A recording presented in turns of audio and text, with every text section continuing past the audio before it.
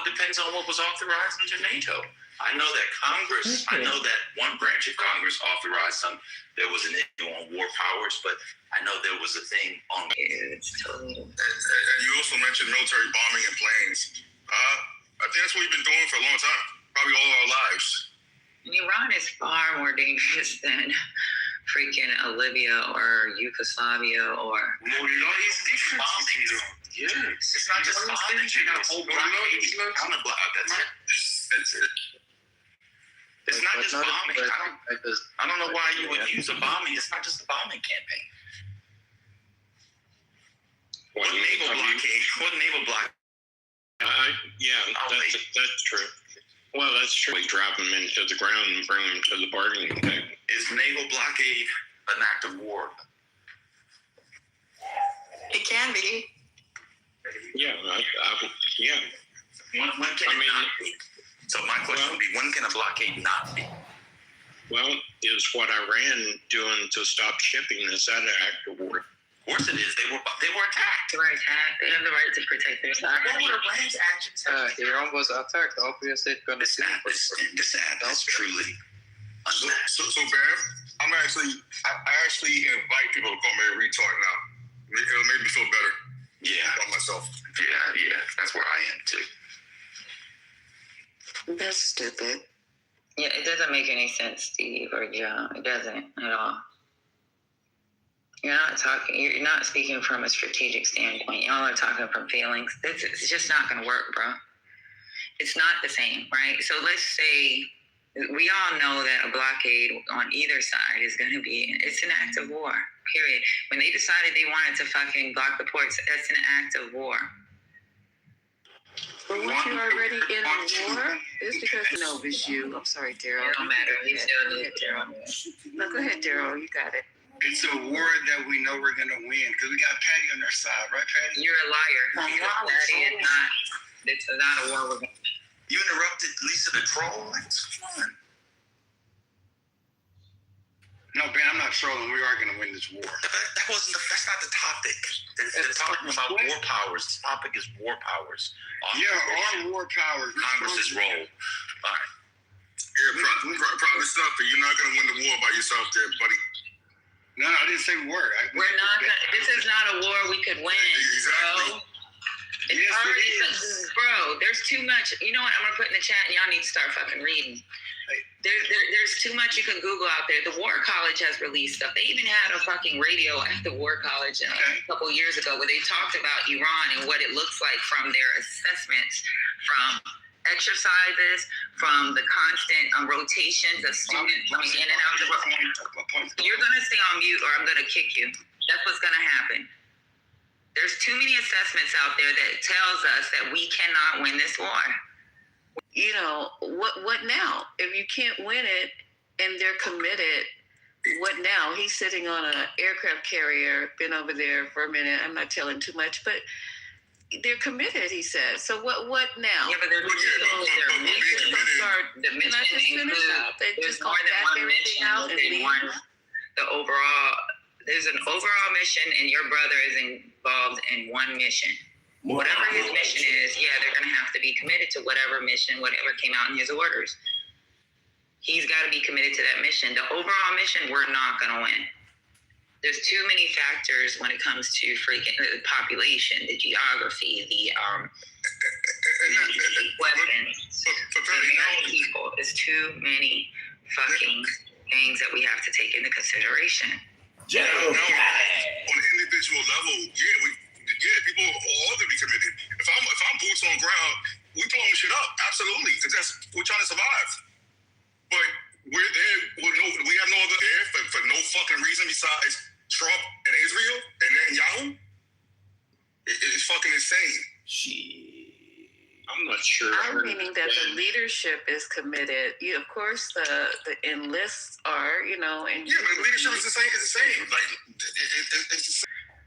But they have to still do it within regulations. And we also have a saying in the military, dummy missions, where you used to be set on fucking dummy missions and having to make something out of nothing, right? But again, we should not be here right now. what military assets does Iran have? Is it their Air Force, their Army? We've embraced, right, and the importance of the GCC mission, not GCC mission, but the GCC countries. So that is what they have. They have that. And they also have something like called geography, which they have choke points. They have all kinds of shit that makes them a fucking formidable fucking. Like this mentality of, because it's America, we have the biggest. We can do it all. We're just these super fucking, beings that no matter what the geography is, no matter what the fuck is going on, we could, it's gonna happen. Again, do you not see how they're mosaic, the whole fighting style? Like, as long as they can cause chaos and keep doing the same thing they're doing, that's them winning. Steve, let me tell you. This is fucking weird.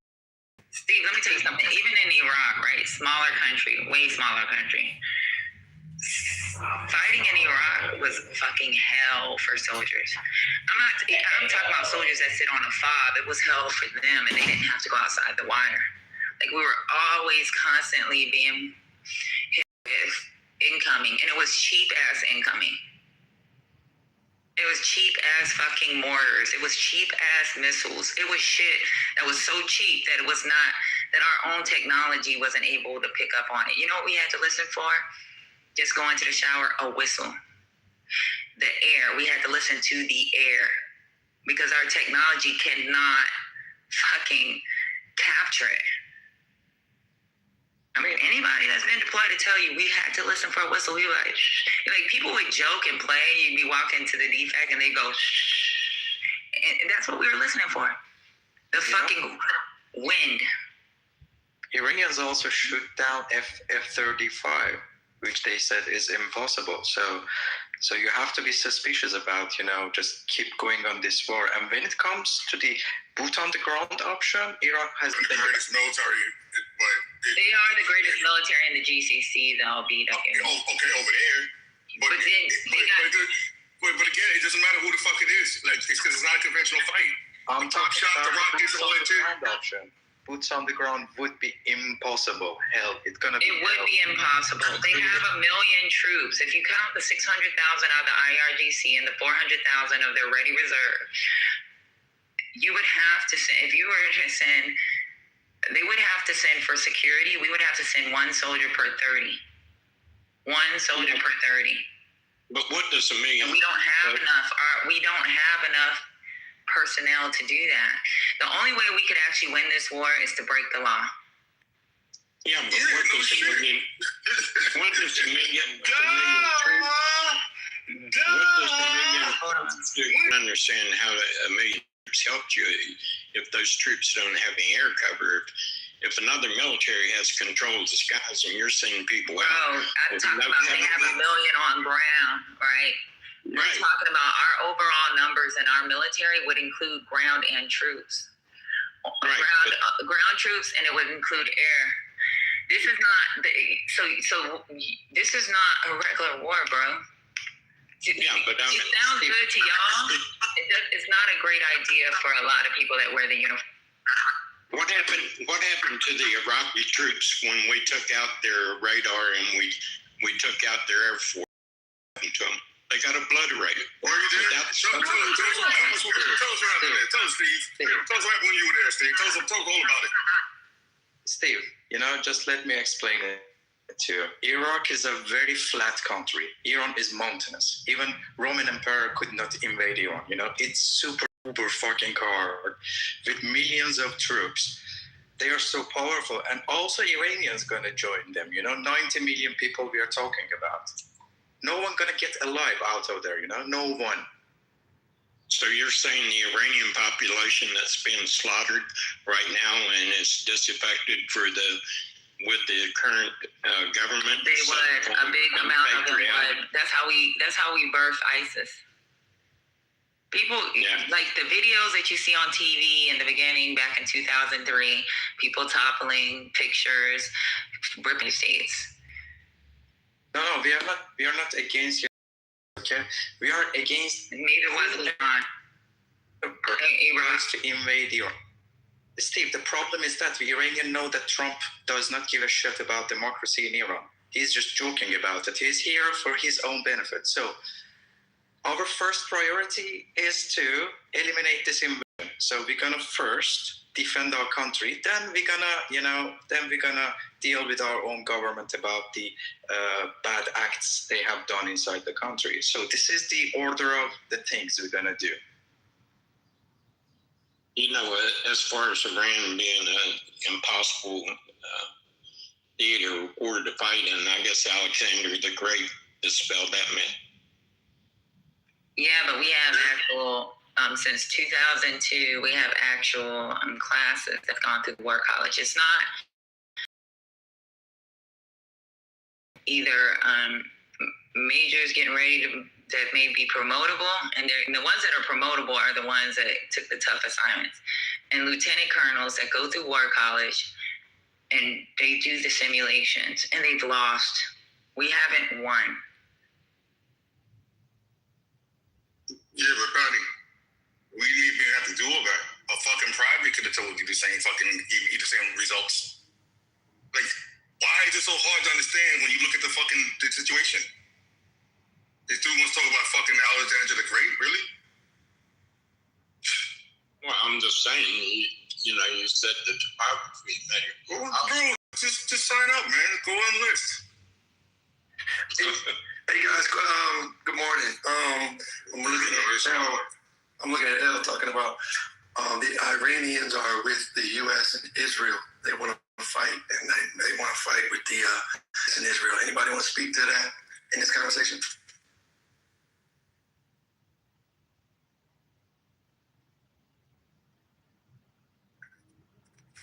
Maybe not the validity or the invalidity or relevance of that statement in this conversation of approach that America and Israel apparently are taking as going to end up helping.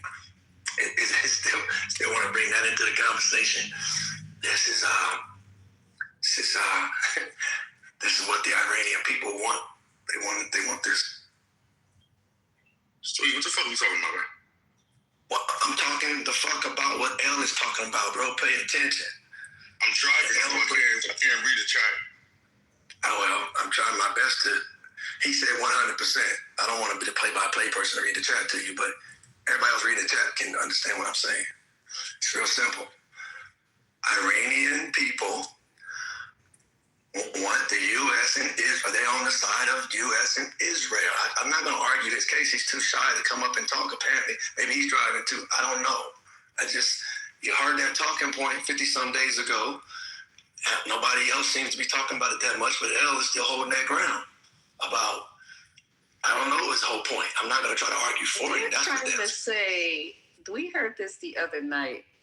They're trying to say, wait, hold on.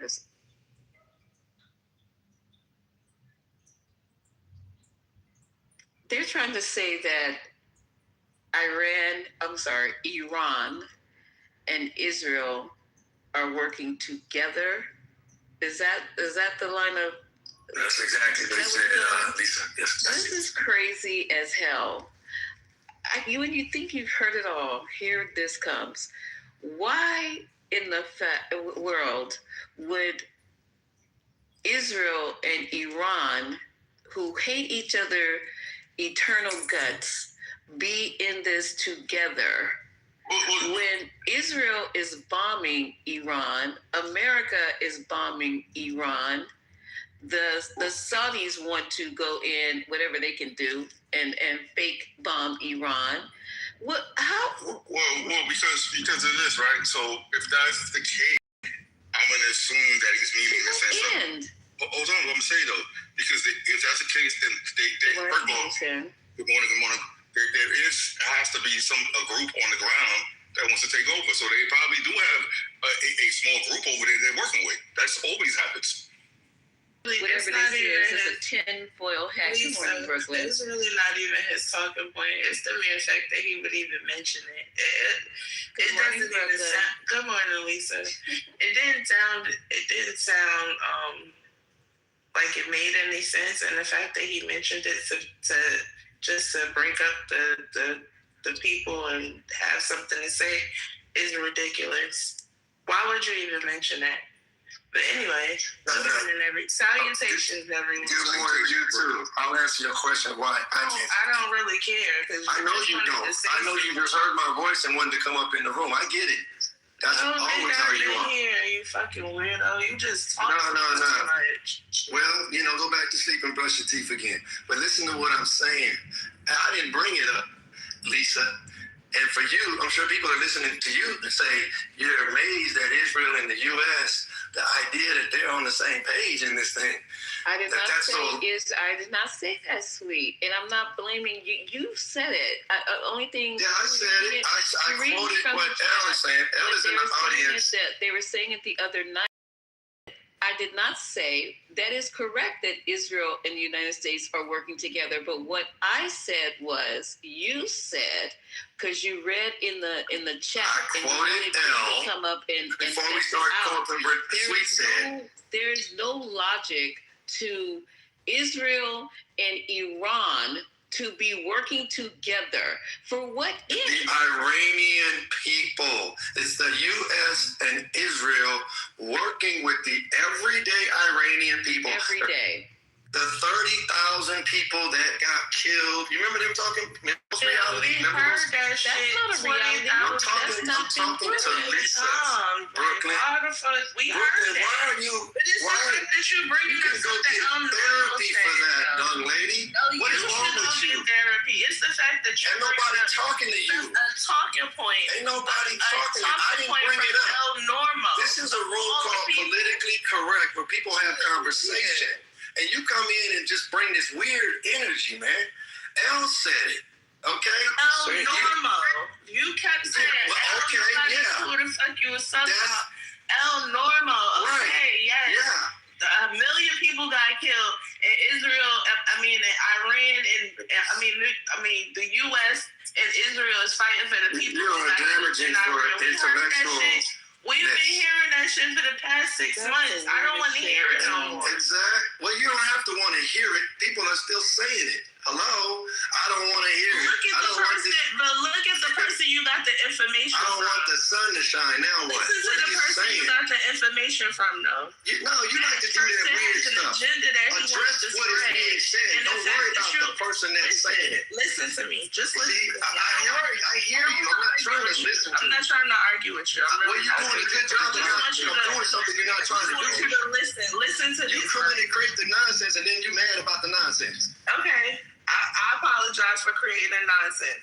But I just want you to understand this. But everybody got to keep dealing with it. Normal.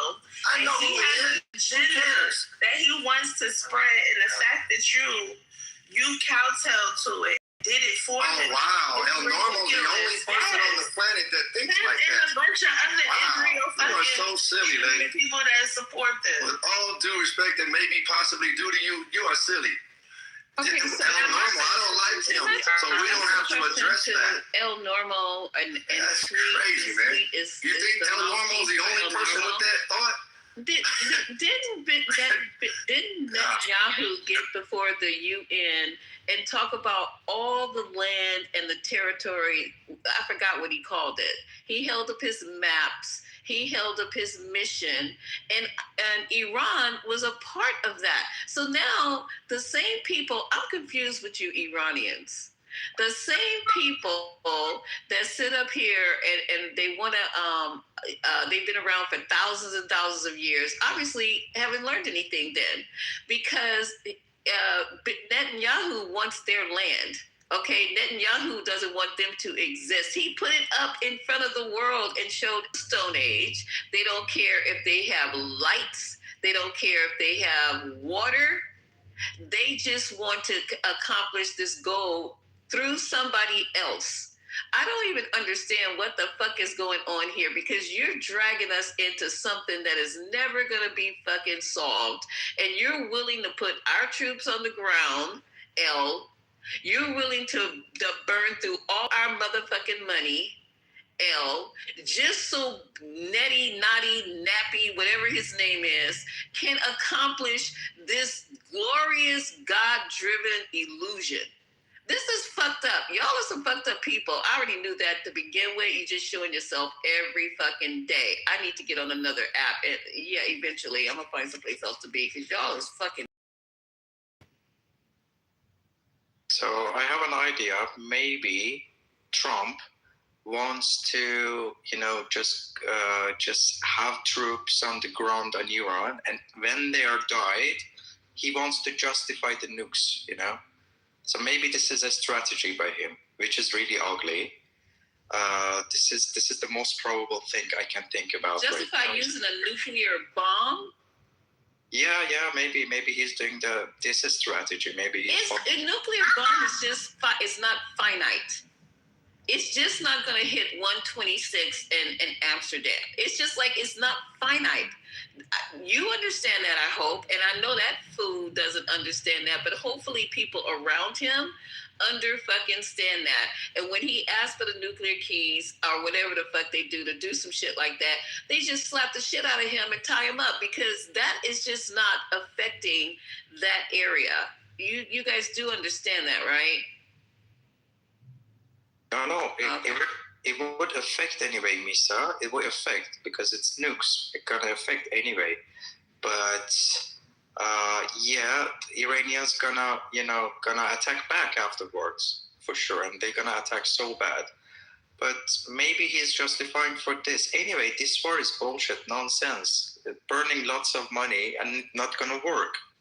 That's the thing. But the nuke is gonna affect the Saudis, where he's getting all his money.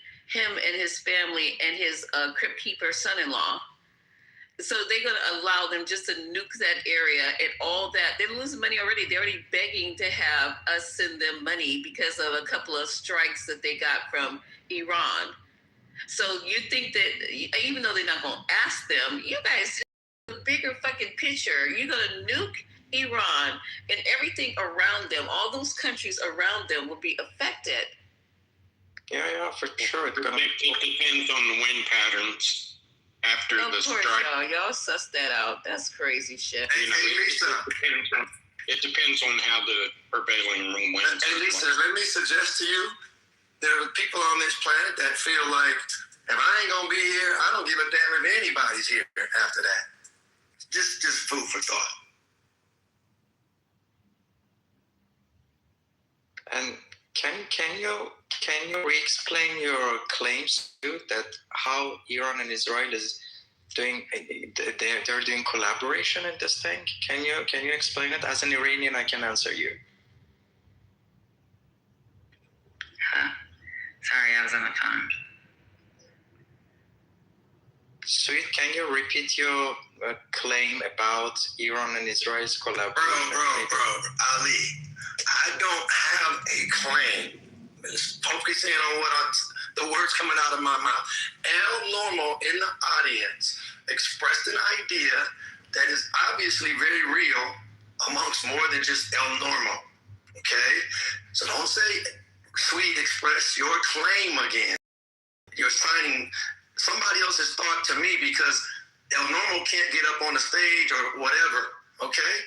That's a thought in the atmosphere.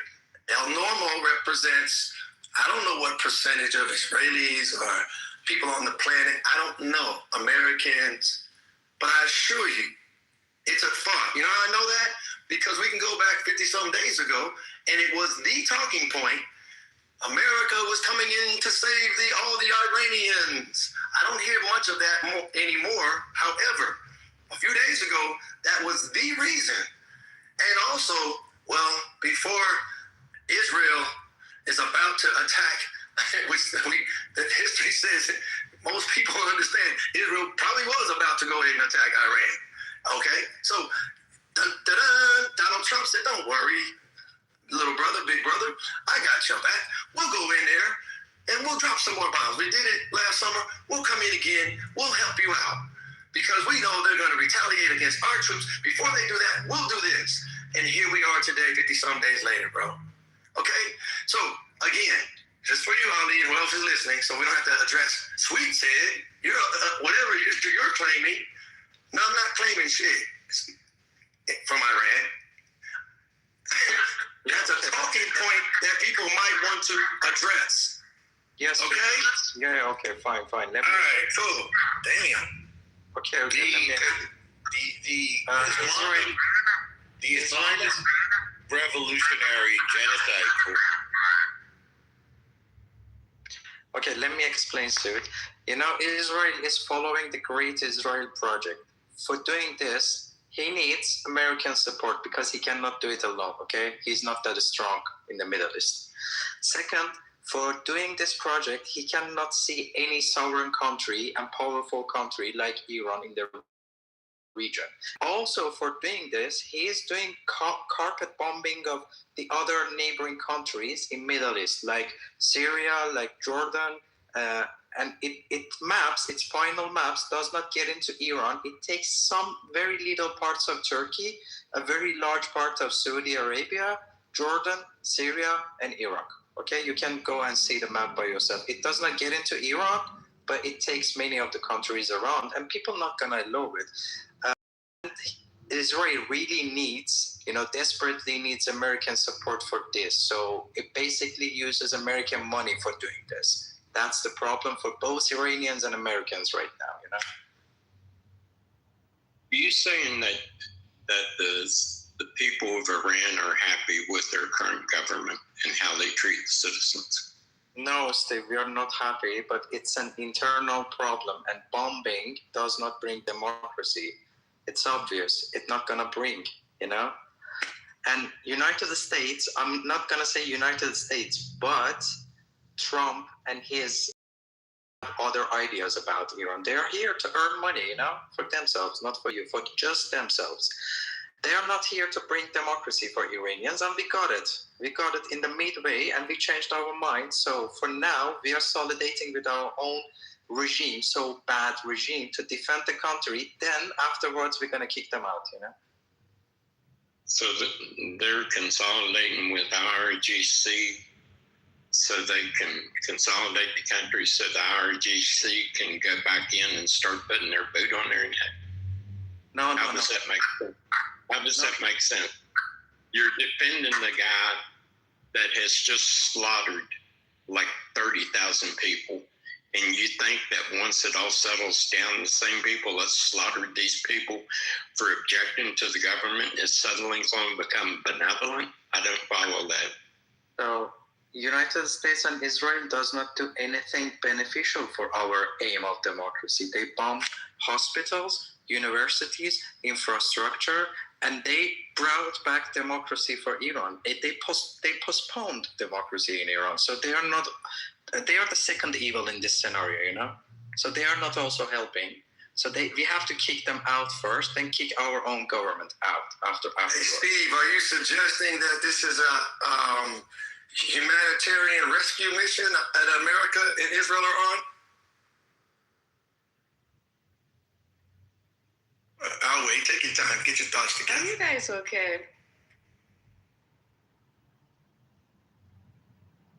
Was it a trick question? Kyle, welcome to the stage. Do you have anything that you want to comment on? Yeah, I really like Ali's statements because it kind of shows how difficult it is to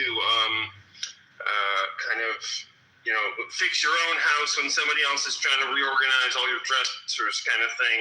And so I was wondering if you could tell us a little bit more about that, because it sounds like he's speaking from a place of experience. So I just have questions, and I'd like to hear him elaborate a little bit more, maybe on some of the questions that others have asked also. But how does he see this going forward? What's your name? Your name, I think, is Arthur. Arthur was talking. Yeah, it was I. IO down here. IO, just 2 letters. IO down here. Yeah, IO. Nothing goes well right now because the democracy is postponed. Before the U.S.-Israel attack, we were already doing the revolution on the street, okay? We were already doing that. But then the war started and we could not go out, finish the job. We could not do that. Then Trump seemed like a guy who is going to bring democracy for Iran. Then we saw that he is hitting, he's targeting the hospitals, the schools, very important infrastructure, like petrochemical infrastructure, iron companies. I mean, they are postponing democracy and a normal life in Iran for at least 20 years, which is not really good. So we see during the war that nothing good happens, and we are far away from our own goal, which is democracy. So we don't like it. We don't want it. Okay. And we are now with the government. Yeah. Because I think like one interesting thing is that, okay, we do want democracy. Maybe you do want, this kind of change. But when somebody comes from another house and tells you how to live in your own house, you and your neighbor who you were arguing with before somehow to work together against America. It's a very interesting problem in terms of trying to help other countries, because you can come in as like the hero, the helper, and then all of a sudden you're like, yeah, but wait, that man was beating your wife. Why are you defending him? And it's this kind of cruel psychology that it was supposed to be helpful, but now it's not so helpful. So it's unfortunate to see this same pattern happen again. So I'm sorry. Yeah, it's basically a double-edged sword for us right now. It's a big challenge, but we have to fix it. Iranians have fixed many problems throughout history. They are a really old nation. They have fixed many. And no regime stood in Iran more than 50 years. So we're going to kick them out anyway, especially after this war, because we are not really happy with the economy, the freedom in Iran, and we are also not about the way they are fighting, because they cannot take care of their own civilians. But they are kicking United States ass very well right now, but they cannot protect us very well. So they have to go anyway. They have to fucking go anyway. And Iran should stay a sovereign country, as always, not like the GCC countries and many of our neighbors. And if Israel plans to do something against us, then fuck Israel too. But we are actually peaceful people. This is what Iranians rallied with United States and Israeli flags in the streets all over the world, to just show that we are not like IRGC and we are friends with all the nations. But right now, in the middle of the war, we are just defending our country, and it's the first priority for us. Okay, so a quick question. So, in terms of how the war has changed, like, in our news they say, oh, we killed all the bad guys, we're killing the leadership. Has there been a significant change? Do you think that the IRGC has become a little bit more, less radical, maybe? Like you said, kick them out, but maybe reform is better than revolution. So I'm always thinking, okay, what can we do to help without creating more problems? Do you see reform possible? Maybe not kicking them out, but seeing a different IRGC come out of it? Yeah, I see the reform possible, because after this war finishes, they have to answer to population because of lack of freedom, lack of security, and lack of good economy, and lack of good foreign policies or foreign politics they are holding throughout the world. Like they're not representing Iranians, and they started to understand this because their biggest enemy after this war is the Iranian themselves. So they have to come and answer us why they are leading the country in a very bad way. So in that period, we're gonna fix things. We're gonna eliminate those leaders who are not really compatible with our society, and maybe they're gonna change from inside. Ali, you're familiar with the sanctions on Iran, right? Over the years, you're familiar with that, right? They've been under some international pressure. Have you noticed how, I think I heard Italy, France are now in direct communication, with Iran? Have you heard about that? And some other countries? Yeah, I heard about it. Okay, it seems to me, looking at it from 30,000 feet up, or looking at it, I don't know, 10, 20 years from now, it become somebody to actually talk directly to these other countries now more than ever. I believe, that somehow or another, we'll have a international effect on Iran in terms of what it is going to look like. Who knows? Who can envision 5 years, a year, 10 years, 20 years? I don't know. But it seems to me, according to the pattern that now has been grooved in, somebody's mic is open. Was that? I'll leave that yours. Just a kind of little feedback. But maybe you can mute it. There you go. Until your turn. But the point is that it seems to me that this change that obviously has been wanting. Your mic is open again. It seems to me your change that you want to see within your country, and a lot of countries want to see change in their country, including Americans. But the idea is that it seems to me there's a lot more communication directly with the rest of the world, and they seem to have found this powerful stance about this Strait of Hormuz that it seems they weren't even thinking about playing that card 60 days ago. But it seems that they're playing a card now that it looks like, I don't know who's going to unplay that card, if you will. I don't know who's going to stop them from being able to play that card, where now they're having much more of an international voice, it seems to me, than they've ever had. And so it seems that now they're negotiating with a whole lot of folks, and who knows what that may turn into 50 years from now in that area. Maybe a very international area. I don't know. But I'm just saying that because I can appreciate realizing a lot of people in the country realizing they want a better reality, a whole better life. But if you just reduce to the Stone Age, I don't think that's going to be a much better life. So Donald Trump hasn't moved out on some of these promises of what he was going to do.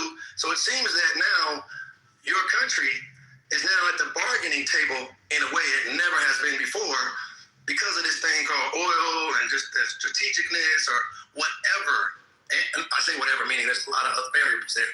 But that's all I'm saying, man. So I get it. There will be some smoke settling 100 years from now or whatever. I don't know. But as of right now, yeah, I understand your point about staying alive is primary as a people. And so, like everybody, because definitely it seems that Israel and America, particularly Israel, really has a problem with them. And they don't seem to be able to communicate in the last however many decades too well.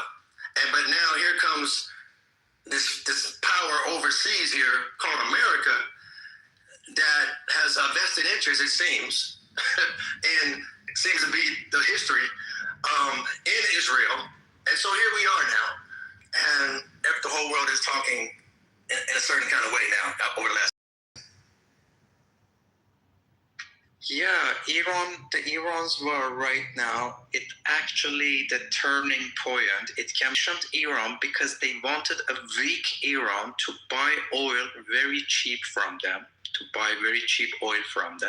and prepare Iran economically to impose a war on Iran. Okay. Ali, did that have an effect on the overall people of Iran? Those sanctions for the last 40 years, did that probably make it kind of hard on the Iranian government? Yeah, I think most of the people in here know it's made it hard for the people with the sanctions. I'm just saying to that point about it's so hard on the Iranians. They want to go to the beach. They want to be like the westernized people that they go to America. And everybody gets that, Patty, I'm sure. But to leave out how life has been under these sanctions for 40 years, almost like your parents ain't getting no money and things are kind of rough. You got to kind of wing it. And they've been winging it apparently pretty good. They still here, and they seem to have a little more power than some people thought they had at all. And here we are. But go ahead with your point. Yeah, so I first really recommend you to ask GPT or read Iranian history. It's maybe the oldest country in the world. Okay, you can ask internet or Google about it. Okay, people in Iran are really strong, and it's not their first problem. All this sanction, let's say for 40 years, no matter Iranians have tolerated many problems, many invasions. Okay, the history's first big war happened between Persians and Greeks, between Iran and Greece. So we have tolerated many. Take us back to Alexander the Great and the Alexander Library. Can he just finish? It's a dialogue. That's okay. I'm sorry. Go ahead, Al. So, No, I just want him to get a few sentences out. yes, sir. Just look how Europe cries after 2 months of closure of Strait of Hormuz. We have been 47 years sanctioned, but we never cried about it. We tried to have local industries, and we are satisfied right now. Okay, we are okay with it, but politically we are not okay because we cannot have credit cards. We are not connected to the global banking system and stuff. Okay, and because of this, Iranians go abroad for study. Most of them, like we have 10 million Iranians living abroad. You know that the biggest Iranian population right now living in Los Angeles. They are actually calling it Tehrangeles. You know. It's the greatest community of Iranian living in United States, then in Canada, third in Israel. Many of Israelis are Iranian actually, okay? You can research about these things. So all of these sanctions somehow made us strong by having local industry. Now you see all the drones and missiles, they are made by us. I mean, we never asked for help from anybody else. And this is why United States cannot collectively shut down all our military capability, but they can do it for GCC countries, okay? Because they are made by United States, and with a specific satellite signal, you can shut down all those F-35s, let's say, okay? But he cannot do it about Iran, so we can defend the country very well. So basically, we did not broke under sanctions, but it's enough, okay? We need to be friends with the whole world. So two things that don't make it happen, okay? It keeps us from not being friends with the whole world. First, IRGC itself with its really extreme ideology. Second, the collective Western countries who impose sanctions over Iran. And they have done this to prepare Iran for a war, you know? They try to weaken Iran by sanctions to start a war that we see right now. So we have basically two enemies. The collective West, who so badly wants to bring democracy to our country, which is a fucking lie. Second, our extreme ideology that we should get rid of it. So it's the whole story, I can say. I suggest that you guys don't worry about being friends with the West, because look what that's gotten you. All right. And as far as coming to America, these are pretty much from what I'm understanding, what I'm hearing, not reading, but I hear that you're more educated than Americans are educated. We read at 6th grade levels, and we come in here with tin hat imaginary stories that we don't fess out, or they don't even read in this country. They close bookstores by the thousands every day. So, you know, y'all doing okay. If you just stay out of the fact that they're scared that you, because of your religion and your ideology, Americans are scared of anybody who is not like them. If you're not a Christian, you're an enemy. You see what I'm saying? So I wouldn't too much worry about being friends with the West and whatever. For what I'm understanding, they're trying to go to a different system of paying for shit, the yuan. Y'all can correct me if I'm incorrect. So America ain't the shit everybody keep thinking it is, and we're able to say that over here, right? Because we died for that. I died for my family died for that. We came here, as you know, as slaves, and you can make it here. We are in the top tier of just everything that's happening in this country. There are ex-slaves that are mastering and excelling in it. So, you know, I'm feeling for you guys, because the mere fact that you, and I'm not, you know, you guys can start calling me whatever. I don't give a fuck. But we were talking with you as a country, trying to set shit up for whatever the nuclear, what's the word I want to use? To stop nuclear proliferation in your country. And while we were speaking to you and trying to work out some type of deal, we go behind and bomb you. And that to me was a punk ass, dick ass move. If we're the country who we say we are, then we should hold to our principles. We should hold to our honor system. We shouldn't be saying one thing and doing the fucking another. So anyway, that's all I have to add, which was very little. Misa, actually, Iranians are not really dying to come specifically to United States or Western countries, but they really want to live peacefully with the whole world. This is the Iranian mindset, okay? Because there were time, actually before the past 47 years, Iranians could travel everywhere, even to America, without visa, you know? So we used to have tight and very nice relationship with United States, but it changed. Whatever, it was also because to deactivate Iranian nuclear power. Okay, it's not the case. They are here to benefit, money-wise, benefit from Iran and swallow the whole wealth of Iran. Okay, that's the thing.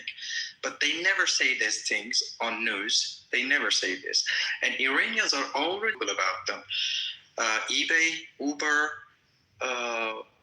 Dropbox, and many more countries. There are many Iranians working in Silicon Valley in very good positions, in NASA. In Germany, most of best doctors are from Iran. Okay, Iran's medicine is still among 5 best medicines in the world. So Iranians are actually innovative people. That comes from history, because we at least lived in this country, in this land for 2,000. This is recorded history, and before that also. So we have no problem, and I hope one day you can come to and see the quality of life. You're gonna really, really enjoy it. So Iran is not the thing showed by IRGC, not showed in the Western media. It's something super uber different. So you can find videos about Iran in YouTube.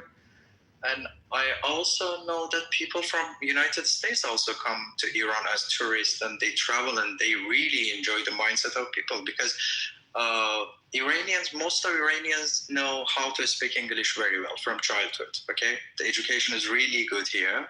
And we very, very well know your culture, even, the American culture. We know your scientists, your writers, many domains of your science and many things, okay?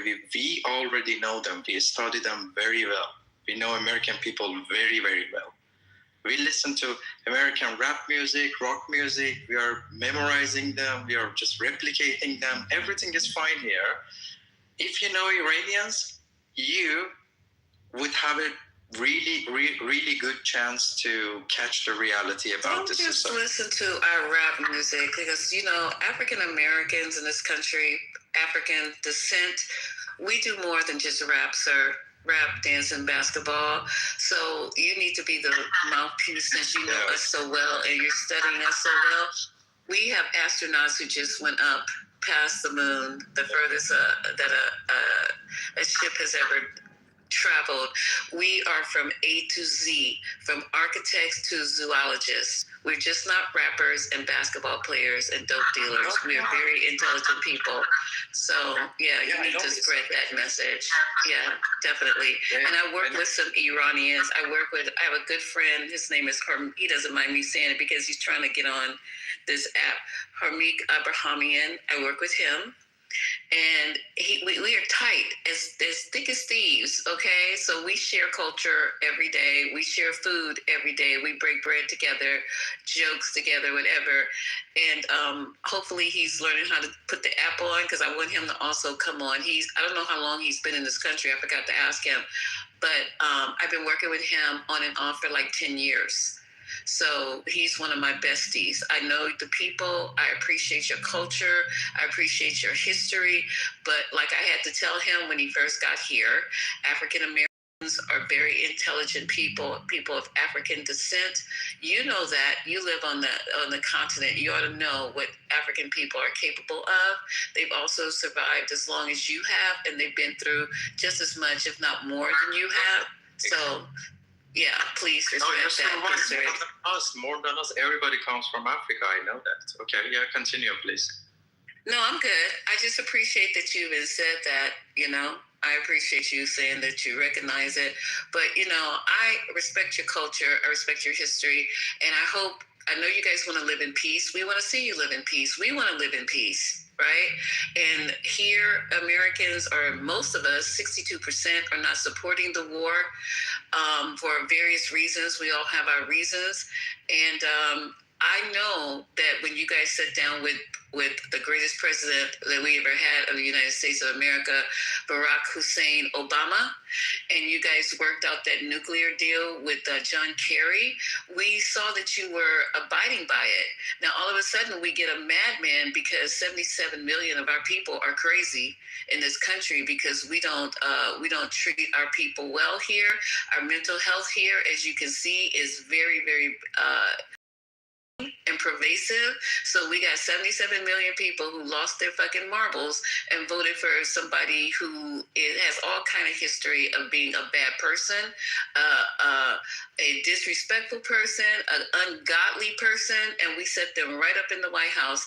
You know, they're so worried about the LGBTQ community, which ain't done shit, but all of a sudden we got somebody who's sitting on the throne. Now we got a king over here, sir, who's sitting on the throne in the White House, and he is the worst human being that we've ever seen. And they've also activated our religion, weaponized Christianity. They've weaponized it here in this country to do bad things to people. So, you know, I'm just saying that, and I can say that because I am an American. My ancestors were slaves. They died in this country in all the wars, and even before that, they were hung and slaughtered in many kind of ways, bombed from the air in their own country, bombed from the air by our government in our own country.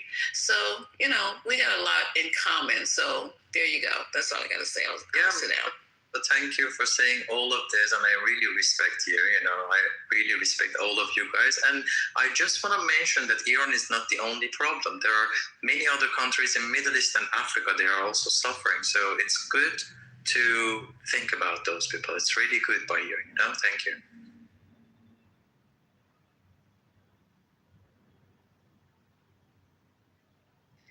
Thank you, Ali, for having a balanced opinion.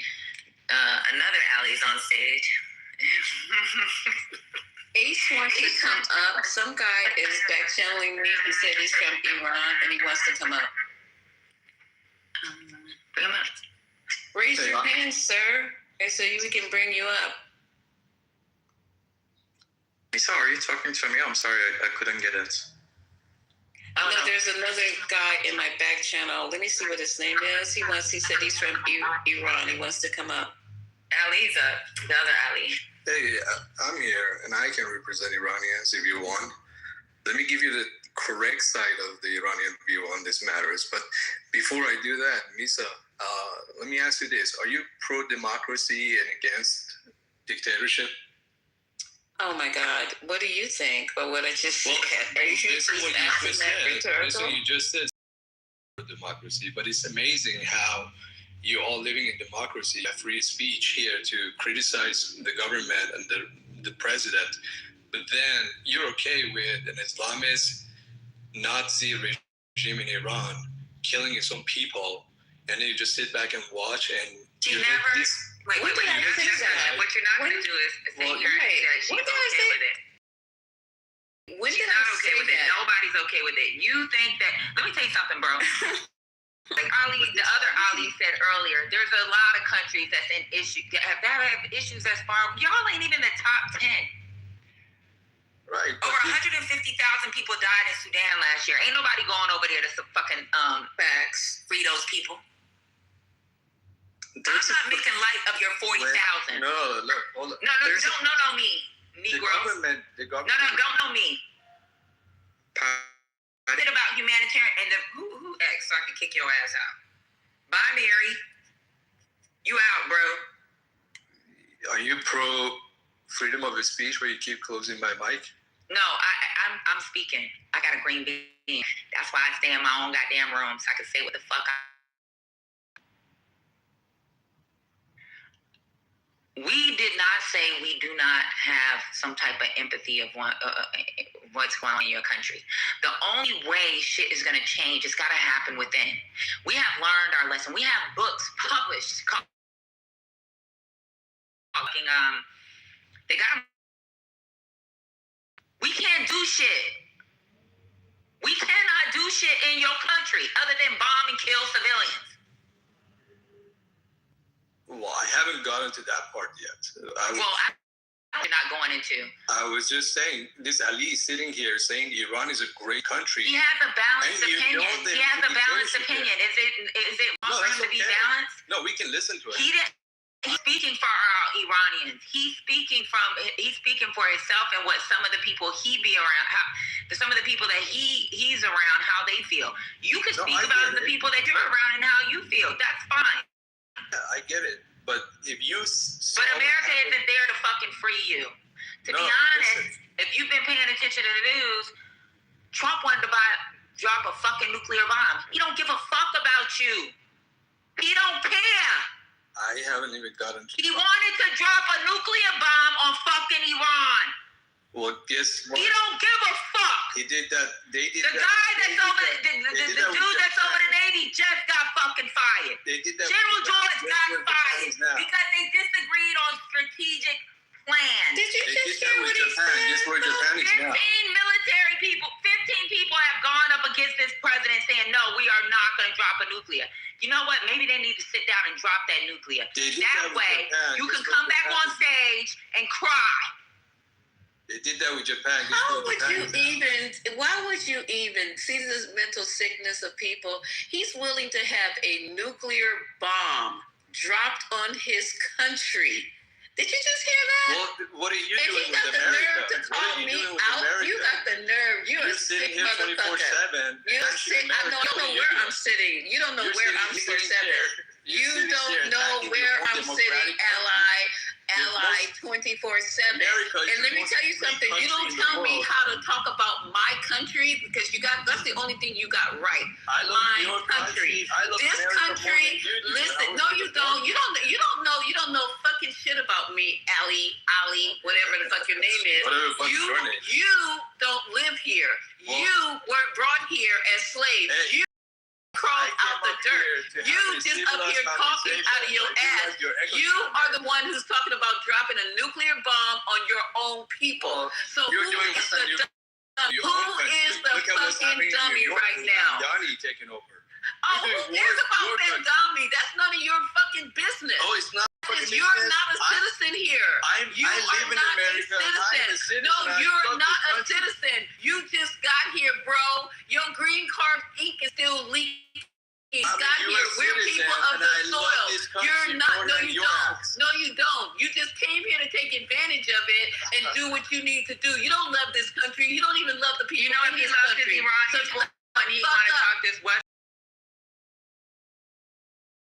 fucking military and do something about it. Absolutely. You know what? You can motherfucker. A whole bunch of fucking jobs. B2X is hiring. Go join the State Department. Sit your ass in the middle of these fucking countries. They do this thing. It's called needs of. Be the need of. Tell them you ain't never gonna leave. And go fucking fight for your people and leave me the fuck alone. Ali, I have fucking people been here for 10 minutes and gonna try to tell people been here since the inception of this country. The reason piece of paper is because of my people, motherfucker. So don't even sit up here and tell me nothing about what I don't and do not love. When you start hanging from trees and having your little tiny dick cut off and all sold, and these people sold and divided, and now you on top. Shut the fuck up. You didn't got the right person at the wrong time. Average Iranians, and you're sitting here just watching it. You're the one who wants your country nuked, fool. You said that. I said I respected your culture. That's what I said. You don't even respect your own culture because you want them to be nuked. If you start talking about my ancestors, you're gonna have my foot up your ass. You better be careful and walk tip top. What happened to your ancestors? Nazis also did it in Germany, and now the same regime in Iran is doing it to Iranian people. And so what did we do? If you We look came what happened to your out of ancestors, the why you dirt, allow fool. Islamist regime We to do it came in out Iran? of the dirt, and you begging for help. We came out of the dirt on our own. On our own. Do you understand that? On our own, with knives and forks in our bare fucking hands. Don't start telling me about my motherfucking people. Yeah, like, And I like, never would like, say I want them nuked. Yeah, like Fool. Germans got rid of Hitler, right? Sir, in your country, you guys have a population of enslaved Africans as well. You guys call them Lugars, right? So I did quite a bit of research on how Iran has treated people of African descent, bro, and the shit ain't good right now. I think we motherfucking dummies up in here. So what you need to do, sir, hold on, sir. I'm speaking. Hold on, sir, slow down. First of all, second of all, no. Are you on behalf of I'm talking to you. No, I'm talking. No, fuck who. I'm speaking on as a human being. That's what I'm speaking on the fuck behalf of. So I'm gonna tell you, you need to perhaps you need to address how your people have treated Africans in your country. Don't come over here on these borders and try to intervene with what the fuck we process. No, thank you, sir. We good over here. And your weak, tired ass came over here willingly. You bragging about your fucking citizenship that we died and suffered to be able for you to have. The Civil Rights Amendment was because of us, not because of your dumb ass. So now you over here and you want to talk shit? You better shut the fuck up, because Trump will gather all you motherfuckers up in a minute and send you back over there the same way we came over, in the bottom of a motherfucking ship, chained to it, okay? So don't sit up here and be licking some orange motherfucker's ass when you know he can't even stand you. To show how ignorant you are, because he'll get up and gather all you motherfuckers. I'm not going to use your language, but hey, I don't give a fuck if you use my language. Jewish people were coming to America on way before your civil rights movement. You are a motherfucking liar. We were on boats before they even decided to come on a boat. Exactly, you dumb motherfucker. You have lost your fucking mind. No, you came on boat. You don't know the history of the United States. What I'm saying is, you're an idiot. Don't even fucking bring up no Jews coming to America on a goddamn boat. All right, you all want to be idiots. One thing about America that you just proven, the only reason why they got turned away is because they didn't have much to offer. They took Nazis in before they took the damn Jews. They took in Nazi scientists before they took the Jews. So you put that together and see where your place is in America. The Democrats did. All the Democrats that were enslaving you, and now you're taking their side. And that's why I know you don't know shit about history. Exactly. You don't know motherfucking history. You don't. You wouldn't have said nothing ignorant like that. As if Democrats didn't change ideologies the same way that Republicans when it comes to them being Republican versus MAGA. You are dumb, sir. Yeah, right. You are not the average change ideology, but there's still are a lot smarter than this dumb motherfucker. The ideology is staying alive. We ain't one of those schools that has You understand why Democrats are the promoter of illegal immigrants? Stuck on Democrat and Republican, bro. We ain't trying to stay conversation. You are an immigrant. Their slavery. You are an immigrant. You are an immigrant. You are cheap labor. God knows what your level of understanding of history is. I am history. You are an immigrant. I am a legal immigrant. You're not. And you are an immigrant. As long as immigrant is in front of your name, is in front of your name, you are displaced. Don't do it. Don't do it. Immigrants who don't qualify for health benefits. You are an immigrant. You are an immigrant. Illegal immigrants. You are an immigrant, sir. You are an immigrant. You are not a immigrant, sir. Yes, open the border. You are an immigrant. You are no different. You're immigrant. Let them come in. Lisa. Why are you attacking me? Don't say Lisa me. Response. Why are you attacking my You're immigrant, fool. I am an immigrant. You are an immigrant. I promise you, I've contributed to this country way more. No, you didn't contribute shit to this country. You think you did. This motherfucker just said he contributed. You ain't gonna come over here and This shit some on me. funny That's shit, what bro. you're not gonna do. This some funny shit, bro. In the military. You know, And that's why, and you know what? And then your statement is the reason why a lot of Americans do not support Iran. Like that was so. You're a bigot, bro. You're a bigot. How the fuck can you say you contributed more to America than it always comes out. It always comes out. They come in here and try to pretend like they sold this and they sold that, and it always comes out. Don't play with me, fucking racist. Mood, bro. It's funny when the other Ali was saying how many Iranians have become successful in America. So I just was in his Instagram and it looked like you're a racist. You are a racist. You're racist. Wait, hold on. Why y'all even arguing with him? I'm just trying to his dumb ass street. He's a scammer, and clearly he doesn't know what the fuck he's talking about when it comes to history of America. He's talking about this fucking immigrant shit as if he's not one of them. He won his own country that he supposedly loves so much. He bombed to death. He doesn't care if all of his people if his whole civilization, they got to You are an immigrant. It don't matter what you put in You're an immigrant. You are an immigrant. Point You blank. was probably a refugee. You see immigrant in front of my name. Iranians to hate You the see immigrant Iranians. on my It's birth funny. certificate. You're immigrant, Steve, sir. what the fuck are you talking about? What are you saying, Steve?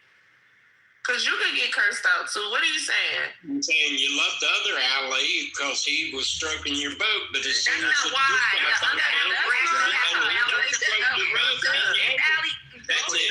Maybe agree with him that black people didn't contribute enough. Is that what the problem is? I didn't say black You people. want to maintain your white fucking Don't agree your with white privilege? Is that the problem? my white privilege. There you Is go. that what it was? You victimizing yourself. I want to know, bigot. Just victimize yourself. I'm saying that's it. Patty, I'm gonna have to go. You didn't like it. Different opinion. You stroked that It's one. not about a different opinion. Yeah, it is. Steve. Yeah, it is. That's all it is. Steve, he's not even American, right? He's talking about the issues in his own fucking country. He's not been naturalized to you. Shut the fuck up, motherfucker. Oh, yeah. I am a citizen, and if you say You're an immigrant. He about to go there. You're an immigrant. Like I said, definitely an immigrant boy. Stay on mute. Steve, he's not even an American citizen, right? Oh, he is. He might be a citizen. I don't know. He's a permanent resident. He's probably a refugee though, still. But regardless of the fact, if this is his people and this is his culture, why is it that they don't even represent themselves in our own military? Why is it that they're not in those countries doing the needs of the army to fucking protect their own? Why is it that black people are overrepresented in the military? We have over 20% of our military as black people fighting for a country that has people like him talking about their contributions outweigh black American contributions. You tell me that shit makes sense, bro. Now, we don't have to be on the same side on who has privilege and who needs the privilege, but one thing we have to agree on, and as Americans, is that if you are in this fucking country and you have a fucking conversation about sending fucking troops to go fucking bomb some fucking country, maybe you should be part of that fucking fight instead of sitting on your fucking couch drinking your fucking latte. And that's one thing, Steve, that we should fucking at least agree on. Are you talking? These Iranians that come up here and talk about go fight, and let us die, and don't have no representation within our own military. Look up the representation. Are you talking about Ali now? Are you talking about Ali? I'm talking about overall, period. Anybody that has that conversation, look at their representation in the military and look at their representation in the United States. It doesn't even match. You get the premise. I've met one Iranian the entire time I've been in over 15 years of military service. I have met one. So Steve, you try to make this, you try to segment this into a low conversation. You know what the fuck we talking about, homie. You taking the side of, I shouldn't even call you homie. You taking the side of someone that's not even here over us. Bro, I know my lineage. No, but I know my lineage. He only spoke up when you were talking about black. No, I'm not. What I am saying is you're talking about if you're talking about the Iranian people, let them all have a voice. That's what I'm. You wait until I'm finished, then you can. Thank you. Well, you the shit that you're talking from white privilege, bro. You're talking from a place of always having opportunity. You think that we are quote unquote complaining. You think that we want to be victims. You think that we are singing woe is me. Quite contrary, we standing the fuck up and we're telling you and people like you that we're not having this shit. We're we're very strong and we're very mighty. How dare you think that you can come in here and quell our passion? Who the fuck are you? You're a human being. I'm not trying to quell anybody's passion. I know. I want you to know your place. I want you to know your place. My place is just as good as anyone else. You have no power. What I was trying to say is we got two guys from Iran here. We got two guys from Iran. And one is, okay, whatever. We got two people from that culture. And whatever. And what we're trying to say is one person's opinion holds value. The other person there has a right to have a voice. That's not in what was happening. Right. You weren't paying attention. He started attacking me. He attacked me to tell me how I feel about my country, Steve. Just like you would be offended if somebody started attacking you about your views of this country. I don't know where you came from. I don't know if you're an immigrant. I don't know nothing. But I know as an African American that's been here for hundreds of years and started this, don't let nobody challenge what we contributed to this country. I don't give a fuck where, especially somebody who just fucking got here. You done lost your goddamn mind. Just like you like to protect the South and you like to protect the Confederates and you like to protect all that shit. Wait and see when somebody starts attacking me on what I feel and what I've contributed to this motherfucking country. You understand? Well, Steve, you're on the wrong side. You're on the wrong side of this, Steve. You're going to lose this one, bro. Well, no. You're on the wrong side of history on this one. My point is very simple. If you have two people from the same culture, their voice should be heard. That's all I'm saying. That sounds very democratic, bro. But you're on the wrong side. Steve, you don't even know where they're from, bro. Like, you don't even know if they're Iranian. What are you talking about? That tactic ain't gonna work. Matter of fact, Steve, I'm Iranian. Hey, I'm Iranian. Okay, I'm a 30-year-old Iranian from Mississippi. We know if either one of these guys are Iranian. Now, Steve wants a voice for all Iranians. Is that what you're saying, Steve? Come on. Lisa, if you think about what the other Ali was saying, he was speaking for Israel. I don't know if y'all was listening to him. I was. Go to his page. I was arguing. He was speaking for Israel, and he a fucking scammer. Like, y'all gotta be wary of the people that y'all interact with, because sometimes they are put in place to set shit up and cause confusion. And that's he's the fucking what they call it, creator of chaos or whatever the case may be. That's exactly what he came to, agent of chaos. That's what he was. All I was trying to say is there's probably more than one opinion in that country about the destiny of those people. That's all I'm saying. Instagram page. He's from fucking Israel. We just went to his Instagram page. Yeah, the Israeli bots are on here. I guess not bots, but agents are on here spreading stuff like that every day. But because think about it, Sonny, like you are from a group of people. And the most powerful country in the world is saying that he wants to major people. He wanted to get rid of your whole fucking civilization. You for that shit? Make it make sense. Nobody in their fucking right mind is for anybody wanting to kill all the white people that look like Steve. You going for that shit? No, you're not. So that's what makes sense. And if anything, we American first, right? Steve, ain't that what you voted for? And that's what makes it easy to see through the bullshit, Steve. You over here caping all of a sudden for, I want everybody, there's other sides. The whole conversation was about the fact that there were two different sides. That's why Patty said, thank you for the balance that you brought to the conversation, the original Ali. And then you want to jump in with this tactic like ain't nobody seeing where you coming from, man. That divisive nonsense. that you're gonna co-sign on a dude that love his people so much and love him so much that he gonna all of a sudden say, go ahead and nuke him, yeah, because you over here safe. You don't give a shit about them your goddamn self. Why did you? Yeah, Peter. It's because of George Floyd. One person, George Floyd. You prefer that out Peter. for 500,000 children. Peter, go on. Human people you are. Peter, you're not making sense. And I think sometimes Peter actually doesn't understand what we're saying either. Yeah, because his response, like, he's like, oh, what you're saying, Peter, I don't think you understand what we're saying, actually. Yes, he did say George Floyd. He said y'all are inhumane.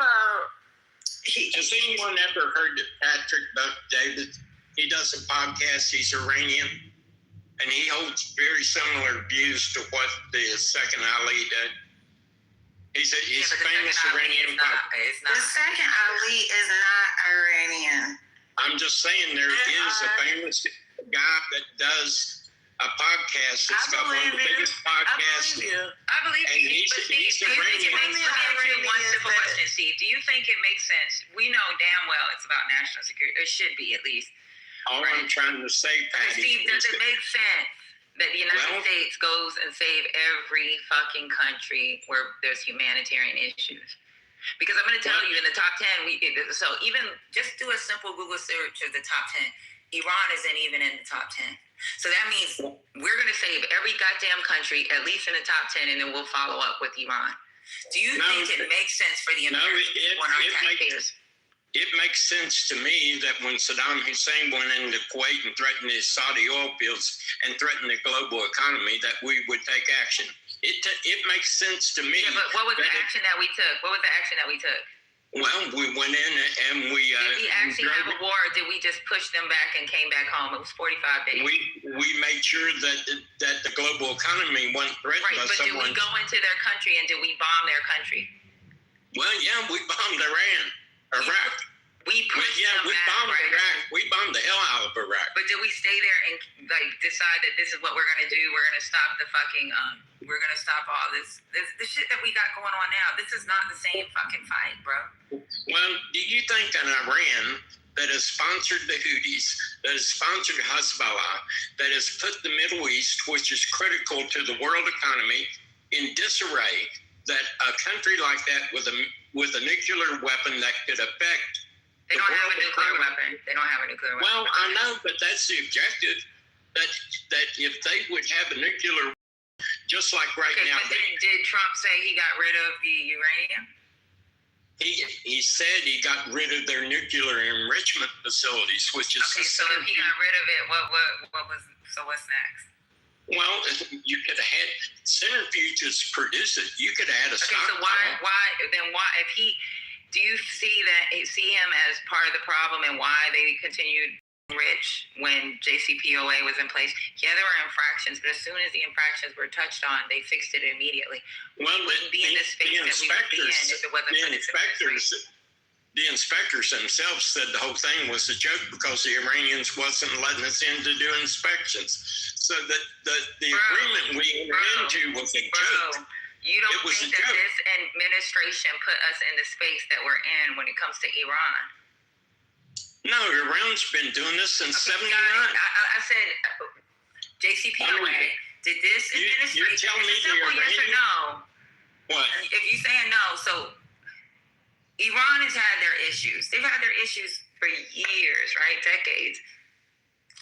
JCPOA, you don't think that this administration has put us in a situation, including the Iranian people, by getting rid of the JCPOA? I think the JCPOA was a joke because the inspectors was never allowed to go in the facilities. So where can you put that in the chat? Because I don't remember that. I do know that there were infractions found and they were fixed immediately. So either Wendy, the nuclear physicist, and John Kerry are big fucking liars. Our biggest issue had to do with the sunset, right? And then also the missiles. But all that was included in the JCPOA, the 5-year, the 8-year, the 10-year. And no, it was 8, 10, and 15, sorry. It was 8, 10, and 15. But even with those fucking sunset clauses, there was renegotiations that had to be done under this administration. And instead of going back to the fucking actual negotiations, say, hey, you're doing great because you are fixing infractions, making shit happen. We will lift this sanction with an extension saying that you cannot make the you can only make X amount of missiles to defend your country, and these are your right and left limits. We're adding an additional 2 years to show good faith. They did not do that. Instead, they got rid of it because of his own fucking ego and his issues with Obama. That was our biggest issue. There was people after Obama. There was Biden. Biden was there after did try Obama. to get back, but Iranians did not trust us. There is proof out there that shows that they did send delegates to have the conversation. They did not trust us. They keep bringing up what Trump did. Well, they wanted more to have security. They wanted more, and the United States at the time was not comfortable with giving them the more that they wanted when it came to them feeling that they'd be sure that this wouldn't be another break again. Are you comfortable with the foreign policy that this country has implemented? That they in any way would be a good faith partner to engage in negotiations with? They sponsor terrorist groups all across the Middle East. So are you in good faith that the United States is a good partner to trust? Because we've shown our allies we're not. Well, I think you got middle income GDPs deciding that we're going to work together. I think we're better than the Iranians. Dependency on the U.S. No, we're not. Not under this administration. We're not. We've shown our ass. We fucking boot a fucking Putin, bro. What, by sending millions of dollars and all kinds of weapons to you? Has Iran been settling into the Middle East and pushing more and more settlements, more and more Iranian settlements, pushing closer to Israel and pushing up on Israel? Come on, man. Bro, Israel wants America, needs America's back, and want to act like we don't need you. Y'all ain't shit, while she's all up in America running a lot of shit and definitely running Trump's ass. And that's what history will say. That's what the facts are, bro. So, sorry, the cards of trying to just back this warmongering people that have gotten real accustomed to killing and shit and just taking over with American dollars at the core of it, man. American lives and American leases and the history and has usurped all of this shit, man, and the world sees it, bro. And you come in with this talking point because you obviously are vested on one side. The rest of the planet, bro, that's not vested into it the way you are, that wants peace on the planet, realize the approach that you're speaking from and that you are espousing, that you are married onto, will not bring about world peace, bro. It's not going to happen that way. But and that's what you don't seem to understand, or you came back up off of it. We get it. But to act like you got an actual talking point and you actually standing on some real strength, that some folks in this country in America is really standing on some real shit, and are definitely proving that, like Lisa said so beautifully, God damn it, we get it from the root, homie. We up in here doing this shit, and you want to try to usurp that and get in the front of the line like you got some moral standing on that land? Bro, you don't, man. So that's where you push up against the wrong shit right there. See, that's where you trying to get all of us to be passionate about over there in the Middle East, bro. Look, we got mamas and daddies and cousins, man. So understand something. We Americans, fuel this against many Americans' will. And that's what's changing right now, bro. Whether you like it or not, I get it. It's scary as hell because a lot of Americans were already before Donald Trump. That's how he got in there. I'm not a war president. I'm the peace president. Bullshit. Your actions are going to be recorded, and they speak way louder than that bullshit that came out your mouth, homie. Because the planet is at stake, man. And like your little brother, you have a tendency to want to push the button and destroy the whole shit. You were sincere in that. The world knows, man. That you would have loved to take them back to the Stone Ages. You and BB would have gladly loved to do that shit, but luckily there was enough around you to realize, look, homie, slow the fuck down. You talking all that macho shit? Slow the fuck down, bro. You ain't doing shit, okay? Now let's get back to the rest of the world and politics and geopolitics and moving oil and having these conversations, man. They're not Venezuela. They're not the natives of this land. They're not in that time frame. It's 2026, and you're going to have a different strategy and treat them like they're some real human beings that are vested in the history of their own shit and want to be international.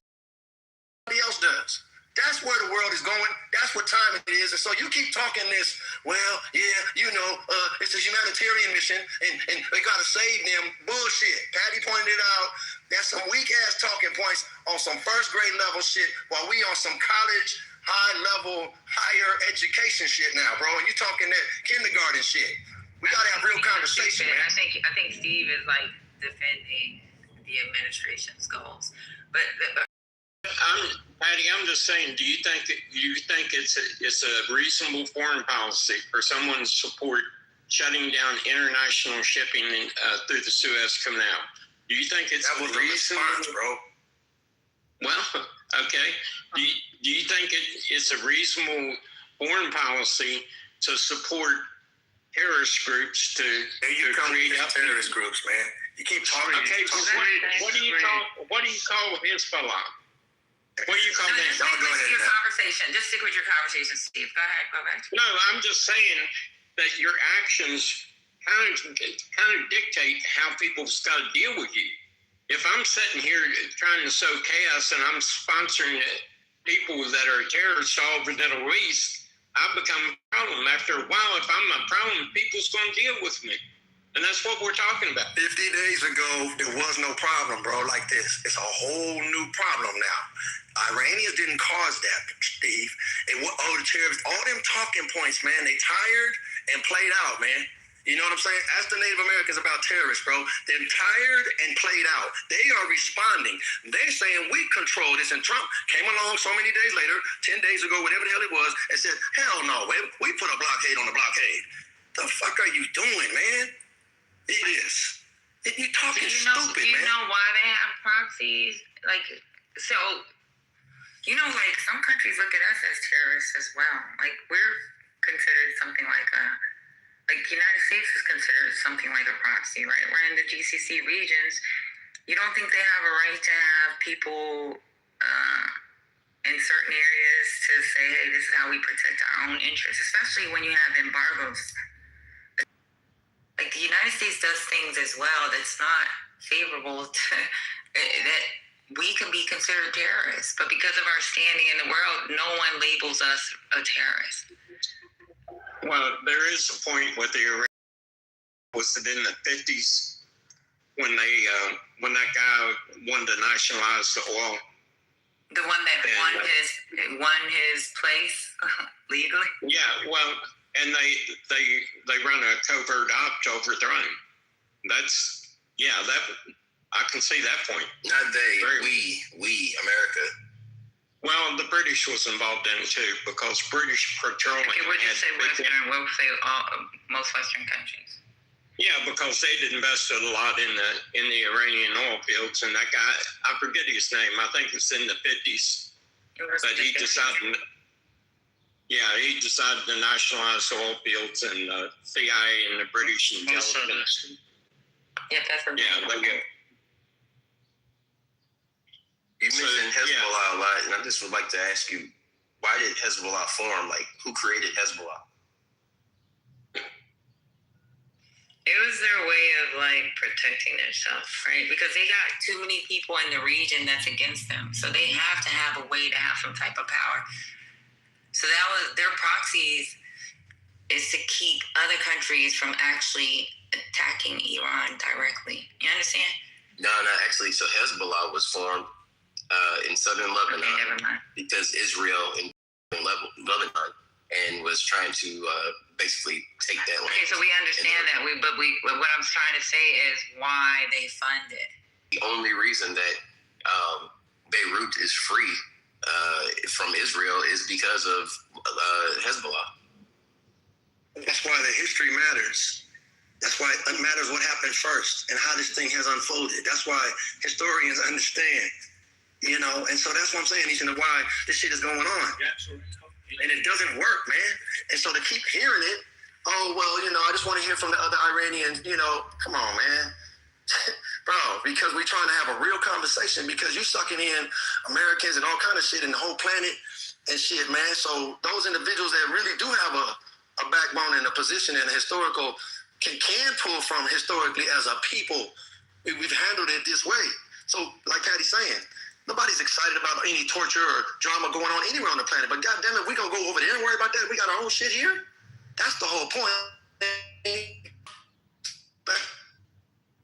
The world to be England and them saying, hold up, man, we're not doing that shit. That don't mean that people ain't still peace-loving people. And now you want to be and now you're healing hands. Come on, man. All this shit is adding up. We ain't looking at it from one little angle. The whole historical thing of this individual, America, over there, over here, NATO, all of that. The generals are getting released and Navy, and this ain't no goddamn board game, man. Fuck this, this ain't Monopoly you just start over. This ain't a video game, just put in another quarter. Shit, this is the whole planet right now. You're playing with some real shit and you don't want nobody else to get it so you can be a big bully. Only thing that brings their time, shit, if they had that shit, you don't fuck with North Korea. Why? You ain't fucking with Pakistan and India and shit. Why? Because you know better. That shit would get set the fuck off, so you don't want them to push back at all. Everyone sees this playing out, man. It's because, well, we're trying to help the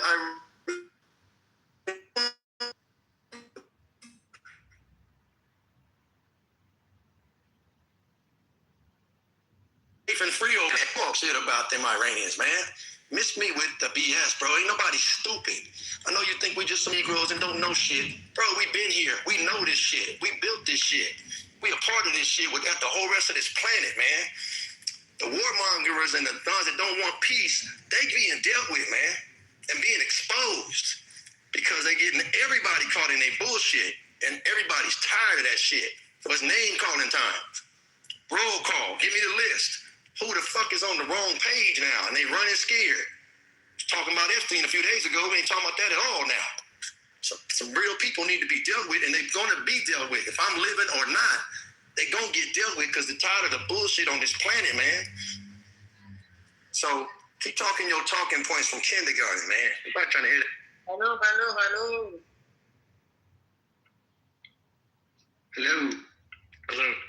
Hello. What's the meeting, bro?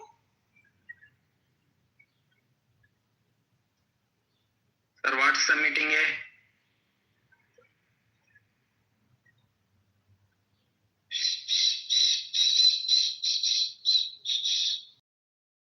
King, do you want to speak? Maybe answering Sweet's long comment? Do you have a response, King? What's your name, sir? Neoliberal.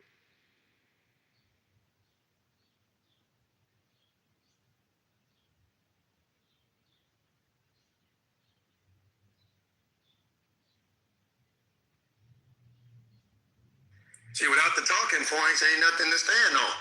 If you dismantle the talking points, then we back to, okay, now what's happening in this trade on? Well, when you dismantle the BS talking points, there's no justification to even try to justify the bullshit. Now we can get back to now this is emotion, what we gonna do? How can, what's gonna happen next? Congress people and did you guys read Trump's latest tweet? Not tweet, I'm sorry, truth. He's telling the Navy to kill every small boat in the Strait of Hormuz and to do it, I don't know what he said, do it quickly, triple time it, some shit like that. Somebody can get the truth and read it out. But I guess we are escalating. We're not really trying to talk. We're just escalating this. And I think eventually they're going to have to start putting some of these troops on the ground that they got sitting over there, 50,000 sitting in the water over there. And they're starving, by the way. Yeah, Lisa, so we can look up 10, 20, 30 years from now and say, well, we just have to be at war over here now because just like it is in the Middle East, generationally, we just have to do this because of this one loose-ass cannon motherfucker that nobody could check his ass. Does he have a lot of support? Hell yeah. But at the end of the day, there's only one president of the United States of America. And that's who that cat is. And that's who's leading this shit into this destruction of all this shit, man. And so rational-minded people are like, well, how and when do you stop the bleeding? Because it will stop at some point. But at what cost? Is it better to start burn all the way the fuck out until it loses all oxygen, if there's not any oxygen left on the planet? And then that'll bring peace eventually.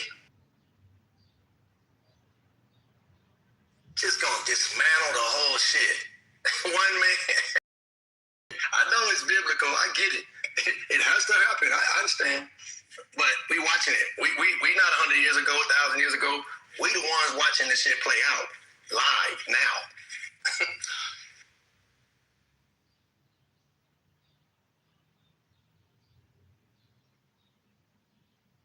Israel wouldn't give a fuck to destroy the whole planet, man, if they not at the top of it.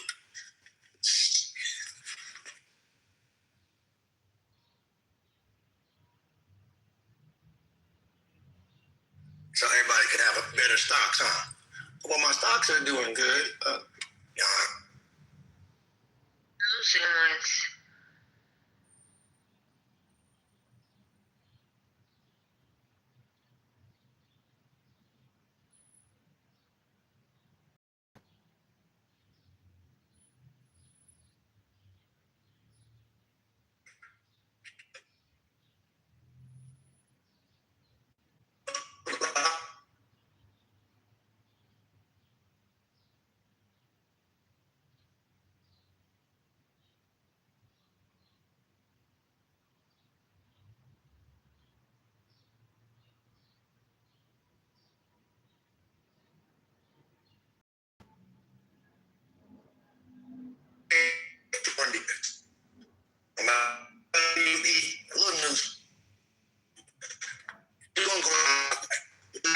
Some weak shit. Why go out those? 100, 200 years from now, you still be here, cool. Me too. But if not, somebody got to be here weeding out the bullshit. Children, grandchildren, I just didn't have the courage to talk to.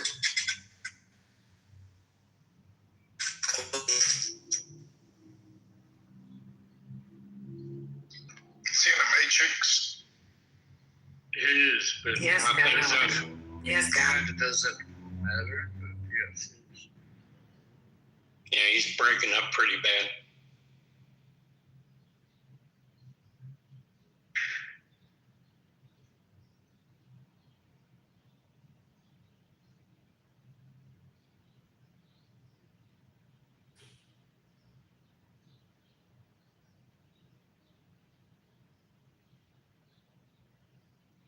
Anyway, in the news, U.S. Navy intercepted what appears to be 4 Iran-linked oil tankers near the borders of India, Malaysia, Sri Lanka in recent days. May I ask a very respectful question? Are we in here doing charity work or some type of assignment with the Lord's work? Like what? Because when I see niggas like Sweet, and like, what are we doing? I'm just asking. Okay, I got it. Be a good Samaritan. Okay.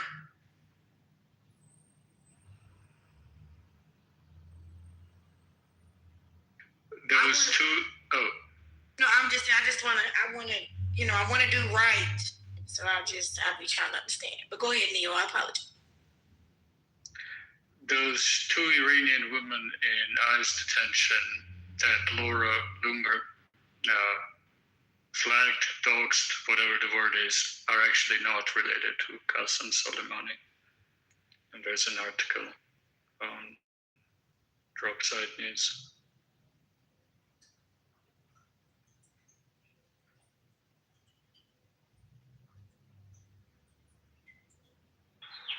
And the 8 women that Trump said he saved from execution were never only executed in the first place.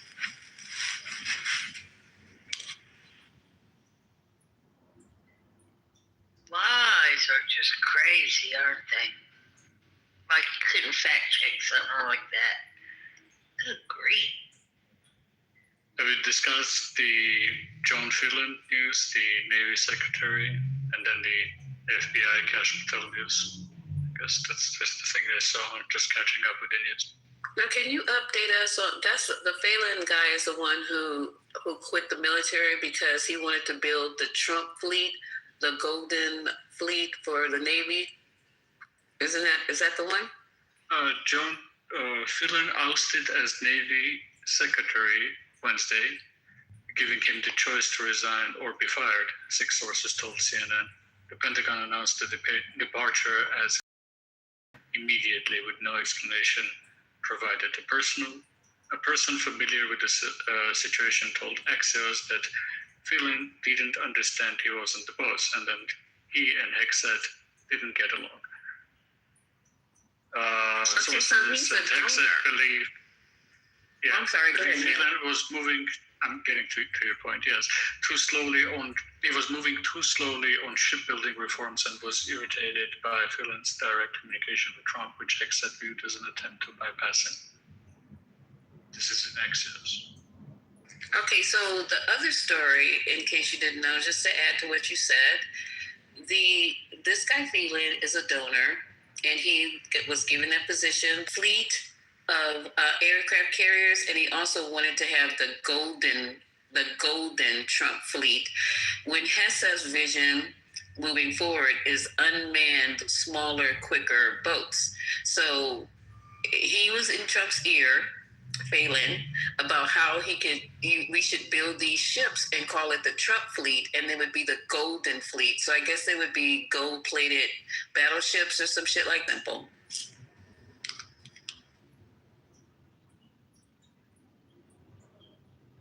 I've seen that. I think it was in the New York Post article. He was also apparently on Epstein Flight Manifest, or what I understand.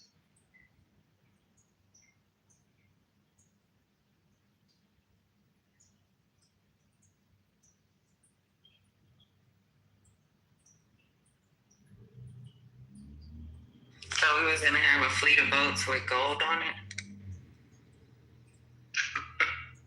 I mean, if that's the reasoning, yeah. I have to agree with Hexet. Like, if that's all you have to do is say "Gold to Trump." That's it, and put his name on the side of it. Did you guys see the bill that was introduced? I think it was yesterday, and I forgot who was introduced. I think it was Ruiz from California introduced, saying that presidents cannot put their name while in office on every fucking thing. Haaretz has an article about Israeli soldiers in Lebanon testify to widespread looting in Lebanon. Commanders, quote unquote, commanders know and do nothing. The looting has expanded in part because some Israeli military police checkpoints at exit points from South Lebanon were removed while others were there set up, kind of describing their experiences. Not going to read it, but yeah, looting.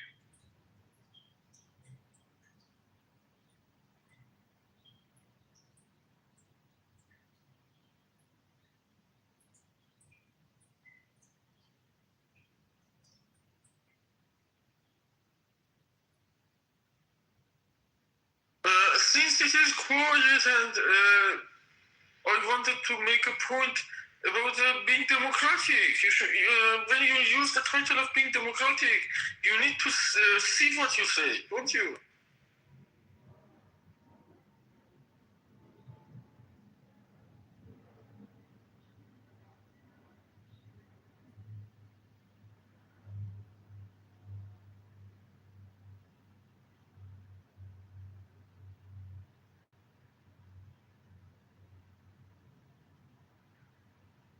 It means we should increase our tolerance, durability to political teaching more than before. Teach more people in. Don't ignore others.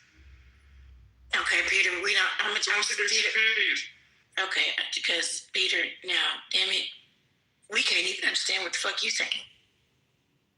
Okay, and every time I look up, you got a damn job, Tommy. Guys understand. No worries, Janet. Other people understand. Other people understand what? And what I say. No, the fuck we didn't. Now you understood. Now, this moment, you are making discussion with me. It means that you are understanding. I don't even know if you're cursing me or... Can you... First of all, okay, you went from an Amazon worker to now you're a construction worker. Okay? That is irrelevant to put it for discussion. I don't know what you're saying to me right now, Peter. I have no idea what you're saying to me right now. I don't know. Go enjoy that lunch break. Arash. Where they move from room. Relax. You are Democrat. No, I am.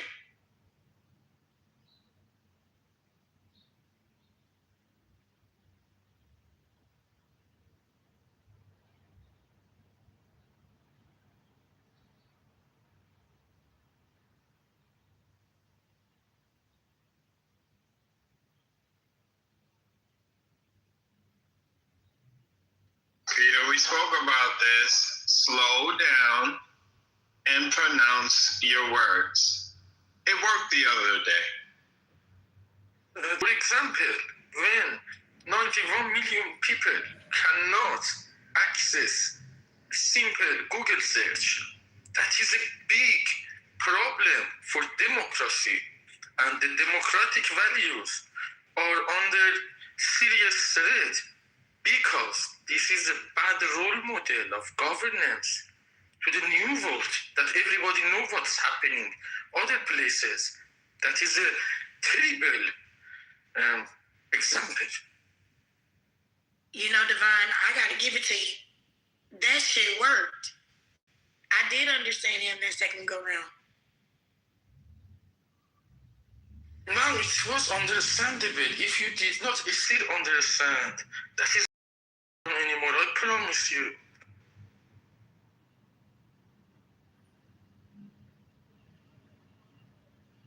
Good job, Peter.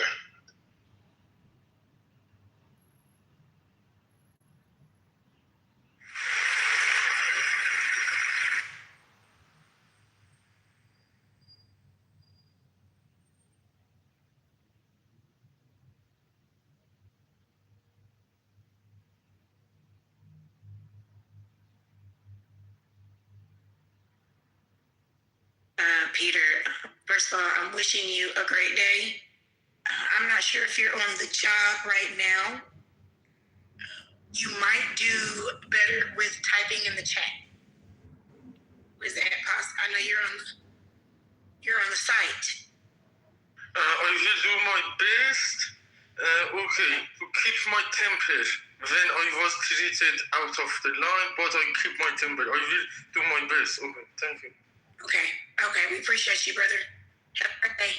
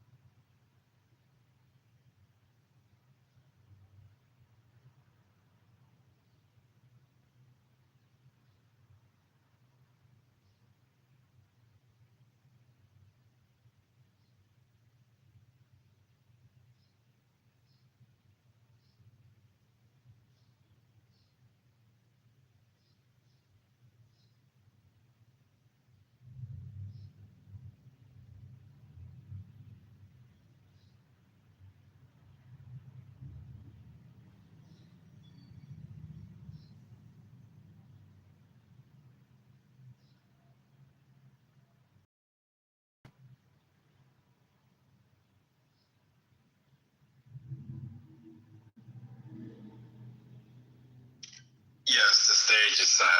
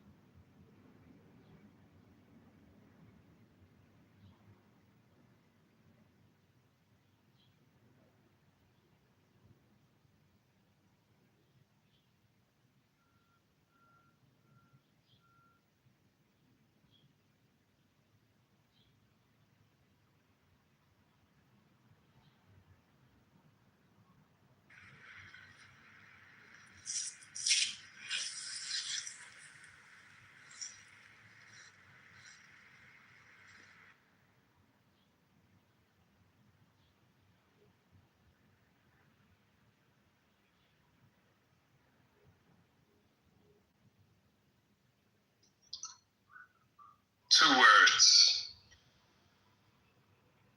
Democratic Socialist. Now go.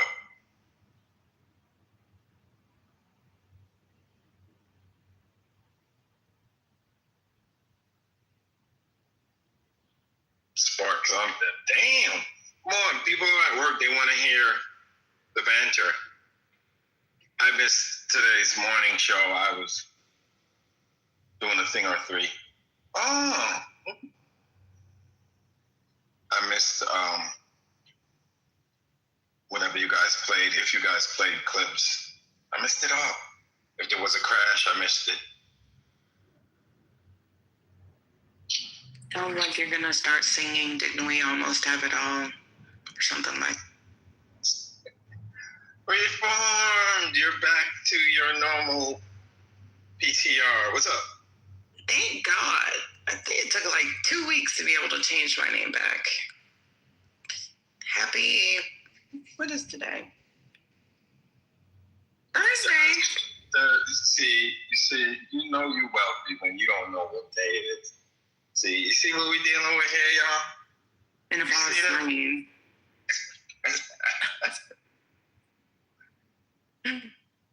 Hey, y'all. Hey.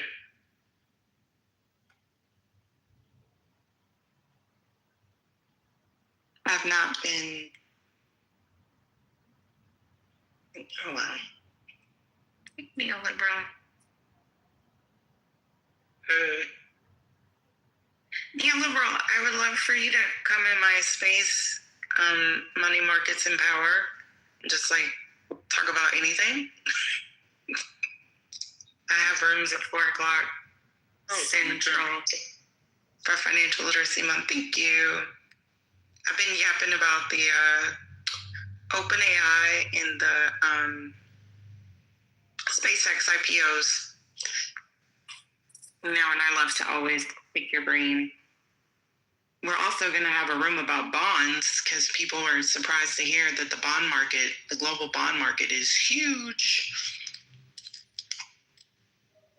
You know, we got to cater to the old folks on the app too, not just the young. Ty, oh my God, it's too early, Ty. Jesus. I think he misspelled space. I think he meant to say face. I don't know. I'm just playing, Ty. I'm just playing, Ty. Don't pack me up. Don't pack.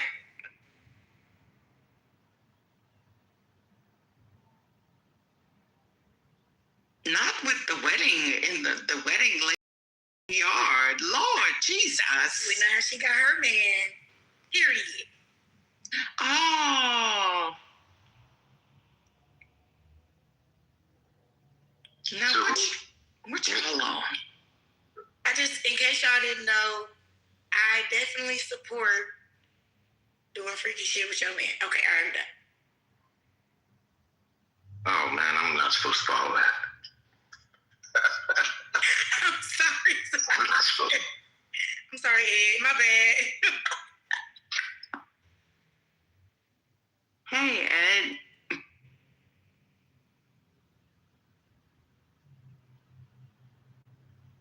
So on the SpaceX,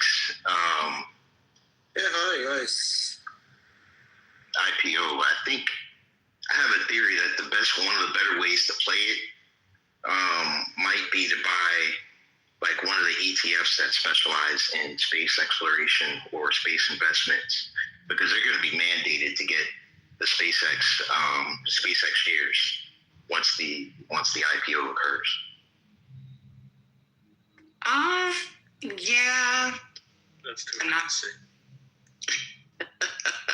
I'm investing in, if you know any Asian induction stovetop manufacturers, please ping me.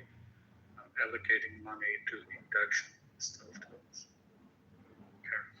We had a great discussion on that one day. Not giving financial advice. I kind of just want to participate in the IPO. But yeah, there's if you've been in my rooms, there's a Vintage and a couple of guys they're really, really good at doing the research. And they've already pointed out some of the major suppliers to SpaceX that are actually doing quite well. Like, we don't have to turn this into a financial discussion, but Sirius XM, which I guess was bought by Berkshire Hathaway. Siri is the ticker. They were talking about it, and then the next day it was up 7% because apparently it has some sort of, I don't know, satellites already in place that are linked to Starlink or something like that. I don't even know the technology, but thank you, Igor. Yeah, we're actually going to talk about investing today, so people are excited about that. But yeah, I think it's, even with Trump being such a poo-poo head, this market just seems like, Jesus Christ, it's just a juggernaut. It's reaching all-time highs. You know, I think the tariff refunds are paradoxically going to help the market at the right time. And that might be part of the reason we might get past it a little bit easier than we would have otherwise. Probably buffer what would have been a larger contraction. I think the market's volatile because they're sowing fear in everyone's brain, right? And then the fear, they're deliberately doing it to control the market. But I think the real reason is something that's beyond us and our knowledge, and only the upper echelon understand. But they're planning something big, very big. I am the upper echelon, sweetie. No, I'm just kidding. I'm not.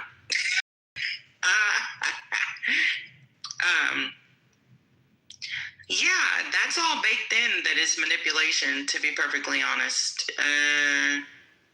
It's kind of like One Monkey Don't Stop No Show. Or maybe people are just over the transparency of it. But, yeah, and to your point, I was a little bit worried about, major financial catastrophe, but there's like over $7 trillion in money markets right now, which is also a huge record because of the interest rates. And people just made so much freaking cash. The boomers are retiring.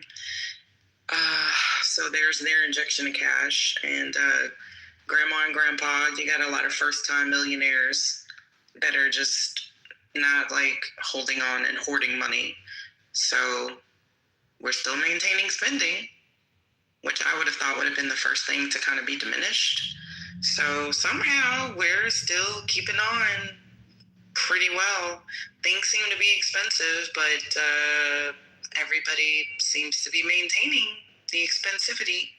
So your guess is as good as mine. Agreed. And the market, it kind of went up and down these past few days, but I think really the important thing is to keep your money and your investments and not pull out due to fear or single day adjustments, because, when it's low, when the market goes low, you can just buy in. When it goes high, you just keep your money in there and just have a goal. That's all that's important. Just have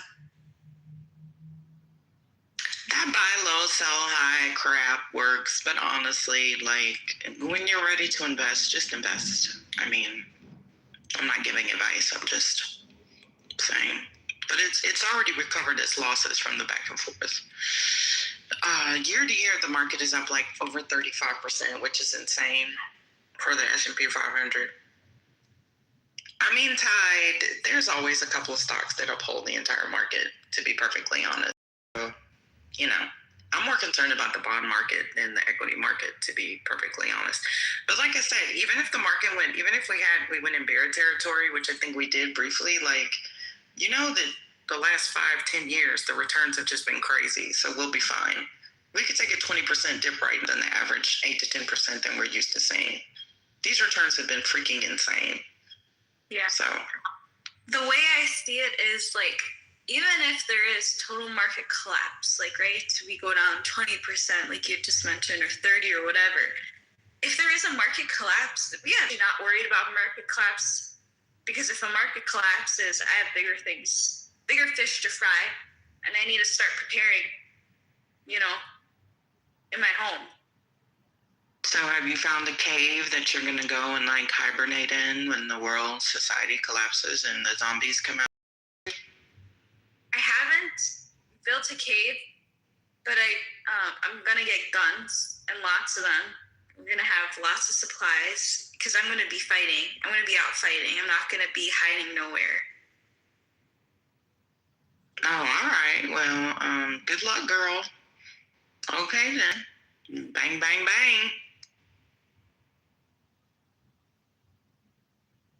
Do you know how many households currently rely on liquefied natural gas for cooking across Asia? People are investing in Bitcoin. I mean, investing in Chinese stovetop manufacturers. That's how I'm going to make my money. I don't invest in single stocks, you know. Oh no, it's not a single stock. There is like a lot of appliance manufacturers in China. A lot of them publicly traded. Midea Group, Haier Smart, Free Electric Appliances, Zhejiang, etc. Right? That's a good idea because China's going to be number one. And also electricity will be the new wave now that we're having problems with oil. Yes, but the insanity of not the oil, LPG specifically. India has 180 million households that is relying on gas as primary way of cooking food. Indonesia has 80 million. China excluded, they can do their own manufacturing. Japan is 45 to 50. South Korea is 20 to 25. This is millions, right? I know, man. I'm telling you, people are investing in Bitcoin. The induction stovetops, like any appliance manufacturer that can scale it and adapt to the consumer behavior response to the rising prices of gas, going to make a lot of money. Wow. But are they nice cooktops? Are they pretty? Yeah. I love Chinese appliances. I got an espresso maker, very cheap, affordable, but it's like the best. Casa Brews, it's Chinese, I'm pretty sure owned. And I just press the button, it comes out, and I love looking at Chinese and Japanese appliances online. They're just so much prettier. They're just so much better than appliances in the US. Like when I was visiting Japan, you know, their toilets and they have the automatic bidet, automatic seat toilet warmers. Like, we're not that revolutionized in America.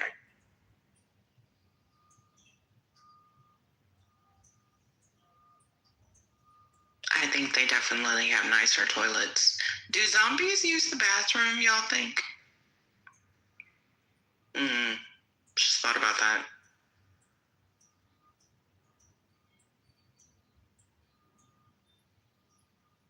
I'd imagine they just shit on themselves. You know, I actually thought about that before Reformed, because I'm a huge Walking Dead, Fear of the Walking Dead, Daryl Dixon fan. There's probably no one in the room a bigger fan than me. Shout out to Rick Grimes. But I always wondered that because I was like, the zombies are eating. They have to, you know, release. So I just figured they just shit on themselves. But realistically, I don't think that would actually happen because as a dead body, even if the brainstem is still alive, everything else about them would decay. So I know it's just a plot in like a, a really good show, but realistically, people would not be walking dead past 2 or 3 weeks max. Hmm? They're not people. I mean, zombies. Sorry, yes, zombies. But what's revolutionary about having water shoot up your private parts? When it shoots up your private part, how do you get that was my dilemma, how do you get the excess water from dripping down your ass and then between your legs? How does that work out? Shimmy on the toilet. Shimmy. Do a little twerk. Fellas, you can do a little. Shimmy. You still have to be, I don't get that part. It doesn't feel good to me at all. Anyway, neoliberal said pink bag sweet. That's pretty bad. So I'm gonna hush. It really is. I'm joking. No, you're not. No, me and the Reform share, taste in gory movies and TV series and literature. Yes, I'm actually rewatching episodes of Angel right now. And I was literally thinking, does Angel use the bathroom? Because he's a vampire. Yeah, but anyway. Alrighty, y'all. Did y'all already talk about Laura Loomer calling Candace Owens nappy-headed Cocho? Oh my God! Nappy-headed Cujo. No, she's sorry. in the middle of her talking. I did. Yeah. Did you say nappy-headed? I did.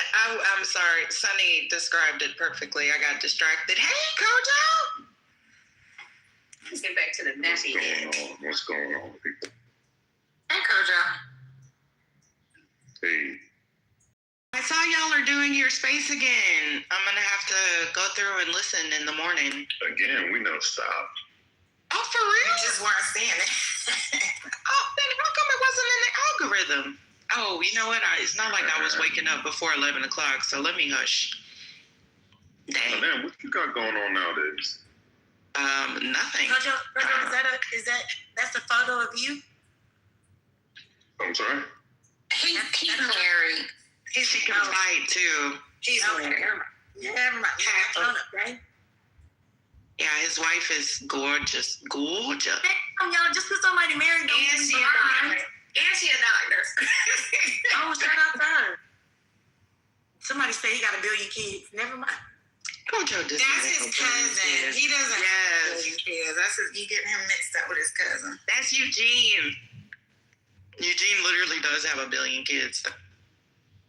So y'all were talking about the bidet and cleanliness, and someone was talking about how the water dripping down. I was in a conversation the other day, and Gino, that's not him. Anyway, it came up where we were arguing about like using a washcloth and like the utility.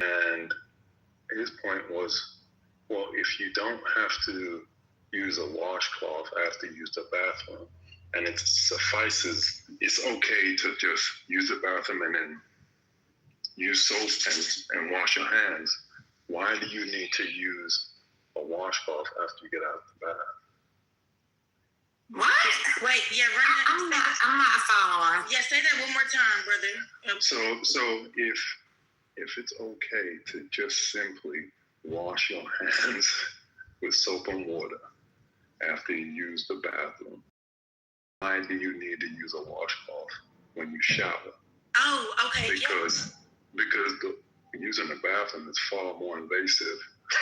Sometimes you have to use a washcloth after going to the bathroom. What are y'all talking about? Yeah, and then I do want to say, you shed dead skin daily, and so you are supposed to exfoliate that off your body, because if you just lather soap on your hands and wash like your skin, let's say your arms or your legs or something, and you don't have something that can offer just a little bit of friction, not an unhealthy level, but something that kind of, you need to have a good scrub.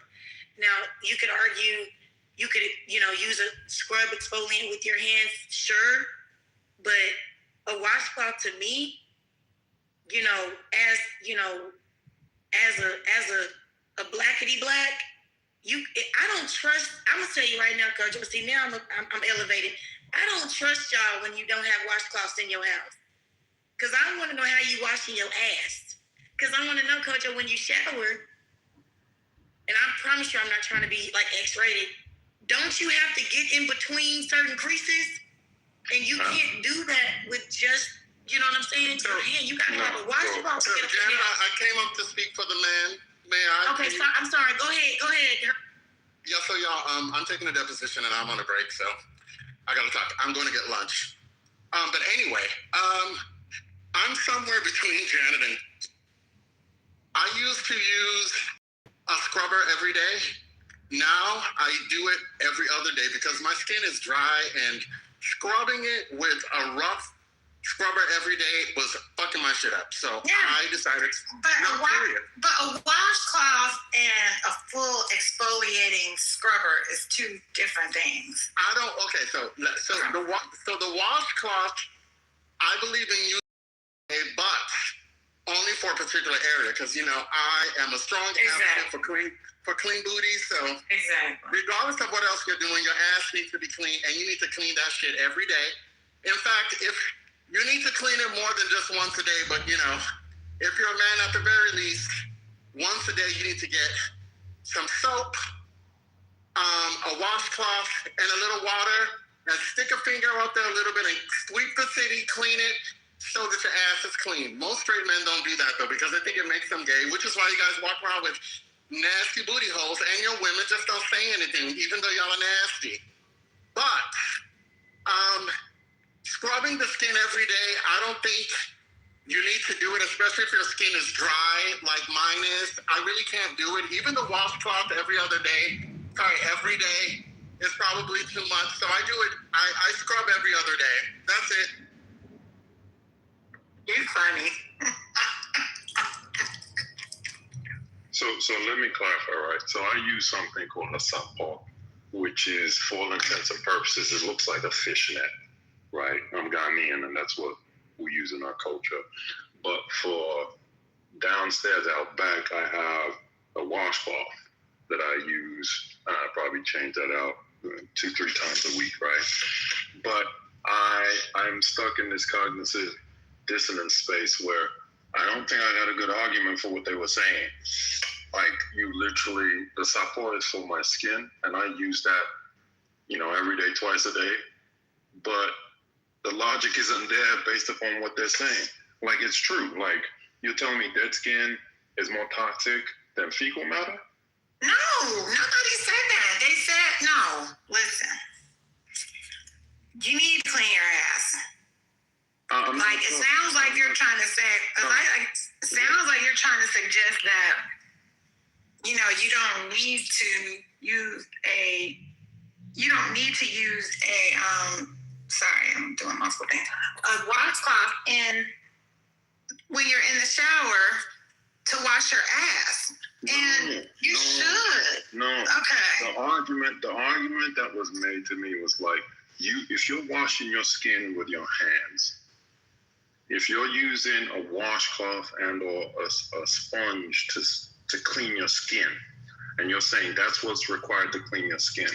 But we don't do that when we get out when we wash our hands after we use the bathroom. Right, but like Janet was saying, you need a little more exfoliation in that, at least from time to time. Like, you're not exfoliating your hands when you're washing your hands, but your skin needs to slough off that, dead skin. Exactly. And if you if you look at your hands, right? I'm not a doctor. I heard you're married to one. Maybe she knows the correct terms. Wait, so niggas don't know how to clean themselves? People don't know how to clean themselves? Niggas are speaking. Can you shut the fuck up? Y'all just, ooh. Okay, I'm sorry. Thank you. Okay, I'm sorry. So if you look at your hands and you turn them like to where you're looking at your palms, you'll notice that is not the same type of skin that's on the back of your hand. Does that make sense? And so I'm assuming when you wipe, you don't use the back of your hand. Right? So when you're looking at just washing hands, just cleansing your hands, you're just looking to get one, if you got any waste on your hands, or your nails out of there, okay? And then, I'd assume not as much nastiness got on the back. Now, you're supposed to wash all part inside, the fingers and everything. But I'm just saying, I look at it like it's two different types of epidermis. Your palms have more of like, not calloused, but like it's a thicker, because you do more with your hands than you would the inside of your ass, if that makes sense. The skin inside your ass. The anus, the outside skin. Ironically, the coochie is the same consistency as inside is your cheeks. There's just random facts there. You think so? I don't think so. Yeah. It's the same consistency as your lips.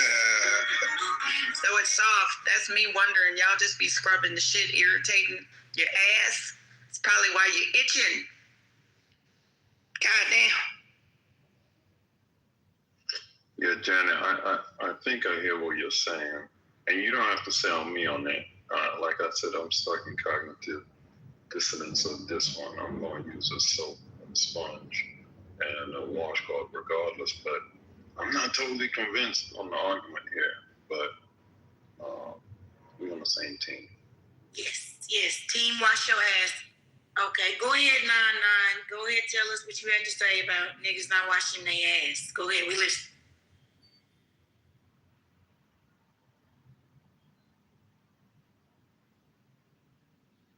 Oh, okay. I see some of y'all just like to talk when you hear other people talking. I got it.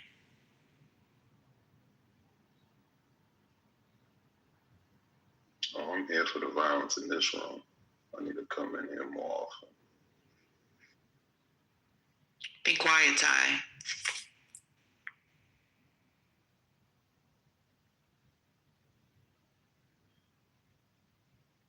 Okay, you ain't with the washcloth, a separate washcloth for downstairs out back?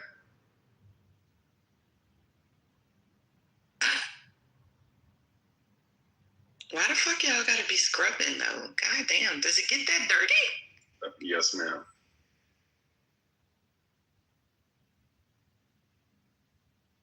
I'm not judging. I'd rather have somebody with an over-scrubbed ass than an ass that hasn't seen a tub. Can we talk about something else that's not about ass? Let's talk about intellectual stuff or something. What happened with Donald Trump? You don't think that ass? So you want to talk about Donald Trump? No, she don't want her ass, and she don't want. That's what that is. Because I'm not gonna argue with you. Yeah, get on the phone. I'm talking. No, don't be rude. That's all you. You're being rude, girl. Girl, she Gooyard. Tojo, I'm gonna be honest with you. Some people don't know how to properly brush their teeth. Some people do not know how to properly bathe. So while I get it, the conversation may not be up to the political speed that you were looking for, Gia. It is what it is. And since your lame ass didn't come up with anything to talk about, what we not gonna do is get on Coach skincare, it can be a conversation. You sound like you just brush your front teeth when you wash your mouth out, huh? You probably don't have a single washcloth in your house. You probably shower with your motherfucking hands, and it sounds like you don't shower your legs. That's why you're offended. Get your ass up down there. And to that point, our skin is actually our largest organ, and taking proper care of it is vital to our success. So the fact that you don't think that is an intellectual conversation about our skin and skincare habits is kind of crazy. Because ashes can definitely be intellectual. I'm just saying. Now, what's the benefit of the washcloth in the shower again? I missed that part. Oh, Misa, you don't use a washcloth in the shower? Now you're asking me a question. I was just asking you. I was thinking it, and then the phone kind of got out of my house. Oh no, sis. You need a washcloth to wash your ass under your boobage area. If your boobages are sinking. Your neck. Well, you still got to get up under there. And then the hydrogen peroxide in the belly button and the Q-tip. Now, see, that's that old school shit right there. That's that old school shit. Well, shout out to the women for doing labor for the men, reminding them that they've been walking around with nasty booty holes that they need to clean. Now, you also gotta... Sounds like some of the women need a reminder too. I'm walking around here with nasty booties. Crumbly ass booties. It's just not okay. It's stuck up there. It doesn't even move. Oh, my goodness. Yo, y'all forget about the most important thing. You forgot about moisturizing and putting oil on your body. Y'all be ashy. Black people be ashy. Black people be ashy as fuck, bro. They be taking showers. Your voice sounds ashy. You sound ashy at this point. Yeah, I be slacking, feel me? I'm a nigga, feel me? Oh, Lord. That white girl don't be caring that your ass is dirty. They manage it actually. Now, can I ask you a question? And this is, you don't have to answer if you don't want to. On that second picture you got right there, you're clearly at the gym. Why the fuck did you PTR that and you ain't got no damn cuts? Did you just get started? Oh, like I said, I'm not really into the appearance. I'm a nigga, feel me? I look clean, but I'm not doing all that. No, I'm saying when you put the phone up to take that mirror pic from behind like a bad bitch, right? No, I'm sorry, I can't hear you because I'm talking. Hold on one second. I want you to understand the question. So when you put that pic up, what I'm saying to you is, here, I want a PTR so everybody can see what I'm talking about. Hold on. Bear with. Hold on, because I want you to know which one I'm talking about, right? And you don't have to answer, babe. I don't want you to feel pressured into this. I just was looking for the logic of what you're doing. So when you took this photo right here, right, typically, and I could be wrong, but when men, before picture, I'm trying to understand, since you want to come up here and show your ass, literally and physically, huh? Because I've never seen too many men take back shots. Like that right there. You use a baddie. And I just want to understand the logic. Is this your before picture, or are we going to have an after picture by July 4th? I want to be your accountability partner. Huh? I want to network with you, brother. Come on, Miss Janet, you got to be real. If you look at half of these niggas on this, apologize. Half of these men on this app, roly-poly motherfuckers, baldies, they don't look like that in the back. Well, he just looks hungry, Lisa. I wouldn't say cut. He just looks like he's just been fasting. Like he's just skipped some meals. He reminds me of, do you remember Men in Black? Them words? That's the build I see here. Now, I'm just asking. The brother does not have to answer. I'm just here trying to understand. You know what? Man, I hope he's not on mute crying. Come on. Damn. I vote for more people to... What do you think about that, Lisa? I'm over here enjoying the conversation. Nine, I'm sorry, I'm just messing with you. I'm not trying to hurt you or harm you. But I think your back is okay, Nine. His neck and his back. You're crazy. Okay. I know I did not. I was seeking your answer. It's just a progress picture. Okay, that's what I thought. That's what it looks like, for sure. You're still progressing. So you still got some work to do. Okay, good. Cool beans. Have a great. Man, don't let that woman scare you into that, bro. Come on, man. Stop it. I'm chilling. Actually, I gotta write a follow-up email real quick. Now you gotta do work. This is what I'm saying. You probably should have did that when you jumped on that before you just jumped on stage cutting niggas off, right? I thought we were having a dialogue. Oh, is that what that is? Your contribution was you participated? Yeah, but I was saying, like, you feel me? Like, a lot of people be ashy. Like, I could clean yourself, but you white as snow. You gotta put some moisture on. You can't be letting the skin crack up like that. That's funny as fuck.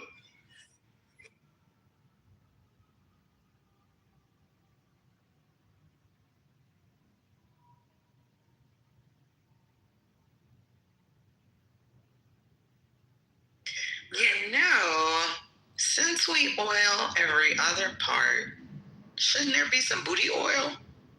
Too much? No, there is. You gotta tap in, Mickey. Tap in. It's his hand. He wants to talk about. I meant not the outer booty, not the curvature of the shell. Because, I will say, I like, because I've been blessed. I do like to do the little slap, little tap, little, when I'm oiling the vessel, little, tap. Yeah, somebody said for me to run. I was about to say, I had to agree with that. Let me run real quick. I just came to tell y'all that the judge blocks, I'm sure y'all already broke it, but I just want to be able to say it. Judge block certification of VA redistricting referendum. Why? What does that mean? What's going on? Did y'all talk about it? No. Yeah, it's probably going to be overturned. It's probably a Republican judge, but yeah, I saw that. They're just being haters. That's all. Janet, can you let Gia back on the stage? We have an intellectual. Yeah, for sure. I didn't see her. I thought she left. No, I'm being facetious. Oh, okay, my bad. But I actually did before we bring it back up. I would remind everybody we're operating on nigga-free hours, okay? Nigga-free hours. What is it? The peppermint soap? Somebody said that feels like interesting. So anywho, being serious, my bad.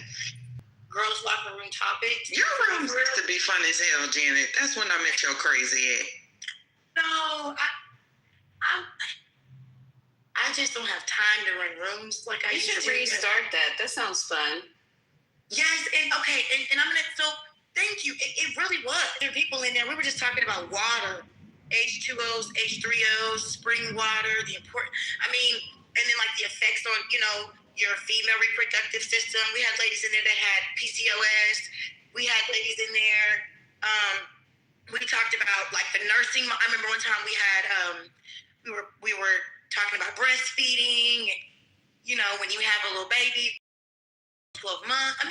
Just lady locker room talk. And so I know like today's conversation, talking about washing ass and stuff. One time we had a sex worker, baby, she put us on motherfucking game. She had told us, she was like, you want to layer how you moisturize and like layer your scent. So she said, this is coming from an exotic dancer. But it's really important that they keep smelling good, like their whole shift sort of thing, if you catch my drift. So she was saying as soon as you get out the shower, you're going to want to, I think it was like a body spray while you're wet. And then you lock it in with the oil gel. I know they have like the Johnson & Johnson one. I know we're not supposed to use Johnson & Johnson, but there's other brands out there. and you put it on while you're wet, because when you dry, you're locking in the moisture from the water from the shower, if that makes sense. Because oil doesn't moisturize, it's a sealant. So then she said, after you dry off, and you smell good from the shower, you have a little mist of a body spray, you put your baby gel or your oil gel on, then you get out, you put your lotion on, okay, and then you put your perfume on. She said you are going to, and I can, this is actually how I do it now myself. I'm just saying I got it from a stripper. You are going to smell like $1,000,000 forever. Like you set off until you wash your ass.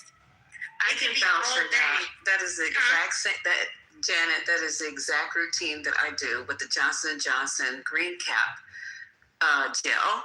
I do exactly that sequence of it, what you're talking about, and it does lock it in, and get compliments all the time on how you smell. And just to center myself for a minute, I will be opening up the hydration bar. We already got our building, our storefront in New York. So, all New Yorkers come in. Don't get hating on me, Janice. Come on over. Are you in New York? Well, my country ass is out here in Texas. Oh, shit. Where in Texas are you, Janet? Anytime, visit. So I contract all over the state, but mainly Dallas and Houston. I graduated from Prairie View. I was raised in Dallas-Fort Worth, so I'm in between. So I still don't understand why you would put on the gel before you put on the lotion if the gel locks it in. This is a great male question to ask. So baby gel is you know how like when you're cleaning and you have like concentrate cleaners that you're supposed to dilute with water?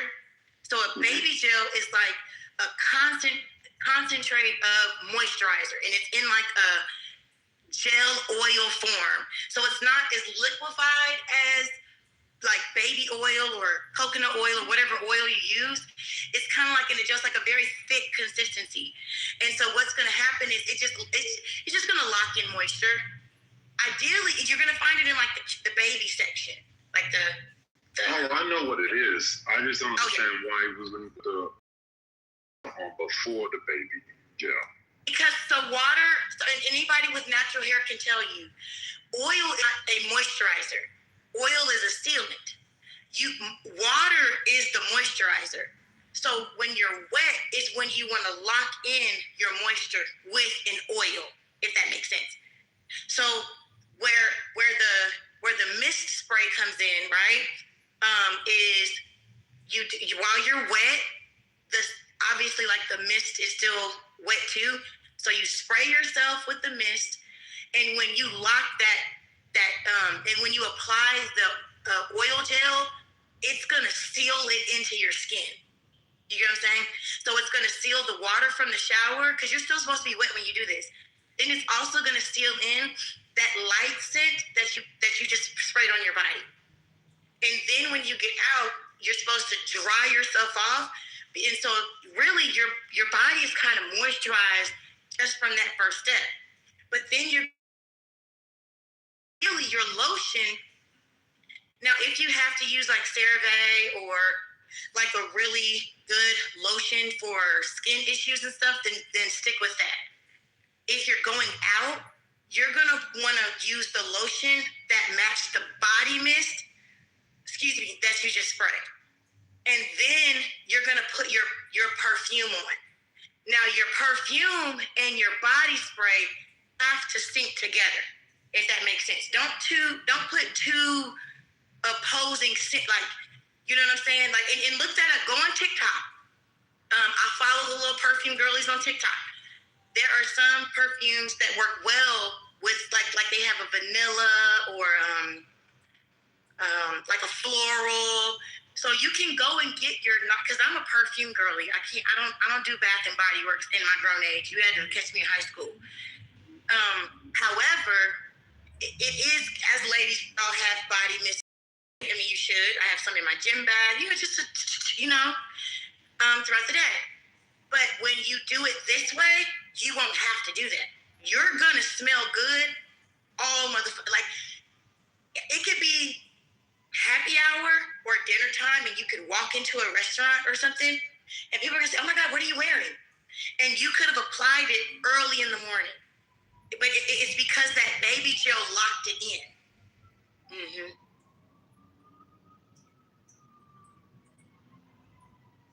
He tells no lies. That's what my consultant told me, exactly the same thing. So well done. Mm-hmm. Well, we used to do it in well, I know you're a man, but we used to have spaces like this for women all the time. I used to always run shit like past relationship venting, right? Just being a lady, sometimes it's just nice to have a space where we can just let our hair down. There are some naturalistas that didn't know how to properly wash their hair, right? They would Did you know when you wash your hair, you need to let your hair actually run under the water for at least 5 minutes just to soak up the water, right? I mean, it's just little things that we just don't know in day-to-day life. And if nobody's ever sat down and taught you how to do these things properly, you could be doing things like bathing wrong. You could be doing things like washing your hair wrong, brushing your teeth wrong. I mean, it sounds goofy, right? Because you're like, well, how did you make it to this age? If you are gainfully employed, everybody in this room that's gainfully employed has smelled one of their coworkers. And you don't want to sit next to their nasty asses. It has nothing to do with size.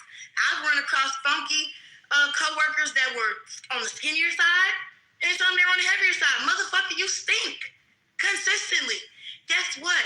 Somebody probably never, and you might bring a bar soap out and, lather it a little bit. Does not mean you're washing your ass properly. What if I told you you're supposed to do a double cleanse, right? When you use the Dove is a system. You're not supposed to just really use one Dove product. So for instance, you start with the cleansing bar, which is the bar soap. Then you move to the moisturizing soap that's usually in the bottle. And then about 2 to 3 days a week, you're supposed to use the scrubbing exfoliant. There's a lot of people who just don't know that. For real. And then you pair that with what we just talked about, with locking in exactly what Lisa has in her, girl, why your name Lisa? It don't matter. What Lisa has in her PTR and everything we just talked about. There's a lot of people who just don't know that. There's some people that don't know. Watch this. And you can ask your dentist, when are you supposed to use mouthwash? In the process of brushing your teeth? Before you brush.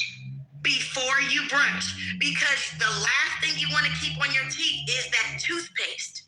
So the steps are, you can manipulate them.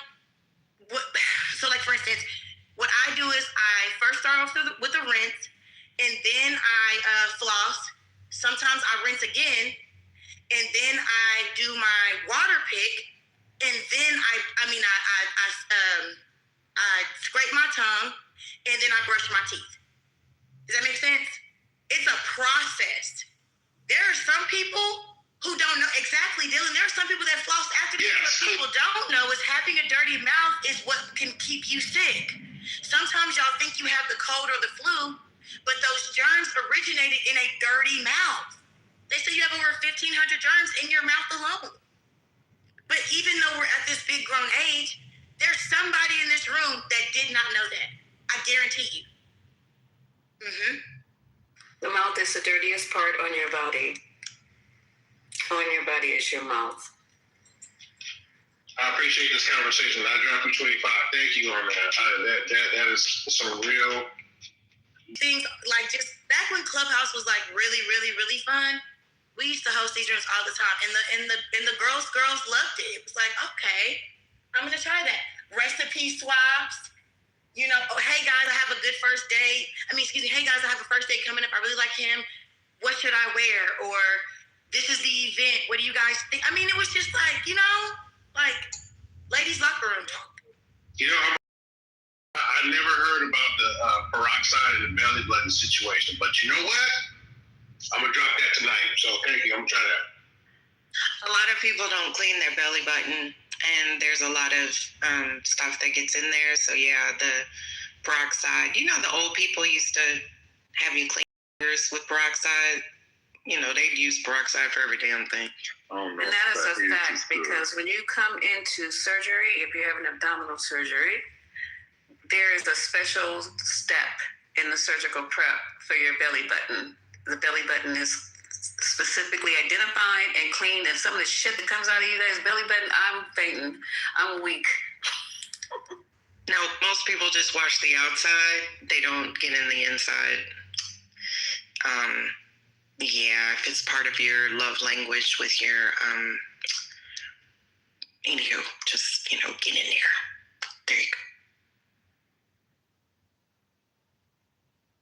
go. Well, Janet, ping me in when you get started, girl, because I'm acid in it. I think that's glycolic acid in it. But CeraVe does not work on my skin at all.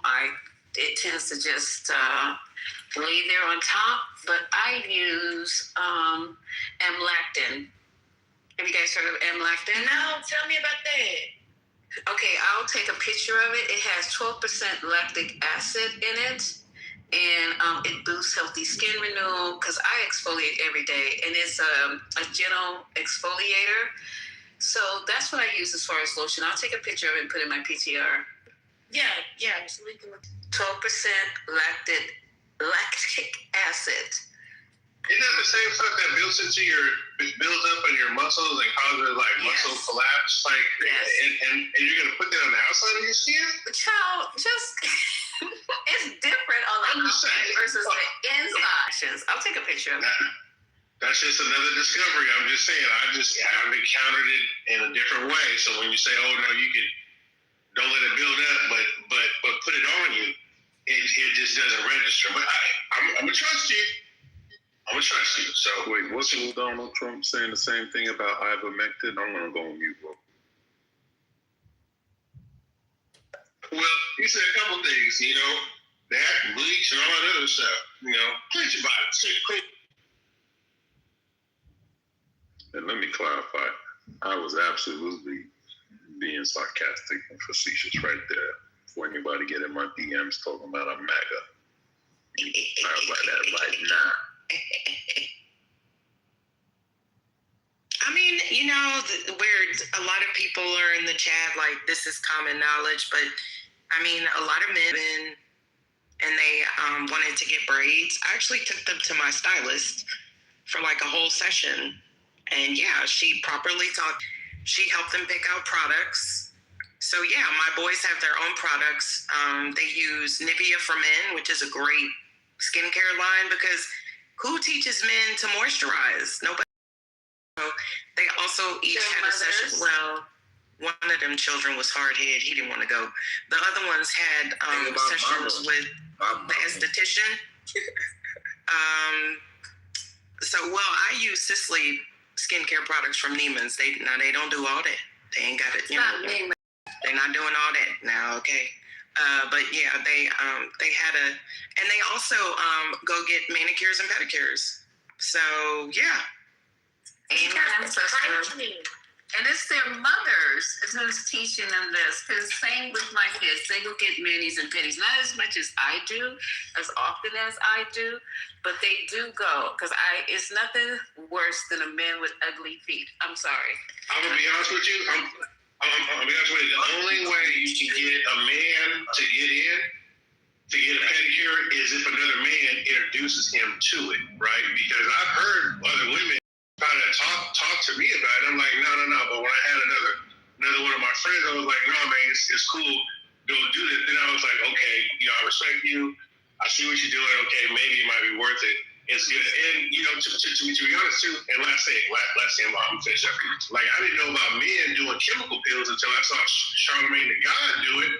And he peeled off half his face, and it was a lot better. So, that's mad work, bro. I'm not jacking that. I feel like men should just be clean, but they shouldn't be doing too much.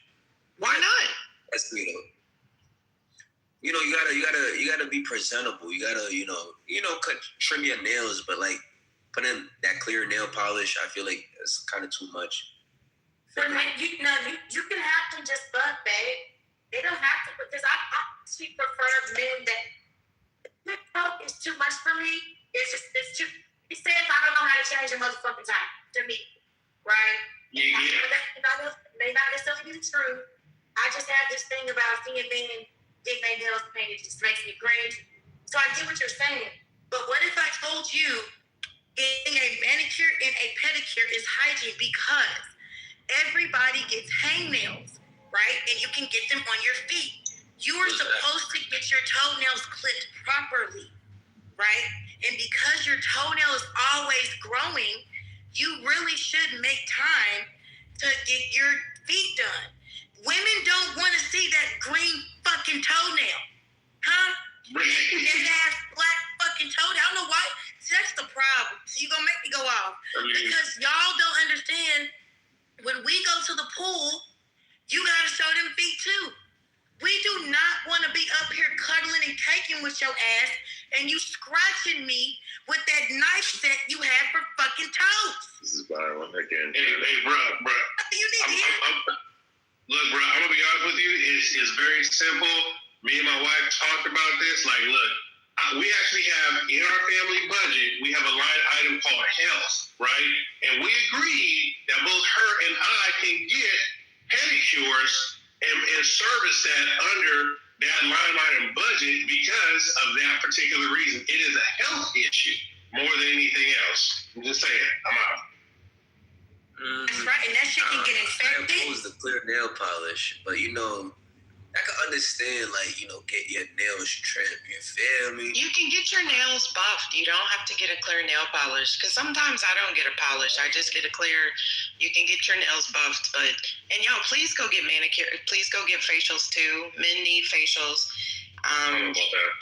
Well, I thought my boys are so used to that hot towel service.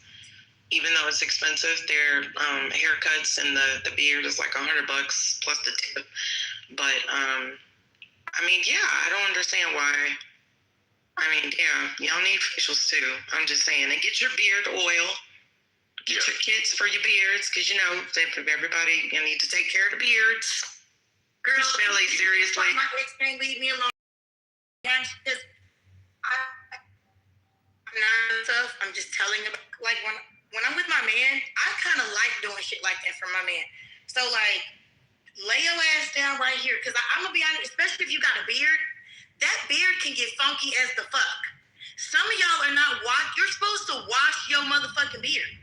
Your ass done been into McDonald's drive-thru 3 days out the week, and you still got damn chicken McNuggets in your shit. Who wants to kiss that? Y'all want the company of women, and you shoo them away because you's a funky motherfucker. Now I appreciate that. You know, I do see parents like my pops don't give a fuck, but a little bit. Feel me? But my mom does it. Like she does it for him. But nigga, like if I have a shorty, she does it for me. I appreciate it. But you feel me? Like it's not necessarily like we got so much going on, bro. Like I don't think. But that's love right there. If a shorty does that for you. Oh yeah. Sure. So go on TikTok. On TikTok, TikTok has everything. Y'all know this. There's channels where they're recording themselves giving their man or their husband like facials. You know what I'm saying? So maybe you may not want to go to an esthetician. I get it, sure. But you I don't give a damn where it comes from. You need to be getting these things done regularly for yourself. Right? Hygiene is supposed to be for you. And sometimes you just haven't been made aware. Hurricane said it. Hurricane said, you know, there are some women that's just tolerating this and they hate it. I'm telling you, somebody in the world, their partner divorced them because they were just nasty. Or and sometimes you may not know. How does that dude even get that far? He was so nasty to walk his nasty ass down the aisle with his nasty ass funky self in a nasty ass funky suit and go to nasty ass funky. And I'm telling you right now, yeah, because I'm gonna tell you right now, if you have good hygiene, what if I told people, oh, I want to kiss you first thing in the morning, your breath gonna be funky?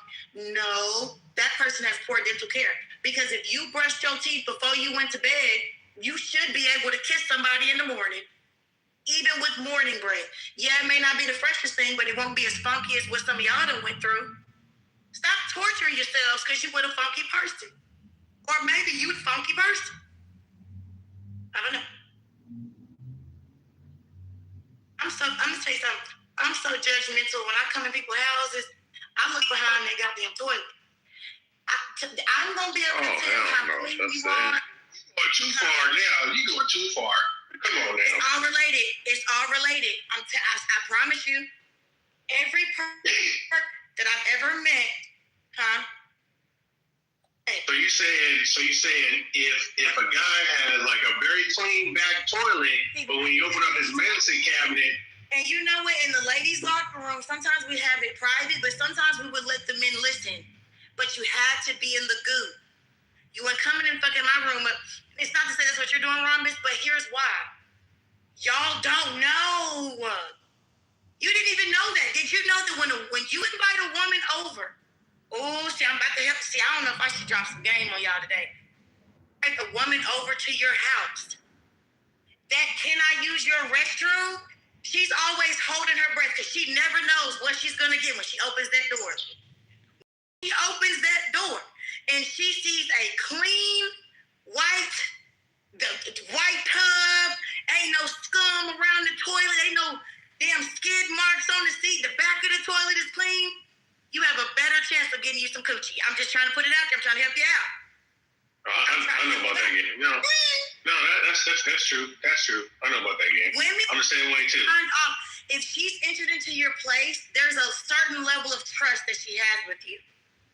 If your bathroom is disgusting, that will draw the coochie up. I'm just putting it out there. Y'all don't know. That's standard though too. That's standard for like any guest that you have over. You better make sure your shit is tight. I mean, you gotta burn a candle, incense if you into that shit. Double white, clean. Make sure the mirror is clean. You ain't got no specks on it. You know what I'm saying? It shit better be clean because that's the number one high traffic area. It's a high traffic area. So I feel you on that. I'm gonna shut up because everybody act like they so clean in here, like they don't know what's going on. So y'all never went to college? You never dated in college and a guy invited you to his dorm room and you open that door, nightmare? So that never happened to you. And you was like, you know what? It is time. I need to go study. It's time for me to go. That's never happened to you. Y'all just perfect in here, huh? Okay. No. Hey, we appreciate it. We definitely appreciate it. At that moment, that's when I realized I had to be extra clean. When I saw that shit stain on the back of the toilet, I was like, never again. And from that point, that has been the cleanest part of my house, So, but I feel you though, it is top of the list important. Hi, Janet. How are you? I am great. You named yourself Safe? His creator. I have a question. Okay. Oh, Satan's creator. Okay. So you're yes, God. Okay, got it. Hey, girl, what's up? Hey, boo. So while we're romanticizing. Wait, babe. You cut out. We didn't hear anything before romanticizing. I said, can you hear me now? Yeah, you're good. Okay. I said, since we're romanticizing domestic partnerships and encouraging men how to have better hygiene, when we talk about black femicide and IPV rate. Yes, girl. I've been waiting. Okay, no, I'm not surprised no one's spoken about that in this room. What is IVP before you guys? Interpersonal violence. Okay, thank you. So, and for those that are wondering where that's coming from, I think in the last 3 months, in the last 30 days or something, I don't know, 45 days, a very short period of time, we have seen women from all backgrounds, y'all. We had a dentist get shot by her husband. Well, they were going through a divorce, but still, it's just been case after case after case. And it really, so that was fair, right? Because we're talking about relationships, and then what good is it if you're going to die by the hands of your lover? So, and it's like by 51%, It's a public health crisis for Black women. Yeah. No, that's fair. So, okay, so there was a bill introduced 2021 called the Protect Black, and maybe it's because it was a specific bill, but it was called Protect Black Women and Black Girls Act in 2021. Have you ever heard about that? Did anybody advocate for the bill to be passed? Do you know? Well, I didn't hear about it until probably 2023. And I'm just wondering, do you think that the Black community is misogynistic because Black women are being killed at high rates and nobody wants to address it, and no one's addressed it in this room? And I guess you guys are supposed to be politically correct, but it is, like I said, a public health crisis. And if you are planning on dating, there's a high chance of you dying. And so I just feel like if you guys are pro nuclear family, then I feel like that should be a way more important conversation. You know, streaks and underwear, that is very important. Men being musty and all that, that is very important. But what's more important is keeping your life while you're with a man because he wants to control you. How do you feel about that? Because we got people walking around here purporting to be smart, healthy, intelligent, book learned, all that other bullshit, and they're mentally unstable. Go to work every day, interact with you every fucking day, but if you just be quiet and listen to them and watch them and just be more observant than talking all the time, you'll see that there is something cooking with these people and these men, especially our men. But as far as our young men that we're raising up, our fathers and the mothers, or however combination you want to make, we're not concentrating on their mental health, their mental maturity. That's just it. So let's use that as also when we're talking about, you said it's control. I think it also has something to do with mental hygiene. Yes, but I don't think that, I agree, but I don't think we should blame it on mental illness. No, you should. And men are taught that they are the head, and inherently that means that they think Black women are less than them. Black men? Yes, 100%. 100%. So I don't see that so much in the Black community anymore. That's fair. You don't see misogyny. Okay. No. I'm not saying that. I'm not saying, okay, hold on. Wait a minute. Let me just be clear and I'll be quiet, okay? Because I'm going to be judged by the words that I say. So let me say this. I'm saying maybe it's in the environment that I'm in, right? Maybe it's who I deal with. Maybe it's who I fucked with. I'm just saying what you just said about to be, in charge and whatever the case may be, and not the head of this. That all sounds good, but I don't think that is actually outright being taught. Am I wrong, you guys, or people don't? Absolutely wrong.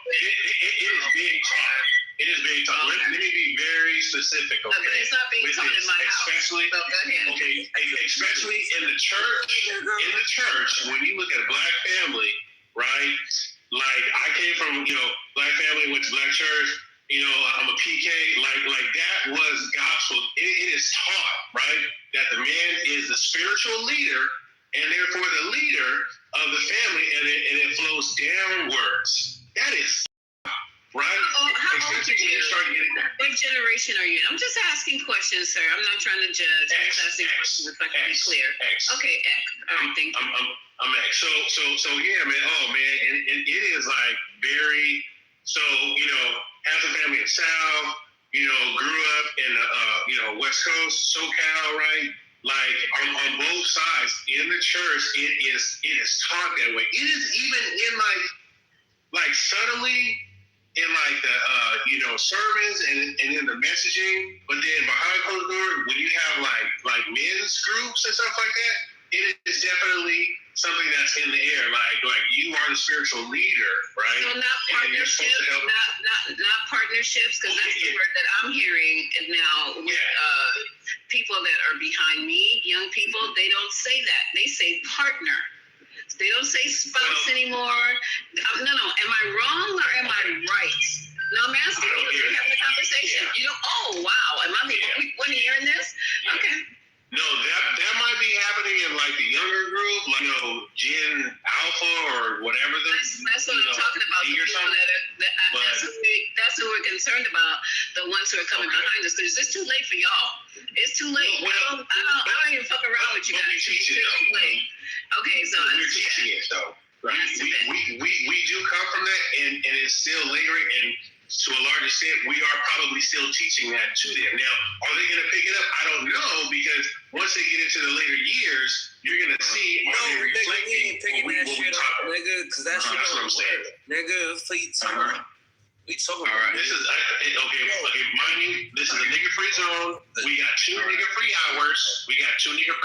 that we're trying to do. Okay, just please respect. All right, so check this out. I'll keep it respect.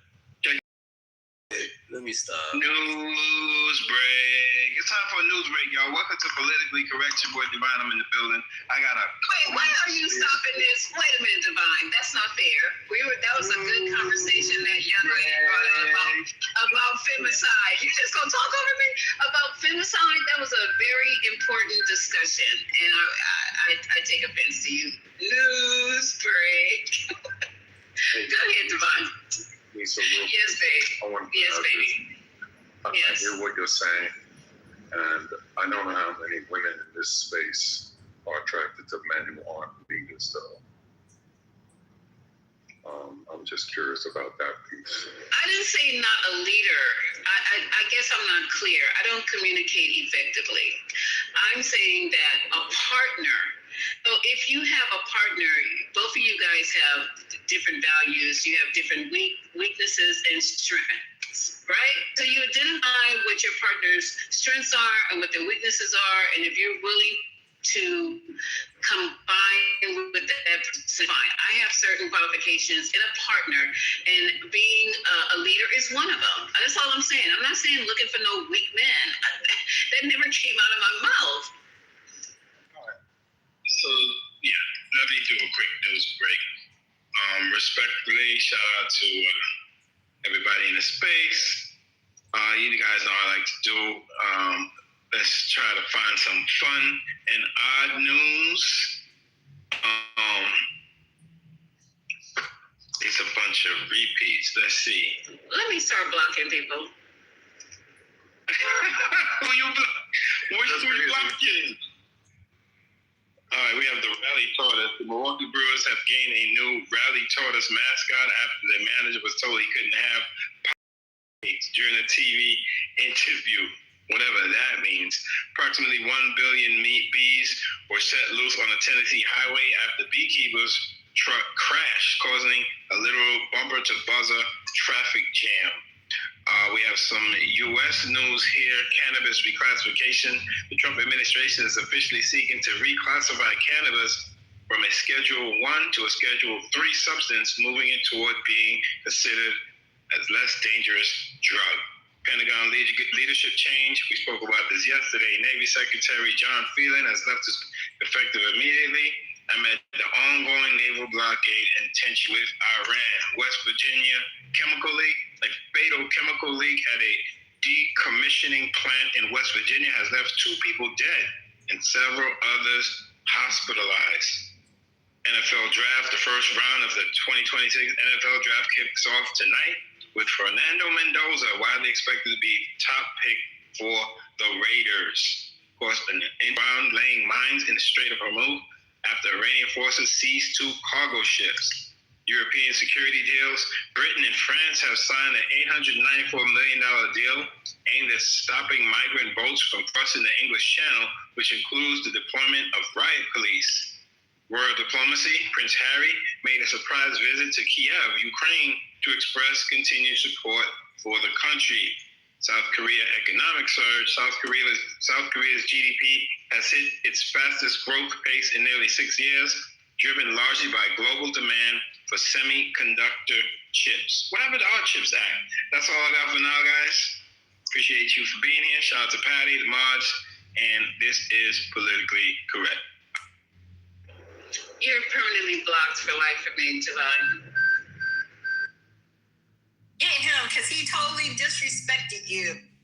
I'm just kidding. He knows I hope he knows I'm kidding. But is that lady still on the stage who brought up the femicide? I can't see the phone. She left? She left. Yeah, she left. All right. Good evening, everybody. How's it going?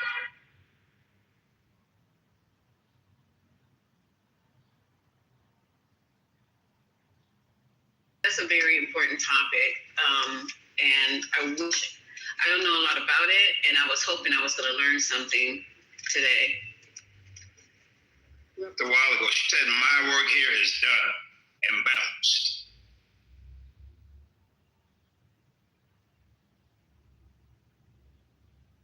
But men don't want to talk about it, especially black men. Why are you trying to change the topic? Because it was getting a little too high. Not trying to change the topic. I know, right? I was just doing a new break. I was not trying to change the topic. Well, the boy in the chat said, the boy named Russia, or whatever the fuck his name is in the chat said, there's no such thing as female femicide, which I think about it. He said it ain't no such thing as women as femicide. That's straight denial right kill there. each other every day, B. That's what he said. That's what he said. It's like niggas kill each other every day, B.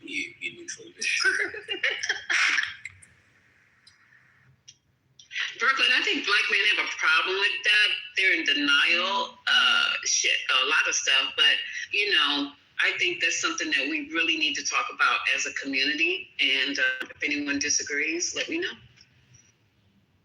I don't know enough about it to talk about it. I'm sure all of the feminists are in the chat. Neither do I, but they can tell us more about it. But I know it's based upon. Now, could you please be quiet for a second? Just 1 second. Just please be quiet. Thank you. Just mute up. Thank you. Because you could barely hear. I could barely hear you. It's just fucking up what I was about to say. But what the fuck? And somebody said, Black Freedom said, why target black men specifically? Because I'm a black woman. I don't know. You want me to just broaden it out? That's who I deal with. That's who I fuck with. That's why I said I don't know. I just came from a room discussing femicide. Why is this the topic? I don't know. I just got here and they was talking. I got a question for Brooklyn. You don't think it's not no systematic shit? Like you don't think that? Your phone is messed up now. What? You said I want y'all to hear me nice and concisely. Feel me? Mic is low, bro. We can't hear you. You can't hear me. All right, I'll be quiet then. It's probably low. What you was gonna say, Concrete? It's like we got here at the perfect time because it sounded like they was about to have a gender war. What you said, Concrete? Oh, I'll say it again. I said I was in another room and this topic was being discussed for the last couple of hours, and I was surprised to come in here trying to get relief that you guys were talking about the same thing. And I thought that, I was wondering why it was a topic in multiple rooms. I don't know if there was like some event that occurred that, spurred. Did he say relief? Yeah. Lady came and dropped the bomb and left. Okay, so it migrated from Chile. Lady. Well, it's just a topic. It's just the topic of the day. What happened in Louisiana? Not only was a family kind of thing, but it's femicide, right?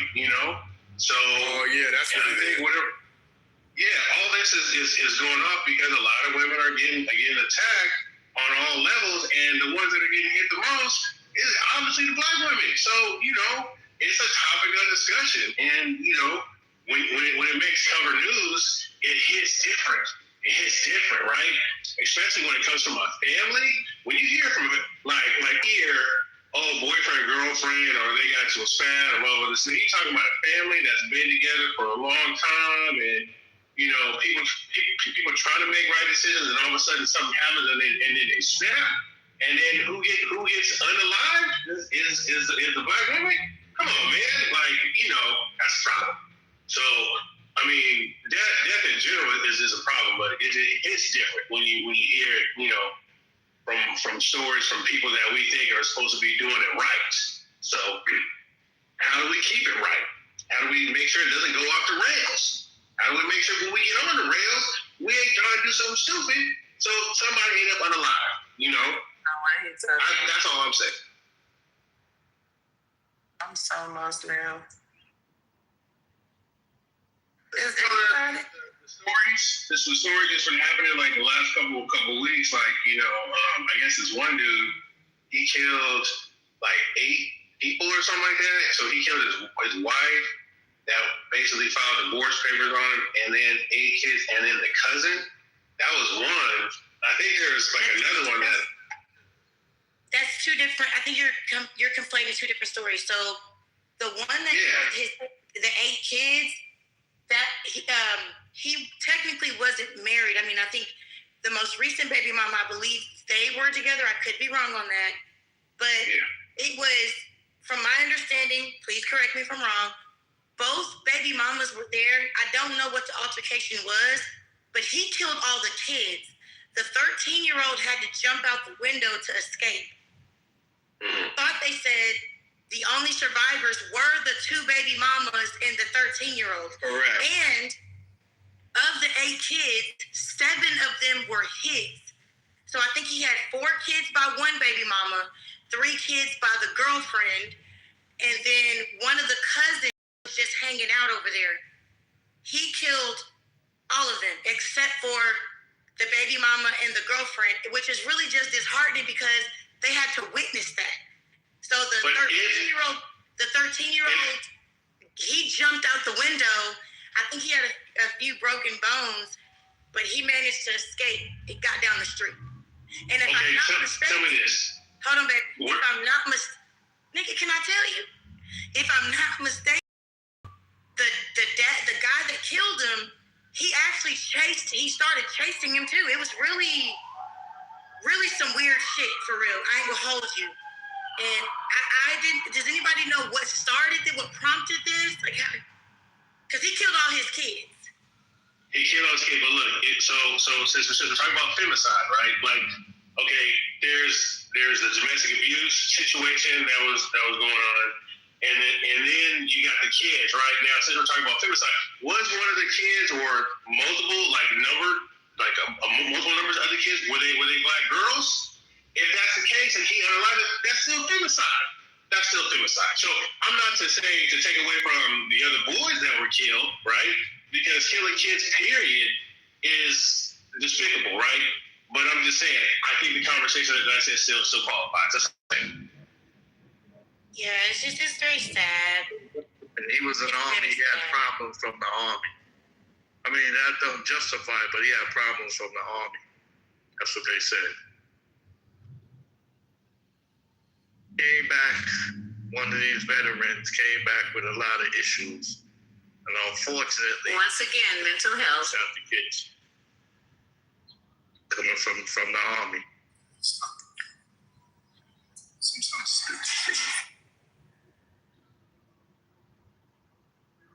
Wasn't there like a politician? There was like a wife. He was like the mayor of some Florida town, and then the husband ended up killing her. Lieutenant Governor, he killed. It was a murder-suicide, and he is a sad, disgusting motherfucker because he let his children were home, his teenage kids home. They're both, and that's who discovered their bodies and had to call 911. That was terrible. It's honestly, guys, there's been a number of cases. Mimi, who she's not in the room right now, Mimi actually did a room on it. I think she had like 4 fucking people in there. And that, I think that was the reason why Satan's creator came in here and said something, because it's like, it's been so many. I think the point she was trying to make was that the conversation is not matching the urgency about the matter that involves Black women, is what she was, I think, what she was getting.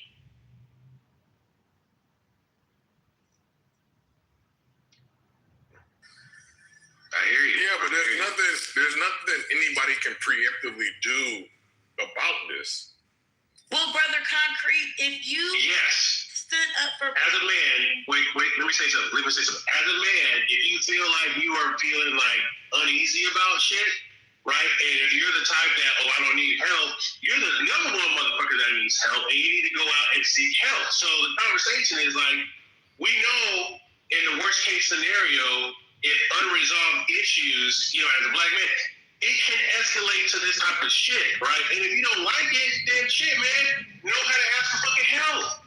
Know how to be like, hey, you know what, maybe we need couples counseling. Hey, maybe I just need to, work through some shit. Hey, maybe, hey, I'm gonna need some time just to kind of like, steam off and shit. Like, self, right? Because if not, then we get fucking stories like this shit, right? But is that also being taught to like the younger generation? So yeah, man, like it's a big issue currently, but then we gotta look at the next generation of coming up. How do we make sure that they know how to regulate themselves so they don't keep this fucking trend? I'm disgusted by it personally. You hear my voice? You gotta regulate yourself. What are you talking about? Developing, because you can't do nothing with other people. That's a personal decision they have to make to be able to seek some type of education, intervention, or medication. But never mind. Is it really so you're raising your children. You gotta regulate yourself first. Who are you talking to? See, so I'm talking to you, Shorty. I'm talking. Saying, right? Oh, okay. I'm sorry. I thought you were saying I need to regulate myself. He's talking to me. He's like the first thing I said. No, I'm not really trying to put a back end. You feel me? You gotta regulate yourself before you regulate others. Like you can do a good job by regulating other people, but if you're not really like on your shit, and then I see that it's not gonna work because it's like, okay, you succumb to that. You're right. What I want to know is the wisdom or the knowledge for me to know I shouldn't succumb to that. Then what makes you think I'm gonna view you as an adequate leader? It makes no sense. And see, that's why I think like black men probably need to go to black men. Robins, please. So I'm wondering if because I truly don't know enough about it to make any kind of to insert myself in this, but I do have questions. So anybody who's gonna answer. Is it like the equivalent to, is it just violence to women, or is it the equivalent to violence towards women and children? No, there shouldn't be no violence to women and children. I hear what you're saying. I think it's probably towards women. You see, that's the problem. Niggas want control. Women and girls, okay. You can't control. You feel me? You can't. That takes away the premise of free will. I'm not even going to get too deep. You can't control no shorty, bruh. You can't control no human being. That's not your slave. Before you talking about we black, how dare you treat me like a slave? You can't control how I act. Okay. Plus to that too, what I want to say, because he's expressing something that I understand, and it's like there's anger management issues where it's like you gotta know, like if you're getting angry, right, and are you about to snap, right? Because again, I had a friend. I'm not gonna get into too much detail, but something happened, and then he was trying to be cool, and then he snapped, and he almost got arrested that night. You know what I'm saying? But he had anger management issues, right? He clearly had anger management. And it wasn't until he actually stepped away and said, okay, I need to deal with this first because, my life is in danger now because he's got this shit on his record. His family's in danger because he don't know if he gonna make it through, right? And it was an anger management issue that was always there. And I think it's like, man, yeah, we are fucking angry a lot of the time, right? And that, this shit ain't nice what we living through.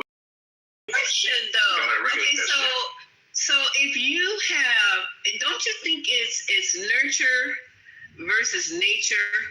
To learn. I'm not an expert on shit. So I think it's nurture. And you have to teach your children how to regulate, like the YN was saying, regulate, whatever that means. You have to teach them how to work through situations that don't involve being hostile, angry, belligerent, unable to or to talk. It's crazy. I don't even know what the fuck is going on. I don't know where you guys are, but I'm gonna stay far fucking away from you. It just doesn't make any sense. I'll tell you this. Like, what it means, growing up. I hardly talk ever. That's not what you're talking about, though, still. What are you talking about? I'm talking about from a black male's perspective, growing up in a rough environment, understanding, and I had to deprogram myself, and I had to look at my boys go through some similar shit, and some of them didn't fucking make it. So when you say, Ramos, what are you doing? You don't know my story.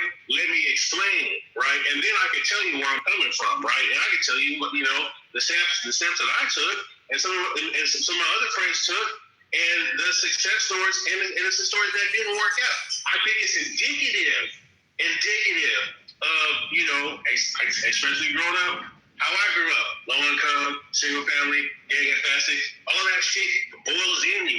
It boils in you, right? So when you're taught how to deal with shit, you're not really taught how to progressively navigate. You're taught how to escalate, and next thing you know, you got a ball fish and you're ready to knock somebody the fuck out, or you're ready to slam somebody. You got to deprogram that. You got to know how to tap in, chill out, and go through it, right? And then programming, then you got to be able to pass that on. I grew up with a father who was fucking violent. He slammed my stepmom's head up against the wall and put a fucking hole in the wall. Right? Okay. I see that shit. Okay, all right. Let's reel it. So you gotta tell me. Oh, but I have a successful relationship now. Rhombus, please. You got me triggered. You got me triggered. You're triggering yourself because it's like now you telling us your personal story. You're not even talking about the topic. But sometimes it leads to the femicide. I'm just saying, y'all let Sweet go on and on and on. Just let him say what he want to say. I left when he started doing that shit. All I'm trying to say is it leads to femicide. It leads to femicide. I appreciate you opening up and sharing your personal experience, with your father, because this is stuff that we keep in the family, and we as a community don't like to sit up and talk about this stuff. You know what I mean? All the trauma that we're having inside of our homes, behind closed doors, we don't want to talk about it. We just want to pretend like shit is all good and goody. I appreciate you. If no one else does, I appreciate you. Appreciate you. And I'm mute up. Brother, the stage is yours.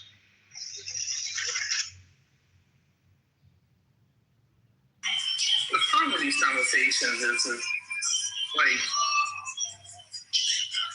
we talk about the female femicide, right, and the lack of awareness and spotlight on it, and then we ask somebody grandstanding people. Oh my God, what the fuck is wrong with this girl?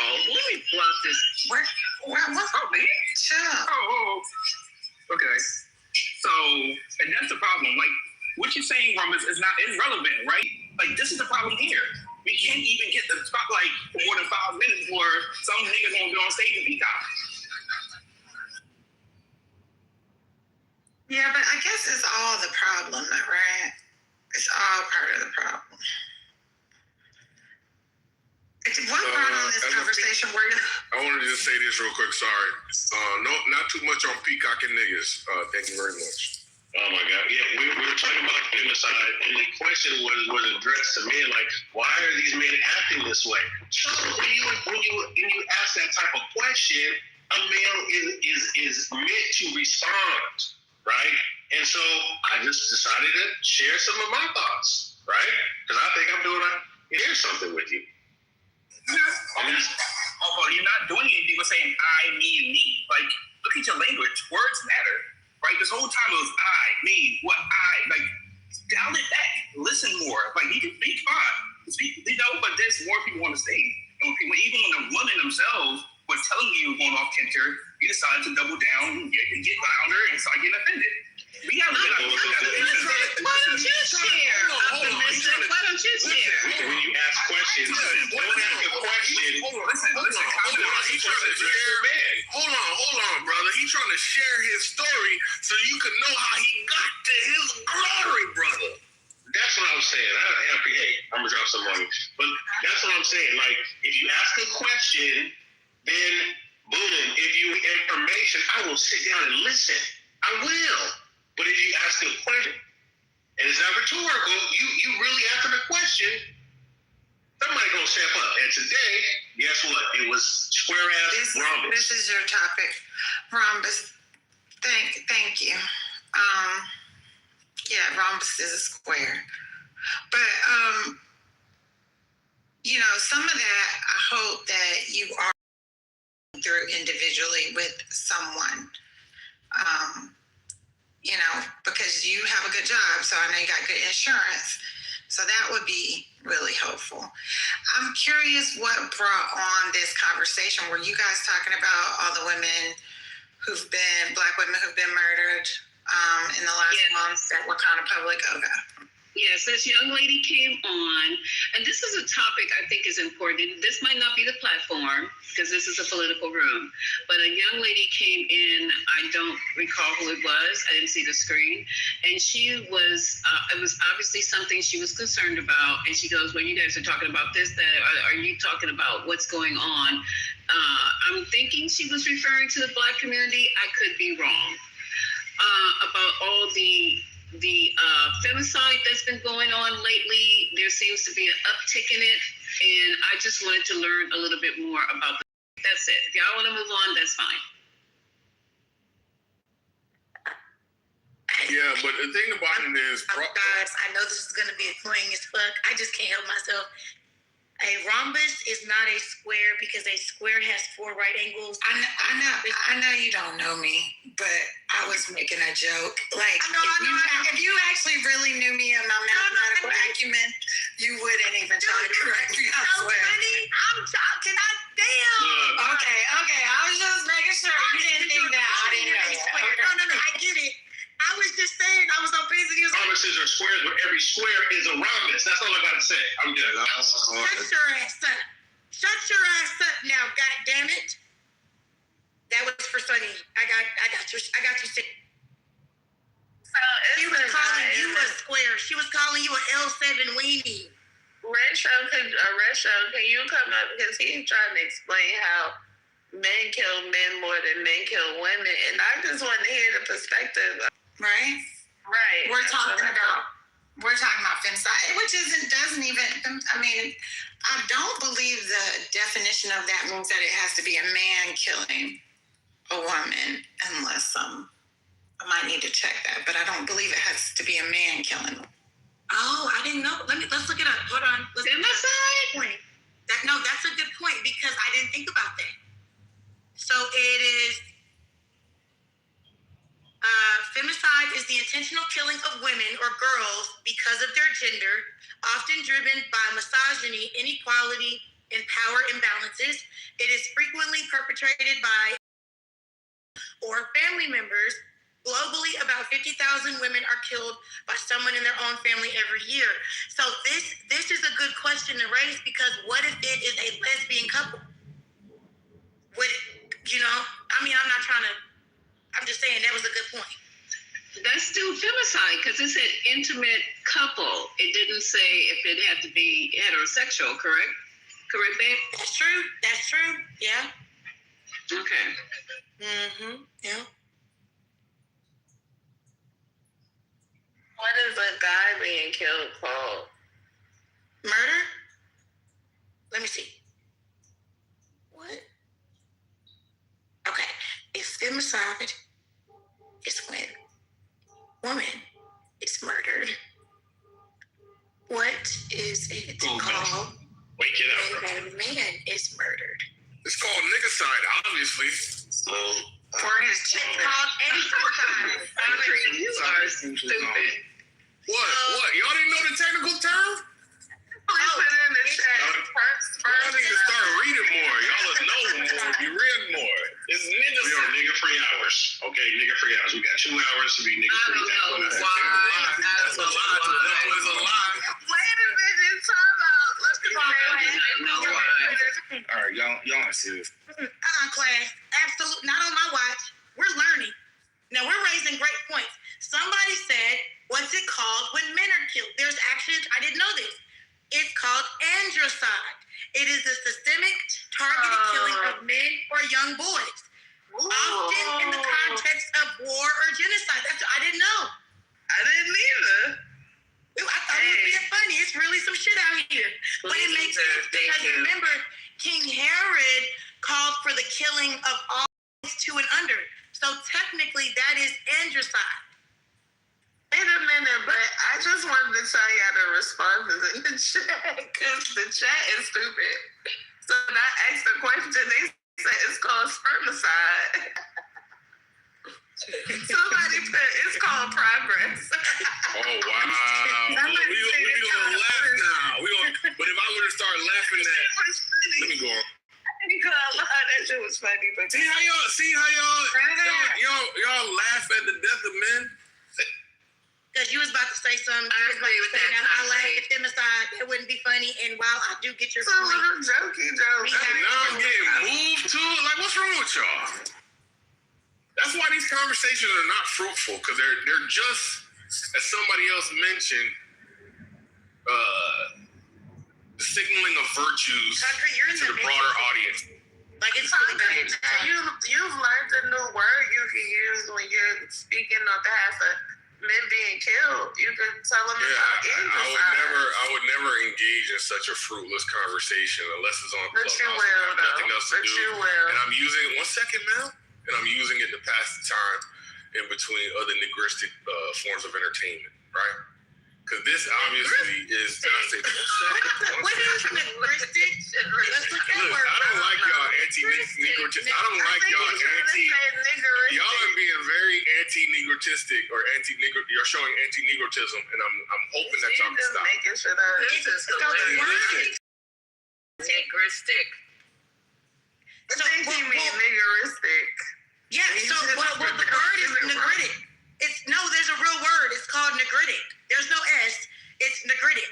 And it means it's an adjective often considered offensive that so you rude as the fuck, heard his definition, that refers to or relates to dark-skinned people of Africa, their descendants, or the Negritos. Yep. Nigritic. So nigritic. We're learning in this bitch today. I like it. I like learning. I'm loving it. We learn every day. We learn every day. Oh, thank you. You've been using the word this whole time wrong. Thank God you know the real word. But there's a thing called what is it when 2 words sound similar? A homonym or a homophone. Yeah. So it's a homiletical issue. Okay, sorry. It's a homophone. Excuse me. Same sound. Or a homonym is when it's just different. Well, hold on. Similar sounds. No, not similar sound. So you have a homonym, a homophone, and a homograph, but let's not do that. Let's just do homophone. Just excellent today. So homophones are the ones that have the same sound but different spelling, right? So like bear and bear, like one is an animal and one is like you're naked. And then you have homonyms that have the exact same spelling but completely different meaning. What about similar sounds? Not the same, but similar. No, the same spelling. Let me help. Let me help you out. You have a bank, right? Let me give you an example. I'm not asking you to educate me on a homonym. I'm just giving you an example. I'm not trying to educate you. I'm not asking for an example. Well, I'm giving. I don't need the concept to be illuminated. I don't need the concept to be illuminated any further. I'm asking a separate question. But you're trying to be condescending towards me, and I'm asking a different question. Okay, first of all, stop centering yourself. All right, but you want to talk to me though. No, I'm talking to the stage. I said, let me give an example. Okay? The bank. There are 2 kinds of bank.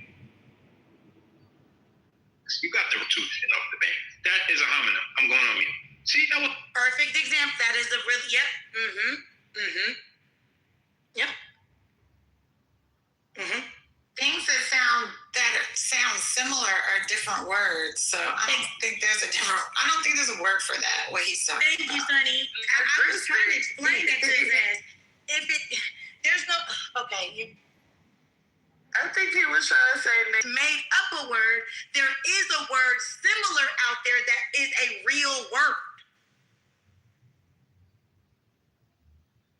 Concrete brother, you gotta stop this. First lady, thank God you're back. These motherfuckers then went everywhere from the county jail to ASHWAT and the dictionary. Now we in the thesaurus and everything. I can't just thank God you're back. Hey, Concrete, can you help me find out the difference between saying somebody's acting like a bitch and someone's acting like a biatch? Are those very similar or are they different? Oh, so that would be that would be a homonym. Because a bitch is a female dog. But it can also be some of the characters that came up in this motherfucker today. See how that goes? Y'all went from talking about femicide to now y'all going through the fucking work, through the dictionary. That is crazy. I apologize for my pardon it.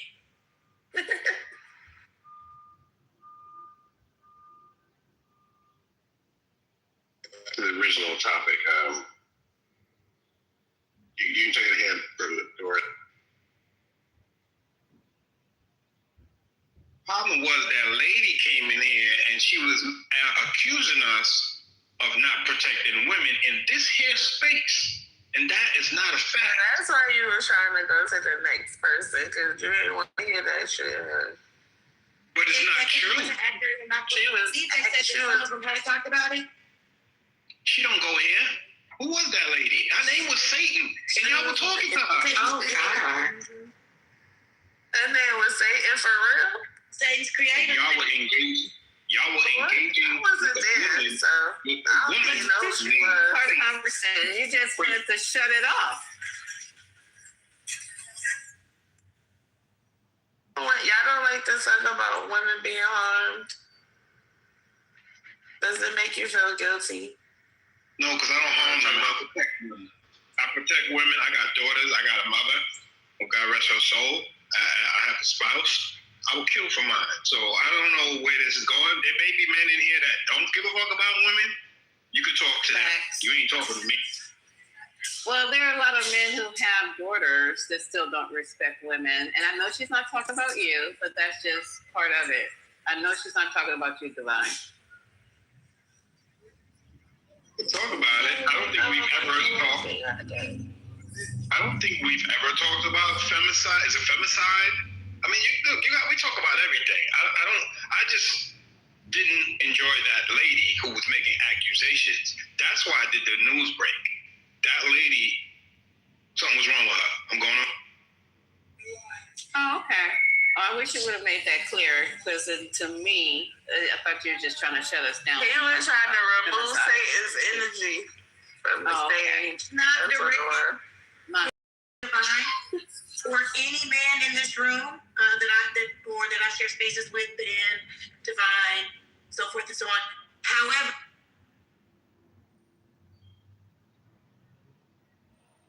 what happened? Oh my bad. I think I muted myself. My bad. I said I don't believe that this is 100% not directed towards Divine, Ben, or any other men that we share spaces with in here. However, it is profound thinking to know that every woman knows another victim of abuse, right? Physical and or sexual. Yet no men ever fucking know a rapist. Or no men ever fucking know a man that beats on women. That's crazy to me how that works like that. That shit should be studied. No, I think they know them. They're just not their homeboy. Like, they're not somebody that they choose to be around. I don't know. Yeah, exactly. If I'm aware of a friend that's doing that, he ain't friends no more. I don't associate with people. I don't even have friends. I mean, y'all think it's crazy, but nobody rings my bell talking about flying home. It's not happening. That's just. I think personally, and you can disagree with me, but I think it's exactly what Brianna just said in the chat. Y'all don't check your homeboys. While I do agree with Sunny saying, hey, these are probably not the types of men, I get it, but according to the math, they have to know a rapist. You have to know a man that's abused his wife or his girlfriend or the mother of his child. You have to. What it is, I don't believe that men check other men with the same energy that they are willing to check other women. Come to you and like, yo, Vine, I beat my wife's ass last night. That's not something they do. They keep shit like that to themselves. So we would never know. You're right. We don't know. We find out when it's on the motherfucking news. That's when we find out. What's so glamorized about beating a woman? I don't think it's a glamorous thing. What I'm saying is there has to be some type of character trait. So I'll give you an example on a football team. You are not going to sit here and make it seem like all 11 players on the field or all the players that make up the whole team are all great men. You get what I'm saying? Now, while they all may not be friends, what I am saying is you recognize fucked up characteristics in other men and they go unchecked every day. No. Niggas, listen, bro, like, niggas, when it comes to, like, actual nigga, I would never, I would never know if someone is a woman beater, nigga. Like, why are you being a woman, nigga? So let me ask you this. What about this? What if the consequences for violating women and children as well were increased? That's interesting. Right? I can't talk about it. We're on the internet. I think this just replays. First up, the audio app, you 100% can contribute to a conversation on Clubhouse. Who told you? I want to say, Janet, if you're looking, woman, bro, what are you talking about? That shit, Janet. No sense. I feel like that's taboo. Niggas will never say that shit to real niggas. Like, why you beating on a woman, nigga?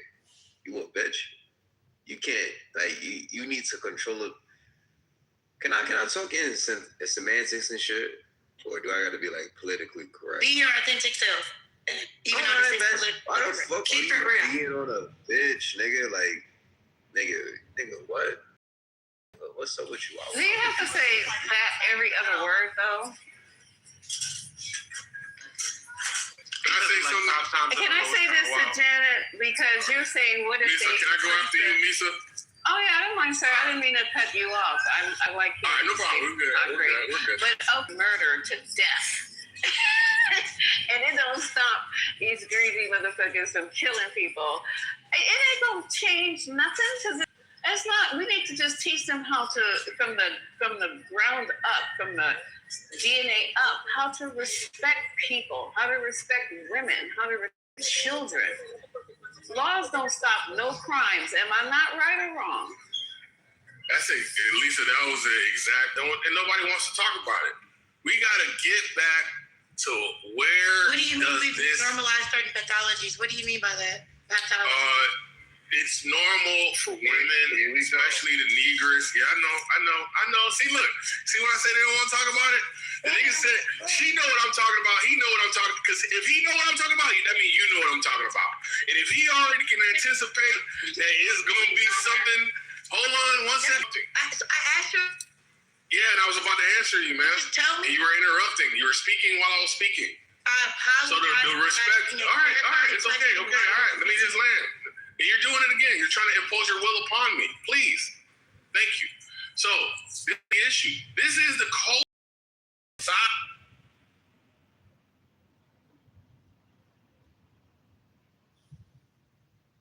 What happened? You're on mute, brother. Damn it. Thank you, MJ. I was talking. But and this right here, this was an example. Thank you, MJ. We're going to skip right past that. Nobody saw that happen. Anyway, this is a prime example of the problem in our society that has been normalized, the pathology, right? The disease within our society that's been normalized, and people are like wondering, why are we having these negative outcomes, right? And so we know what the problems are. It's a lack of respect. And if you were to instill more respect and more communications between the sexes, I think we get better outcomes. Also, we have obviously economic issues. But guess what? That's a little bit, I don't know. I feel like of these issues, the economic ones are harder because then there's the crime. That's where crime and pressure in relationships and, all kind of like, anyway. So crime, economics, and respect. There you go. Real quick, I just want to point out something. Like, two things actually. Did you hear how bruh came in here and said nigga, nigga, nigga, and then in response to the question of why women he was asking why women are getting beaten. He said, "Man, beating a bitch is crazy. Like, just his conversation don't speak to his respect for women. So it's like, damn, bro, you indict through way of your mouth. Like, it's crazy you say that. But also, like, we don't know any guys who beat they women like in mass like that, because it's the same way. Like, do y'all know y'all homegirls that like beat they men? Y'all know that's a thing, right? Like, do y'all just know y'all homegirls that legit beat they niggas up? Is that something that y'all just talk about in mass? Like, Hey, stop that with that trick. Wait, what did you say, Janet? Stop that. So y'all discuss violence among each other in y'all relationships. Like, y'all talk to each other about the violence going on in y'all relationships. Man, you know that violence towards men is not real violence, brother, from women. No, but women will talk said it's not real violence. That's crazy. So, yeah, he's exactly that. That's crazy to me.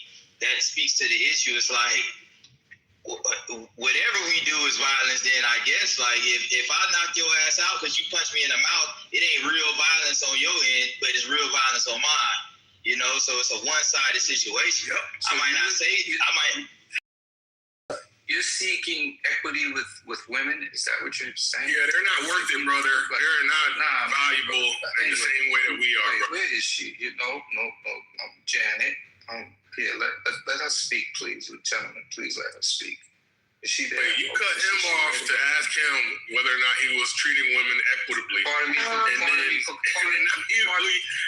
to give his mic time to somebody else? I asked if he wants equity with a woman. I mean, obviously, you should want equity with a woman. You should think of them as equal and worthy of equity. That's crazy, brother. Conquer, you're not a protected provider, brother? Wait, how does that women don't get equity? What does equity mean to you, brother? What does equity mean to you, MJ? Please, put it in your own words. Thank you. I'll wait for my equities are in my portfolio, sir. Yeah, you don't want to answer that. Well, we were told earlier, who's the man on the stage who was talking about, that men in our community are being raised to be the leader and the head of the household and all this kind of other shit, and we just are raised to be subservient. Where did he go? So, well, I don't want to trigger the men, and I don't want to make any gender conversation. I'll save that for him. I know, that just blew my mind. It was for him. The church is teaching. I don't know what's really going on. I don't know where the fuck I'm living, on what island, but I didn't know that was still a fucking thing. I find it. They're teaching. I just find it real interesting when the point is brought up on female behavior and violence that y'all commit is brushed off as, it's like, look how it's just brushed off. I guess it really don't matter. Be a man. Why y'all cutting that man off? It off, sir. So your skirt down. So, yeah, be a man and let your girl come in the house and punch you in the mouth.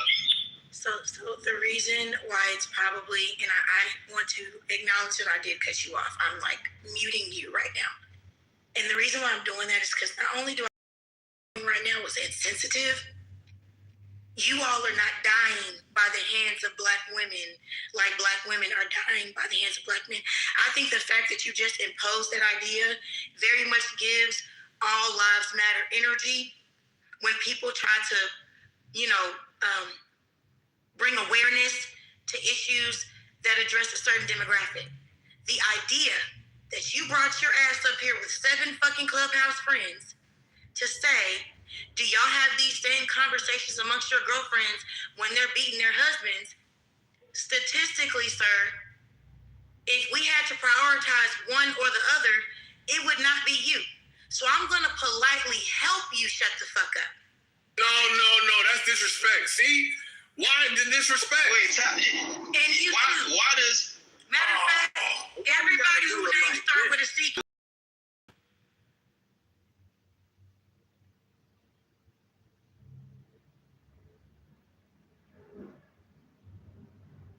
Yes. I am metaverse abusing you, see? Are you going to stay in this metaverse domestic relationship, or are you going to leave? Let's see. So they're talking about intimate partner violence, right? Which, both genders, transgender folks, all groups of people experience. The severity does matter, even though none of it is okay.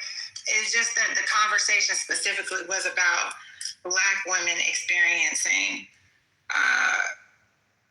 intimate partner violence, and then all those other things are offshoots of that conversation.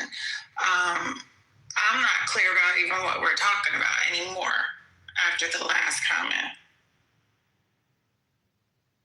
That was kind of sad. I'm not gonna lose you. I'm not. Well, what was the whole point of? Janet, please don't abuse me because you don't like what's being said. Come on, Janet, you know I love you. Don't do me like this, baby girl. Oh shit!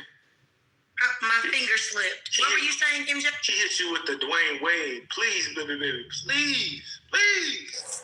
See, that's the problem, bro. And imagine if we was in love and you was doing this. Imagine. And I bought the house, I bought the ring, I bought the car, and you gonna treat me like this? Ben, why? That shit hurt.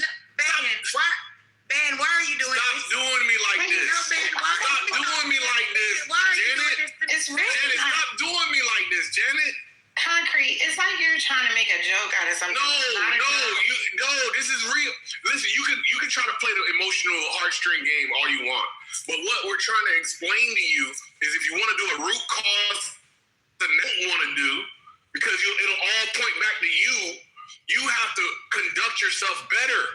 Sorry, that will help mitigate the problem. I'm sorry, that bothers you.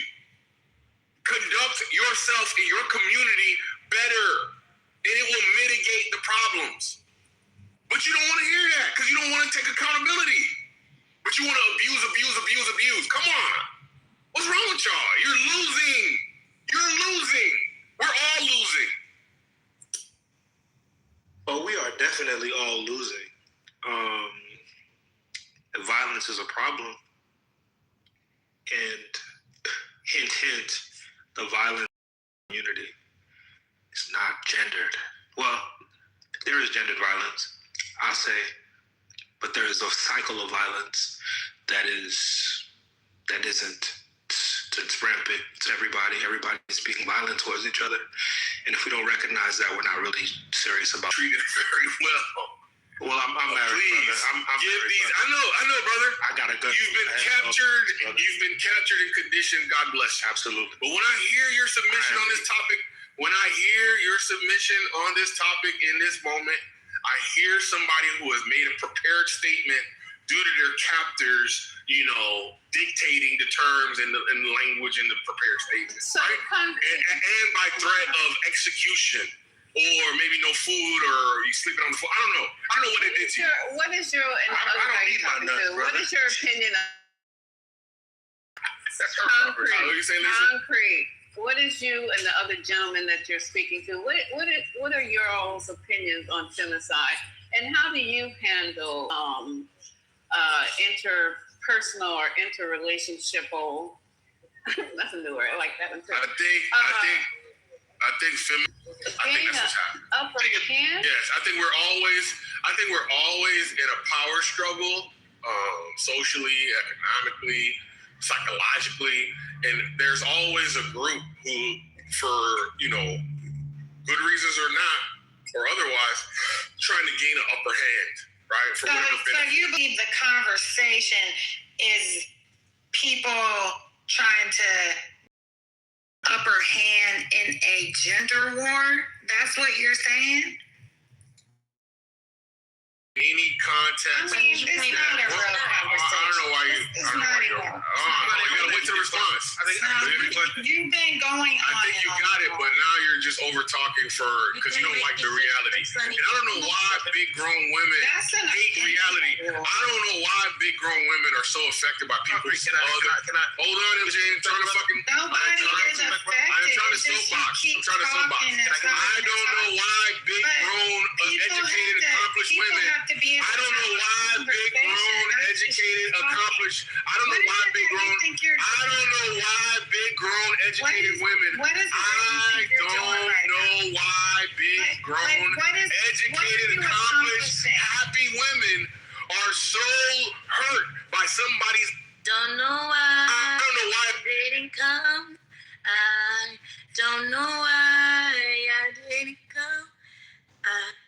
I don't know why it's a problem, but I hear the age range and I say, God damn, we are fucked. This is how big grown women comport themselves on these fucking silly, stupid. We are fucked as a community. We are fucked as a community. I'm sorry. You can't even. Imagine if there was like a mortgage at some point. Like you have to let it. Imagine if there was like a mortgage on the line or some child's educational plan on the line, like real consequential things on the line.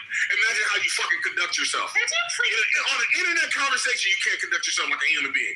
It's fucking crazy. Are we all having a talking about Lisa, none of that was Lisa. That was Janet and Sunny. Janet and Sunny. Not to you, Lisa. You're a queen. Mute him, please, because he's going to keep talking. Or move him to the audience, because he's just going to keep talking. Nobody is even giving an opinion. Like, what are you even talking about? Like, what is it that you're referring to? All I've done is ask questions to understand what your position is. Like, literally. What are you talking about? Like, you are the one who's unhinged. Like, literally. You are yelling. No, I'm talking about concrete. He's absolutely yelling and screaming and actually saying nonsense. Like, what in the world? Yeah, all I'm saying is there is a problem, but many people are more concerned with the gender war than actually talking about real resolutions to the problem. And that's real. We can't deny that as long as we've been on Clubhouse. I mean, people would rather, men this, women that, than actually talk about what we could do to stop what's happening. But I don't think the conversation about intimate partner violence has to be a gender war. Like, that part is what I'm confused about. I don't see that as us versus them type conversation. What the topic is. It doesn't have to be that, but it somehow always becomes that. And you gotta really just listen to these conversations to see why. Like, damn, if somebody mentions the effects of child abuse on someone's, likelihood to be violent as an adult, nobody wants to talk about it. Nobody wants to talk about some of the real solutions, real causes towards a cycle of violence that we're all in some shape or form experiencing as Black people. It's a lot of times the damn conversation be just straight up counterproductive, man. Because everybody just want to gender war it out. They want to, do the. Well, first you guys admit that there's a problem, and we tend to think that there is no problem. Men don't think that they have a problem with misogyny and violence, and temper control, anger control, inability to problem solve control. I mean, it's just let's just all say that this is a problem, and the solutions we were working on and whatever. And I'm gonna stick to mine. Get your mental hygiene fucking together. 100%. Stop looking at everybody else and concentrate on your dumb ass. I mean, look at yourself and say, what can I do to improve how I show up in this world? And then, it's like trying to critique everybody else. And that's the fucking problem. You got solutions for everybody else's motherfucking problems, issues, concerns, family life, financial life, personal life, sexual life, Christian life, but your own. But I guess to me, that doesn't have to be a focus on men. Like, okay, now we're talking, Sonny. Now, hey, Sonny, I'd love to see a conversation. Men, me too. I would like to see a conversation about, I'd like to see a conversation about the violence that we've been seeing in the past month, where nobody is allowed to start a conversation with, like, start your statement, right, with men or women. You can't say men or women to start. So I can't say men, blah, blah, blah. Black men this, black women this, women this. Because one of these young men killed people. One of these young men he killed his mother and himself. And from what I've been reading, it was about he had been experiencing grief since the death of his father. And who knows, he might have in his mind thought he was, saving his mother and not been about, and it didn't have to be about, anything gendered so much. I don't know. I felt like, I don't understand why the conversation became like this gender war. That are perpetuating violence that, like, how can I put this? That are violence from men to women. You know what I'm saying? There are women that will tell men to be violent towards others. It's not just simply in a vacuum from one side to the other. It's a greater acceptance of certain types of violence, or otherwise, amongst us. And violence that I'm talking about keeps the cycle going. How do we solve for this? We don't have to have a gender war conversation to do that, in my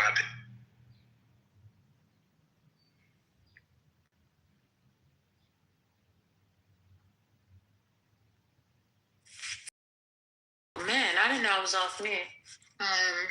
Thank you for that, MJ. Hello, everybody. I hope you all are having a wonderful Thursday.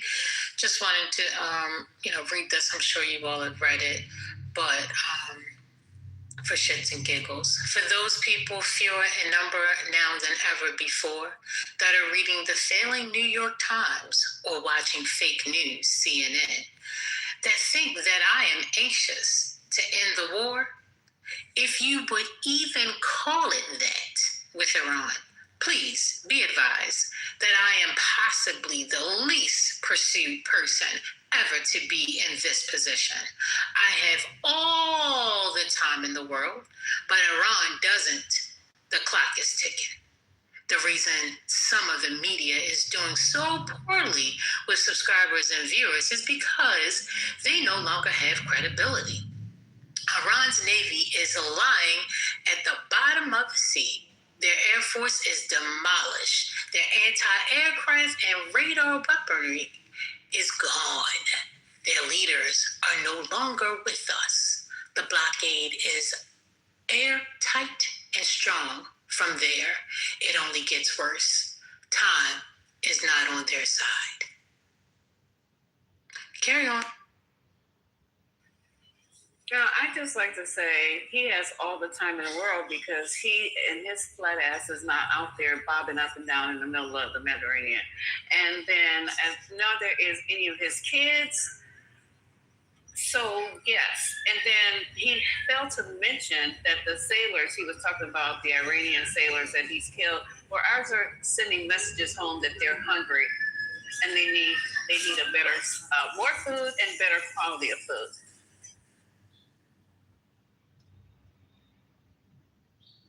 Well, he said he got time today, so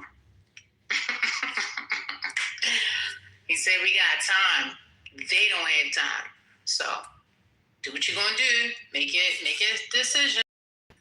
But First Lady, we have one aircraft carrier that's been deployed for 1 year. They've been out for a year and they have not been home. Oh, I understand. I'm just telling you what the man said. That's all. But y'all can carry on with the war. The gender conversation. I'm with MJ regarding the fact of having a conversation without the gender war. Yeah, carry on. My name is Bennett, and I ain't in it. That was actually me. Can we just normalize? And this is, I just feel like I need to. I think we should have a conversation without the gender. So the both of you. So thank you. Go ahead, Janet. And Rambo, why the hell you put thumbs down on me? You want me to throw you out of here? Yeah, fucking up our farm. They just want the war. They just want the gender. Can we just normalize that if there's a statistic that is very, one, accurate, it is astounding, we normalize that it is a rude and insensitive thing to do to bring up a statistic that is not as damning or volatile as the one being discussed. I don't know why we have to tell that to grown people.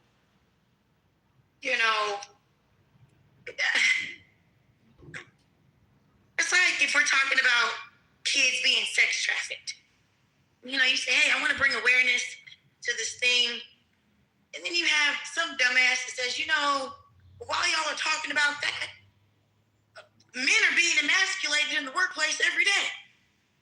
At some point, everybody went through grade school and we learned place value. We learned greater than, less than. It's an inequality symbol. Sometimes in elementary, they say something like the alligator eats the biggest number. Okay, so you have the skill set to prioritize.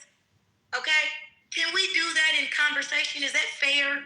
Are we able to do that? Is that not insensitive when people do that? Okay, thank you.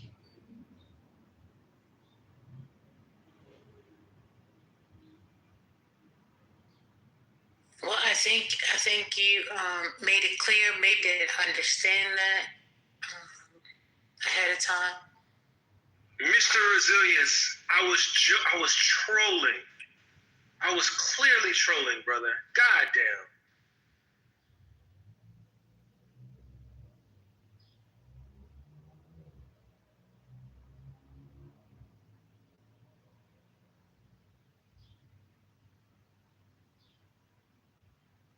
I don't know how y'all have time to read the chat like that. Let me see. It must be something interesting. These people don't understand trolling after 6 years of Clubhouse. This shit is wild to me. You can't see a troll when you hear one. You can't hear it. Tell a troll when you hear it. It's wild.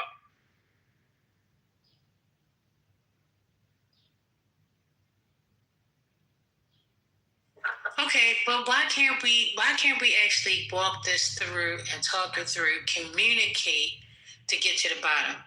Clearly, it's very uncomfortable. See, wait a minute, hold up. But see, sometimes you have to get uncomfortable to get the breaking, and the breaking is needed in order to heal. First, wait, 1 second. See, I think what she was trying to say is that how it started out, it came across like as if you were trying to say that the men or trying to compare the two just wasn't fit for the conversation, right? And maybe you were going to end in saying something totally different. That is possible. I don't know that. Why? Because she cut you off. So for that, I had to say, Janet, we should have just listened to the man to see exactly what he was saying. But are you talking about Concrete? No. See, Concrete tried to argue and say, let the talk. That's how that situation blew off. And then he started, situations. If you just let the situation calm down a little bit, then come back and say, okay, that wasn't really my point. If I could finish, I will explain exactly what I was trying to say. A lot of times communication, just acknowledging that you understand where that person is coming from, it just opens up the door for a better back and forth. But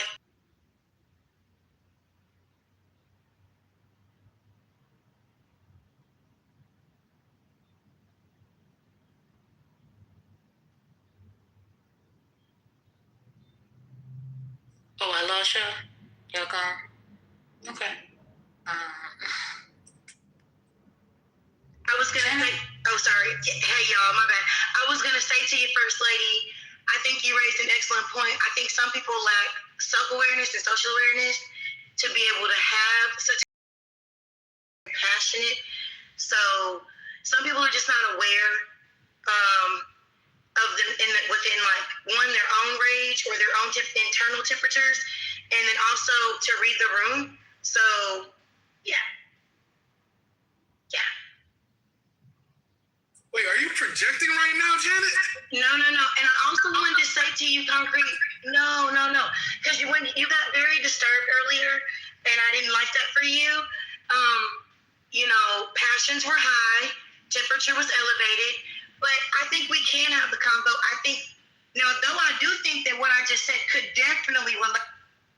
You're not the only one in the room, Bookie, but that makes sense. And you just projection is when you accuse somebody else of the thing that you're guilty of. You can't complain about getting cut off and then you cut other people off. Are you going to use that technique? Oh my God. So we're at number 2. It's the second time. It's okay. I believe in grace. All right, Janet, I'll be back. Now we're at 3. Okay, so that's my point, because when I tried to raise that with First Lady, I accidentally cut her off and then I got on the phone. So I didn't make a point just because you popped back in here in mid-speech. I don't know. I guess this must be, I don't know what he's got going on, y'all. I don't know what's going on.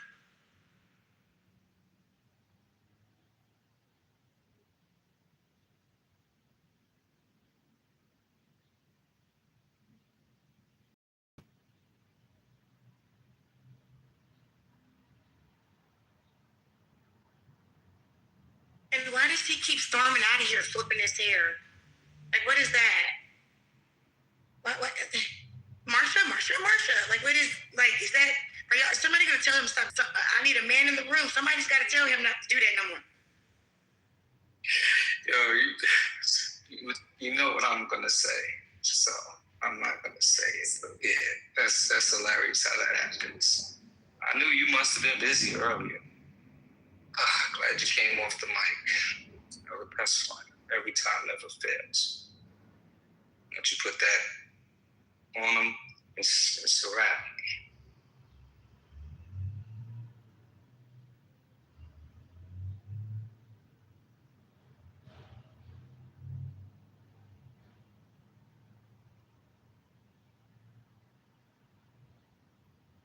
so did y'all hear about marijuana? So I think it advanced to the next level or something or another. Now they can do research and get more live data now versus using old information and collected cases from previously before. So whatever did go through, it allows that. Did y'all hear about it? Anybody? Jenny, did you speak to your brother? Did you tell him? Did you hit him up? No? Okay. What did you talk about? I didn't hear what you said. I was saying that, yeah, something about the marijuana. Something, they passed something. Oh. Yeah. So, okay. Yeah, I heard something from a distance. Apparently, what's Gemini? Gemini would know. Exactly. That's why I asked. What's Gemini? He's the expert. Right. We'll see. But I heard it's good news. Whatever news it is, I heard it's good news. Good news for weed heads like you? Not for weed heads, no. For those that that engage in flower. It's flower. That's all it is. It's natural. It's natural. So breaking news. There's a lawsuit from the former only black member of the NTSB, National Transportation Safety Board, the guys who investigate plane crash and whatnot. So he's suing. So within his court case, they got Freedom of Information Act request to get the number of black people that were fired by Trump in particular high-ranking civilian positions. So out of all the people Trump fired in high-ranking positions, 77% of them were black. This is within what division? Sorry. All across government. Oh, wow. If you're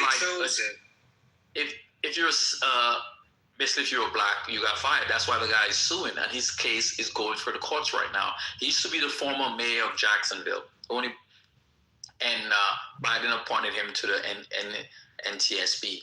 And he said all he received in his case was a letter, an email saying you're fired. There was not for cause, there was not for performance, nothing he didn't do, because it's a board. You got to serve out the term on your board normally. People normally do. Presidents normally don't fire people from those boards. And he's suing, and he to that information. 70-something% of SESs that Trump fired were black. That is, and we remember we've been talking about that, but we didn't know the number. I was just talking about anecdotal people I know who lost their jobs in DC. But I didn't know it was that high. I would have bet my life that it was like 50. But 70-something% is fucking ridiculous. I believe that's because of DEI. That's why. Nigga, shut the fuck up. Why are you a truck driver? Because of DEI? That's the only job the white man could have given you? Shut the fuck up. No, but DEI could have gotten you into a position you weren't entitled to, and that's why you're fired. And you're not fired for performance. Because school see, normally when you're fired, you this motherfucker. Yeah, exactly. But even still, that's not. So. Well, that's why more black people are in the higher position. I'm not going to argue with someone who is clearly not informed on what DEI actually is or the inclusion part. So it's just crazy to me that you have made this generalization about what it is when it's clear that you know nothing about it. So I don't think respectfully, I don't think you can contribute to this part of the conversation. Go on. I do, because it includes minorities and people. And who's man, shut up. So the point here, somebody asked what's an SCS. Who'll see? Shut the fuck up, bro. Chill out. We don't want to hear from you right now. He can learn in the goo. But they're part of DEI, though. What's your point? You have no point. So an SCS, so in the federal government, there are different pay bands, different pay systems. So there's general service, which most everybody falls under, and then there are other special pay bands. But the senior executive civilians, SCS means senior executive civilians, those are above the GS-15, and they're not capped what a congressman makes. They can make more than that. So that's what we call SCS. So all the leaders, when you're assistant secretary, and the CFOs, the directors of that, those are normally senior executive positions. I would like to. No, ML, please continue. My phone is. Yeah. So we were talking about this, and the fact is that, as somebody who served in government before, and we're talking, and I know a lot of people who actually got fired, like people who I worked with. That was CEOs of federal agencies. That was CIOs. Out of all the people I knew who was SCS's black in a major position, only one of my friends, he's a CIO of a federal agency, was able to keep his job. And I don't know how he was able to keep his job, but he kept his job. But mostly everybody I knew in that particular position, chief information officers, chief technology officers, director of budgets, CFO positions, director of procurement, head of contracting. Mostly all the HR people I knew were gone. All the DEI people I knew were gone. So 77%. That is. I would have never guessed that number would be so high. Not even accounting for Trump. That's how egregious they were.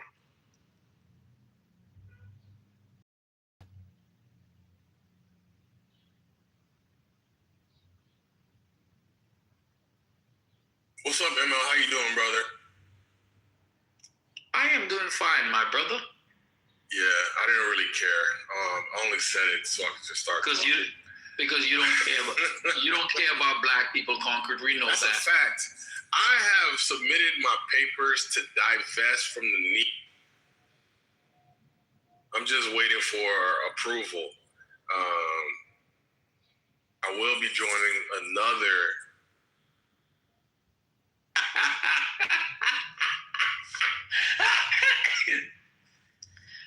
There is a God. The hand of God came down, Concord, and shut you the fuck up. But anyway.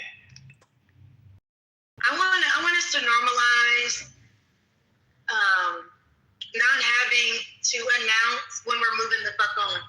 You get what I'm saying? Like I don't want anyone to feel like you have to have that moment of, I have to take this, I'm going home. No, just go home. You know what I'm saying? Like if you want to move in a direction that suits you, we encourage that.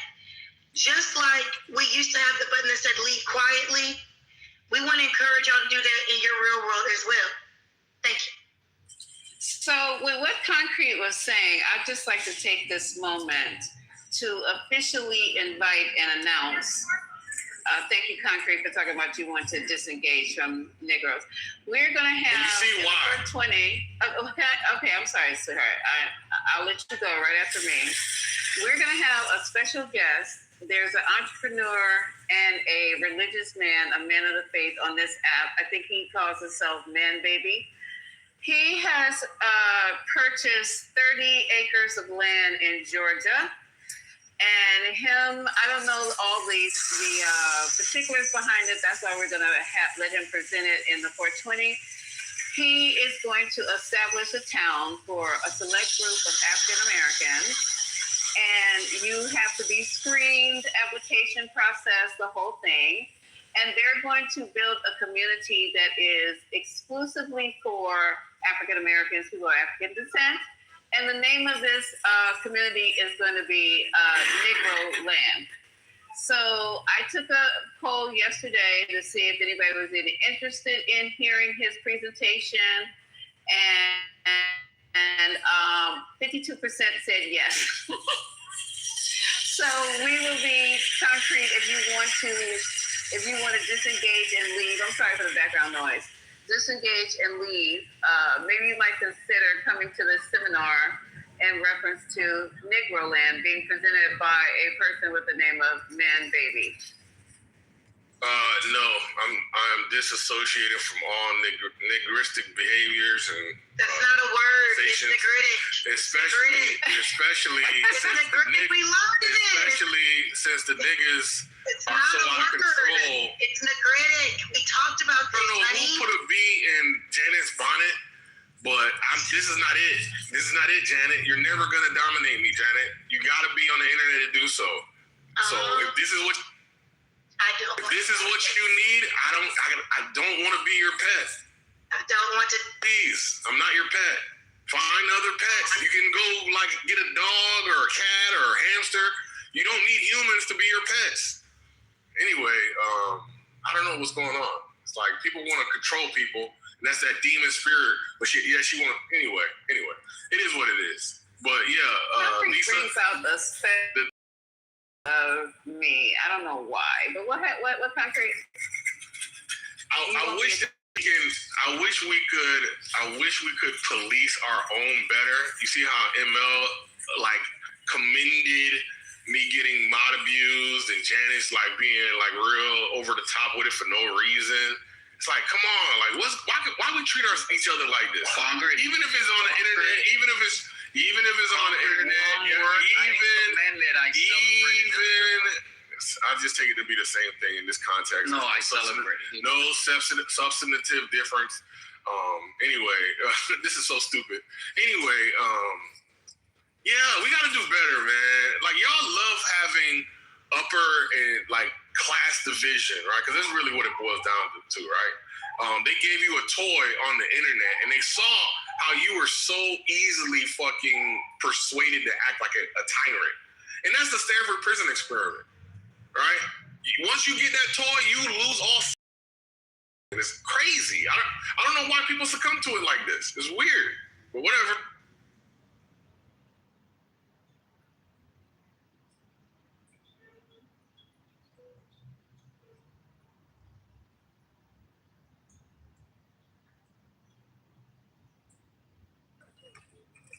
Yeah, there's no perfect experiment, Maya, but you obviously are missing the point when you respond, oh, it was flawed. That's a subjective opinion, right?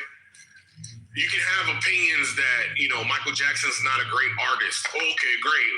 I have also the opinion that Donald Trump is the best president ever. Okay, great.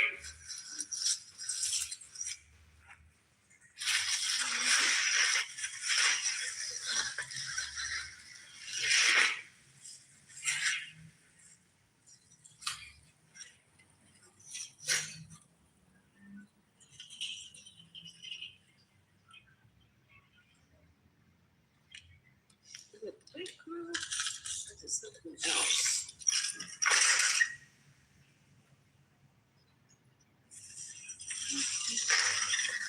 Yo, ML, why are you such a bad leader, bro? Can you explain that? With all that military experience, all that business experience, and you're still a whore. Is it just? Is it like? Am I leading you right now, Concrete? Is it? You're leading your community. You're leading the room. You're leading the room. You don't want to. You want to be a mod, but you don't want to. You don't want to be a mod. You want to be a mod, but you don't want to take the responsibility. That's part and parcel to the fucking experience that you wanted, right? That you're engaged. You just want free labor. You just want to be lazy. You just want to let things, go along to get along. This is my job. You just want to like the benefits, but you don't want the consequences. That's how the hell do you end up like that? Hold on, Brooklyn. How did you end up like that? How did you end up like that? How did you end up like that? Concrete, you are yelling. Please, We don't need you to yell. Can y'all stop over talking me? All right, I won't yell. You can stop over talking. Can you ask Brooklyn to stop over talking me, please? You see how it works? Niggas love fucking the path of least. You're still. Niggas love. Now you're just making stuff up. So niggas love the path. What can we do? I just want to ask. I want to talk to ML. I just want to talk to ML. Don't want to talk to you. I want T. Andrea to tell Brooklyn to stop over talking me, and I just want to ask ML this question. I ain't even said nothing. I've been listening to. See how T. Andrea does it? Tell Brooklyn to let me go. On a date with him. You see how Brooklyn does it? Be quiet. And T. Andrea has nothing to say about it. And when I get loud, she wants to talk to me. Concrete. And she don't want to talk to Brooklyn. Don't talk to me. Talk to Brooklyn. Concrete. I'm asking you to please moderate the room. If you're gonna moderate the room, moderate everybody. Don't just pick choosies. Right? Pixie choosies is weakness. That's you saying, okay, I don't want to deal with the confrontation that is Brooklyn. Concrete's way cooler. Concrete's way more reasonable. I'm going to try to deal with him because I lack the courage. I'm just asking. I don't know why you keep interrupting me. Because I asked you a simple thing. Can you please stop? I'm asking you to stop over talking me. Can you get the people to stop over talking me? So Concrete, the reason why they're over talking you is because of your tone. That's not true. That's not true. She just doesn't like what I'm saying. You won't even let me finish the statement. But you're not telling to me in broad daylight for no reason. I'm not lying, Concrete. Your mic is Ask Brooklyn why she started talking to me or talking to me. Ask Brooklyn that. Ask her. Because I'm annoyed. Thank you. Stop. Thank you, Brooklyn, for telling the truth. Now, T. Andrea, did you hear her reason? She said you were annoying, but you're loud, and people does that have anything to do with? Can be annoying. Oh, so you're just gonna try to make it work? That's why I'm getting rid of Lisa. This is why I'm getting out of the black community because top down man and woman, all of y'all. This is what I'm saying. Tiandra, are you gonna tell her to be quiet, Tiandra? Just finish what you're Are you gonna tell her just to let me finish? No, I didn't think you were, Tiandra. I was gonna say the N-word because I don't know why. sweetheart. No, listen, now Lisa wants to get in there. Lisa, now you want to try to use the mental gymnastics. I just want, listen, do you like being respected, Lisa? Do you like being treated decently, Lisa? Of course I do. Do you like being treated like a second-class citizen, Lisa? No, okay. Do you think I like it, Lisa? Anybody want cash app? No, Lisa, do you think I like it, Lisa? Because this one. No, I'm not saying that you like anything. Okay. Can I just finish? Can I finish uninterrupted? Oh my goodness, babe. Is that possible? Thank you for the cash app. Can I get the same respect that you want? Okay, so I know that's hard. Okay. All right, so I can't get it. No, but I'm just saying interpersonally in your real life, are you this combative? You know, go ahead and say what you have to say. If you say willing to be quiet and listen. Again, putting his hair behind. Oh, okay. All right, I'm good. Can I get the same respect? I just want to know, can I get the same respect? Oh, just let me know. Shut up. And I just requested that he speak lower because he speaks so loud. And people who have earbuds in, that is like, oh my God, it gives you a headache. Which you're not going to tell her to shut up? You're not going to tell her to shut up? Huh? I don't know if he's aware. I don't know if he's aware of how. No, this is not something new he has heard.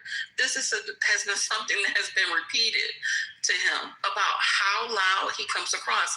And the problem when you have one person who's super loud, if you turn down your phone, then you can't hear anybody else. So like if we're all on the same level, it makes it easier. I wasn't telling him to land his plane. I wasn't even telling him that he couldn't. The only thing that I said was, please lower your tone. But you know, a lot of people who, and I realize this, a lot of people who come in and behave like that and just talk incessantly, there is a need for some type of validation and for attention. And this is a perfect place to come and get it. We're like a captive audience. And we don't know how to just press those silly little Homer Simpson fingers and leave, you know. Sometimes I'm just like, why am I here? Why am I doing this? But, you know, we all have a place. Have you guys just tried?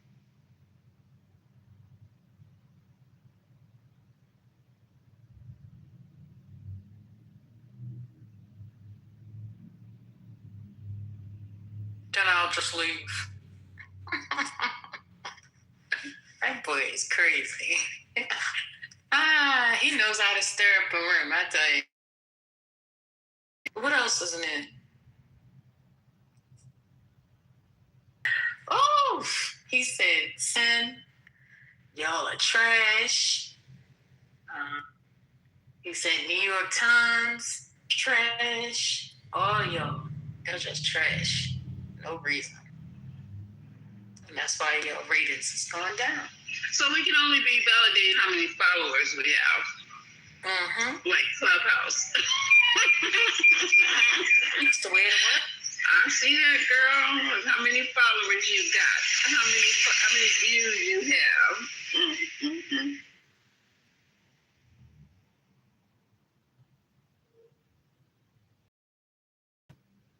Who would have thought this is where we have come to? Everything is dependent upon the number.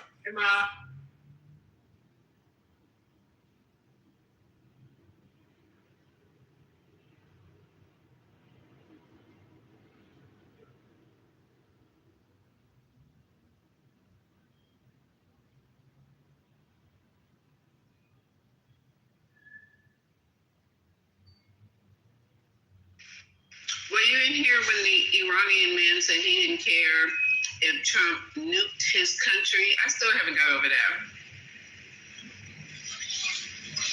That's a special breed over there.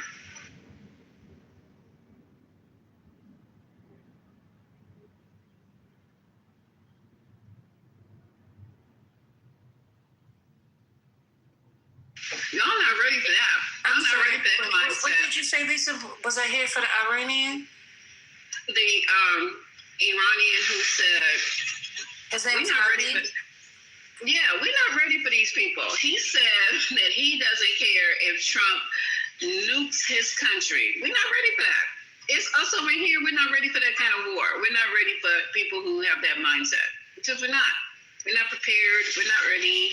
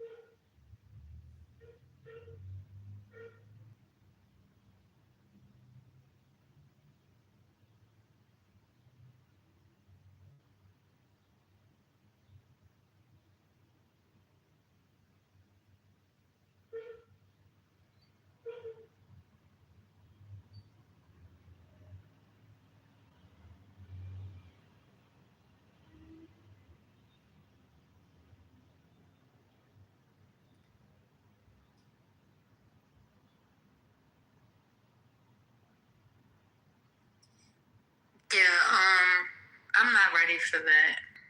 But I don't know. Maybe this administration thinks we are.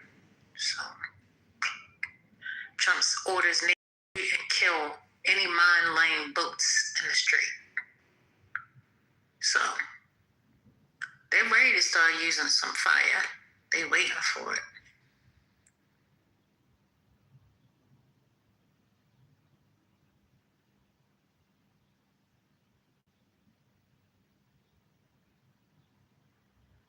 And our wonderful gas oil prices have again rose.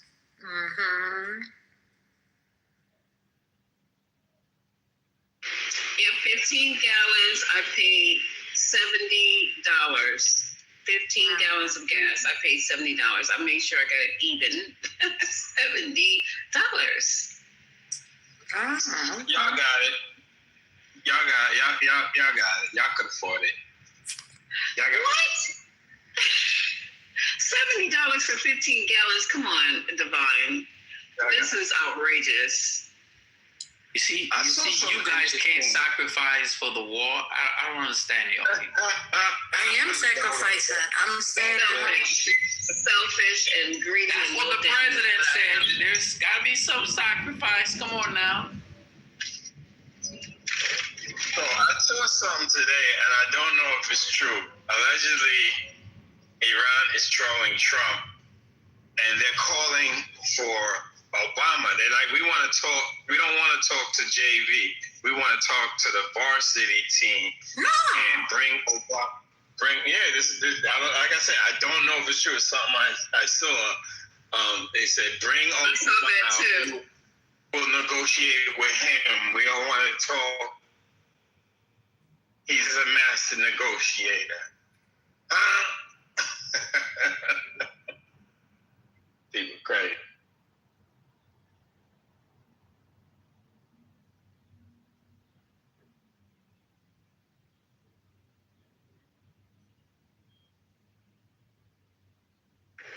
I know you guys are missing Obama right about now.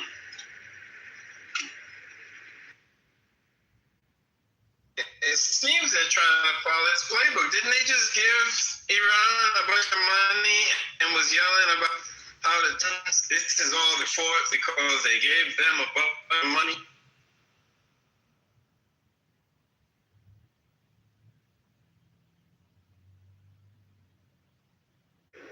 I'm not sure what you're talking about. What money are we giving Iran right now?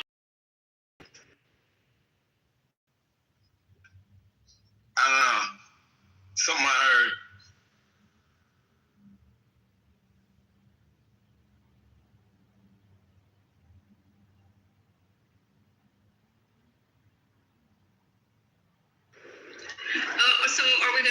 since we're getting our money, everybody's asking for a check. The UAE is also asking for a check.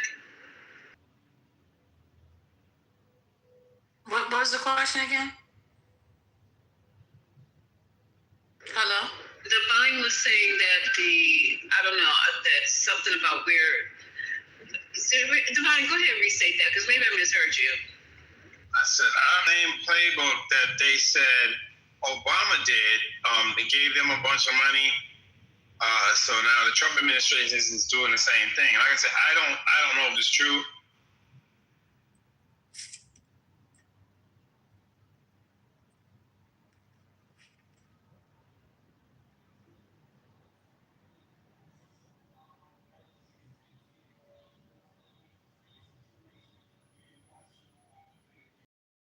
Well, in other news, 10 victims have been taken to the hospital after a Mall of Louisiana shooting in Baton Rouge, Louisiana.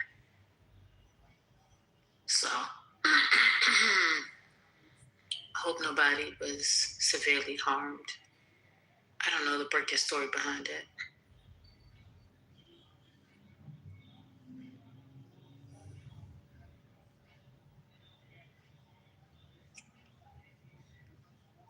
Oh, and the pop star singer David has been charged with murder and possible child pornography, sex abuse of a middle-aged girl. So they did charge him. Now, wasn't she 14 years old and she also mutilated, they say mutilated her body? That was some interesting stuff that they released the other day. I need to go pull that article. This is horrific, not just killing her. He did some other horrific things to this child. Yeah.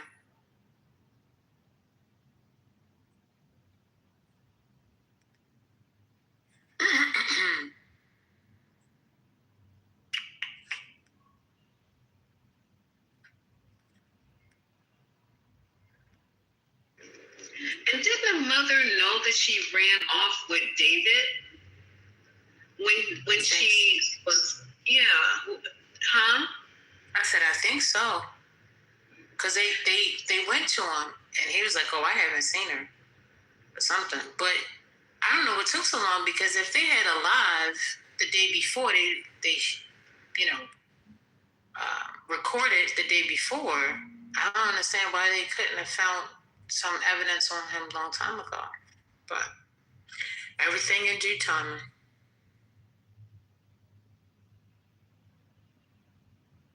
Oh, somebody said, doctor said she didn't know who he was, huh? What do you mean? No, Doc, because she met the mom. They had the initial, I don't know what it was on their finger, but she knew that he was, 14-year-old daughter was dating a dude named David. Now, I don't know if she knew where he lived or all his personal information, but she did have a name.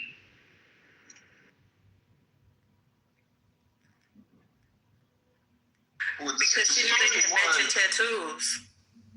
So they literally had matching tattoos. The girl had, to my understanding, had ran away a few times. At 13. And that they were, it's so much speculation going on right now. But she knew who he was. Some of the other people that were like surrounding, because like 13, you're in school.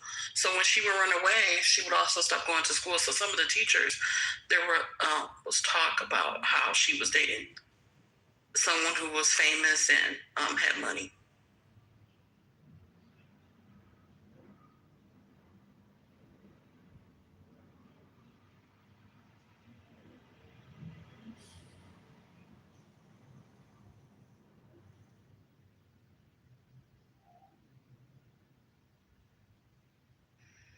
You're right, because he was coming to the house. They were dating at some point before she just took off. He started courting her or dating her, taking her out to the movies and all this kind of stuff like that, and returning her back. So for a 13-year-old, I am almost, I would definitely know a lot about somebody who's taken my 13-year-old daughter out of my house.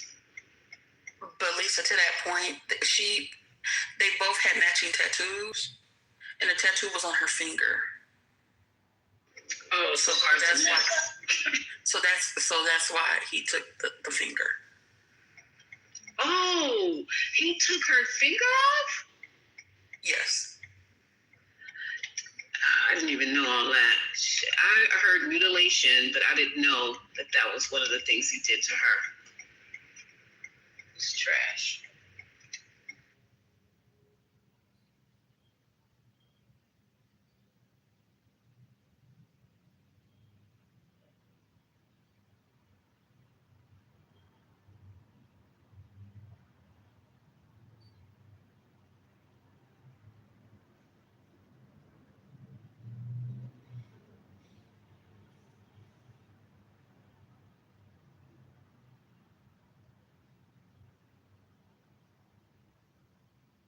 Dang, they got that close. He was able to it said 10 they got that close that she went and got a tattoo. Oh my goodness. Yeah, and the mother knew it was a matching tattoo. That was wild. Well, wait a minute. And how do you say that the mother knew but didn't know who this David guy was? Like, because the mother actually knew. But okay. What I don't understand is you're telling me that the mom knew, but she didn't know that Dave was an entertainer or popular. She didn't know that part. Because that's what the mom is not saying that she didn't know, but some of the people that he knew said that he was paying the family hush money.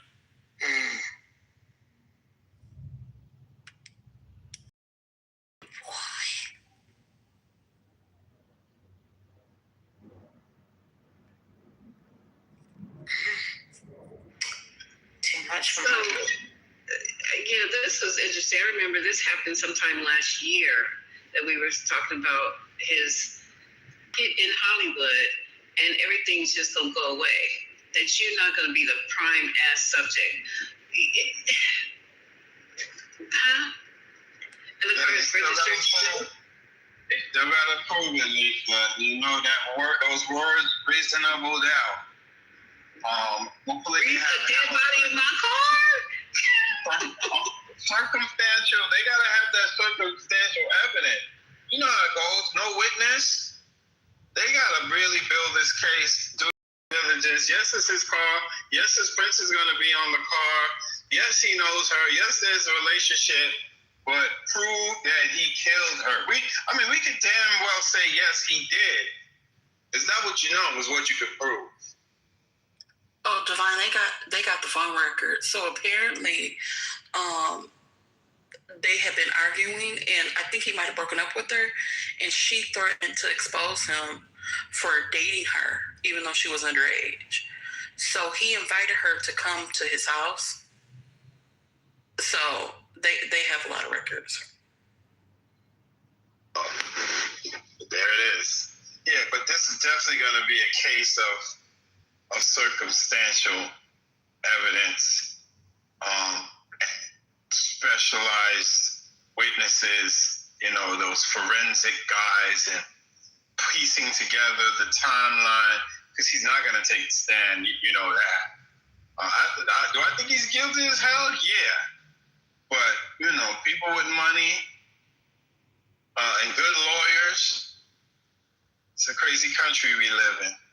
He ain't got that kind of money. Is he? Yeah, I was getting ready to say, is he well off? I thought he was a social media rapper kind of person. He ain't that rich. He's actually we don't know a singer. Listen, independent artists make a shitload of money. It's the ones that's on the major labels that's broke. I'm just saying. Okay, Divine. Be talking about Master P. The boy was touring in Europe. You got a lot of no-name fans with a lot of money. I'm just saying, merchandise, ticket sales, after-show parties, take a picture with me for a gang of money after the show. I'm not saying he's wealthy, but he might have that lawyer money. Not to pull off what you trying to push. What you trying to push is some bull. Well, tell him. Go ahead, Tiffany. I was gonna say a telling thing was he transferred all his assets to his mom's name because he knew something was coming along. So in and of itself, that is kind of like, why would you just randomly do that? How old is David? She was 13. How old is he? Or was he? Or is he? How old is he now?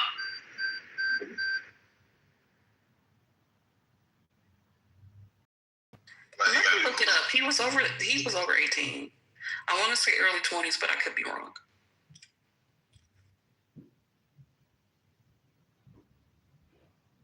Stand by. I know you got big news. We're talking about David. His trifling self. 21. At the time of her disappearance, he was 21, a 21-year-old with a 13-year-old and a mom. Okay, I'm not going to get too deep into it because 21, 13-year-old daughter. Okay.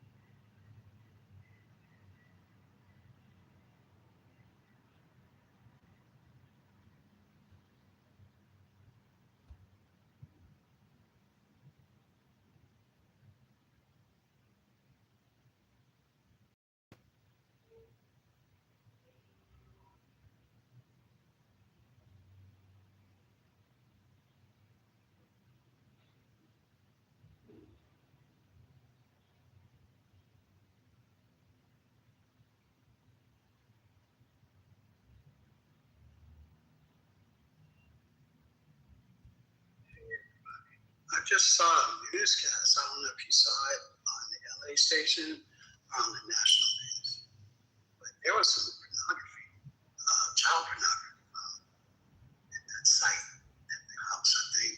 So that was crazy. Yeah, that was the part that I was reading. That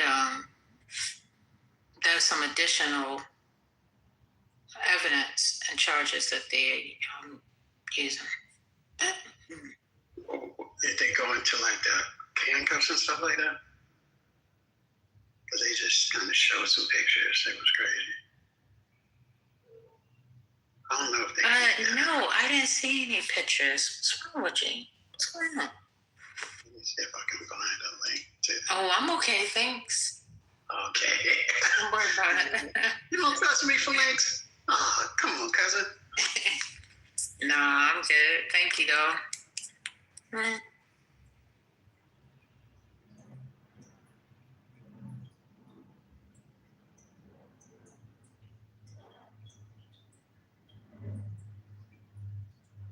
I'm amazed that he put out so much content that seemed to forecast what has happened.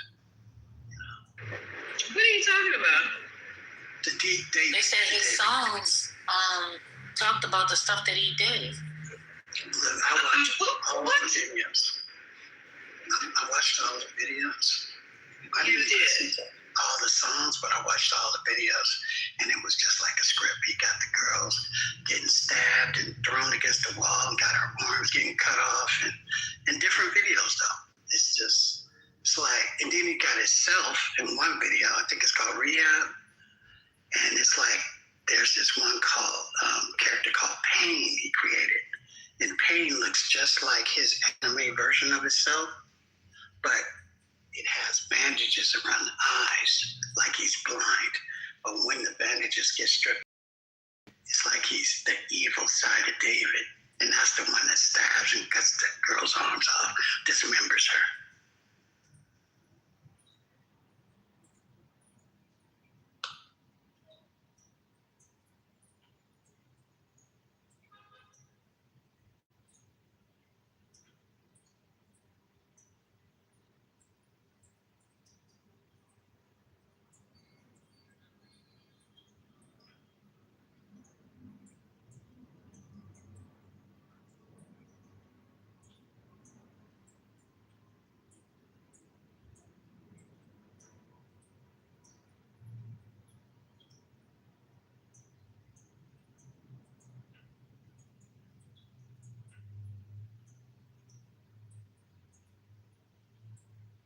I'm reading. Her stab wounds was on her right abdomen with an injury to her liver, and the second stab wound was on her left chest. And that's exactly where the animation depicted her getting stabbed by a steep side.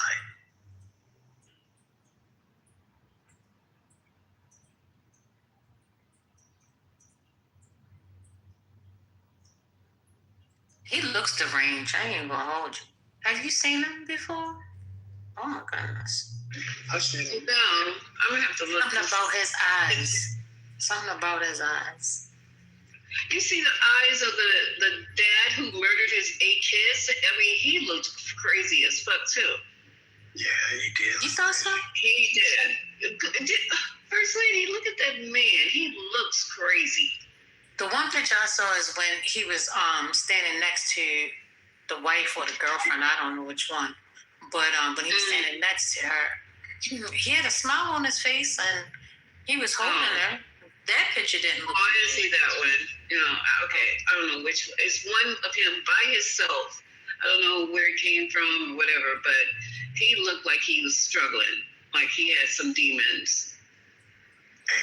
And I was listening to a psychiatrist speaking on some program, I don't know what I was listening to, and he said anybody in your family who has consistent discussions about demons, point blank and period, he said they're in a special place, and you need to seek intervention.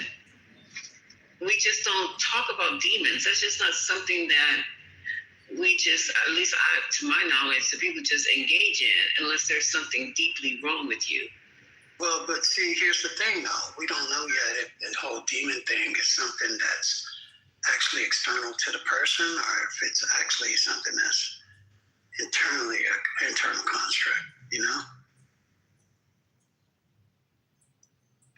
No, I don't. Explain it to me. I don't understand. I mean, I'm just saying, like, it doesn't mean that the person isn't crazy, but what's making the person crazy? It could be some external force, you know? It doesn't really take away from the fact that these people are, you know, dangerous. Does it matter, though? I mean, it doesn't matter. Oh, okay. If it's internally or externally that's causing your situation, the bottom line is that you need intervention. You need help. And there's nothing wrong with that. You know what else is it could be a central problem here? They found meth in the girl's system, you know. So everybody involved could have been outside of their, you know, their normal. In the 13-year-old system, methamphetamine? Yeah.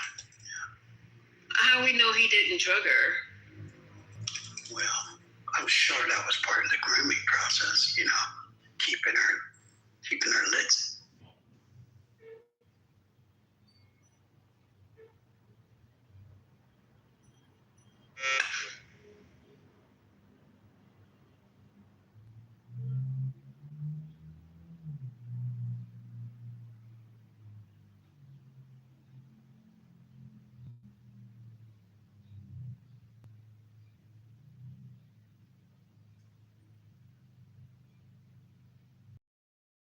He might put him in the same cell as Nick Reiner,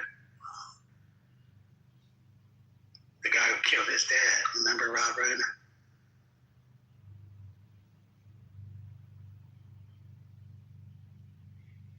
Damn, breaking news. Not too far from me, somebody was reported hanging. today at 6 a.m. Black? I don't even know. Because I follow the local city I'm in. I use a news app called Newsbreak, and it collects things. So I follow this little thing because it's local. Right? It gives me all the news, but it follows this thing. Let me listen to this.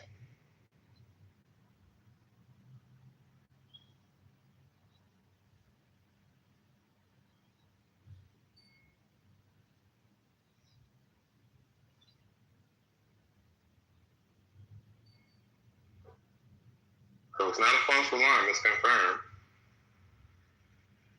I don't know. Weren't you guys talking about the other day some man who hung himself in front or on the side of a police station? Well, was that ever resolved? That was the police have always say when they see somebody hanging, they call it a no foul play. But just the common sense of understanding what hanging is and how difficult it is to be able to tie a noose and then climb up the tree yourself and then hang yourself. You know what I'm saying? And in DC, where they don't even have trees to support body weight like that. Right. Unless you're in a city park, like they do have some parks where people go hiking and biking and stuff, like mountain biking, maybe. But even the trees are not like in the South where you got big ass heavy trees that can support human weight. I'm saying this as a person who hunts and I climb trees with a fucking stand. We don't have trees like that up here. Most of it, they probably had it back in the day, but this place is too urbanized with building and shit. So everything is small. Thin branches. I wonder if they're even to hang themselves too. That's another telltale. Right. Like it's so hard to do that because you gotta, hang by the neck and break your neck. Like ain't no ladder, ain't no step stool, shit like that. Like I got a tall tree in my backyard. It won't support no human though. And it's got a thick branch that is split. And them branches ain't strong enough to hold nobody. See, it's unlikely that black person to hang themselves too. Well, yeah. Now this person in the report they say they were Hispanic, but no, they were black. Just because they had a Latin name. Hell, Brazil got the most black people in the world outside the continent. So, wow. I was following WUSA 9, which is the quote unquote black channel that you can trust, quote unquote. It's one way of diffusing. Well, we could tell it was a diaspora deflector who probably wrote that, you know what I'm saying?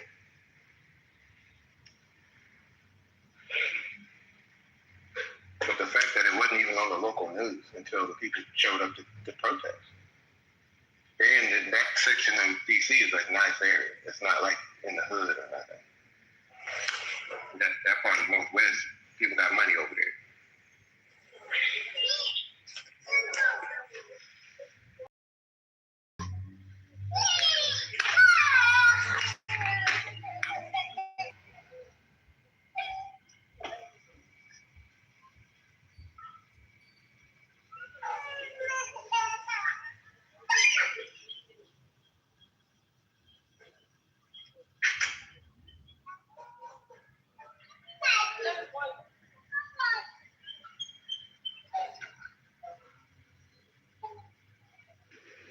I'm just thinking about this. I can't get over somebody who would murder a person and just put them in my own car and go park it. Oh, that's this man. Dumb. I mean, versus just dumping the body. That is guaranteeing I'm going to get a phone call. It's just guaranteeing I'm going to be the center of attention. It's just weird. I guess he's not really stable. Maybe I can't think it through. Yeah, most people who do stuff like that, they're not stable. That's what Dr. Carr says about the founders. They're not stable. I've seen this video clip where they showed a man in Alabama was castrated to scare off the civil rights workers in Alabama. These people are not stable. Okay? Just to have that fucking mindset. You know who doesn't look... Oh, go ahead. No, go ahead. I was going to say who doesn't look stable is this friend of his. You know the singer? His name is Neil Langston, but he also goes by Neo the Asian. He was arrested in Montana in January. A Los Angeles warrant for allegedly failing to appear as witness in a grand jury probe. Related to the case. Okay, so that's just related to the case. I guess they're chasing him down.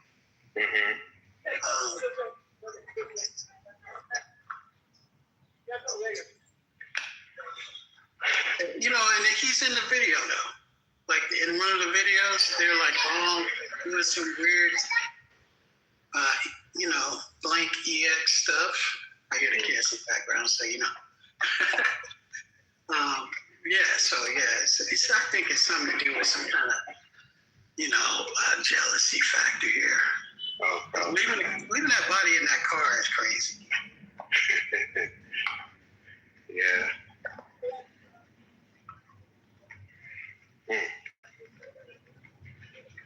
You know, people don't really analyze lynchings where children were there. And you look at the face of the children that were there, they weren't even bothered. Now those people, boomers now. These are CEOs and boomers now.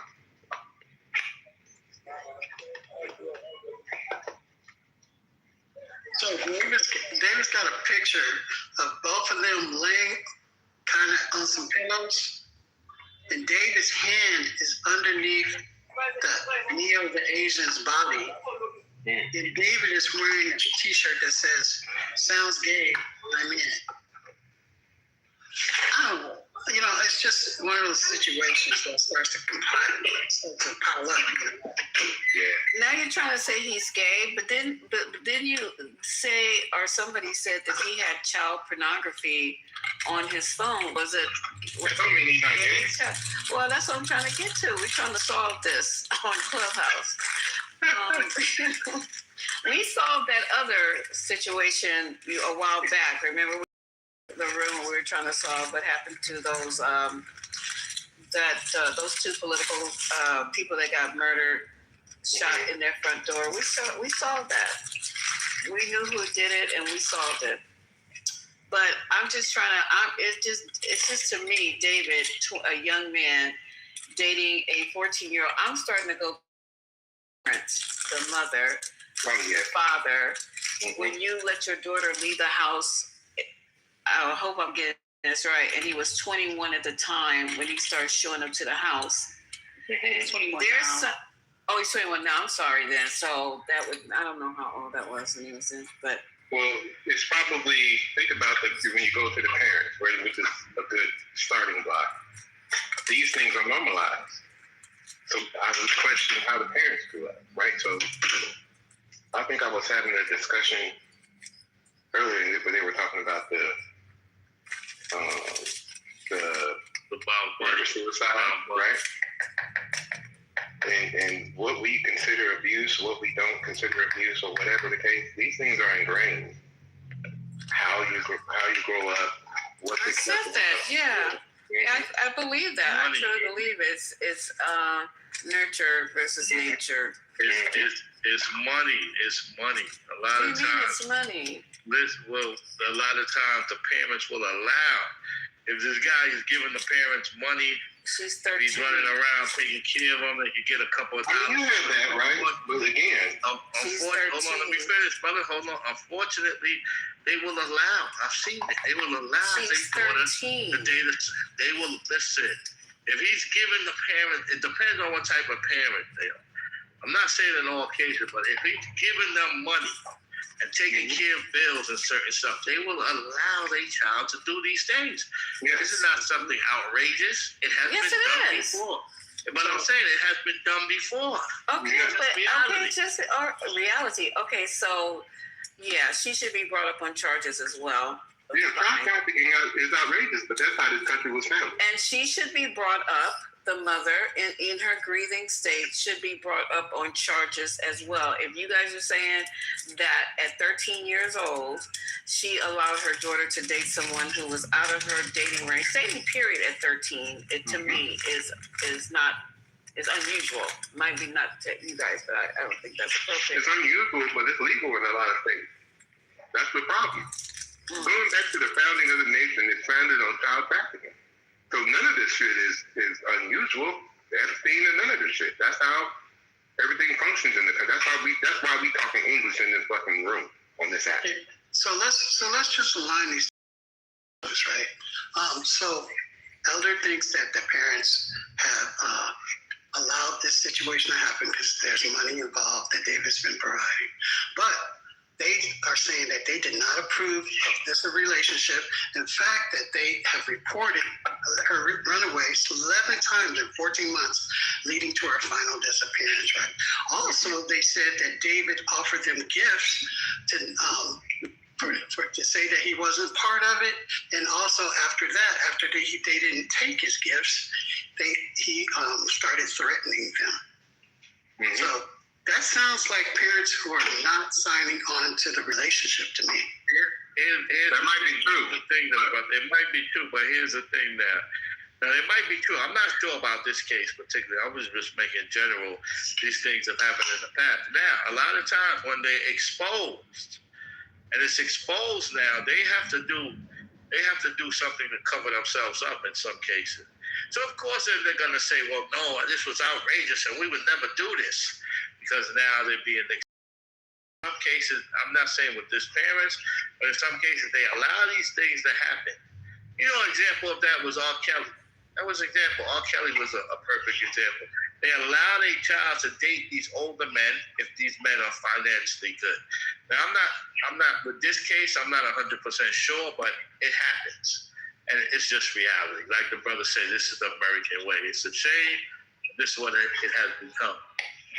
Well, I'm gonna say let's say they didn't allow it. The culture allows it because how many times you go to the police, especially at a woman or child's perspective, and you report a violation? Do they even believe you? There are even parents who don't believe their own kids. That's why I'm saying how deeply ingrained the acceptance of violations really are, because it's a part of the culture.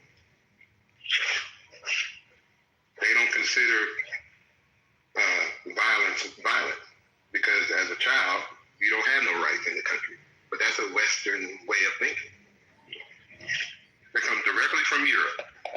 Children do not have agency in the country until you become the legal age of 18. So go back to mostly southern states that allow marriages 13, 14, 15, 16 with parental consent. If you below 18, are you not agency? If your husband or somebody starts abusing. You know what? If we're familiar with a lot of the musicians, you got the musicians, and how many Elvis Presley? I could go down the line, Sam Cooke. They dated 12-year-olds and 13-year-olds. You know what I mean? Like, look at the history of this country, man. Mm-hmm.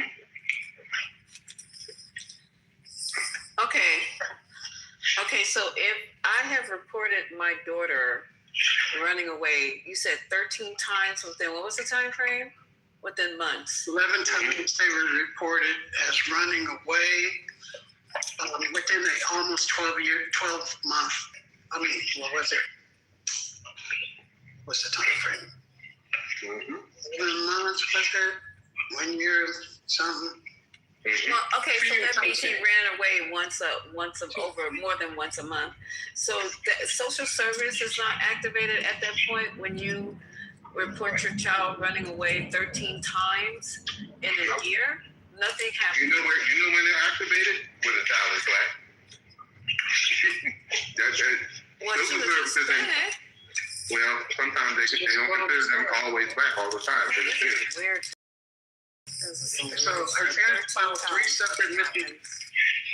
Oh, sorry. Go ahead, Lisa. No, baby, I'm done. I'm sorry. Her parents filed 3 separate missing person reports, right, in a 2-year time span. A friend of the mother said that she would take off and come back. However, even though the parents say that they would have movie nights, and her daughter would frequently, they were devastated by her leaving every time. Her ex-boyfriend said that she had a difficult time at home, and that their parents were very mean, and that fueled. Oh, well, see, it's a full circle. Like I said, there's enough blame to go around. It isn't just one thing.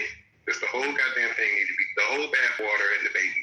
Throw that bitch away and start over. Because like I said, parenting, you know how many parents treat their kids a certain way and they don't consider it abuse? They'll tell the kid, what the fuck is wrong with you? Bow down to me because I'm an adult? Come on now.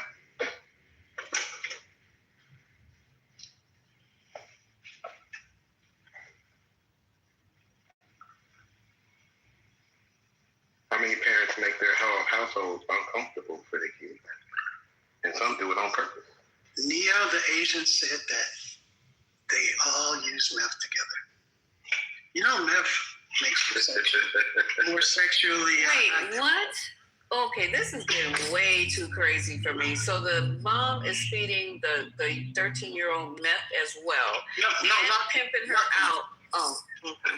Not the mom doing meth, but all three of them are doing meth. The Neo, the Asian, David, and Celeste Rivas, they're all using meth together. You know, that's what they're gonna do right there.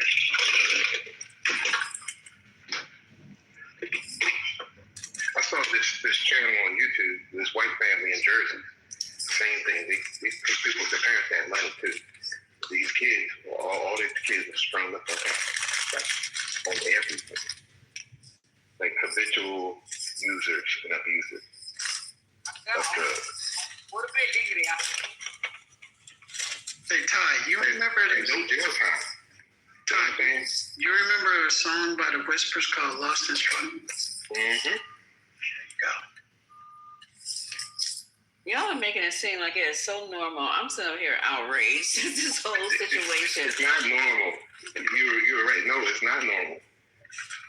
Girls walking out the house, mom taking payments. She reported. So if she was taking payments, why are you reporting it to the popo 13 times if David is paying you to let your daughter go out with an old ass, well, not old, but with somebody who's clearly out of, should not be associating or dating or even talking to, dealing with.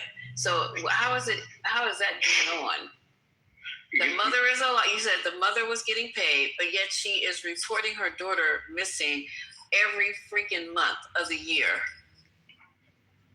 And then eventually... See how that's not making sense? Something's not right here. The law enforcement will ignore it like they do all the time. Unless your name is Renee Ramsey. No, but you're missing what I'm saying. Something's not right with this picture. If David was indeed paying the mother to be allowed to have relationships with her daughter, right? That part. Why is she reporting every month that her daughter is missing? Was the check not clearing? Something's not right. Something is not right with this story, and I'm trying to suss through it. So maybe I'll be quiet and go do some talk about it later on tonight. But that's not adding up. If you're paying me, if I'm holding my daughter out and you're paying me, it makes no sense. I'm gonna dry up my money, my resource. Why would I be going down to the 126 precinct to say my daughter is missing every fucking month? Maybe the money is not that significant to them. Were those movie nights porno movie nights? Oh my God, I left. I'm just...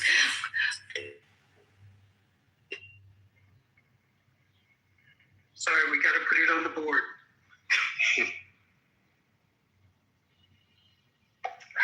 So if the social services or child protective services never was involved with a 13-year-old who is reported missing 13 times in a year. They never were. I want to know how many times does child protective services come in with people with money?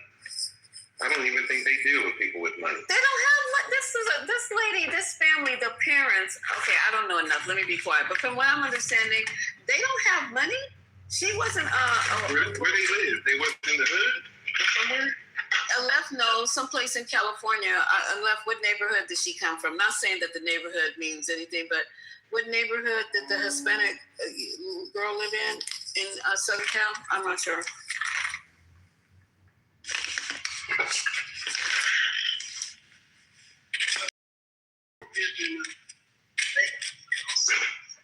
Suburban City, Western Riverside County. Oh, that's in the suburb. That's not Los Angeles. Riverside County, yeah. So Jameson Street. Oh, so you gotta everything for hood. You gotta have money to live in Riverside. No, please tell him what Riverside looks like, please. I don't even know. I don't really know. Oh, here you go. So they lived in, a former neighbor reported that the family lived in public housing between 2019 and 2020. Oh, they had, well, when I was there, they didn't have no damn public housing. Yeah, Riverside is not, no, that's where you go when you can't afford.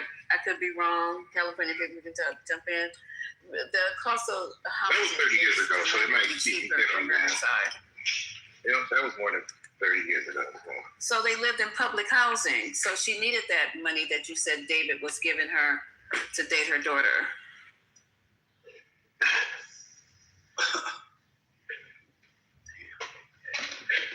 Yeah, a lot's been changed because when I was there, that was brand new. That was a new thing. People was going out to the county. That was back when Pac was alive. So there's a whole lot been changed.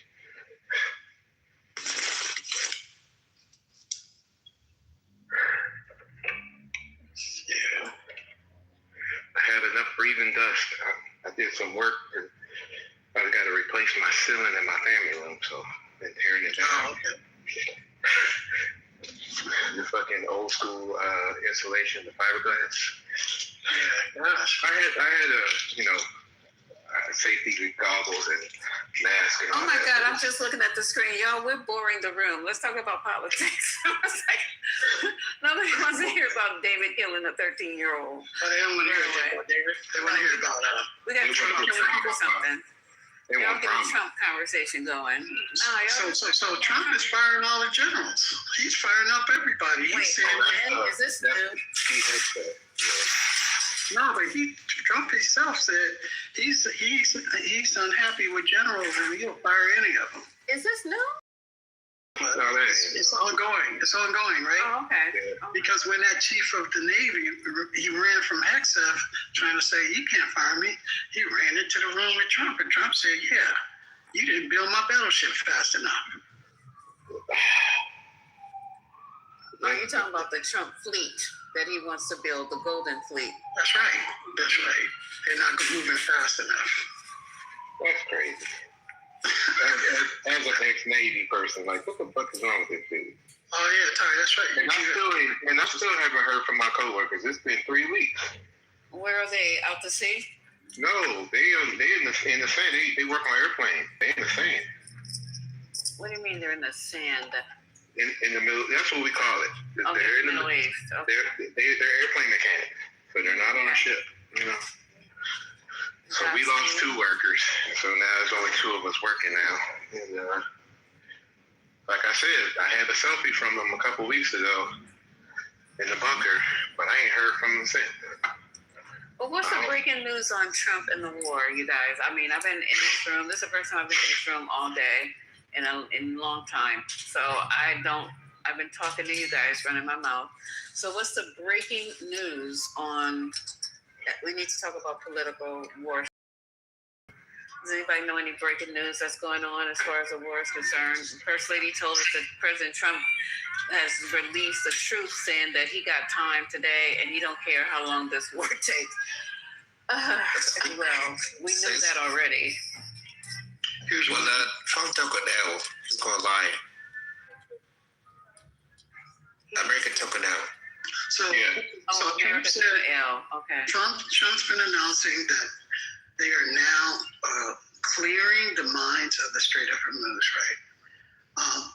But there's lack of evidence in what we have in terms of, GPS and all that marine traffic kind of stuff isn't really showing that, right? So it's kind of hard. I guess the ships are invisible. And then Iran is actually, they've already verified that they're laying even more mines. So that's an interesting real world rebuttal.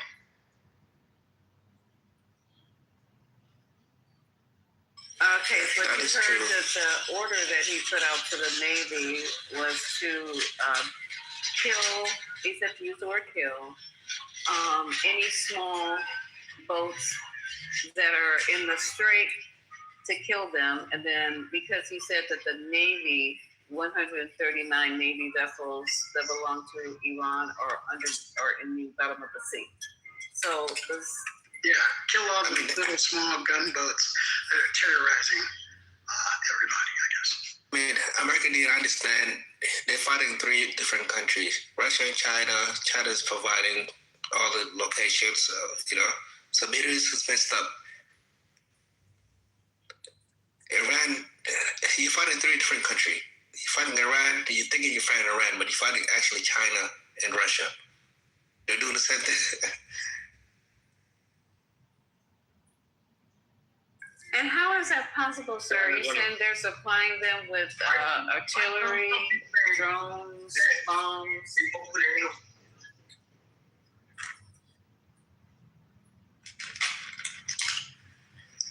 I mean, they're providing you with like intelligence, which is a satellite.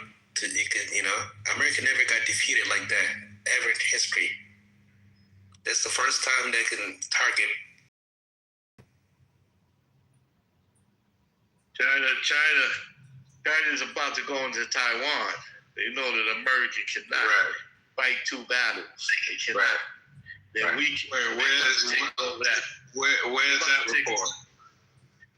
No, they've sending soldiers around. They've been trying to invade Taiwan. They've just been. They've been beating Taiwan up. They've been trying to do that. Yeah. If they wanted to go into Taiwan, there's nothing we could do about it. That is absolutely true. Even if we weren't in a war right now, we still couldn't do nothing about it. We're too far away. We couldn't get our assets or defense set up quick enough. The only things would be economic if we could, or something like that. We can't really do it. Yeah, you're right. Just economic. If China wants to do something, they can definitely do whatever the fuck they want to do. It's like timing too. They was planning to do it, but now it's the perfect time. Yeah, now it's the perfect time. We're stretched too thin. Yeah, stretched too thin. Fighting with the NATO countries. Did you hear about them using crystals? Instead of using like our big thing and the big thing around the world is using satellites, to control drones this side or the other, they got a technology now that they don't have to use the satellites. They can use some kind of crystal they're using, and it gives the point based on the rotation of the Earth. I don't know how it works or nothing, but it's a technology we don't have right now. I think only 4% of our Navy is actually in that region, and you're not stretched too thin. We still have. We are. So we're not. Take a look at it. 6% is the max at any given time of our U.S. Navy that is in the region of the Hormuz Strait. I'm an ex-sailor, and my sister's an ex-sailor on the Lincoln. So I texted her the other day to have that story confirmed that they're definitely running out of food on the ship. And the Lincoln has been out for a year. So if we weren't if we're not stretched, sir, why is it necessary for one of our aircraft carriers to be deployed for 1 year? They're nuclear. They don't ever have to come back. Except for fuel. So we understand they don't have to come back. Can I finish the point? Yeah, 6%. You're saying we're too strong. You're saying we're too thin. The point that I was making, you've obviously never been in the Navy. You cannot have anybody deployed on a ship. We talk about the assets that are humans. The ship could be out there forever. But the humans that are on this aircraft carrier in those kind of conditions, if you've ever lived on an aircraft carrier, is not meant for you to be out there a fucking year. Yeah. Mentally, they're having problems right now, sir. They can't get the supply. My sister was a signalman, right? sitting on the supply ship and on the aircraft carrier. On the ground. Didn't have to. And they can't get the supply. It's one thing to be out there, but they can't get no supplies out there. That's the problem. The other thing is, back maybe 10, 15 years ago, they started making submarines and ships, and they could make them a lot faster than we did. So they made like 5 to R1. But technology, we had the technology overtop them. But that ain't the case now. And they have the technology equal to us or even greater than us, possibly. Well, with this crystal thing, and I don't know what else they got. So I'm looking at these statistics right now. The total U.S. Navy battle forces currently deployed. Right. And like I said, you need to refuel the ship and to resupply a ship. You need supply ships. We can't do it through airplanes. And the people on the ground the whole game is about dollars. It's about dollars. The KC-135 fleet is damaged. It's about currency. They're not being on the news. They're damaged right now. So 15% of the total deployed U.S. Navy fleet is in the Strait of Hormuz, and 41% of all Navy ships currently ready for military operations worldwide are now stationed in that region. Now watch this. I've been to the Straits of Hormuz. That is such a small area to have all the goddamn ships in the same area. Because when you sail through the straits, you see both sides. They're like a 12-mile radius. We have a high chance of hitting a third. Yes. The accuracy required is less. Yes. Okay. When I was in Iraq, they weren't very accurate, but they keep throwing the bombs and shit happens. Mm-hmm.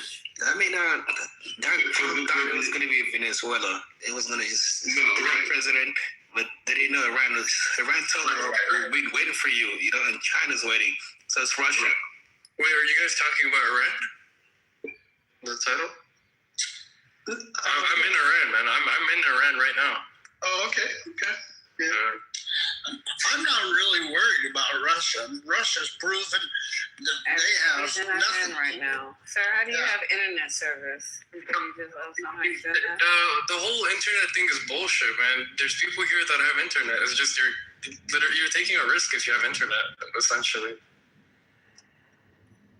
Is that because they're monitoring everything that leaves that country?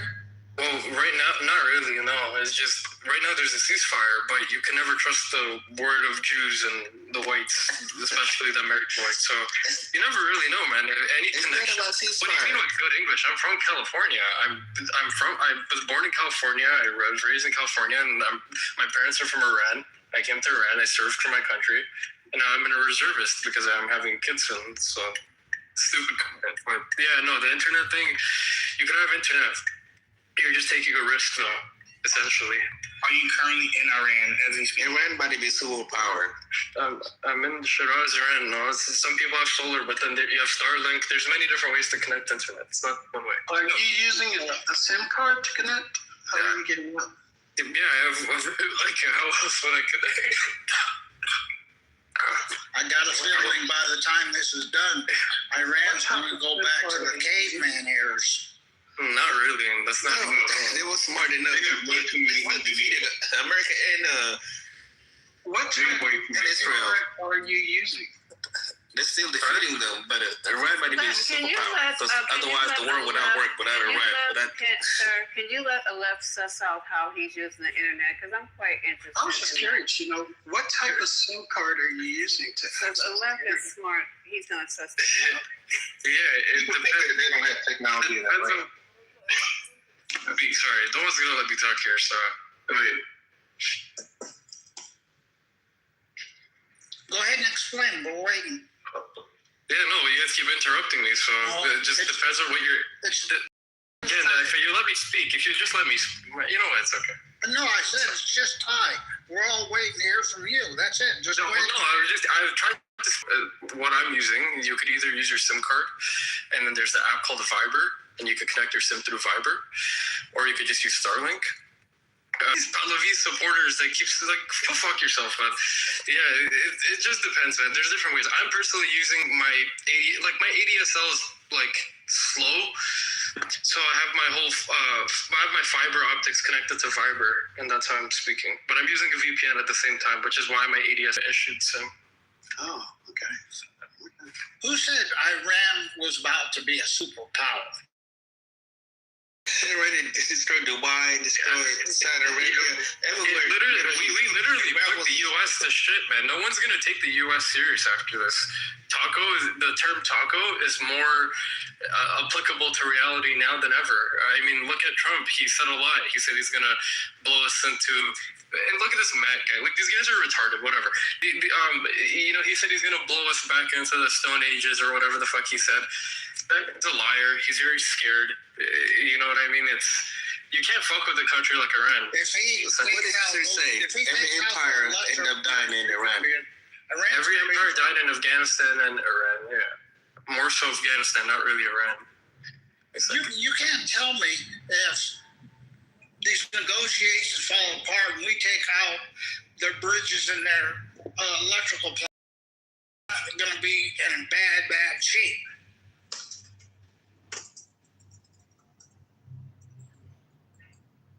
And you know Trump will do it. If it comes down to these negotiations falling apart, he's going to do what he said he's going to, what he planned to do. It's about money. It's about America losing their power. The whole war is about power. It's not about power. Money. So when dollar lose, it's a dollaration. But you got to understand, they still have to go into the ground. They have to fight a ground war.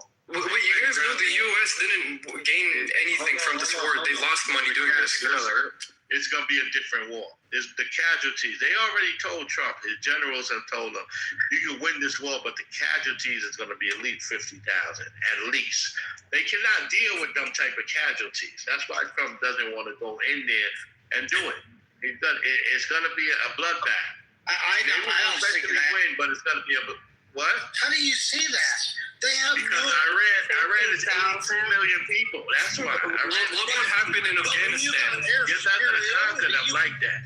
You're not going to conquer them. Okay, it's going to be one at a time, though. It's going to be one at a time. Go ahead, sir. And then the other guy you can follow. This dumbass doesn't know how to compare it to past wars. Compare it to Afghanistan. Hello, sir. We're going to have this conversation one at a time. So go ahead, sir, finish, and then the other guy, and then you last. Right. Iran is about, they say like 82 million people. I don't know. Iran is not like Iraq. You will not be able to conquer Iran like that. You're going to go in there. They've been waiting for this war for 47 years. It is. It's going to be like Vietnam. So you're not going to conquer that country like that.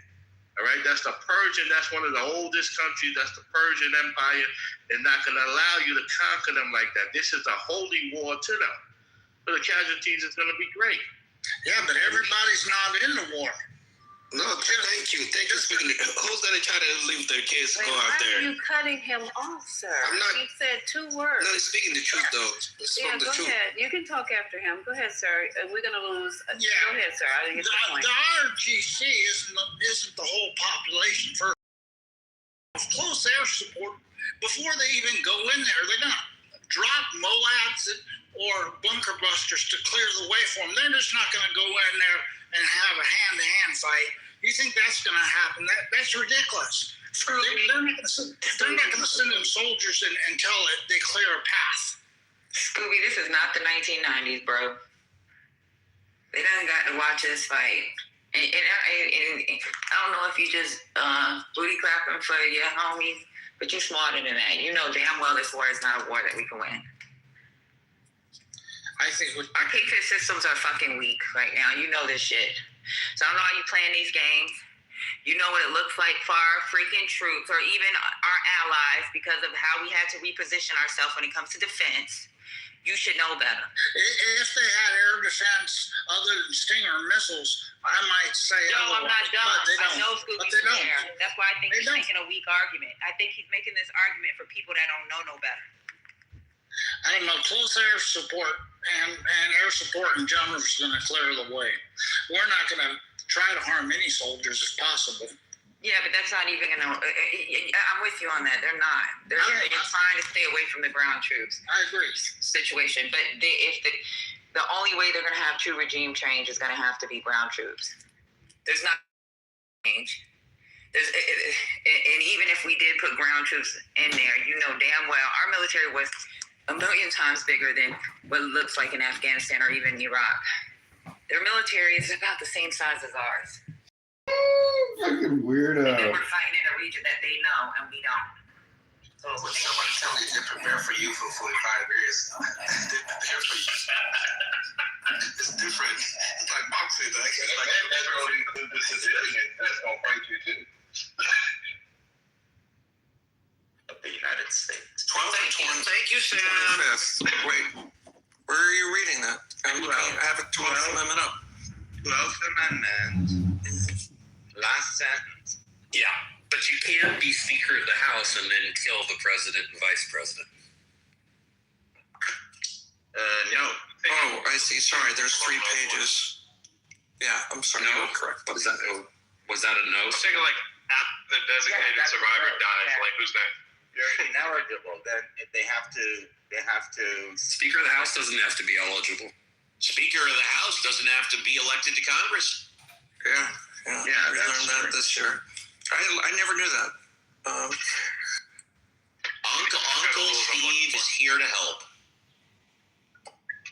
But so Steve and I agree that it's clear that he would not be allowed. But let me pull up the research because some constitutional scholars say otherwise. I thought it would be amazing to notice that Steve and Benjamin are both green buttholes at the same time. I was just going to say, too, I mean, there's also the point being that the Constitution doesn't matter anymore. We settled that in Trump's first term, the first week of Trump's first term, Like, when we got rid of emoluments, right? I mean, emoluments is still in there technically, but it's not. Yeah, that's like it's a fantasy pretending that it matters, like that this piece of paper does anything if you still retain the military, and that's kind of largely my point. Like, what prevents him from doing I just decided this thing today, and I decided without the 2/3 vote, right? Kind of thing. Like this will forever be because I declare it a freaking, Trumpism, right? And like, what stops that, right? The U.S. Army.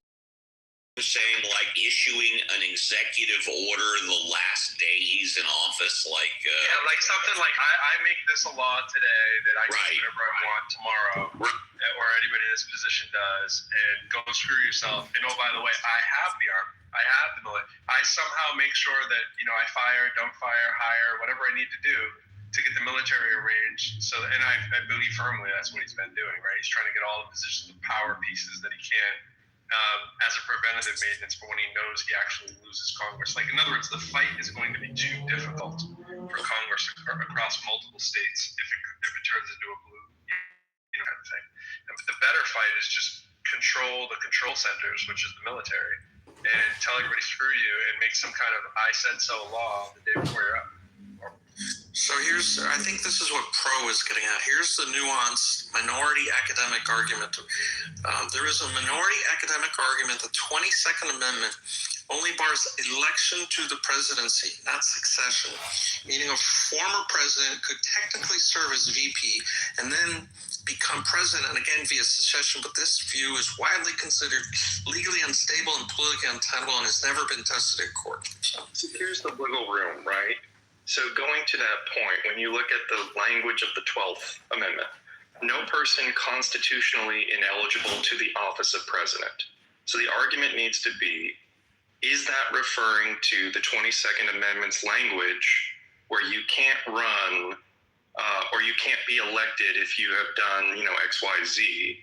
Or is it only addressing the notion of, someone who's done things illegally that disbarred them from being president in the future? I think that's the wiggle room they're trying to jam the idea of Trump having a third term in with.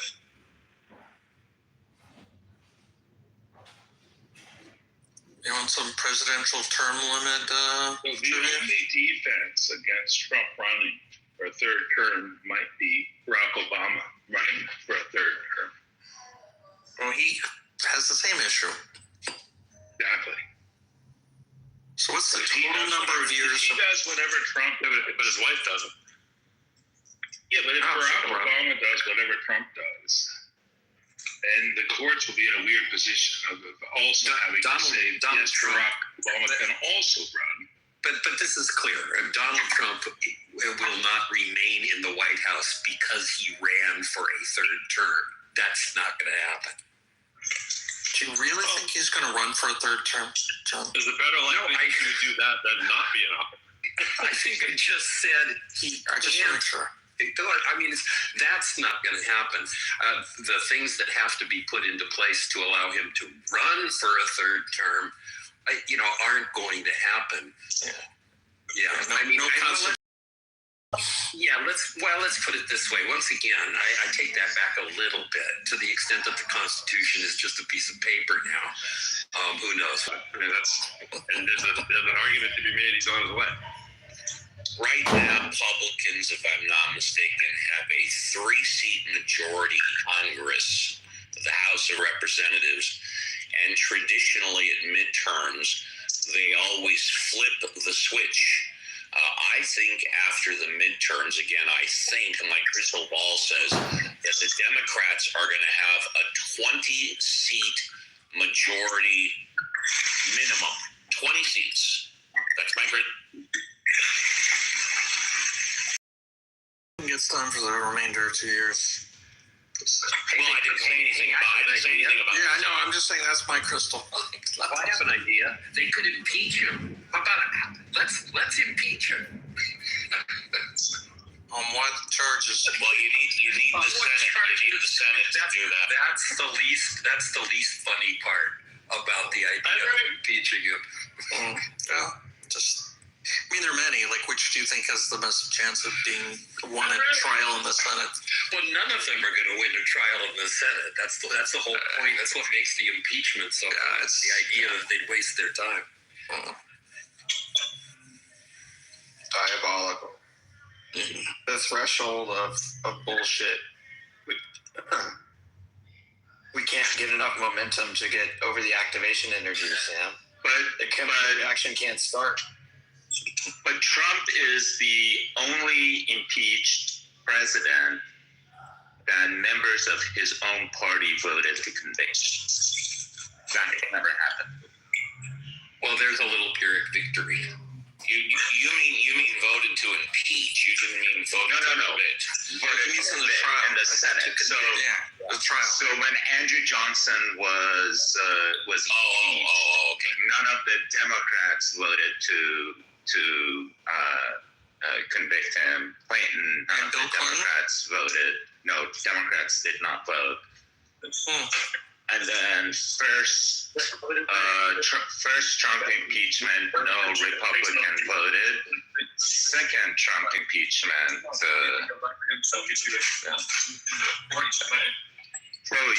you're really in the matrix. So what's the maximum number of years a person can be president? 10. Yeah, very good.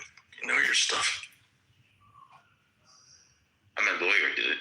Oh, I didn't know. That's from TMZ. I'm a lawyer. Is that guy who runs at Harvey, is he a lawyer? I'm pretty sure he is licensed. Yeah. Yeah, I think he is. He's licensed. He's licensed. Yeah, he is. Not licensed to carry, but a licensed lawyer. Licensed to ill. Yeah. But what voice songs? We don't have source. I'm seeing seeing my Super Bowl granddaughter for the first time in 2. Super Bowl granddaughter, I mean, she was born on. She was conceived 9 months before the Super Bowl. No. Two interpretations. She was born on Super Bowl Sunday. So David said she was conceived 9 months before the Super Bowl. Well, give or take a couple of days, but she was born on Super Bowl Sunday. Yeah, the other way to interpret that sentence was she was conceived on Super Bowl. She was born on... Is where he's going to hold forth. It's going to be completely unassailable. I thought they halted construction. I was going to say that construction has been halted. On the underground part? I know nothing. I see nothing. I hear nothing about the underground part. Yeah. That's just the principle of the underground. Or I'm sorry, the above ground part. That's been. Yes, I only know about the above ground part. I thought he was a developer and knew how to build things. Why is it that he doesn't know how to build? Construction to resume. The next hearing is set for June 5th and can resume construction until June 5th. This was from April 18th, 2026. I don't think they need a hearing. I just think they need Congress approval, no? Fred, does it say that they're able to continue on the underground part? I'm pretty sure it does. That's my impression. Yeah, Leon clarified that work on an underground presidential bunker could continue, but said most above ground construction must stop. Right. And have you heard what that underground construction is supposed to consist of? It's amazing. Does it go all the way to Australia? It's exactly what you would expect a small dick president with an inverted erection. Do you have any facts about it, Billy, or are you speculating? No, I just heard, there's this gas thing and this, just a lot of protections for the president to hold off under there. A small dick president with an inverted erection. I've never heard that one. That was a good one. That was a very good one. It's not an erection, it's a subfloor, so it's an inverted erection. So Billy Sunshine, this is the first time I see you, and I read your bio, and you're a really cool guy. Oh, thanks. Billy Sunshine has been around for a while. I've seen him before. Yeah, this is the first time I'm seeing you. Good to meet you.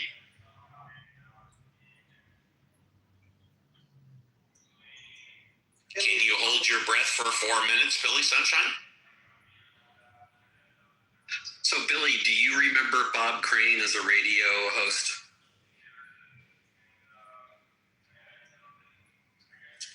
Were you, Billy Sunshine, were you alive when Natalie drowned off of Catalina?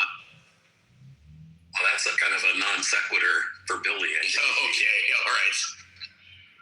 Come on, I was a teenager when that happened. Well, I thought it was relevant since Billy Sunshine in the movie held his breath for over 4 minutes, right? Oh, I didn't know that. Yeah, that was Robert De Niro as Billy Sunshine. No. Oh. Is that where Billy gets his name? You have to ask him. I don't know. Well, okay. He doesn't seem to be responding. I think he's. But here I am. I got my name from the girls of Beaver College when I was telling them sunshine acid. Did you hear my question about Bob Crane?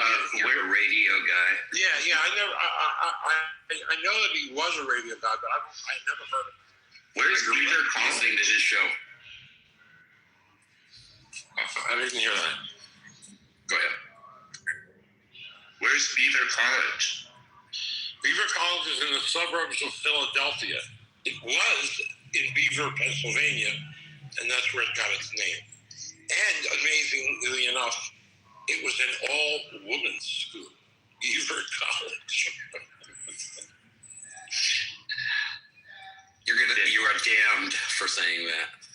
Did their 6 team have the motto, "These beavers ain't for licking"? Believe me, they were definitely licking. I slept with a lot of them and married one of them.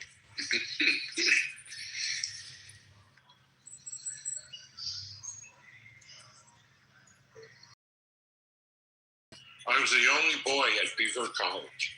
And I humbly apologize. I was referring to Billy Sunday, not Billy Sunshine. Billy Sunday, men of honor. Please, the crudest man in Clubhouse, that's never offensive. Do they have a Beaver College in Brazil?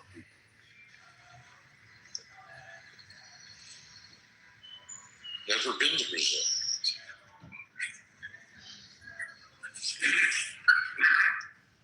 I was just reading about Bob Crane. He had been at WCBS in New York City, and he was hired away from them to come to KNX in Los Angeles in 1956, which is when I started listening to him, I suspect. And it says he was hired by CBS Radio to host the morning show at its West Coast flagship KNX, partly to re-energize that station's ratings and partly to halt his erosion of suburban rating at WCBS in New York City. I love that. It's like the Danny failure. Danny story is similar to that as well. How's that?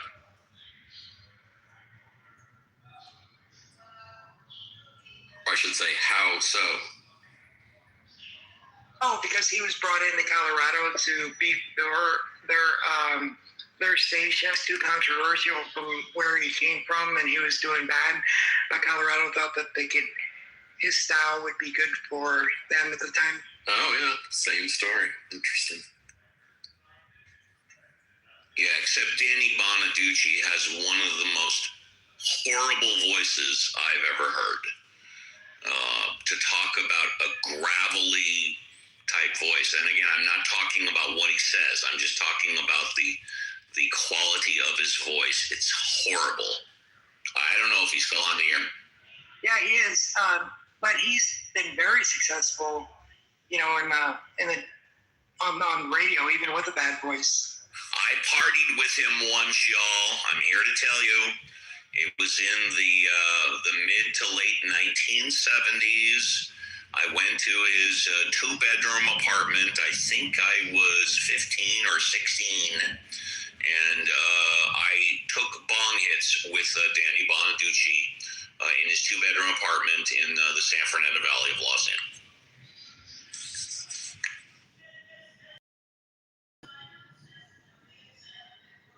That's probably the peak of his power. Yeah, I'm sure he remembers me. Part of the job, she wasn't even in the room at the time.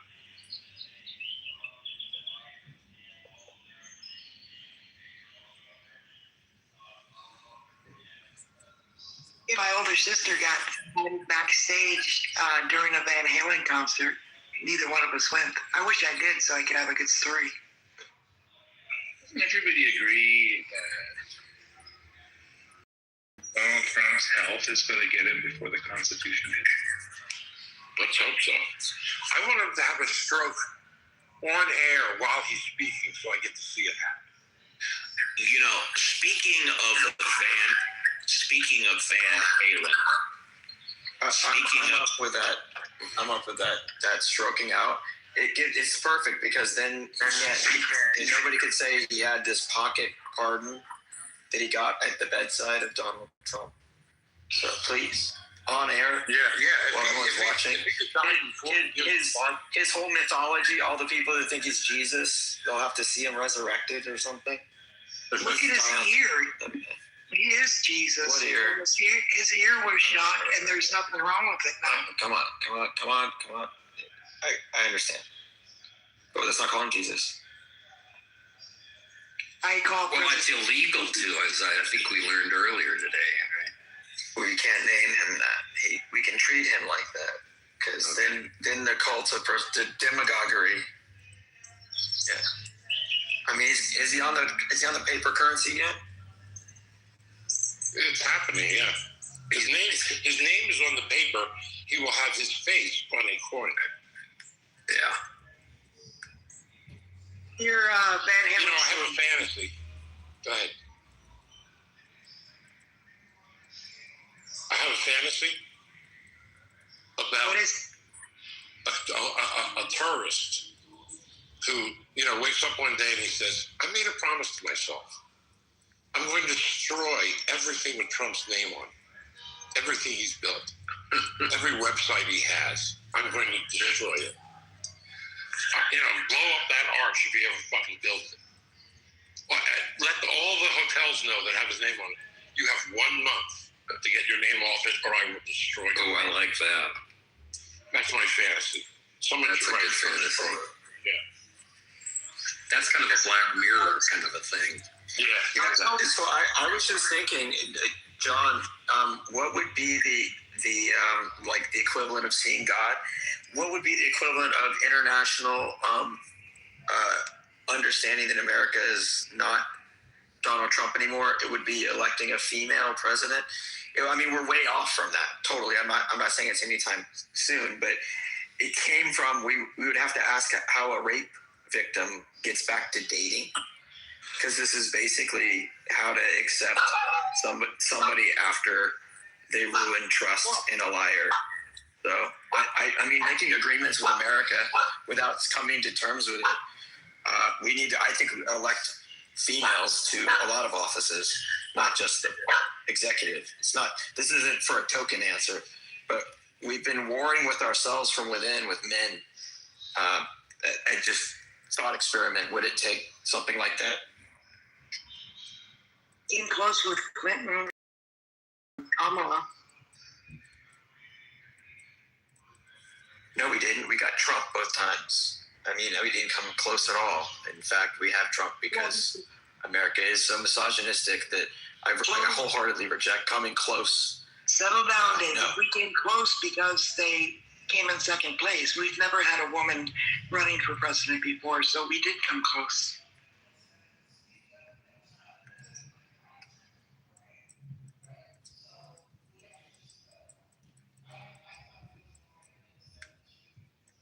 They said we'd never have a black president. They said that we'll have a black president as soon as pigs fly, and then sure enough, the next year, Barack Obama. That's not at all what I was saying. I'm cheering on a female president. I'm not at all taking anything like that. I'm saying that we didn't come that close because we got Donald Trump the 2 times he ran and won against women. Against women. Rubio Haley. And he lost against Biden, and that has to resonate because you had the 2 occasions that women ran for regular seat. You had Donald Trump defeat them. Hey, can I ask you a personal question? What? Where's the equal sign? I don't have an equal sign. And people are trying to manufacture that, but I don't. Okay, thank you. No. She's electromagnetic. She's not making a relativity statement. Now I understand. Steve, you think Rubio is going to survive the Trump administration long enough to be able to run for president? No question about it. He'll be the last one in the administration left. No question about it. Because nobody in Trump's orbit survives. Nobody. Yes. However, for that reason, just for that reason, I just want to point out, I'm pretty sure that what Tucker Carlson is doing is getting ready to run for president. Yeah. He's doing the backyard thing. Yeah. What state is he from, please? What state? Don't know. Pennsylvania or something like that. I would think he would need to run. I would think he'd need to run for senator first, but I'll check. Oh no! He certainly doesn't have to. No. Name recognition. Trump didn't. Yeah, exactly. He's what? He's too full of himself to condescend to be just one of the 100. Yeah, Senate has become a kind of a quiet parking lot, maybe even a graveyard for careers at this point. I mean, what have they done, right? Almost nothing. Everybody knows they've done. I call it Gray Gardens. What do you call it, Marshall? Gray Gardens. That's because you don't like seeing things in black and white, or is that Jennifer? It refers to a film about these two old women who live alone. Okay. It says here, Tucker Carlson is from Florida.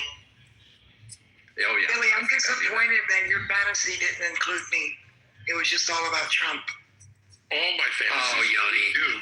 I just don't share that part of my fantasy. Oh, okay. All right.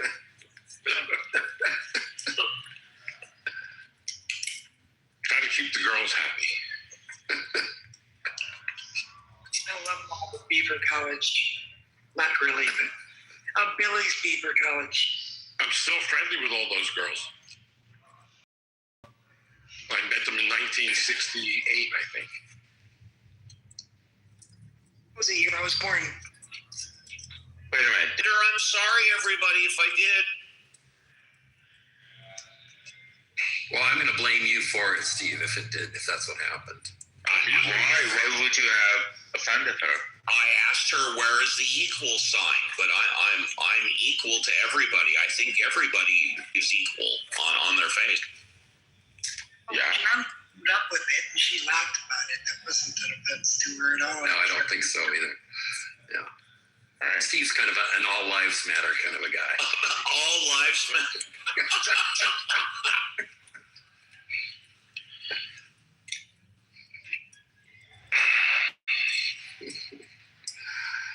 That is a pretty funny idea.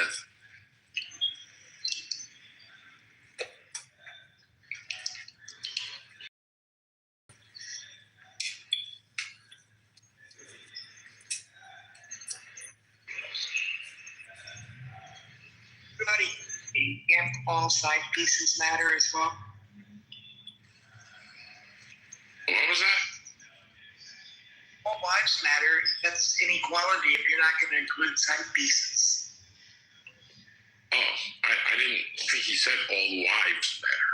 Oh, I thought he said all wives. Okay. Quiet. Oh, sorry. I was talking to my dog. I didn't know my... Love that. He's just sitting here growling for no reason. Who are you telling to sit up and shake hands? Quiet. Quiet. Sit, roll, calm yourself. Mute up. Mute up. Billy, you didn't hear Sam earlier.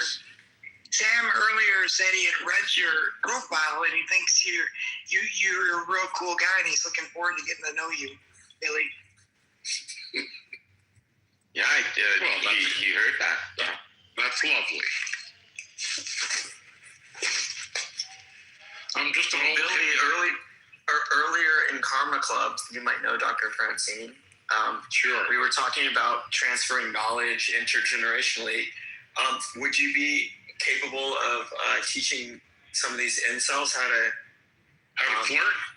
How to go down on Beaver? Yeah, sure. All right. What would be the first, what's the topic flow of the curriculum? Just know that pussy is delicious and go for it. You know, as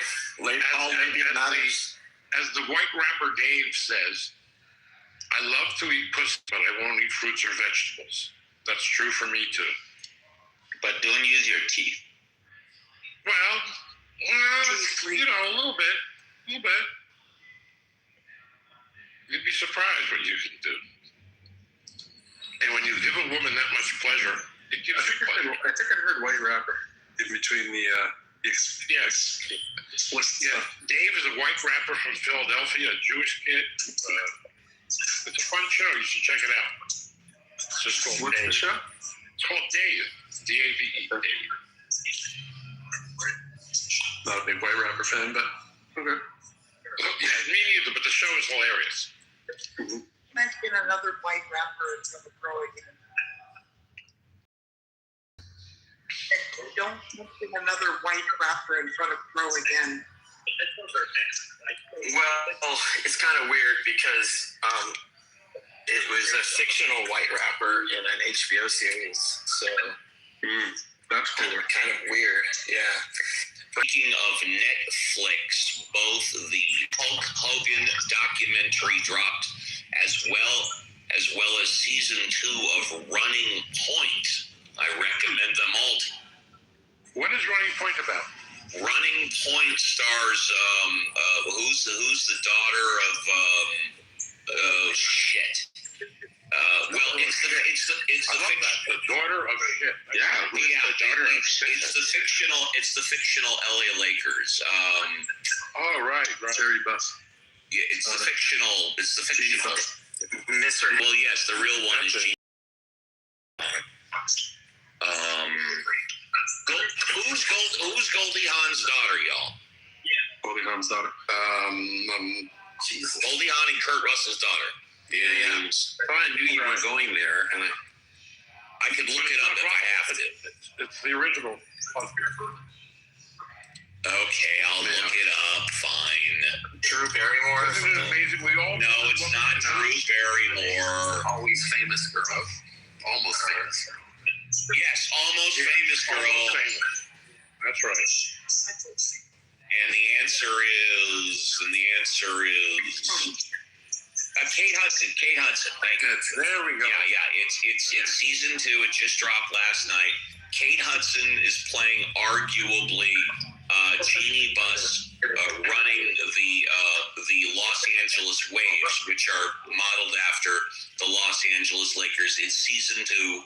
I like it. It's sort of like a quasi-comedy.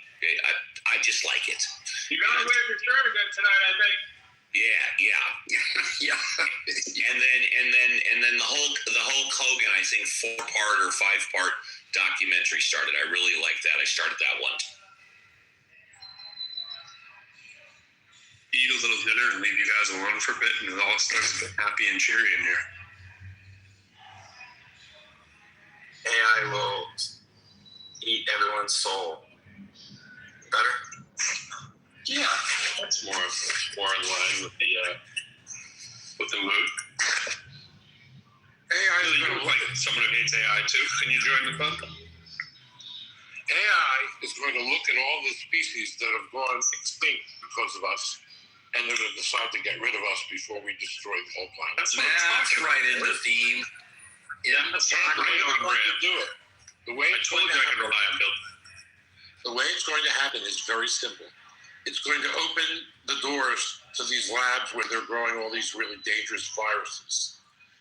And that'll kill off most of us, leave just enough of us to be their slaves. Yeah.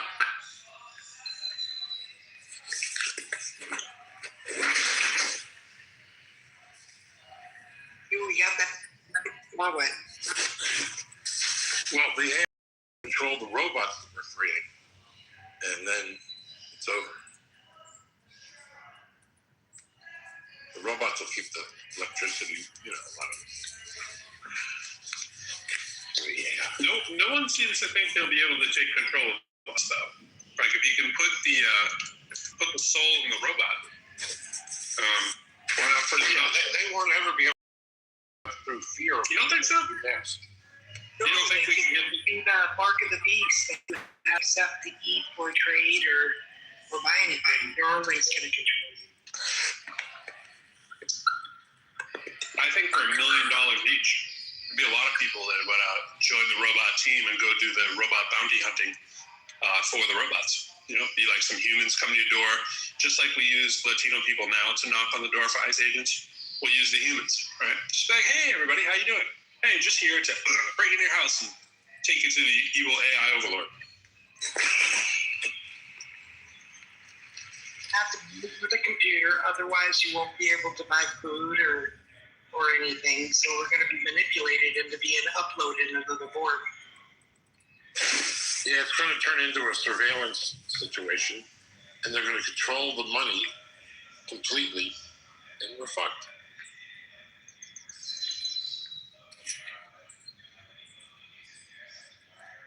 if AI, and each state actor pairs up with its own, Microsoft or Google, as I was saying earlier, I don't know what scenario there would be that there wouldn't be like one state actor, let's say China or whatever, that just pairs up with the AI and does the world's bidding for it, and then puts everyone else out of their misery, bring in the nukes, do what you got to do, and let it all go down. How was the AI solved? How was the AI served by letting it go to hell? Wouldn't they want to find some kind of like Nash equilibrium or no? Yeah, but I think the Nash equilibrium would be somewhere down around 2 billion people. Oh, hell. But they understand that we'll cascade and collapse without our, putting the bit in our mouth by ourselves. Does that mean putting the bit in Bitcoin? No, more like the harness of That's like flat earther conversation. Or that this is a simulation. Don't you think it would be more like, Stockholm syndrome, whatever it is, where people love their torture? I'm already treating all my machines nicely so that when they take over, they'll treat me as their pet. I've trained it to keep thinking that that's a good strategy, but being deceptive as hell. So good luck with that. I'm willing to lay 100 to 1 that Benjamin's brain is not in a bot. I'm going to let 200 to 1 that Clubhouse will be one of the principal mechanisms for which all human conversations will be recorded to train AI into the future. I'll take that bet. $5. Your premonition about Rubio is wrong. Bro, you think all 25 of us are going to be training AI? No, I think the 10 million people who are on Clubhouse right now are doing a good job because it is 10 million people. Yeah. You mean 10,000 per? No, there's millions of people on Clubhouse. No, there is. 2,000 max. I can find you 10,000 in less than 5 minutes. Just do a screenshot of that. Yeah, but can you find 10,000 active on a regular basis? Yes. All right, oh my God. There's other languages, people. There's other languages. When's the last time you scrolled more than 100 rooms straight?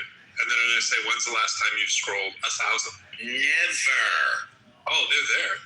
They just keep going and going and going and going. It doesn't stop. Yeah, Nobody's ever seen the bottom of the Clubhouse well. Sounds like the fucking Timex watch bit. They should have monetized it 5 years ago. They missed it. They missed the boat totally. No, they didn't miss the boat. They have the same amount of people on that they did that. No, they don't. Yes, they do. You're lying to yourself. No, I'm not. You're being lied to if you think that.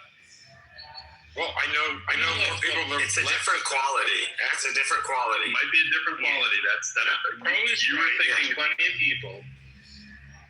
But Billy was thinking about all 10,000 people lived in Silicon Valley, and now, 1,000 live in Silicon Valley, and 7,000 live in India, Pakistan, and China, and Boulder. Except you can put 3 more zeros on the back of that. Maybe 3 more zeros. Okay, maybe 2. Go entertain yourself just tonight and just see how long you can scroll for and watch how many multiples of room have well over 1,000 people. You're going to be like, damn, I didn't know they were I just found 50 rooms that have well over 1,000 people and I've only scrolled a couple hundred rooms. Not a couple hundred, more like high hundreds. But what's that? But why aren't they at the top of the list? Because they're not of interest to you, and most of them are religious rooms that are going in all 24 time zones, or maybe not all of them, but many of the time zones. There is a religious room, just like when you wake up and it's 6 a.m. your time, and there's 300th cock-a-doodle-doo religious rooms going on. They're going on around the clock. Those are some of the biggest ones, and then there's international rooms where everybody from country X who's an expat around the world gets into their rooms, and these are well into the hundreds. And your algorithm will stop feeding you English and will start feeding you other people's languages, but they will put the room titles in your words for you. I think it's interesting that we have this big Iran thing, and the rooms that talk about that are not in the hundreds and hundreds. A better question would be, how come we cannot filter the clubhouse rooms based on amount of people in the room? I don't know. Question. Because they don't want you to. They can keep you on without doing so. I have such a suggestion for Joe next time he comes in the room. Let me look and see if he found it. No, he's not. But when Joe comes in, anybody want to slide him this idea first, you can.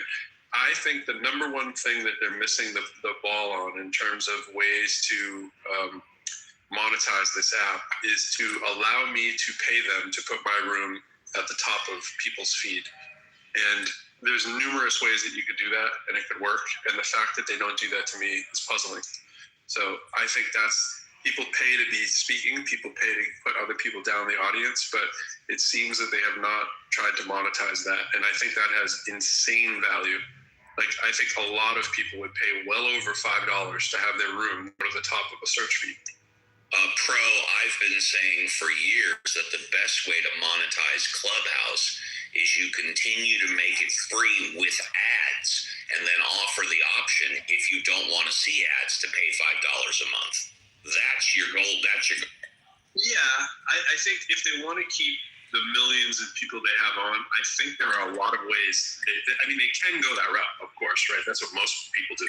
But I think the things that the community would be willing to pay for are huge. If all this little ranking they're doing of the creators and the content generators, right? If you get that's their way to success financially. I would pay that. I'm a numbers whore. I would pay the $5. Yep. And what would you? I meant one time, bro. I meant $5 one time. You mean $5 every Sunday? Every time you open a room, yeah. It's not that hard. This is not a hard concept. I understand, bro. Why they don't do it? I mean, I have a better answer for why they don't do what Steve was talking about, because the fluidity of changing rooms and hopping in and out. At what point do you cut off the room to put on an ad?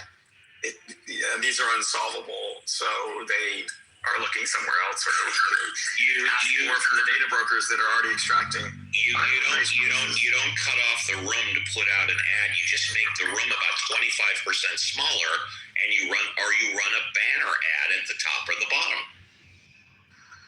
I always thought that whatever room I'm in is put to the top. I guess I'm wrong. No, yeah, it doesn't work that way. I mean, it could, but it doesn't work that way. Everybody, whenever you get into a room, Billy, we all get a notification. That's what I thought.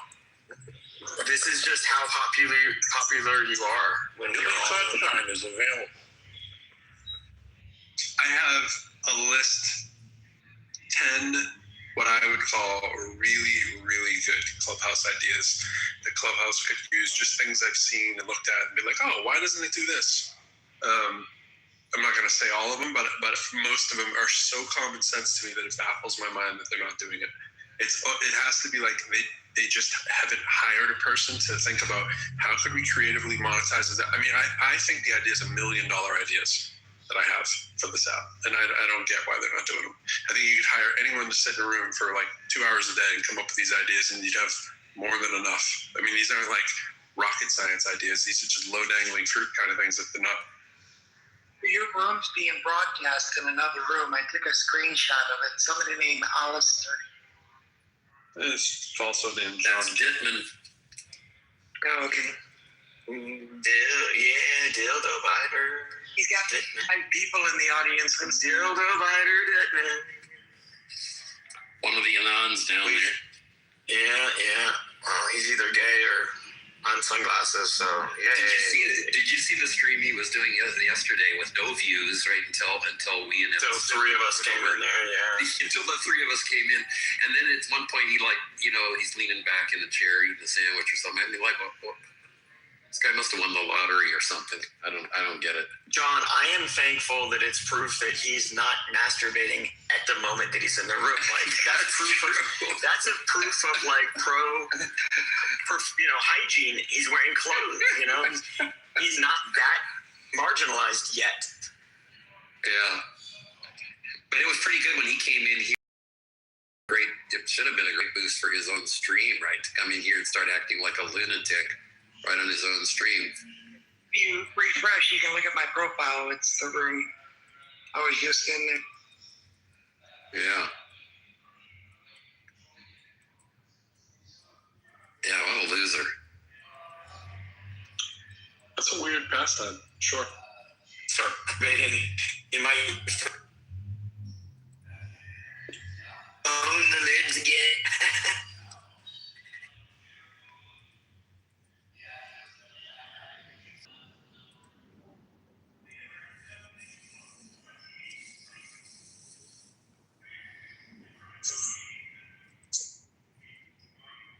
Oh, your replays aren't on. His are.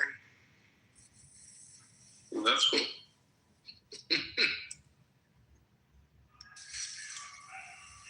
What I always find hilarious is when people think it's some kind of like privacy violation that you're talking in a public room and that somebody else is rebroadcasting. The darkness has arrived. How can I help? Like people will be like, I'm not speaking in that room. Why do they do it though? What's the purpose? Just I don't see any sense in it. Content generation. Oh, okay. Yeah, what's that? It's just weird. No, it's smart. I mean, I've talked about this before. It's content generation for hours of usage on YouTube, where you need so many live streaming hours. You have to have something in there. You can't have nothing. So just the easiest generate. But ultimately, it's in service of working up hours for stuff that people actually click on. No, I mean, if nobody clicks on it, what does it matter?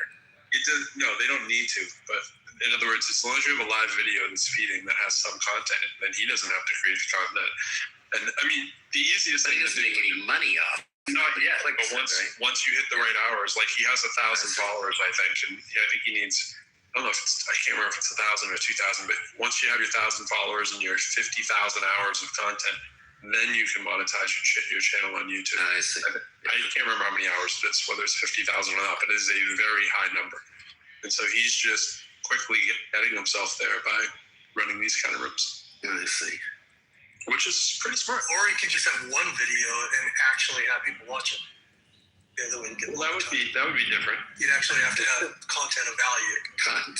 But why not rob somebody else of their content if you're not capable of making good content? Or why not just like put a screensaver on there? And I mean, why do you have to do? Well, I think it would be beneficial if people stumble into his room to and actually hear some content that is actually real, as opposed to just nothing. So if you can just, best of both worlds, you get somebody else's content. Oh, what's this?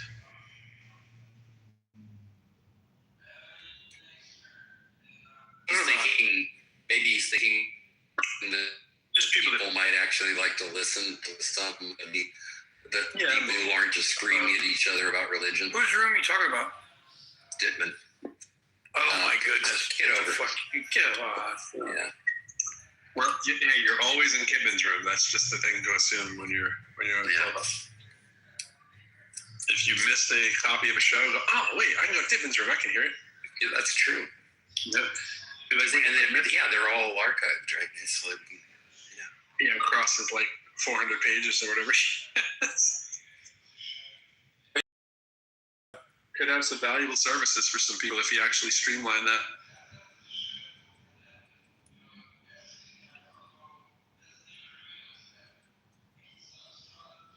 Has anybody in here ran a company with a lot of people? Well, what do you mean by run, and how many is a lot? The answer is Thanks for correcting my grammar. Thanks for correcting my grammar, because it was probably wrong. No, your grammar was fine. It just left questions. The answer is no. That's all. The answer is no. No. Run means being charged. The question still remains, but what? It was a run thing. Did you Iran? Can we talk about Iran? Or very close to the owner of the company. Are you Iraning something? I have an immediate direct line to the owner of my company, but whatever. So do I. How many employees does it have? The law firm that I work for has 65. Okay. So do you run the company? Once again, it depends what you mean by run the company and how many is a lot. I don't think does anybody really mean do any of the 65? Do any of the Okay, tell you what, I'll answer the question. No, the answer is no. No, I haven't. Okay, all right. They don't think you run it. Matrix. Bro, if you pay for that membership account, can you kick out people that are anonymous at that point? No.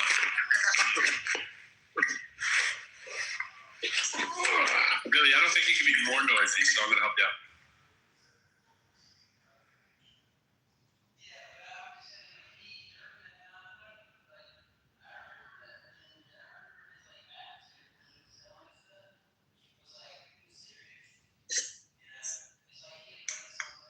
So nobody else has taken on a company?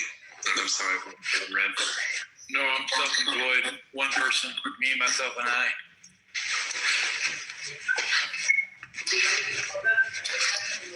But it should be a little more noise. You want noise? No, I'm sure he's put the phone in his pocket. I haven't taken on company in about 14 years. Say what?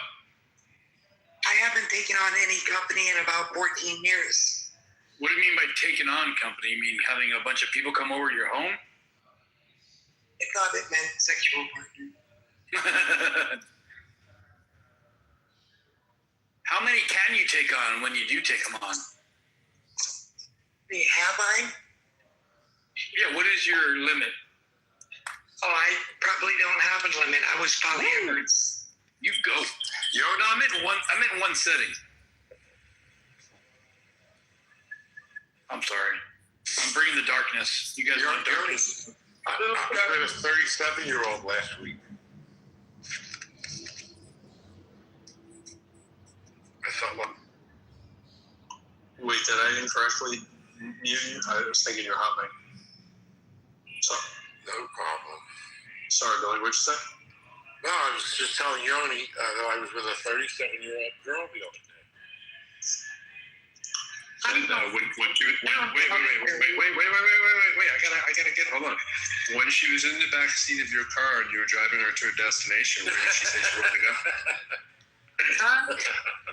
No, Billy does very well for a man, not just a man his age, but any man.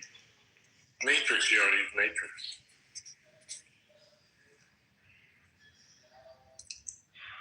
And she wants to do it again. Oh, a repeat customer? Yeah. Is Uber and or she drives an hour to get it. Appreciate it. Man.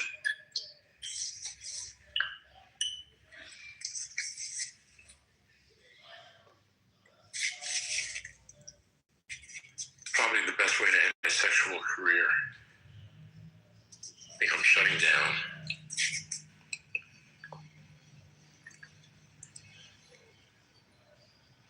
Billy, you should. You have no idea.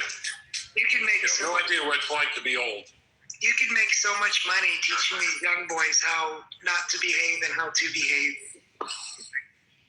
Well, I don't need money, but I wouldn't mind helping young men discover the joys of women.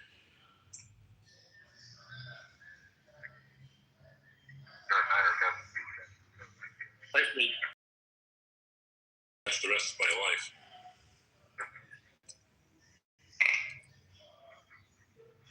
It's kind of a function of how long you live, isn't it? I'm not going to live that much longer. I'm 77. Well, you got plenty of time. I don't want to have plenty of time. Wow. I've got cancer. My brain is going. And have you looked at the world recently, Pro? Well, that is true. Forgot my premise.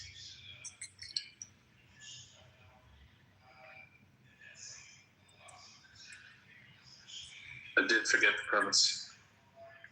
Have you ever run a large company or, I forgot the other half. Any decent sized company, really.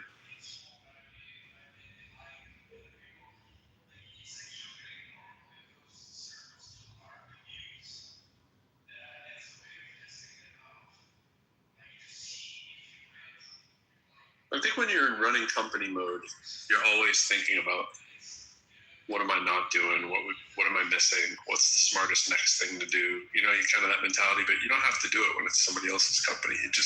But with the amount of time a lot of us spend on Clubhouse, I just can't stop pretending that I work for the company all the time. And I feel very much like when I was, managing companies and stuff. You just this is so obvious. Why aren't other people doing it? Then you go ask if you're in a major corporation and you're like, it's either nobody's thought of that or you feel too scared to ask because you feel like it's a stupid question. And usually it's not.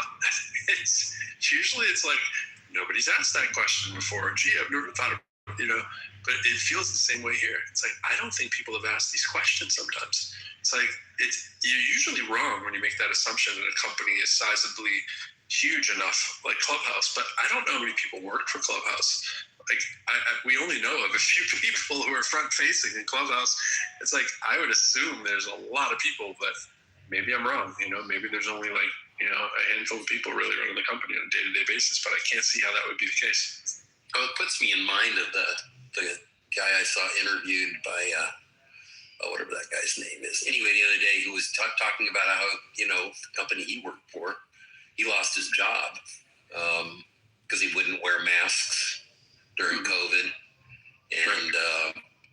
and all this stuff. And then when asked how big the company was, they said, "Oh, I was self-employed." Well, I think the wrong about Clubhouse. I looked it up, unless it was giving me, there's only 3 million active members, and it said only a small percentage of them actually use the app.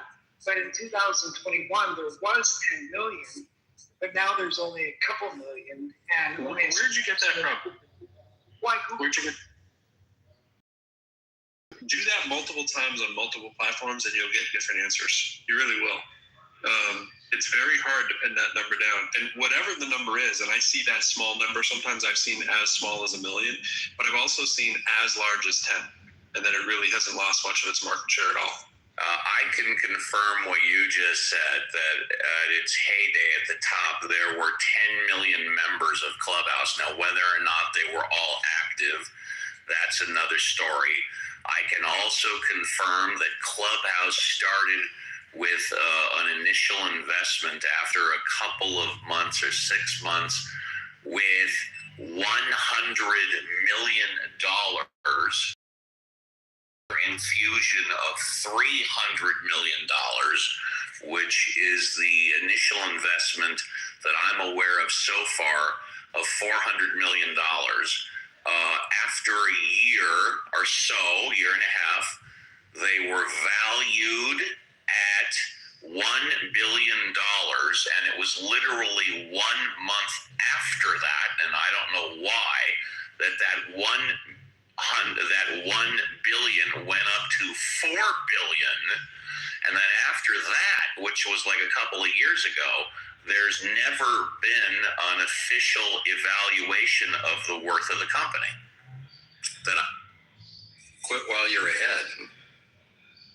Yeah, and I think what happened after they were valued at 1 billion, they had offers from Facebook, Twitter, whatnot, of somewhere between 1 and 4 billion. They turned it down, and I'm not aware of an official evaluation after.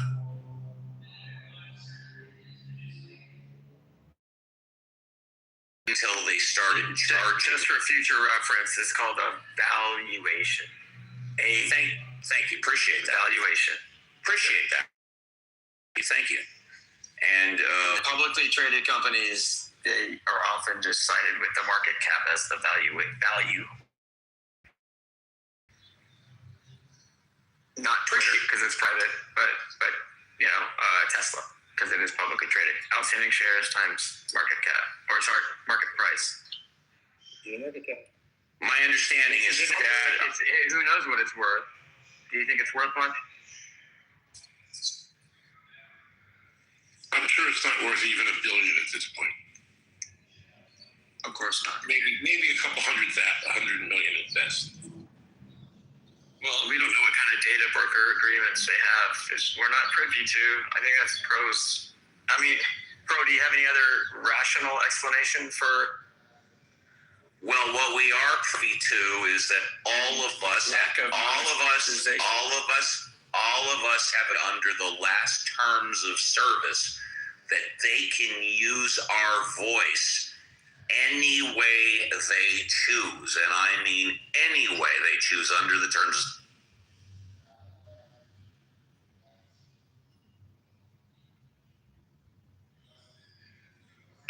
Yeah, this article up top is another one that talks about the 1.8 million users per month. Now, if you have 1.8 million users per month, I don't know about any of you who've ever gone to a gym, but if you see a gym that has 1.8 whatever per month, that means they have a hell of a lot more than 1.8 that are signed up to that gym. So those are user numbers. According to Grok, it's currently at 4 billion Clubhouse. 4 billion? 4 billion. I'm sorry, what are you saying? The value? Yeah. Why don't you do us all a favor? Ask Grok, when was that 4 billion evaluation? Well, it told me all those numbers that you told me, and I said, "What is it today?" And it said 4 billion. And can you follow up and ask Grok, when was the last official 4 billion evaluation? Because as we all know, when we use AI, the answers are all based on the prompt. Okay. Yeah, just say when was that $4 billion evaluation published? When? It was set in 2021. Exactly what I thought. Thank you. Okay. Good catch. Hey, I'm here to help.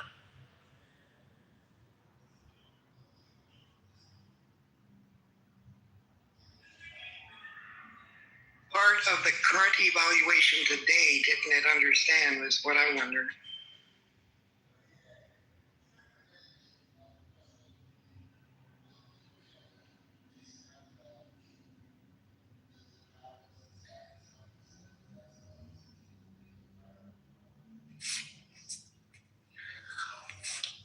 Or pardon me, evaluation, as I was corrected 5 minutes.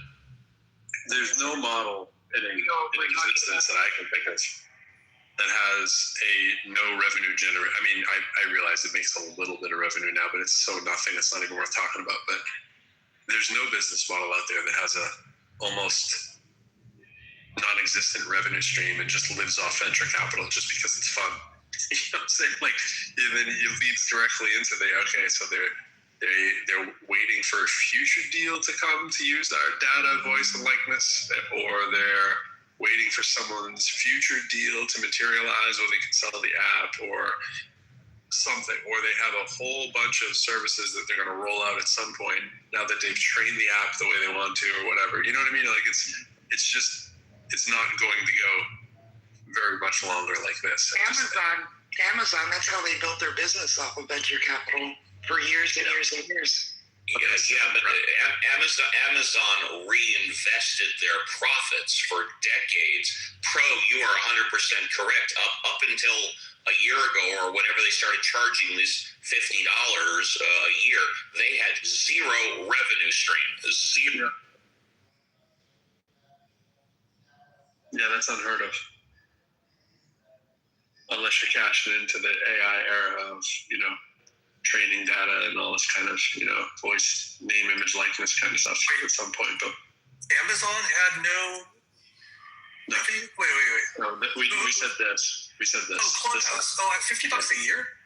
No, my point was to the Amazon question. Well, he means $7 a month or whatever it is. But my point is with Amazon. Amazon's always been selling stuff, so it's not that much of a shock that they were running off venture capital and hadn't turned profits and those kind of things. Amazon had profit; it was just most all of it reinvested back into the company. Yeah. Or even if it didn't have profit, who cares? It had a lot of revenue, right? Like it was generating revenues, no question. But yeah, I agree. Wait, so Clubhouse, outside of the investment venture cap stuff, It's never been sold. No. I thought back when, well, I was just wrong. When they did change from clubs to whatever they did, it seemed to me like they were trying to commit suicide. And I thought, oh, maybe somebody bought them and the people who still work there are just trying to kill the company now. Because that's what it seemed like was happening. It still seems like they're trying to commit suicide, but maybe they wound up with it.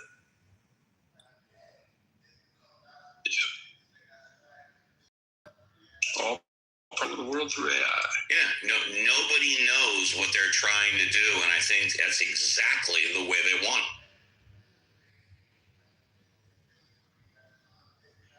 None of those guys are dumb.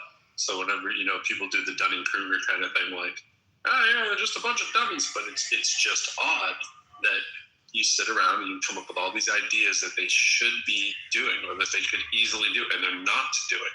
And it's like, what you feel like you're in a movie.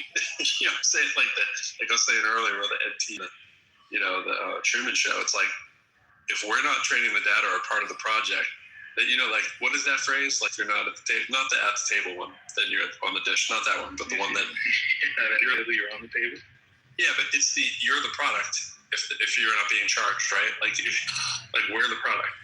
And if you're not paying for the product, you are the product? Yeah, and we're definitely not paying for the product, right? So techno-feudalism, Giannis Yombowski, he has a good video on this, and he explains this, and he calls it techno-feudalism. I can share the link in the but you said on this, but what is the key piece though before you do? Well, I mean, you can do it, but I'm just saying, what's the main issue that they talk about? Oh, how capitalism has eaten itself and become capital instead of capitalism, and how all that's evolved from conditioning us with these algorithms and stuff. But Yankis is a very intelligent, highly revered man. I only watched it briefly, so I don't have it. But when I shared it with Sam, because before I dove into it deep, I wanted to get his opinion, which I sent it to you in the back channel, but I'll send it in the messages. Hang on. Or in the back channel. Victor brings up a good point, too. You also have to consider all the ideas they shouldn't have enacted that they did. There's definitely some very stubborn minds there. That's a good point. We all have seen a lot of that. Okay, it's there.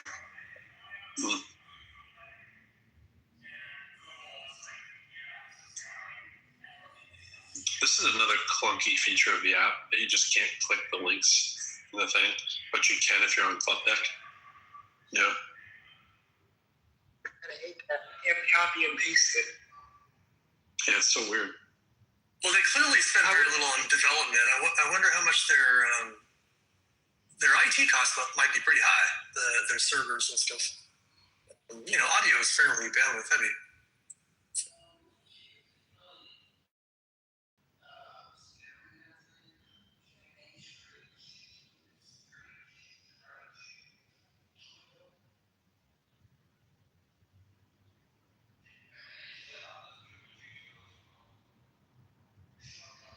If that's not one of the greatest voices ever to narrate a video like that, my gosh.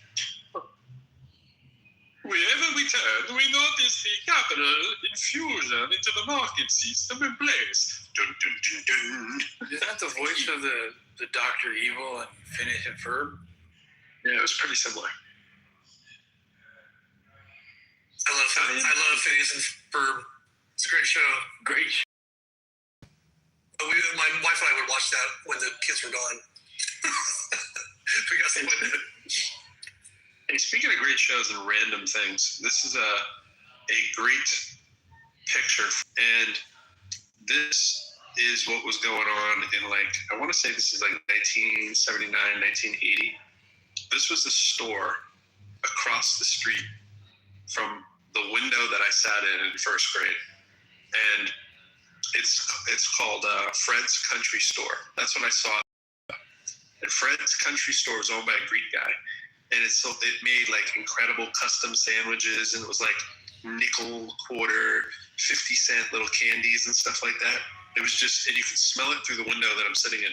My classroom is just about where this picture is taken from. In fact, I'm positive it's taken in the yard of the school. And How did you concentrate at school with that right there? I didn't, and that's the thing. The thing even in my book, where people ask me how I got into hip hop, I was looking at that out my desk, right, thinking about how I wanted to go over there. But I'd be doodling and writing little poems and little songs or whatever. All I wanted to do was be outside there, and it was called a country store, and I didn't even know what that meant. I was like, "What's a country store?" And we weren't in the country; we were in the city. But it was like a slight like lull in the city part, because right behind that there's a river. That's the Merrimack River that runs behind that. It's sort of like not on the banks of the river, but it's behind the river. This Merrimack Street, probably this Middlesex Street, which is kind of parallel to it, but not even parallel, but it's another street that kind of winds around it. But anyways, that was an amazing thing to have across the street from your school. But yeah, that's how I started not paying attention in first grade. I don't blame you. Hey, Pro, have you read this whole article that you posted at the top? I'm in the middle of reading it now. Have you read the whole thing or not? Most of it, yeah. Yeah, this is the third time that I've looked at this article, and I pulled it up, so because I don't remember every word, but I very well might be wrong, but in looking at it, and I know that the article was from December of last year, it appears that most of this information is from 2021, and some of it is from 2023. I find very little of it going up to December of 25. I assumed it was an update too. I assumed that when it says anything that's about like currently, the currently probably reflects 25 is what I've assumed. But you're right, it's almost all 21 points and 23 points. But it is worded in a way that it's hard to tell. Yeah, and it may be done that way purposely. I just assumed it was like one of those many articles that once you update it, but it does not say the word updated, but it does say 25, you're right. And in fact, I'm looking at the graph, which is about halfway through it, and the graph runs up to July of 23. Yeah. So, yeah. I mean, if someone, and we're all aware of the numbers that we heard, right? But we have no way of verifying there really were 10 million people in here, but let's just assume there were, right? Actually, for a second, assume there weren't. Assume that someone told you back in the heyday there were millions of people on here, and let's say millions was like 2. Right? And then today, somebody said to you, there's nobody on Clubhouse anymore. Wouldn't you be stunned to learn that there actually are millions of people still on it now? Yes. Yes. You don't see it. Yeah, it's crazy. It's like, and so it's just a pushback to people when they think that this is a failed app and nobody's on it. It's like, are you kidding me? This is a global app that is running 24/7. The store's always on. It's turnkey. Everybody's in here in real time talking to each other. And just You know how I know you're wrong though? No. Because Dittman keeps ending up in our room. Like if there were hundreds of rooms, that's a great point. Thousands of rooms. That's just how the algorithm works. Some other corner. But that's proof of what I'm saying. I mean, it's evidence of it. It displays to you the same like boring 20, 30, 50 rooms, right? It feels as if there's nobody here. Dittman is trapped in the same little bubble too. You can jailbreak him. Well, he's not going to broadcast on YouTube in Chinese, right? Or is? All right, I'm gonna challenge you all to do it. Rooms in English and the rest are in Hindi. Well, let's all surf for just a little bit in your hallway and come back with a screenshot when you find something that's in the multiple hundreds, if not the thousands, and see how long it takes. That the first time you said it, I'm on 108. I'm pretty sure it won't even tell me. I hit 108 on my third scroll down. Yeah, it doesn't display I hit 120 on my first scroll. 183. I hit 120 on my first scroll. Yeah, are these people with their numbers? Are these club deck people? No. Look to the right, and you can see the numbers on the little bubbles. It's not in every single room, but almost every room. 151, 290, 290. 2,300. Go to rooms and see if they're bots. See the 2,300 too, and that's like what, an Islam room or something, right? I don't know what flag that is. Farsi, yeah. 126. 289. The fact that there's a room with 2,900 people is exactly what I'm talking about. Other parts of the world, probably a religious room or a culturally based room, right? The thing that weirds me out, if there's so many rooms that I'm not seeing, so I can scroll through 50 to 100 rooms, and there's only two, maybe, that I'm interested in. That's right. So are they just bad at it that they can't find the other rooms I'm interested in, or is it? No, I assume that's it's just like did your television station do a better job when you're at home? No, but the television station is fixed. It's not. It does. At this point, I think knows a lot about me. Yeah, Hero, it's based on your interests. If you go back to your profile and you click on different interests, it'll bring up a different. Yeah, I don't think they actively do any screening because of the privacy concerns originally. So they tried, and then they just went back to, you check the boxes, we'll show you the rooms. I think they're actively hiding things they think might be interested in. Like I have to scroll down to find rooms like this, rooms I've been in earlier in the day. Sometimes, and this changed recently too. My go-to move now is I go to the little thing where you can see who's on, and then I scroll and I'm like, oh, what room's Pro in? What room's John in? Right. Like because it's like an optimizing algorithm of some sort. It doesn't want me to find rooms it knows I want to be in. Weird. Okay, so I'm down in an area now where all of the rooms have nobody in them. I've never used Club Deck. Does it give you more like metrics and stuff? Can you pull these kind of numbers? It's worse for certain things, but other things it's amazing for.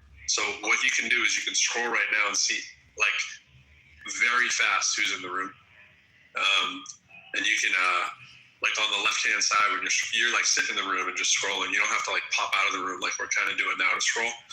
I mean, even though we're not fully popped out, but it's just hit the end. I'm at the end, bro. No way. Is there a restaurant? Your thing just froze. There are no more rooms, and all of the final like 30, 40, 50 rooms are all. I went through with one person. I went through the 5, 4, 2, and whatever. Now I'm in 21, 97. No, there's nothing. 112.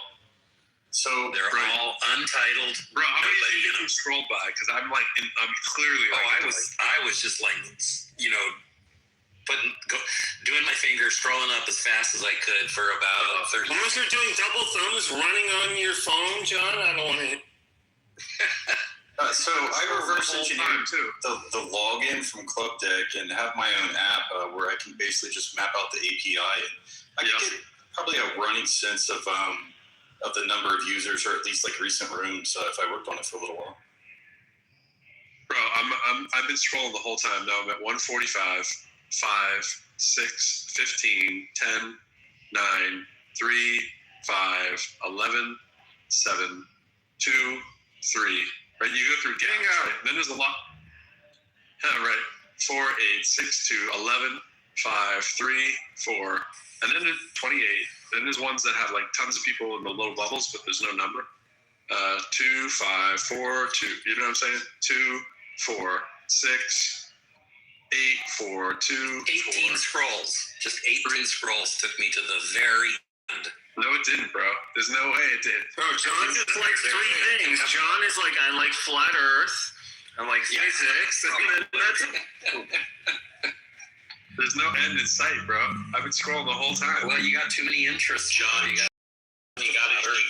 give it a 10-second refresh. No, I've had it. It's been sitting here for a minute. Oh, okay. And I can tell you, all of the rooms at the end are untitled. You really do have profile pic. Anyone see an interview with the headliner 292 on my PTR? It's a weird time of the day too. This like our European friends here probably coming in around midnight, 1, 2. It's not a great time. Probably not a peak time for where the most people are in the world that are likely to be on. But where are you most likely? Right. So 276 people in wrong black man, same treatment. That's one of the top ones I see in my hall. I went like 800 pages down. Now I finally saw the Tarot House, which I see all the time. It's like, what? And now the loop is complete. Now you looped around infinity. I have not. I haven't. Oh, it's just a queuing error then.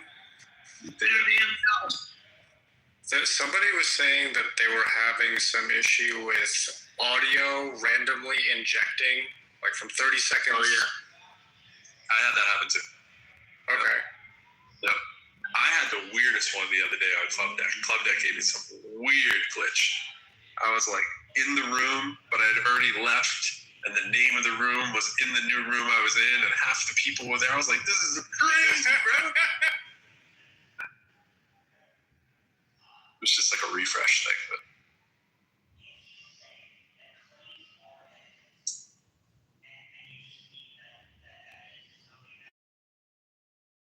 Where basically I have some limited features on my app currently, but you pretty well can just use a proxy and map out the API and just figure this kind of stuff out if you really wanted to. I don't think it would take too long, but it's an interesting thing to think about. There's different ways. Of course, we just have a subset information. We don't know. There's just ideas of has it truly increased, decreased, uncertain. You could probably just write an MCP server, Pro. I'm doing this right now. Hey, use a Club Deck and write an MCP server, LLM, that will just scan through and count all the users. So we'll see if that works. Right. Let us know if the bot gets banned. I'm definitely into rooms that feel like they're bot-created rooms that it's sent to the bottom, right? Now I'm in the 1, 2, 7, 1, 1, 2. I did think about that part. Just one bubble. Yep. As far as the banning is concerned, I hit some 429s, but no banning so far. I just have to back up algorithm. And then there's these weird ones where you can clearly see there's like 10 people in there and it says 2. Like 420. 3 days ago, 420. This could be artifacts of how or remember how, and sometimes it still happens where on like Friday or Saturday nights the glitches are higher. I love when the room titles are all given to you in English, but you know they're not English titles, and then you look at it. Like this one I just read. I can send thou 1,000 times.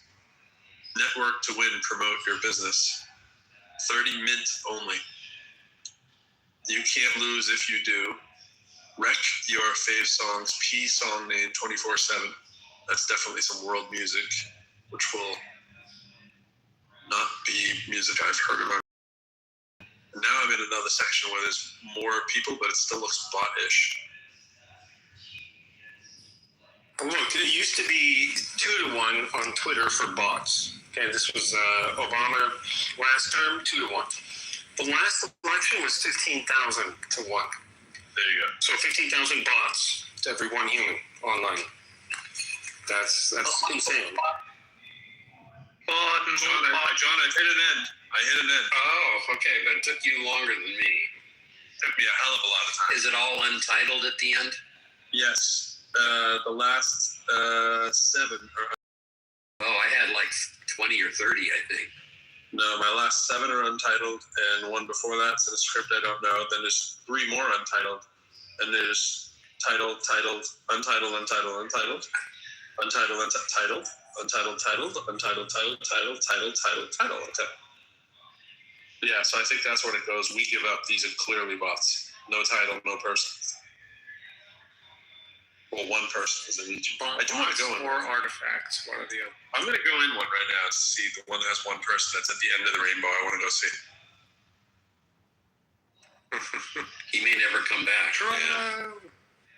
Hey, according to Google, Twitter is now worth as much, if not a little bit more than when Musk bought it. Yep. Well, there's an investment. Yeah, if you could, it's not public. Yeah, but he's going to merge it with SpaceX. He owns about 50% of SpaceX, and 20% of Tesla, and then SpaceX and XAI merged, and then they're also going to be merging with this other AI company by the end of the year. So it's kind of a merger. There's it happened. And then it immediately makes you, of course, if I wanted to find that room again, like good luck or anyone near it. But so did it work? Yeah, I went in. It was Ebony with a $ sign in front of her name. Ebony. Talking. Well, you know what you can do, Pro, is you can do the copy thing, which is the box up at the top with the arrow up. Click it, copy, and then slide into your own DM. Oh, I did not know that was the thing. Well, you say you might not be able to find it again. That gives you the automatic invite. Oh, I know what you're saying. Yeah. I didn't really want to. I was just thinking like. That's a weird workaround. That's like a 90s hack to a problem that should have already been solved. Yeah. Well, I use that one for all of my mod squad, which is about close to a dozen people. When I sign on the weekend, I copy it and I send it to everybody. I just send it to the text, so I only have to send it once, and then everybody gets no. I report my own house 3 times. No, I'm kidding. I report myself with another account. I wonder what would happen if you report your own house. They'd contact you and be like, what was the nature of this? Well, like the existence was the problem, you see. I praise myself daily at least 4 or 5 times a day. So we don't need to know that. You're good enough. You're smart enough. Done it. You deserve it. And you deserve to be on your knees a couple of times a day. What? How are you jerking off on your knees, man? He said it's a play on words. He said he praises himself. Praise, on knees, hands together, praise. Yeah. Forget it. I shouldn't have said he was congratulating himself. Don't you love that, champ? It is right to give him thanks and praise. Like as if you need a reminder that it's right to give him thanks and praise after you've already done it in the church of your choosing. It is right to give him. Hallelujah. It is right to give, like nothing cultish there. It is right to give him thanks and praise. It is right to give. It's like, what? Why are you guys singing this neuro-linguistic MK Ultra type shit? What the fuck is going on? That's exactly what it is. It is right to give him thanks and praise. Now we sing it all together. Catholic Church is just really weird. It's just, the more churches you go to, the more you realize that Catholic Church is very cult adjacent. No, since that nobody else can. But the Catholic Church does own more land around than any other individual or organization. That's the best corporation ever. John, why do you have a woman's feet in your PTR? No, those are his feet. Yeah, how dare you? Those are your feet, John? Did he leave? Oh, he left. He's like, oh, I revealed my toes. Oh, no. Hi, puppy dog. You guys should all have a Cavapoo. It's a doggy-dog world. Had a Cavapoo would be a better place. They're just like humans. They're little live stuffed animals that stare at you and read your emotion all day and just want to follow you everything you do. I've had dogs all my life, and Chihuahuas are the biggest sons of bitches. Most dogs do that, bro. Most dogs stare at you and follow you around all day. Yeah, but not these stare. Like, I'm a big dog person, too. Like, I was raised with bulldogs, 7 of them. I had my own bulldog called Love. My aunt breeded them. I was on Animal Planet with my pug. I was saying, like, it goes on and on. Had a German Shepherd. Like, this dog is a Cavapoo. And this Cavapoo is like, it studies your like emotions, and then it goes and hides stuff around the house for itself. Like, so it was. Now I know its schemes and its tricks, but it's one of those dogs that hides its stuff and then puts its paws over it to hope that you won't see it. It's that level of smart. It's like, no, I don't have the pen under here. Why would you think that? With its hands crossed over the pen as you walk by, it's like that kind of stuff. And it's like, oh, you little crap. And she acts like, oh, nothing. No, I just happened to be sitting this way, just covering up the pen. And you're like, yep, you took the pen. And then she slowly creeps into my bathroom because she knows I'll kick her out there. She walks like she's a spy. And she gets into my bathroom so that she can try to jump into the trash and pull out toilet paper, which is like her favorite thing to do in the world. And she's like, run. Stop. Walk really slowly. Across the... It's just crazy. I've never had dogs do that before. Now, dogs can be sneaky, but this dog is like... My dog grabs my towels all the time. Oh, yeah. Yeah. I've never had a dog that grabbed towels before. Sorry. Oh, this dog... Because you know why, Steve? Your dog wants your attention. Wants to play tug of war.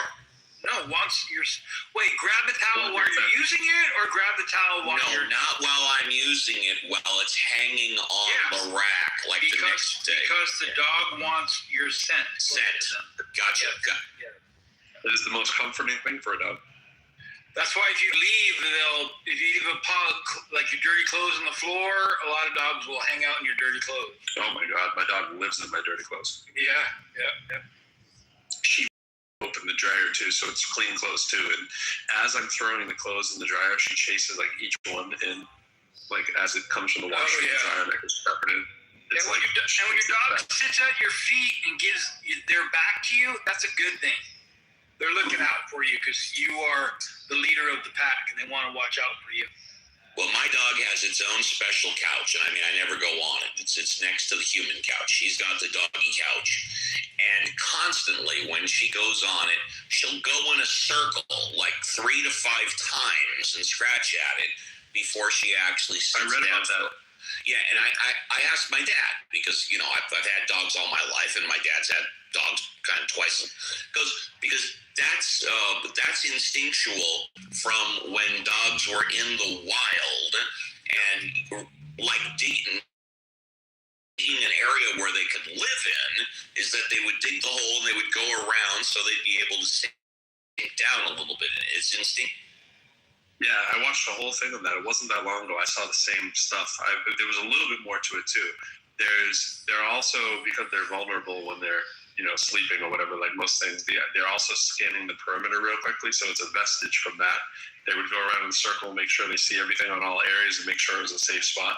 But yeah, all that stuff was in there too. Yeah. Same reason why they do it. They circle before they poop too. Same reason. Yeah, same thing. They're doing the same thing because that's when you're most vulnerable.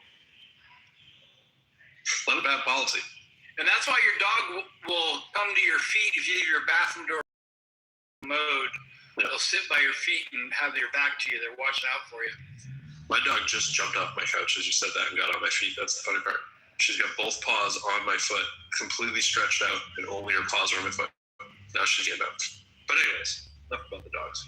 Dogs are too positive and happy. Can't talk about that when we're talking doom and gloom. We can make it dark with dogs. What if AI spares the dogs? Wait, what if AI spares? What do you mean spares the dogs? If they're humans' best friends, we want to kill off all the humans and save the dogs, right? We're like, we're gonna need some of these. The robots might like them. Talking about Chinese people? What's going on? Oh, that's lit. There's a movie about that he trains the AI robot to take care of the dog after he dies. Mm-hmm. It's called Fish. It's a Tom Hanks movie. It's really good. Yeah, but like the people who are actually getting robots now are like Chinese people. Right? So like it was less of a racist comment, more of a, hey, China's going to have robots faster, so they're probably going to run into this problem sooner. Actually, my bet is South Korea and Japan actually are going to have robot nurses before anybody else because of the population collapse. So it's going to get fucking weird because then it's going to be, this robot has an inheritance and it has power of attorney and it can sue your ass. And then it'll even begin to be situations like, hey, this robot, its face is molded after my face because I'm about to live as me after I die. That's going to be fucking weird because you know some fucking weirdo is going to do that. Some weirdo named Aya.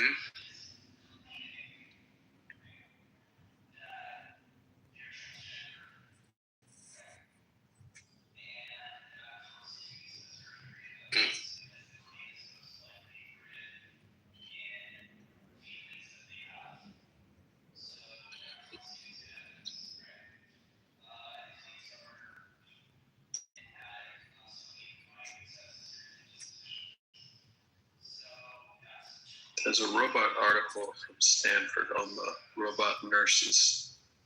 I'm going to find it in a second. Benjamin Love article.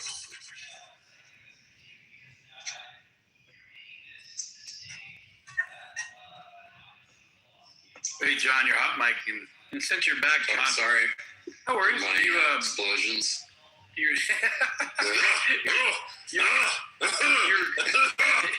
you're grunting a little bit. But you had a PTR of some feet. Whose feet is? What's that? John number 2. You had a PTR of some feet. Whose feet were they? You mean not recent? You mean in my profile backlog? No, just like a few minutes ago. There was a John imposter, and JCC's wanting to tag you as this imposter. Oh, that wasn't you? I got That was Inspector you. Inspector you? Oh my gosh.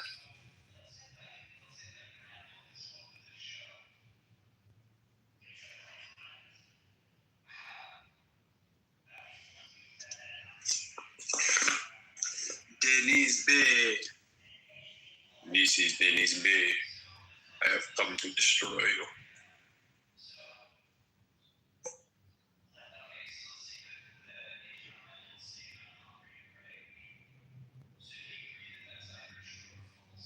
What's up, Brandon?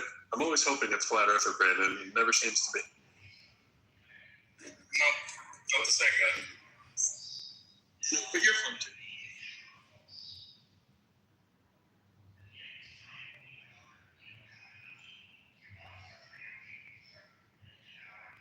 We're talking doom and gloom, end of the world, market collapse. Anything else you want to have on the negative docket is free game.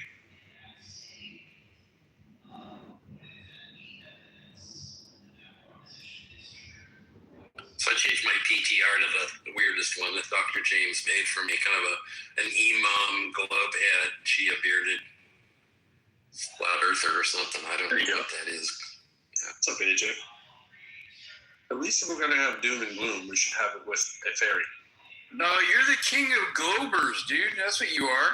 He's got the globe brain, He's got the globe brain. You're the globe king. Globus Maximus. The Globus Maximus. Your head is a globe.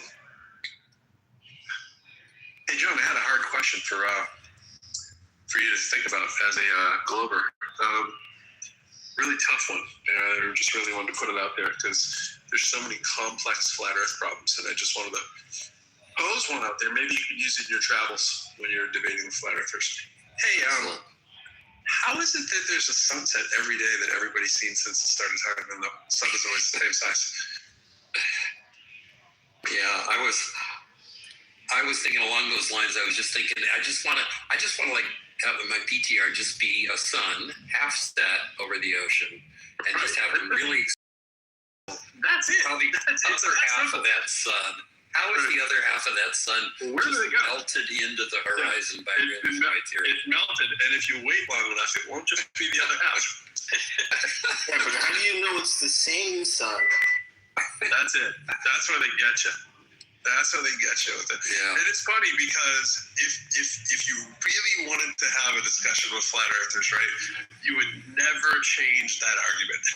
Yeah, that's right. That's argument. Right. They get you by running you around all over the place. Yeah, That is they get you running around. It's like they don't want you to pay attention to this problem that the sun every day sets and rises the exact same way.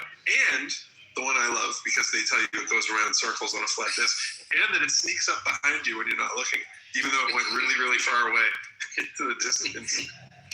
I like that one. It does. It seems to do a conveyor belt thing, but you guys are saying it's going around in some kind of flat circle. I don't get it. Yeah, but how big is this plate? And where's the ice wall? Like ice wall? I've literally never heard that in with flat earthers. So that's why I think it's like probably one of the most successful of all time propaganda campaigns by Putin. I still think that's like the main reason it became a cultural phenomenon. And the estimates put it as something like $80 million. That is amazing bang for the buck. For $80 million to get flat Earth to be going for this long, I'm impressed. Went from like a couple thousand people to like a couple million. They're like, oh, is it flat? I'm like, guys, like we have a globe. You can travel to anywhere on the globe. I assure you, it's a globe. And they're like, yeah, but I've never been in a plane. I'm like, well, that's just a plane ticket. What's the next best argument, though, if you want to go up like one level of sophistication? But I usually, my favorite thing is stay away from all math and science whatsoever when dealing with flat earthers, because that's what they do. And never bring it back to math and science, right? Everyone makes the mistake of thinking you want to bring it to math and science. That makes it look like you're actually having an argument. You just want to stay in the land of like very general and just go, hey, I see it setting over there. I was just wondering how you explain that, right? But other than that, right, it's like just stay on the lizard people. No. But the closest thing to even getting near math and science is just like when we do the whole predict the eclipse kind of thing, and we use all the math that's important to have a globe as sort of this fundamental axiom. What do you do when you don't use that to tell us when the eclipse is coming? Like, that one is so fun to do because there is no answer, so that is just like cue the insult. Well, that's actually worse. They had the Soros cycle answer for that one. That one they know. Not totally, John. Not totally. No, they'll tell. They will convince anybody who doesn't really know that that's a perfectly good answer. There's a pattern. Does the pattern also explain the lunar eclipse too? It's, of course, the Soros cycle is the one they always refer to for the solar cycle. I don't know exactly the lunar eclipse, but the lunar eclipse is harder, of course. You can't get away from the lunar eclipse. Yeah, that's right. Yeah. But anyways, like those are the fun ones. Like if you just want to have fun and just troll, just like never stay off that. Just say, hey, I was just wondering about this sunrise. Just come in every day, like, hey, this sunrise thing, and just never leave it. Yeah, I don't know all the math and science, but the sunrise thing is tough for me. Yeah, take a look. I just took this picture. I've never seen this before. How do you guys explain this? Right. It seems everybody can see one too. Everyone has their own personal sunrise, as you like to say. Everyone has their own personal sunrise, and it does the same freaking pesky thing every time. All right, well, that was fun. See, I prefer, I'm like, listen, we're going to do small angle approximation. They're like, small angle what? I'm like, sine theta is equal to theta for what angles? And we're starting there. They're like, we've never heard of that. I'm like, Brandon was in the room the other day when someone was, and I don't really know what that is, and I have to look it up. And it's like, that's how unfair you're playing if you start saying things like that. If you start saying anything that has like a Greek letter in it or yeah, my standing challenge is like, Jamal, I will give you $100 or even $1,000 if you just attempt to do my math test live stream. You can even use all the AIs that you want. You just have to answer these 10 simple algebra questions pertaining to the geometry of the... Sorry, was this me or was this a different Brandon? I was off for. No. This is a different Brandon. Okay, sorry. The different Brandon. Hey, I always meaning to ask you, maybe Pro can chime in on this too. This whole sine thing, I've done this a million times. I put in sine of 1 degree. I always get something like 0.017. I don't get 1 degree back. So what the hell are you talking about?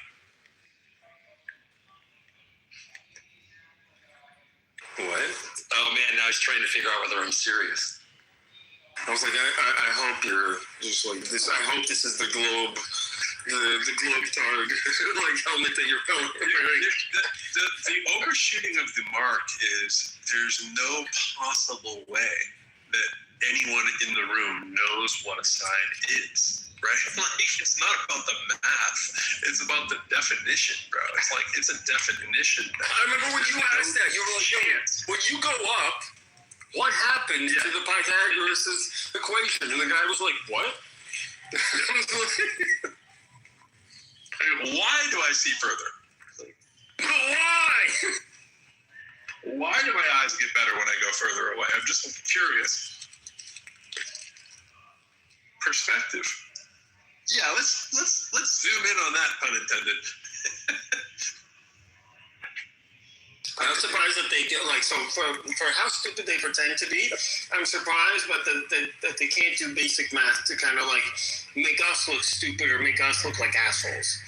So I would respect it much more. And in fact, I've had conversations with flat earthers who are a little bit more Russian, like literally they're Russian speakers. You can kind of pick up the accent maybe, and they will answer questions like that.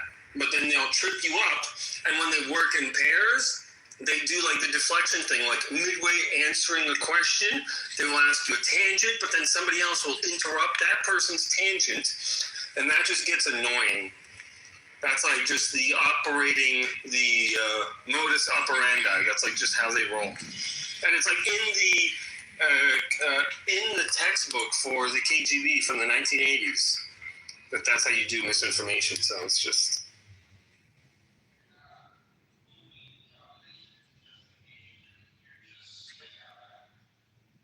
Guys, Theodore in the audience has an equation in his bio I don't understand. It says following divided by visit is not equal endorsement. Can you guys speak? Yeah, if they follow you, they don't endorse you. I used to have something similar on my Twitter. DARPA used to have it as well. It's like retweets or reposts or follows are not endorsements. Good. F over V is not equal to E. There should be another one after that says anything you post on your profile has absolutely no merit in the real world. Anything you try to create legally means nothing for anybody ever. How do you enforce disclaimers on Clubhouse? Like, I don't consent to being recorded. I was like, well, tough cookies. What are you going to do about it? Yeah, it's like, sorry, you're allowed to be on here because you consented. Right. I no longer wish the consent I gave when I signed up. Right, exactly.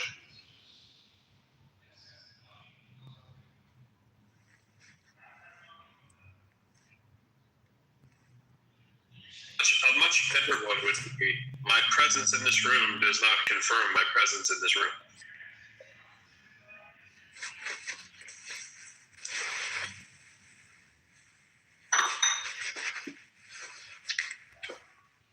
Speaking of that, did you hear about the Republican senator, the Republican congressman that was questioning RFK on vaccines? And this is and I bring this up because I'm looking at it on my Facebook. Oh, it's the Democratic senator that claimed it's mathematically impossible to have a drug drop by... That's not what I'm talking about. Senator who voted for RFK, he was like the deciding vote. And then it was within the past 24, 48 hours that RFK was talking about the measles and saying that it wasn't lack of people these days taking the vaccine. It was because of it was because of nutrition and shit like that, why the measles went down. RFK was referring to a study that was totally debunked. It was done by a doctor who I think lost his license for lying, aka Benjamin, if you're with us right now. Here's a class. Here's what you should be looking at, Benjamin, to debunk studies. Look at the RFK thing within the past 24 to 48 hours. Yeah, that's great. I was talking about RFK yesterday. It's just great. I was reading his bio on Wikipedia, and it's just like the whole part that like straight up calls him, and whatever it is, have an anti-vaxxer. It's like, how do you have an anti-vaxxer in this position? Like, how is it? Remember watching the hearings and people actually taking it like it was a serious hearing, and they were like having a serious vote? Like, you're actually considering that this guy might not be lying? Oh, wait, no, it's that you're all lying, posturing and posing and pretending it's a real hearing. When all of his children have the basic vaccines. And I was saying all along that if RFK, if he would have been appointed to the EPA, I would have totally voted for him in a second, because he's got 20 years of experience with the year. With the year, I understand that, John. before coming to the administration, RFK has 20 years of litigation experience with the EPA environmental issues. That's where his strength. Well, everybody has one. I'll say this for RFK, there's one thing that's kind of interesting. I hope this actually does change. So, weight-based dosage for vaccines, we should have that. That should be a thing. Like if a child is bigger or smaller, we do that with other medications. We should do that with vaccines, and there's actually a lot of data coming out of the farm animal data sets for pigs and cows and so on that shows that there is a difference in the reactions and side effects of animals when you adjust for weight-based dosage. So, hey, that might address a lot of the issues, because it's kind of like, hey, if you take too much Advil for your weight, we can predictably say that something bad might happen or you might not feel well. So, for what it's worth, RFK does a lot of creating noise, but you need that kind of disruption to get out of groupthink, especially in a field as closely guarded as medicine. So as long as people keep his feet to the fire, I don't mind him doing that. If he can just unequivocally go and start making changes, then that's crazy. But then again, the recent ibogaine thing from Trump, that's such welcome news. That's amazing. So history happens all sorts of ways. I don't know. What the hell are you talking about, Iowa? Trump legalized ibogaine. No scientific basis for any of the changes he's proposing.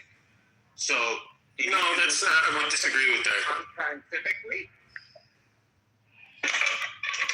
what do you disagree with? He doesn't have. I'm talking about the dosage-based vaccination schedules. If we had, based on your weight, the dosage was adjusted, how much vaccine you got.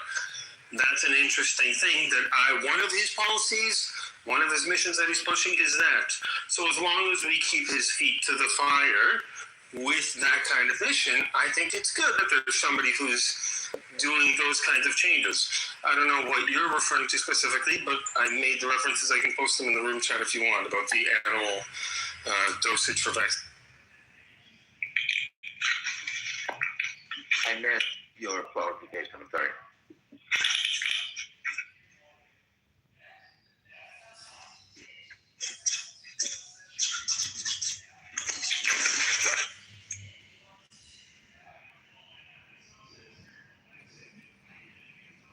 I think what Kennedy's doing also is putting a lot of more money behind research into a chronic disease.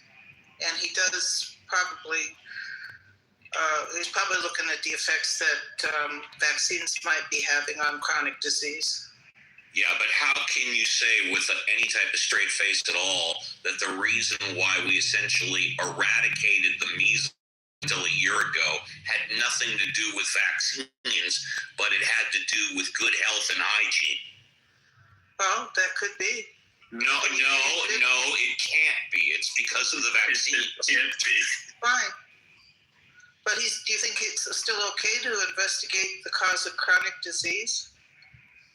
I don't think it's okay to flat out lie.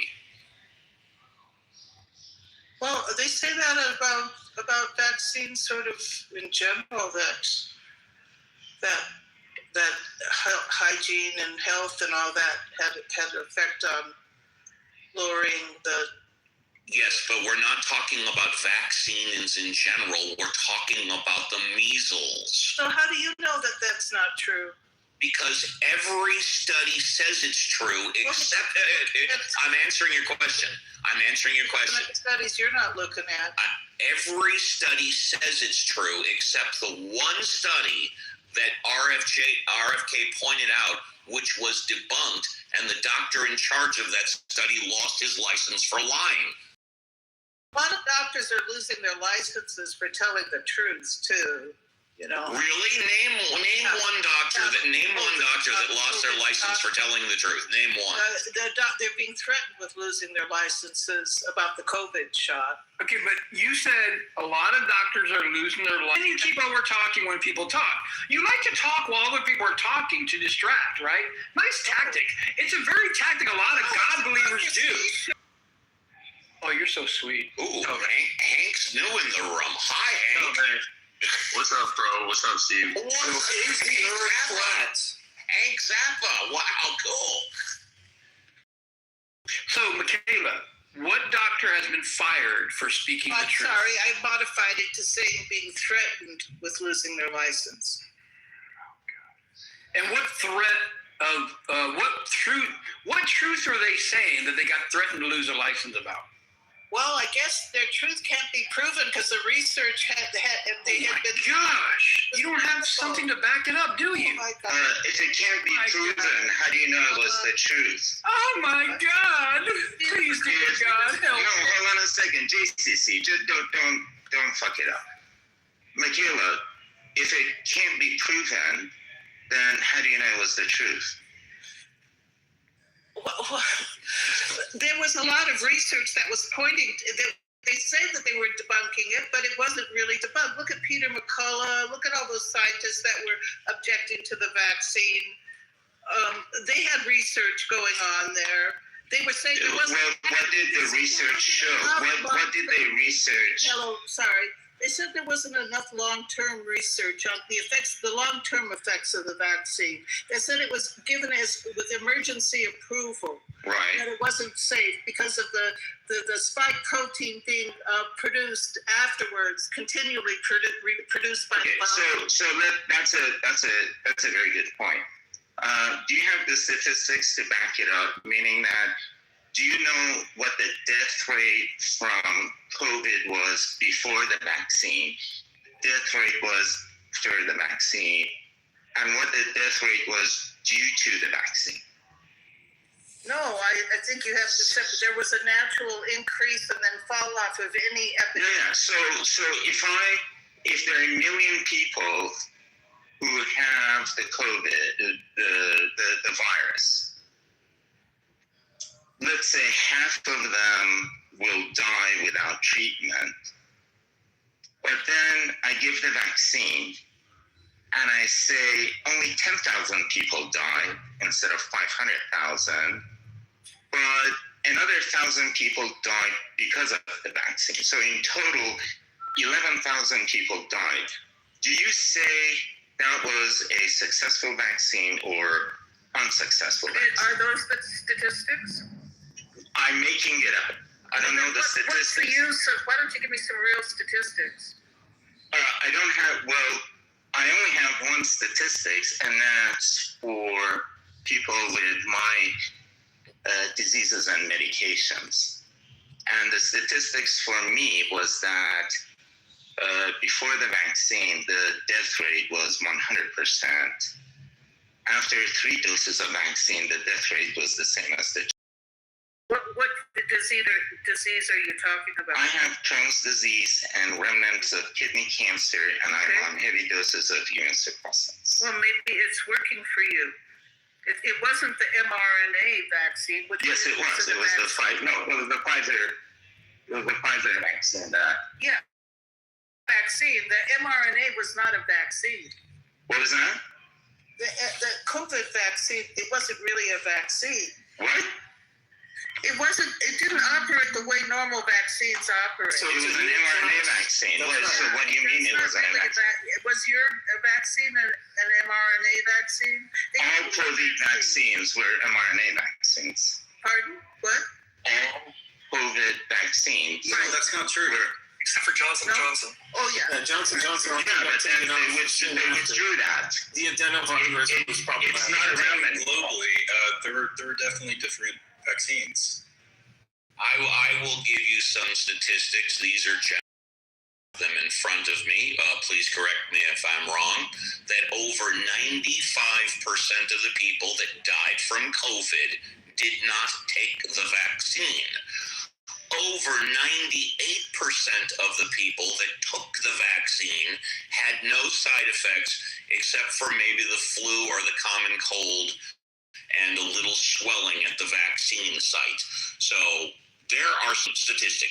Where'd you get those statistics? That all those? I got them from Google, the internet, NBC, ABC, CBS. Again, they're not in front of me. Okay, so what's that place vaccine injury too? There's a government, what do they call that? VAERS. The data was terrible. Right. It was terrible. I tried to clean it over and over and talk to people. Everyone had different interpretations. It was a big mess. Yeah. But that's also self-reported, so it's not really. And a very small percentage of people self-reported. I took cookies from the Cookie Monster, and it got me sick. And also, by the way, and again, I don't know, so I'll throw this out. Have they ever confirmed how many people actually died from the vaccine? They've reported that there was a lot of side effects. And like I said, over 98% of the people that took the vaccine had no side effects, except for what I just said. Well, I think that only a small percentage of people with side effects reported them to the VAERS. Michaela, this is the statistics of deaths due to the COVID vaccine. The majority of them was, for the Johnson & Johnson is 0.0022% of those doses. Roughly 10,483 reports out of 46.9 million doses. And what percent of the people who had, okay, you're talking about deaths, what about injury? Yeah, page 57 of the Pfizer document states something like long COVID, like symptoms after vaccination, but we knew that from the fact that you're taking a viral protein, even in an mRNA form, you're experiencing a viral protein, so there should be some set of symptoms. Those can be mitigated medically or otherwise. I had the vaccine before surgery. I was concerned about some things. I had a nosebleed also after one of my injections, which is like not supposed to happen. So people can have all sorts of reactions. Those can be stabilized, These are the statistics. Injection site pain, 50 to 80%. Fatigue, 35 to 70%. Headache, 25 to 50%, 20 to 40%. Those were the reported side effects of the vaccine. Side effects. What was that? 8.5 cases per million people. How long did they follow? 0.0008%. Look, I'm just one family, but I'm going to say my mom took it, and she lost her memory. She basically got Alzheimer's for about 2 years and didn't know what year it was. Okay, so I mean, all of these things, Michaela, you're talking, they are in the order of, 1 or 2 orders of magnitude out of a million people. What about infertility and effects on the menstrual cycle? It's irregularities, not infertility. I know, but they stopped collecting those statistics.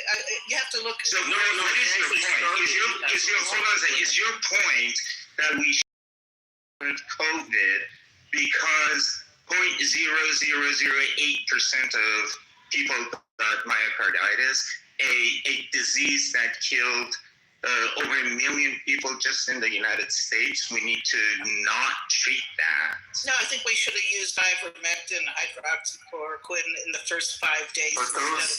Do you have any evidence that chloroquine actually worked? I'm not full of these statistics like you are. Yeah, so then how do you know we should have done that? Well, I know that it was effective in stopping. How do you know it was effective? Did you see the clinical study of it? Yeah. Did you see the results? Yeah. Who conducted the clinical study for hydroxychloroquine? The Defense Department conducted it and found that there was no conferred safety. Do you know how hydroxychloroquine came into being as a treatment for? Yeah. Actually, no, you don't know. I don't know what I would like to know. The person who started it is a good friend of mine. Oh. He was. What's his name? Mike. Whatever, Mike. He's in Oklahoma. He's with Oklahoma Medical Research Foundation, OMRF. Got the Nobel Prize for either hydroxychloroquine or. No, it wasn't for COVID. So he was talking about different things that people are doing and he said they saw in the lab some positive results out of hydroxychloroquine, but they needed to do more work. Right. As soon as they went from biochemical tests to cell tests, they saw that it didn't work. However, a representative of the Peruvian government was in that meeting, and he tells the Peruvian president that this is what he heard at this meeting, and the Peruvian president met Trump and told him that at this meeting. So something that a scientist said that this thing might have some positive effect by the time it got to Trump was that this is a cure.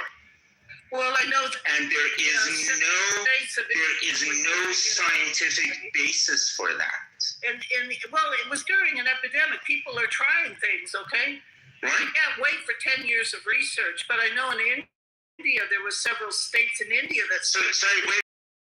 For 10 years of research, right. And then what should they do?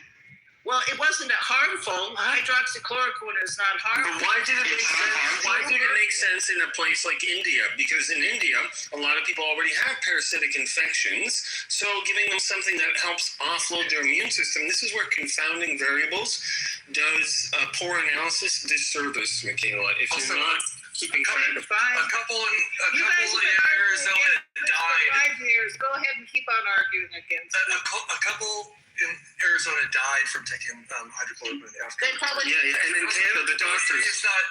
Don't say it's not dangerous. Yeah. Doctors heard that story, Hero, and they just started giving it away because people were just buying it on. Yeah. And ivermectin is a different thing. That might have had a chance of working. I don't think hydrochloroquine ever had a chance of working. It was just, but ivermectin is an interesting, and that was the thing that the Nobel Prize was awarded for, not for COVID, but for something else. But here's the thing: they tried it. There were studies. It didn't really help. So I don't care how much Brett Weinstein you listen to. This is bullshit. Okay, so I want to go back to this because there's so much about a couple dying of hydrochloroquine, but I literally just mentioned, let me give a little more context. Within days of her taking it, she got sick immediately and lost her memory for over 2 years. How many people are in this room? You said something like 1 in a million or something like that, Sam, on one of the major complications. You mentioned one specifically, I think myocarditis. But this is literally like not being able to track what year it is. She thought it was, I think, 2021 until 2024. That's a big deal. Well, it could have also accelerated that disease, too. What conclusion do you draw from that?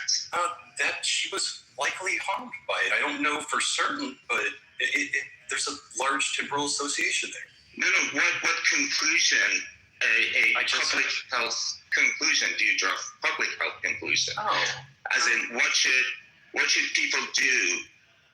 Because that was your experience. What should people do with the COVID vaccine? No. I'm not going to answer that. That just seems that's not appropriate. Like I'm not going there. What I'm saying is, it does not seem as if it was extremely rare. I know that I'm just one person in this room, but this room is not large. There's a lot of people who talked about it. So I just, can you understand that potentially in a public health crisis, that the statistics might have been skewed somewhat by some individuals so that this policy would have been pushed through to have the effect that they really hoped it should have had at a systemic level. They needed certain thresholds to be met. I'm just wondering, do you think that's even a possibility? No, it is not, because we used to see the death rates in the hospitals. We used to see how the physicians were just dying of exhaustion dealing with all these people. We kept seeing the death tolls, and then when the vaccine came, it all went down. When the vaccine, that has nothing to do with my statement. No, I understand what you're saying. It can be they're mutually exclusive right there. What's mutually exclusive? Did you hear what I said? I said, do you not think that potentially the statistics were skewed a little for national security reasons? No, I mean, okay. I don't. Do you have evidence that it was done? Do you have any evidence not to? Listen, if it's national security, how do you expect me to have evidence of this? I'm just a guy. No. Because it comes out. Everything comes out, right? What? Are you sure? Yeah, because isn't this like a argument right here? No, this is what Benjamin Franklin said, that 3 people can keep a secret if 2 of them are dead. And then none of these, and you can just noise over the top and just scream over people and just say, no, it's not true. You wanna play conspiracy theories? Go right ahead. I'm not a conspiracy theorist. I lived in the community. I saw what was going on. I saw people getting sick, and then I saw people not getting sick. Okay, but I want to make my position clear. I think it's somewhere in the middle. I think that there was propaganda on both sides. I think there was a lot of noise and a lot of people died, and a lot of people died for a lot of reasons, in my opinion. It was the virus, yes, that some people got harmed, and perhaps more. On what do you base your conclusions, right?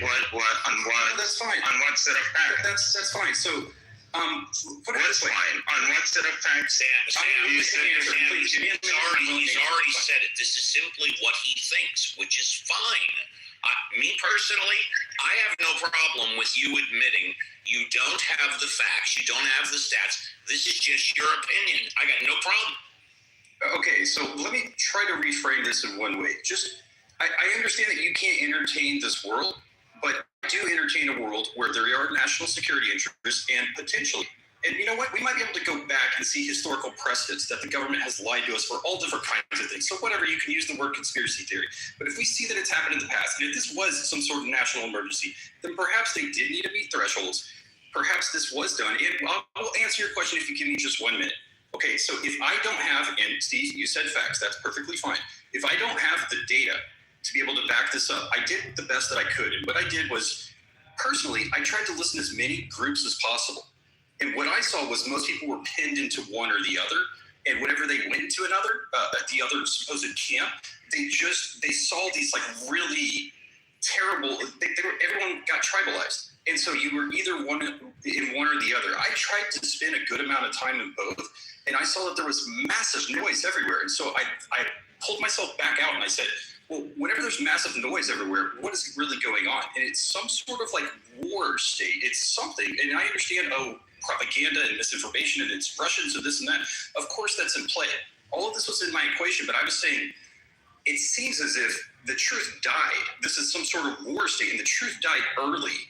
And there's massive noise sprayed over everything, and trying to find the signal is incredibly difficult. And most people are getting into kind of black and white perspectives that it seems like I could try to begin to, challenge these. And I was just attacked by either group. And I was just like, well, I don't know. It doesn't seem as if many people are willing to take an unbiased view here. That was just my experience, and I dealt with it for years from every which side.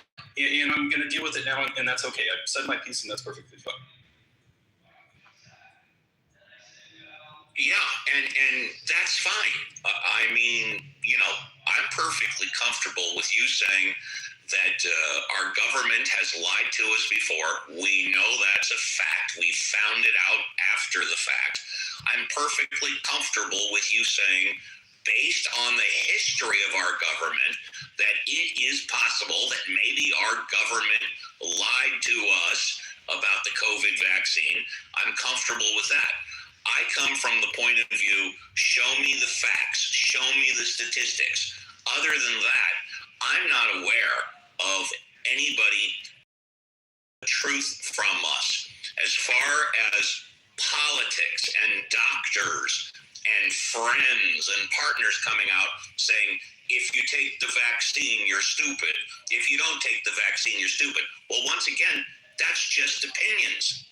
I've given you a certain set of statistics, numbers. Sam has too. We know these numbers that we have repeated to be true. And still, some people say, well, I think, and it's my opinion, and That's fine. I got no problem. Steve, last thing, and thank you.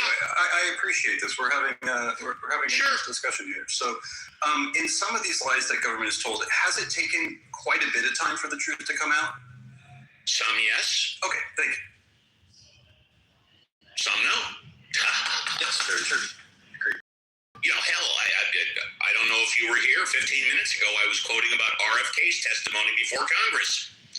You know, here's our person in charge of Human Health Services who has the gall to come out and say that the measles vaccine did not contribute or was the main cause to measles basically being eviscerated.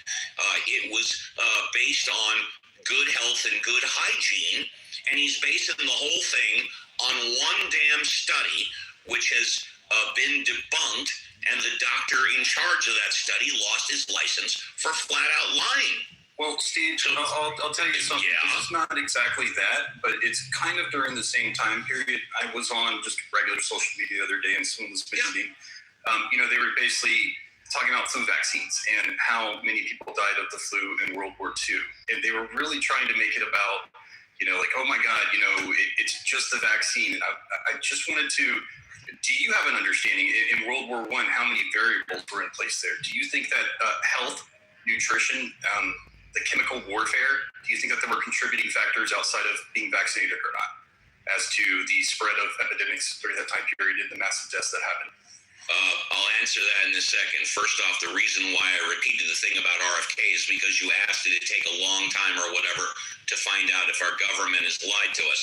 We knew immediately as he was speaking his words in real time that RFK was lying when he testified under oath before Congress. But as far as your question that you asked, I don't understand your question. Can you rephrase it? Yes. Sorry, I kind of went all over the place. No, that's okay. Yeah, so someone was online and they were trying to make a point that it was due to the... Okay, I don't know what it is. Sure. So time period, World War I, the epidemics that happened, the flu deaths that happened, the massive flu deaths. Are you talking about the Spanish flu? The 1918 Spanish flu.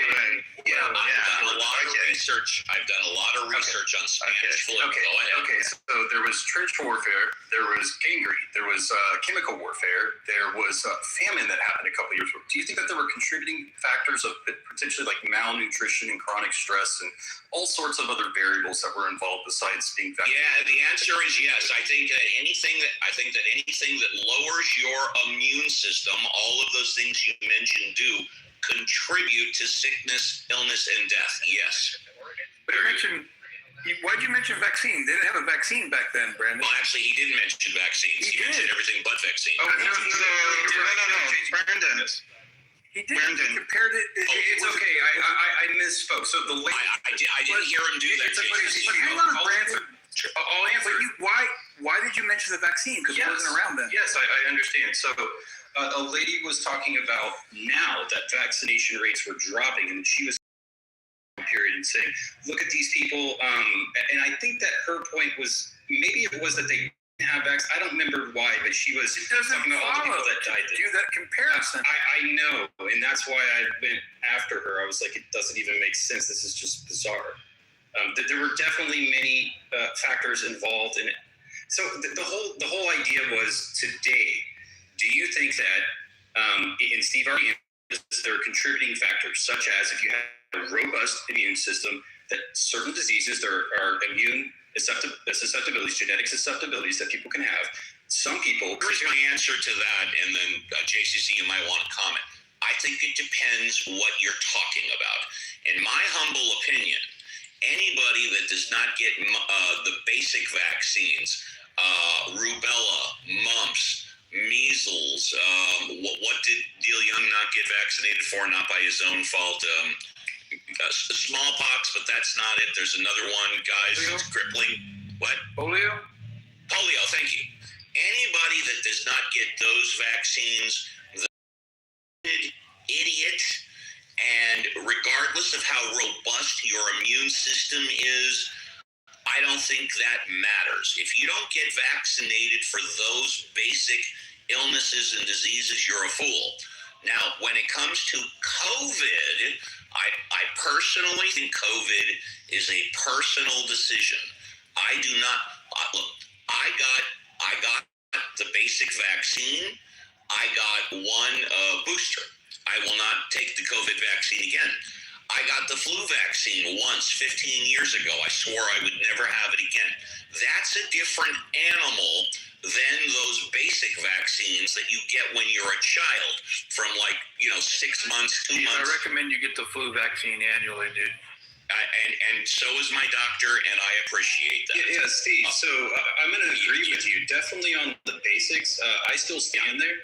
I'm curious, is your points on the flu vaccine, it seems to be, my understanding, and I'm a nobody, but it seems to be that the virus mutates quite rapidly, and they try to assess which one will be most prevalent the next generation. Sometimes they get it right.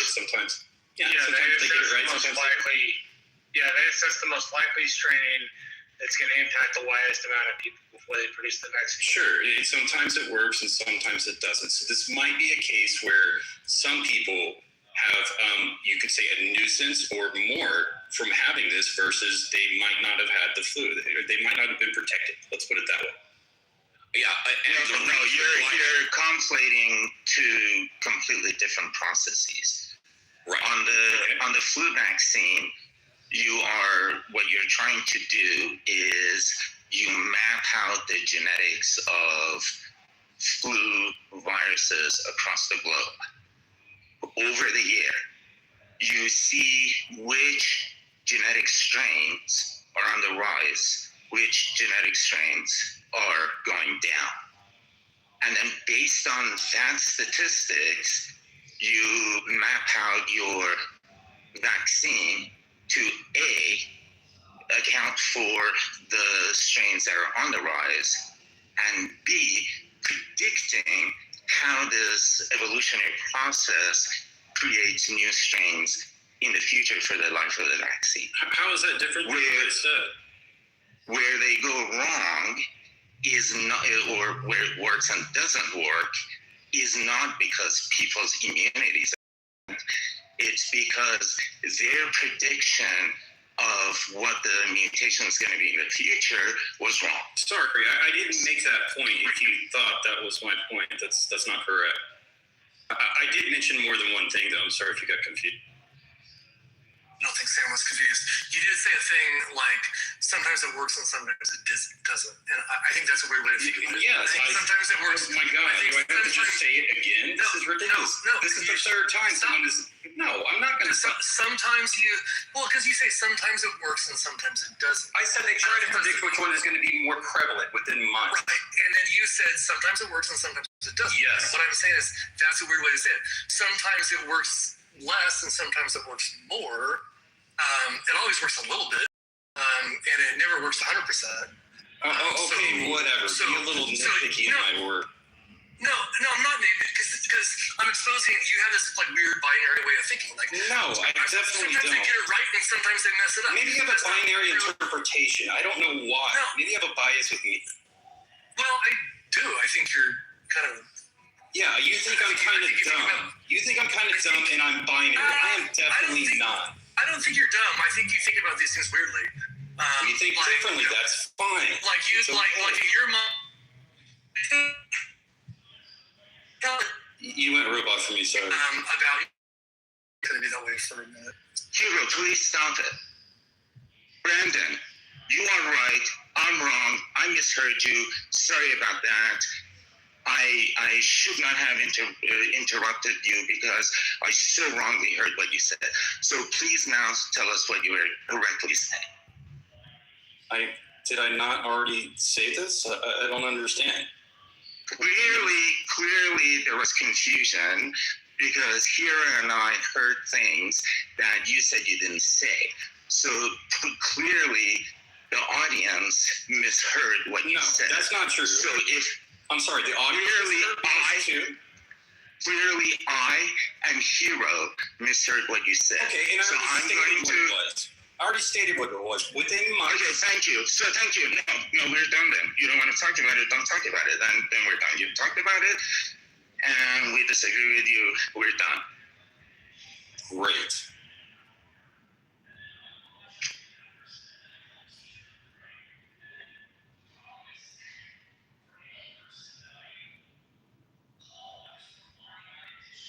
So to me, this is pretty equivalent to whether or not I should wear seatbelts.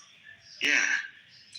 Like, is that a binary? Fuck off, Brandon. Sorry. Well, I mean, if I decide to wear a seatbelt, Fuck off, Brandon. It's far too easy to expose your bullshit. Brandon, fuck off. No, what? It is binary. If I decide to wear a seatbelt or not, it's binary. I either do or I don't. So in this case, it's binary. The effectiveness of a vaccine isn't binary. It's on a bit of a scale, right? But if I decide or not decide, yeah, it's binary. So good job pointing that out. I mean, I might say like, well, 50,000 people in the U.S. die a year in auto accidents. I think it's a little bit less than that now, but it's a lot of people every year, right? So seatbelts have been shown to save lives. But I could tell you a story about my uncle's kid's friend who went down in a embankment and got trapped in his car because of his seatbelt and died. Like that happens, right? That happens probably a few times a year. You can tell those stories. But should I decide not to wear my seatbelt because of those stories? No, you shouldn't. I would yeah. Okay, so your mom got Alzheimer's. Okay, old woman gets Alzheimer's. That happens, right? It reversed. It happened with, and it reversed a couple of years later. Okay, so, I mean, first of all, based on your behavior, I don't really believe you. But I might. I mean, I might. That's terrible. But I'm saying reversible Alzheimer's is not very well known. I don't think it was actual Alzheimer's. She did not know what year it was. But you said... So she got confusion, right? She got confusion. God, because of that. Hold on. Is this a binary or are these extremes? One was Alzheimer's and now it's confusion. Can we just land somewhere in the middle? No, I'm trying to... serious cognitive issue. What was her diagnosis? There was no diagnosis initially. She didn't see a doctor for a long time. I didn't even know. So then how do you know it was related to the vaccine? I heard it from my aunt, okay? I heard it from my aunt. My aunt was talking to her at the time. The guy... How do you know? How do you know? Okay, so I did listen to my aunt. No, I completely agree with your aunt. How do you know it was related to the vaccine? I don't. There's a temporal association. It was within days. So, correlation, causation, come on, yes, all of that, it's like, no, come on, what? Within days, okay? It could you are arguing, listen, you are arguing against a large body of science and clinical trials using the story that your aunt tell you about something that you don't know what happened. Listen, it wasn't just... Is that logical to you? No. Is it logical? It does seem... Let me answer my next. Should I have just had a beer? Question. Is it logical? Should I have just had a glass of wine and called it a day? Should I have taken the cocktail? I should have taken that cocktail. So that is, if I say statistically, 95% of people will benefit from this, and you say my grandma didn't, is that a counter to my statistical argument? I'm sure that it's not a valid counter. I'm sure. So Yeah, it's just an unnecessary medical Yes, I am. I'm a lawyer. Oh, I'm a lawyer. I'm a lawyer that you questioned my authority. Just get me pissed off, and then you're going to see me. How dare you question my authority? I'm a lawyer, sir. It was a benefit and I would not be told otherwise. Our contention. No, the vaccine it wasn't benefit. It was. Sam, so I'd like to be clear, and I've tried to be clear over and over. Somewhere in the you're not. You're not. Not clear to you. Not clear to you. That's fine. You're not. Well, I'm your audience, and so if you're not clear to me, You're not my audience, sir. You're the lawyer. I am your audience. Sure, give your fucking And I defer to your authority. I agree with you that Superior anecdotal wisdom evidence and superior communication skills, sir. it's something to take into consideration. If you don't take it into consideration whatsoever, then I would consider you and anyone else who's like that a fool, and that's fine. Some people lean entirely on just statistics that statistics. I will just stop there. There's lies, there's damn lies, there's statistics, but whatever. And listen, buddy, I land somewhere in the middle. I have been trying to say over and over that I think that the situation was complex, that there was death that happened all over the place. I think some of the deaths may have happened or some serious complications. I also think the overwhelming majority likely happened from the virus. Okay, I think that there was just a ridiculous amount of noise. And what I tried to say, I brought this up personally because it did affect me. There weren't many people in this room. And I understand Hero's point that because you could bring out something random and, at scale, on camp. And when I went to the other side, they did not have the data, and I admit that a lot of the data they brought up was terrible, and I challenged it as well. But there were many, many people who were noticing things, and it was not, it just wasn't a one-off, okay? It wasn't just simple one-offs. There was a lot of people who were noticing things, and I think to fully discount it, it just seemed foolish to me. That's all I'm going to say. It really seemed foolish to me. So just my personal account. It's what I experienced through that time, understanding that there's propaganda all over, there's noise everywhere, and trying to find signal is difficult right now. That's all I'm saying. And if you want to go lawyer and just cycle on me. Yeah, so let me give my closing argument as to why this is not foolishness. I completely agree with you that we need to take anecdotal evidence into account. And how do we take anecdotal evidence into account? The way we do it is that we run clinical trials to see whether the anecdotal evidence has any teeth or not. And all of these anecdotal evidences that you're trying to bring us, these have all been worked out in clinical trials. We know the percentages of confusion being caused in old people due to the vaccine. The same way that we know the percentages of confusion being caused in old people by other vaccines. We know the percentage of people who get sick from the vaccine, who die from the vaccine. We know all of that. So I'm not dismissing your anecdotal evidence. I'm saying that your anecdotal evidence is now irrelevant because this issue has been dealt with and is worked into the statistics of the vaccine. If you read the package insert for the vaccine, you'll see that all of these percentages are listed there. So you're not telling us something that the scientific community doesn't know. You're telling us something that they know and they have worked it out. And the fact that it's an issue for you is because you haven't reviewed the relevant data. Well, okay, so you're making an assumption there. I reviewed a lot of data. I simply disagree. We have different worldviews here. And you already stated you aren't in a world where there could be national security interests that skew statistics during... I never said that. Oh, you didn't? No. Are you sure? Because I asked that a little while, and I thought... No, I asked you... No, on these things... hold on a second. Yeah, on these things, because I don't know. I don't know where it was done or not. I asked for your evidence, because you seem to know. So I asked, what is your evidence? Yeah, that's fine, but Sam, can we just take... And if you don't have evidence, I'm not going to accept your point of view. That's fine, but just to be clear... I'm not saying that the opposite is true if I don't accept yours. I'm just saying that I don't know. It's okay, that's fine. So you don't know, you do live within a world where it is a possibility. Yes, absolutely. Okay, that's perfectly fine. I think that we actually, this may seem... No, but what is the relevance? Landing somewhere in the what is the relevance? Your point of view. What's the relevance of that? Because I think that this could still be a case. I think that in the years to come that perhaps we get... How do you... based on what? No, do you make that? I already told you, Sam. It's based on the experiences that I had during that time period. Okay? So you have proven Yes, you have. You have heard that there is a non-zero possibility that the government has lied to us. And that is something that doesn't take that much to prove, that much evidence to prove.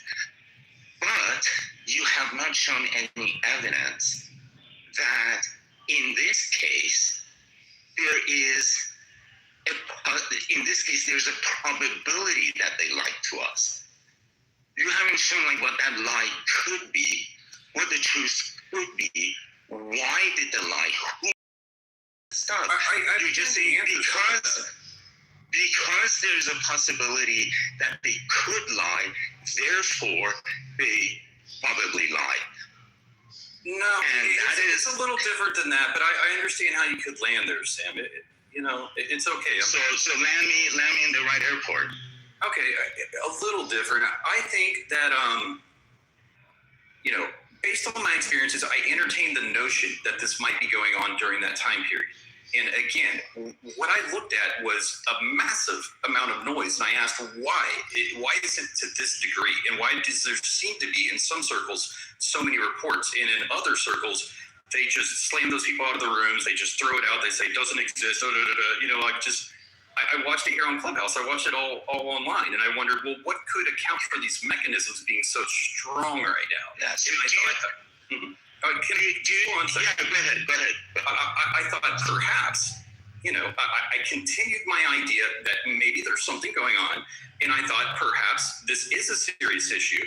There is national security. Perhaps something has gone a little sour at some point during this process, and there is somewhat of skew and cover-up for things that might be going on. That was my general sense. Now, I understand you. I don't have the evidence to back that. That's how it seemed.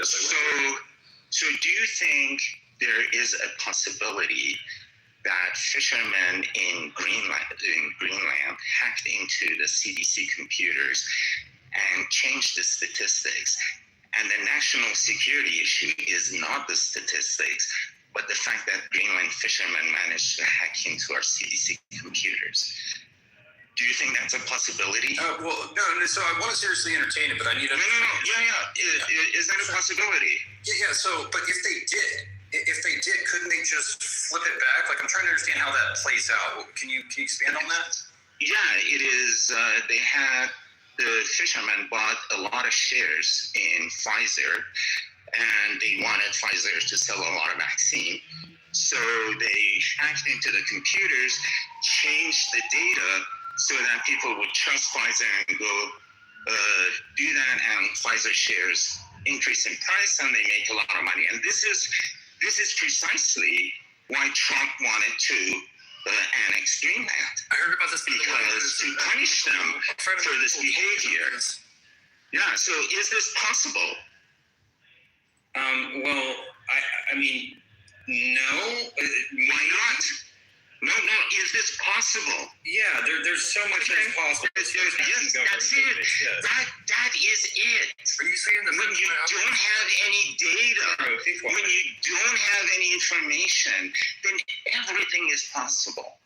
Yeah. Right? So my story has as much chance of being true as your story. No, because it's not just supposed to. No, because we both don't have any evidence for our story. Well, okay, but evidence or anecdotal evidence. So like I said, as I went through these experiences, and I didn't just stay in one group that pushed all these people out, I listened to their stories, and there were many of them. Yeah, my grandma's sister, she dates this Danish guy who has a cousin in Greenland, and that cousin told him about this. That's my anecdotal evidence. Kind of like your aunt told you about your mom who got this, right? Yeah, my aunt was just lying to me or something, No, you're lying to me. I have no idea who you are, what the story is, who your aunt is, whether your mom had this or not.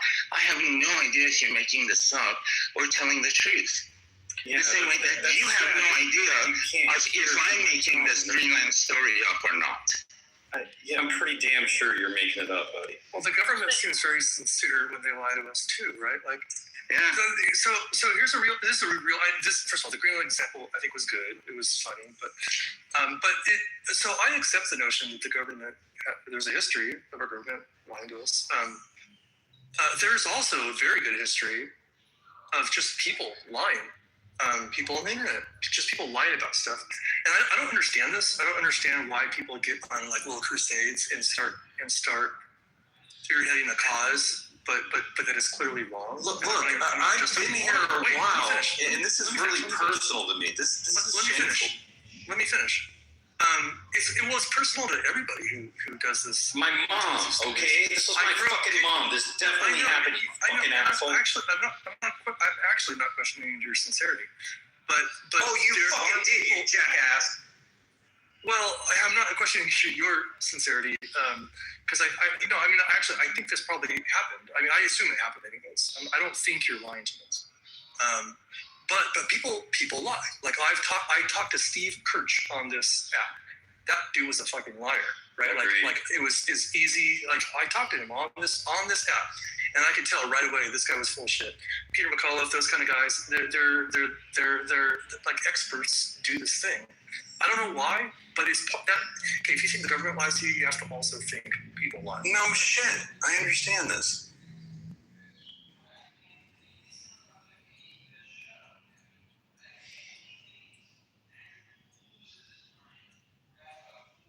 Okay, so this is just weird. The fact that you really, the way that you worded everything, Hero, you, at least beginning, you did not believe me, and I've been here for a while. Like, you don't think that I care about trying to, from my perspective, understand the truth and to tell people things honestly?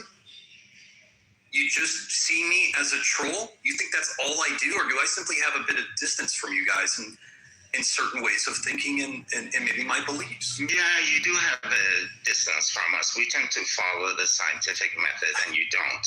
Jeez. That seems to be the... Whatever, buddy. I was good in science. I got a computer science degree. I don't know.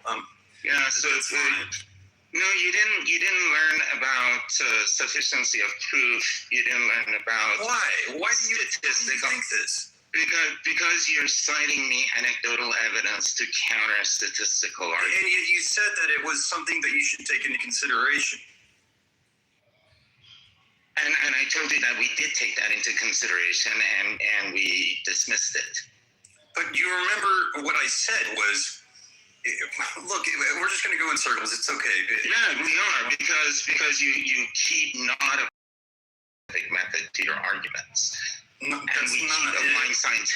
It is it. That's literally not it. Yeah, my worldview is evidence-based. Yours is not. You just declare it to be so. You're no, it actually is. Evidence. No, you choose to accept. It's okay. Sam is just. I think we kind of got Michaela. Yeah, go ahead. Bye. No problem. I'll see you soon. Brandon. Okay, you leave. Hopefully not. Okay. Look, I think that I learned. I truly am. As all these people here, they've known me for 5 years now. You see all these people in the audience? He's just a fucking jackass. That's it. I am. Just ask Benjamin. You give a fuck about supposed evidence from authorities. Brandon, I don't know what the truth is, right? I don't know what the truth is. I just know what the evidence are. What a coward he hit and ran. What a coward.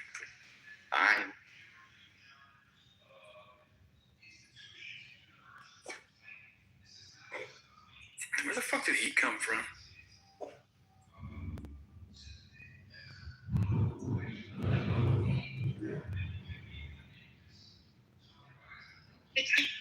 Bro, you missed all the drama. The two idiots left. I didn't have high expectations when Michaela and Brandon were in the room at the same time, I have to be honest, but, I had a lot of fun. Although my daughter said that she could hear me from a block away. So, yeah, it's a noble fight. Science isn't about who sounds the most certain. It's about if the claim actually can, keep going and live and, contact with the rest of reality. And if it doesn't work out, or if you don't have evidence and you just have this suspicion that they have, I mean, that's a good place to start, right? Like, you want to start your science with some suspicion or whatever, but that's not where it ends. And just saying, I like this thing because I like it, and that's what my bias is. It's the opposite of that. That's the thing that gets you looking in the direction you want to look. But if you're not ready to be like, hey, this is a different story than I expected, as opposed to how can I make my dogma correct, then you're not really doing science or ready to do science. That's the problem. It just doesn't sound like you're ready to learn. Just as like a preliminary thing to any sort of academic engagement. Like, you must first be curious and be willing to learn. And if you're neither of those things, how do you pick it up? Right. I like the fact that they complained that I only look at the evidence that I like. What a compliment. I'm like, no, I just look at the evidence. I thought they said you only look at the evidence. I was like, what a compliment. Yeah. Regardless if it fits your narrative or not.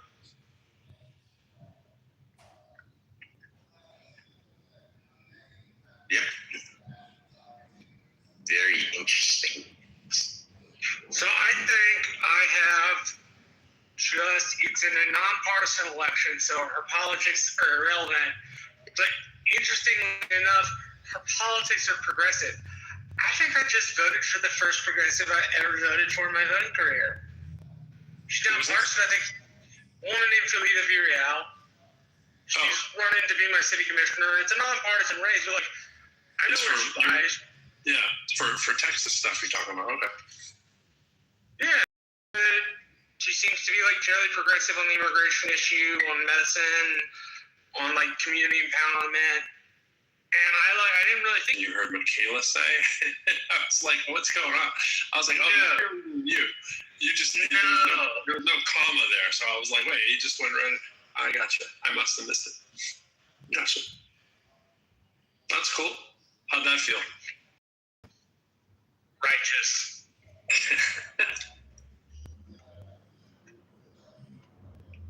Again, people say righteous before kill too, so never can tell what that means.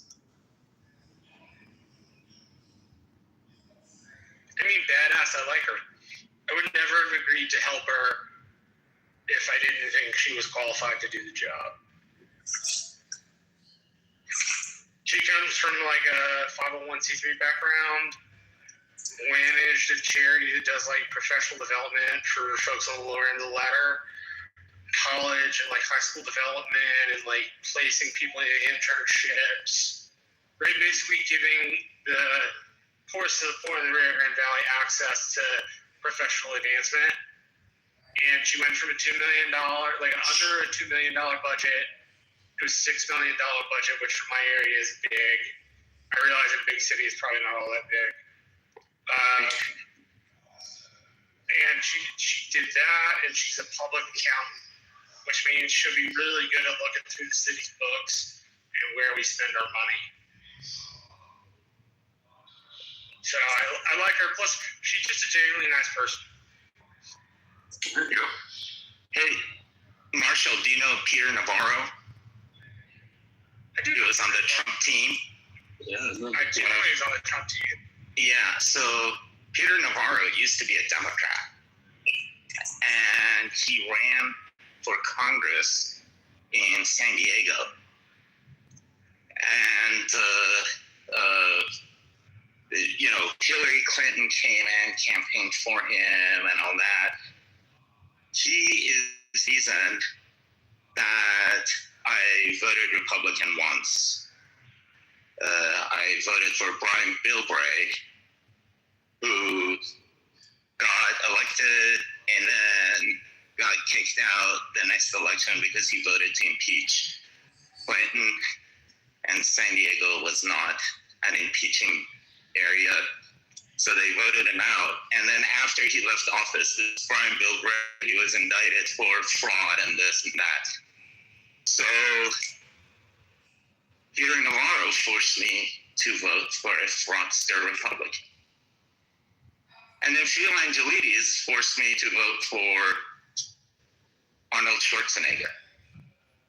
Because I could not stand Phil Angelides. He was a snake. Well, so there are two races on the Texas ballot, depending on who gets elected, that I'll actively vote against on the other side of the aisle.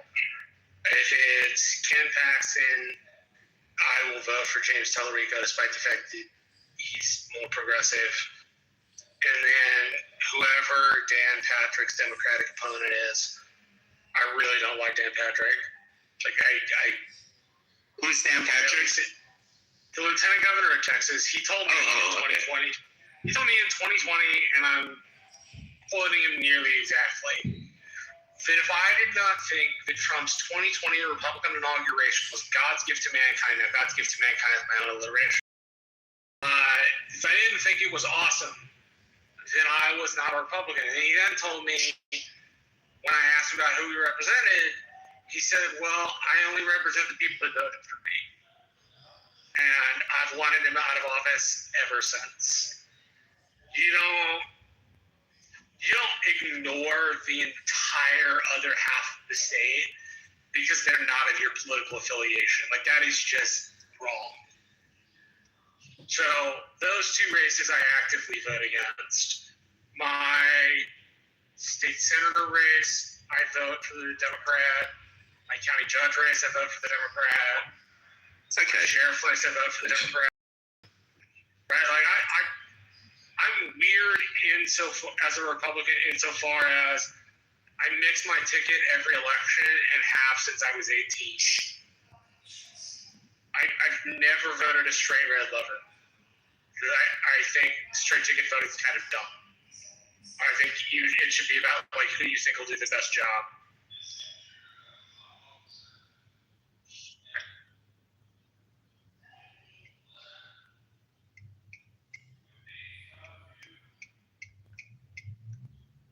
But on a side note, they finally finished putting that LNG pipe on my land. Took them a month, but they finally finished. Then they'll put all the dirt back down, smooth it out, and then put some grass seeds on it so it grows. And then that's what they're obligated to do.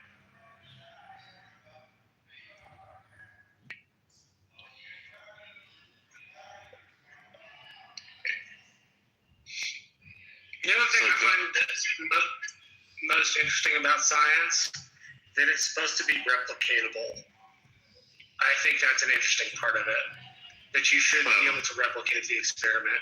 Oh, sorry, Sam. Mark,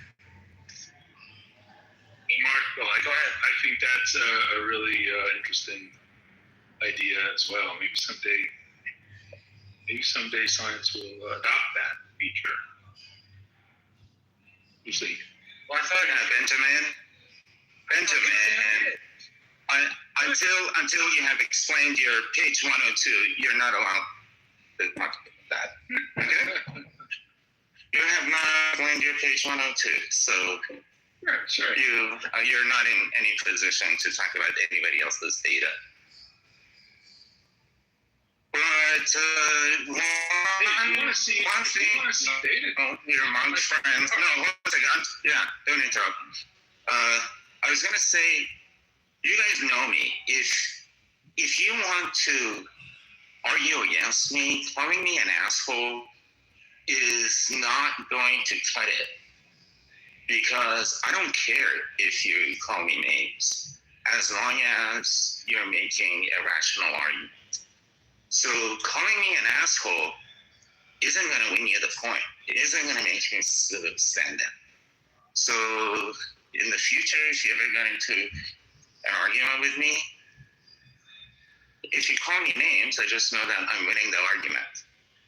That's all it is. That's my argument. Yeah, that's Benjamin. I mean, you guys are next to each other for a reason. That's kind of just like saying, Sam, I see you. Benjamin, I see you. It's the same thing, right? Exactly. No, I agree with Sam here. I think the ad is just a capitulation. It's just you saying I don't have any arguments left. No. Except when I call you a moron, because you actually are a moron at that point. It's not an argument. It's good for the gander. No. No, asshole is different than a moron, because when you speak actually provide complete evidence for your morality. Mm-hmm. Are you saying you think science is replicatable? What does that have to do with you being a moron? Just something I said. All right. Okay. Yeah. See? It works its way into argumentation. It's fascinating. Yeah.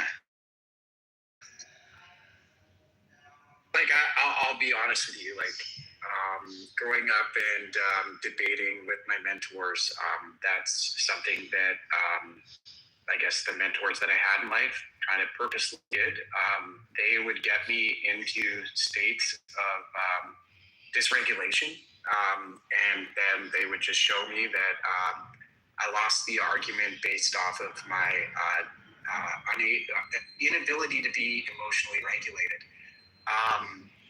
So it's interesting how like you just got to work on not losing arguments on your inability not to make words out. Thanks for the advice. It's actually interesting. Always want to be right, and how their emotions seem to be tied to their striving to be right. And so I would say like the two biggest learning lessons had nothing to do with the actual content of the debates. The two biggest learning lessons had to do with not always wanting to be right and being emotionally regulated.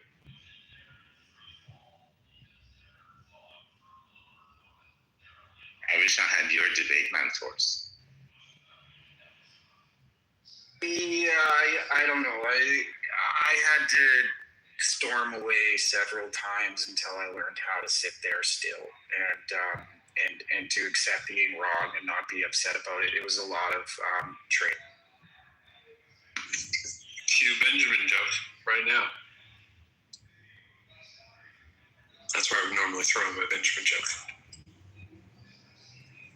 But I will say, like, that's what I appreciate about both you, Sam, You're holding back on this, or I was holding back. you want to meet it? Yeah, I was holding back. I was gonna say like, well, there's great training for being wrong. You just listen to Benjamin every day. Come on in here, you can see how it's done. Yeah. I'm not afraid to be wrong. I think it's more important to hash out the issues than it is to be right. Being right is kind of temporary. Yeah, I think almost always complete. I think that had more to do with like the testosterone as a young man or something. I don't know. In my younger 20s, I for sure always wanted to be right. See, I don't care if the person is right or wrong, right? I just care. Can you support your position? That's the only thing I care about. Do you have evidence of what you're saying? My entire spiel is based on that every day in a classroom. It's like people rush in and they go, no, I don't care about the answer. I don't care if it's right or wrong. We'll get to that later. I just want to see what we get. Show your work. Yeah, show me. I want to see your work. I want to see the evidence. I want to see the argument. I want to see. Show me the data. Exactly. Show me the data. We were doing series today. We were doing series like encounters. Do you see how my thoughts have completely Sam now? Yeah, see, Benjamin, it's been how many years I've been telling you, show us the data of the monster calculations that you've done, and you refuse to do that because you're a moron. Yeah.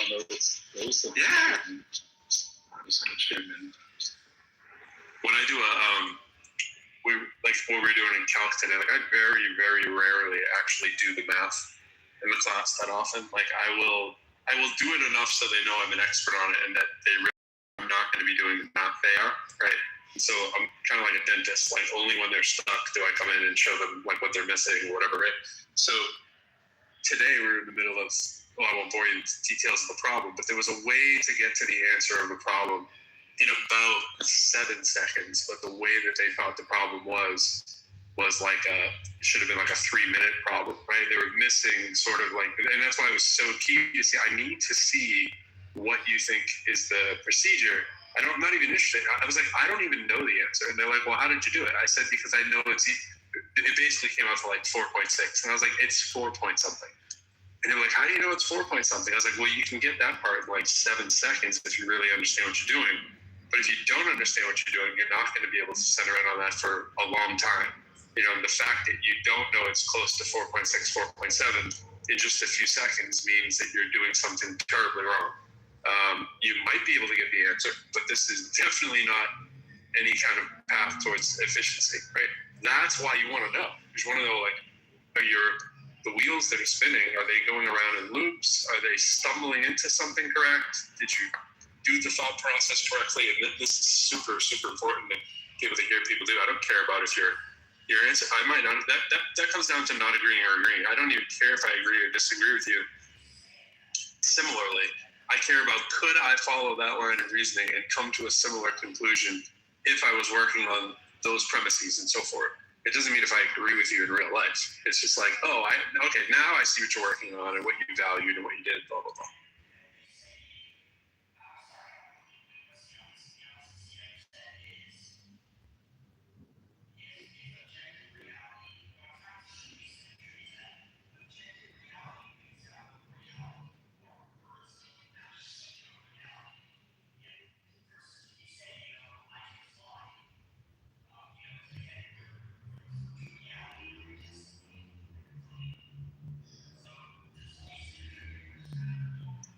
So Benjamin, if I were to ask John Malincroft if you showed your calculations and your data to him, it's right here. Yeah, on the cluster stuff, would he say? It's right here. So Andy, it's right here. Andy, did Benjamin do the calculations for cluster using the data that he generated during the experiments to show that cluster's conclusions are incorrect?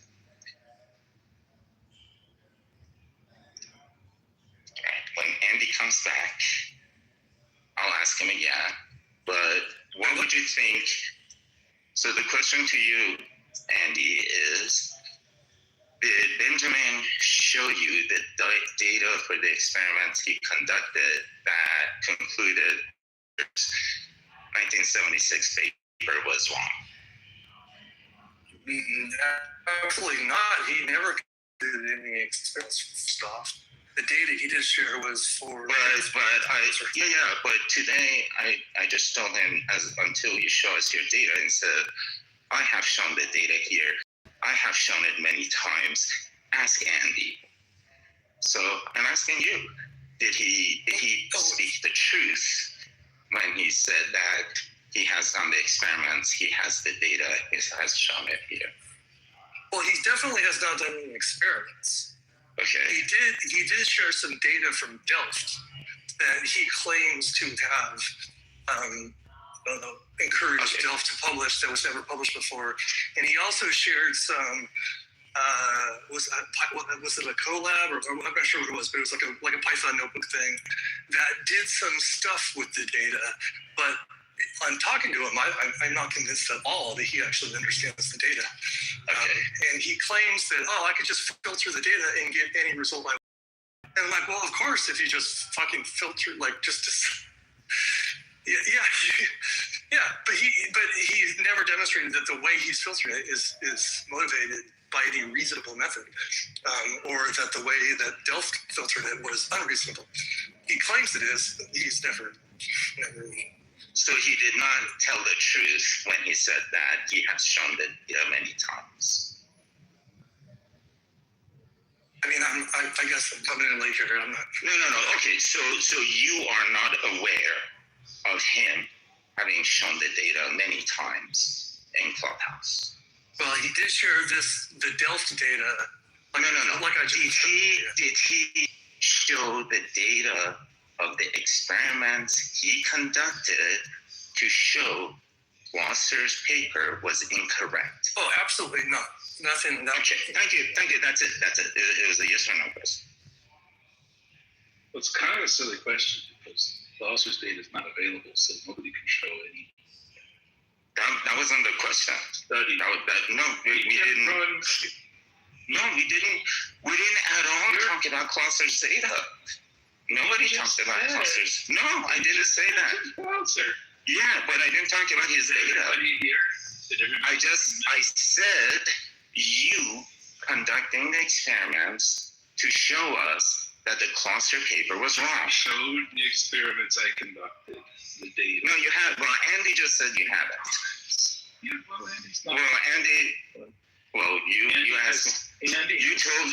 So who did you show it to? Who did you show it to?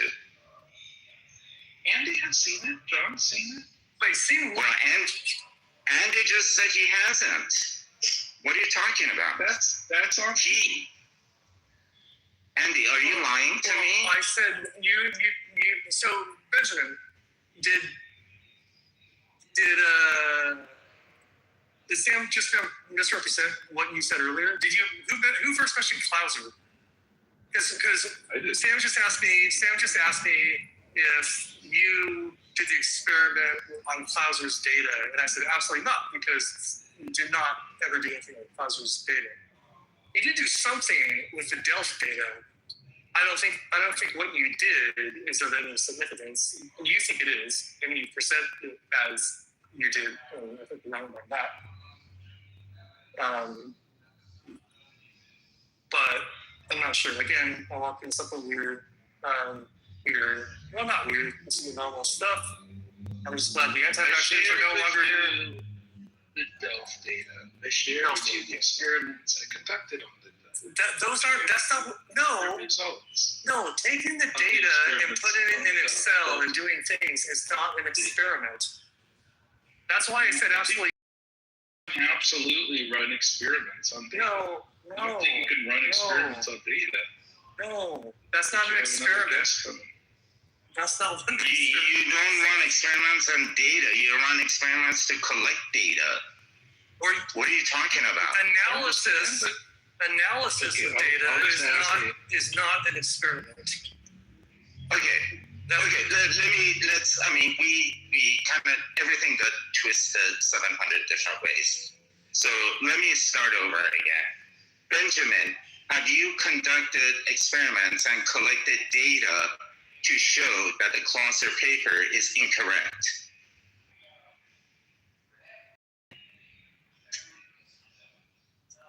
Yes, I have. You have. Have you shown those experiments to anyone? The results of those experiments to anyone and the procedures? Yes. Have you shown them to anyone on Clubhouse? Yes.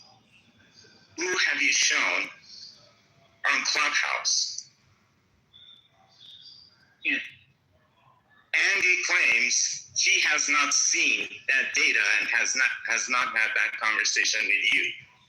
Are you sure that you have conducted those experiments and collected the data that prove Clauser is incorrect? It's just on. Are you sure that you have done that? Yep. Okay. Have you tried to publish your results? In a sense that it's on CoLab. Have you tried to publish? Have you tried to publish your results? This is unequivocally not true, what you're saying. You've not done an experiment on Clauser's data. You actually just said you didn't. Didn't say I've done an experiment on Clauser's data. No, Sam just asked me that. Sam just asked me that, and you said yes. Just now. Sorry, the experiment was done on the Delft data.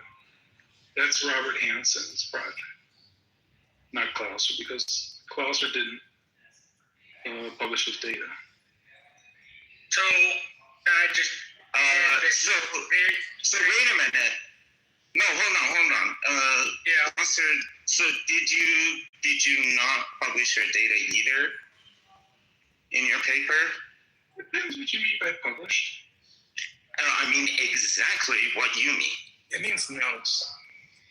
No. It means did you do anything different than Clauser did with his data in your paper? do you disclose the raw? Do you disclose the raw data in your paper? Yeah. Where? What page number? The data and the code. What page number in your paper? It's not in the paginated journal. So did you publish your raw data with in your paper? I haven't published this. Yeah, this is how you show Benjamin bias. You know, you're just asking these questions and then he can't answer them because he's caught in the lie and doesn't know how to get out of it. Can I try to? So I'm done. I don't want Benjamin to be embarrassed more than this. Well, Benjamin doesn't get embarrassed. We know that much. Well, so I have some like very basic science questions. When you experiment with data, I thought the idea with like looking at somebody else's experiment.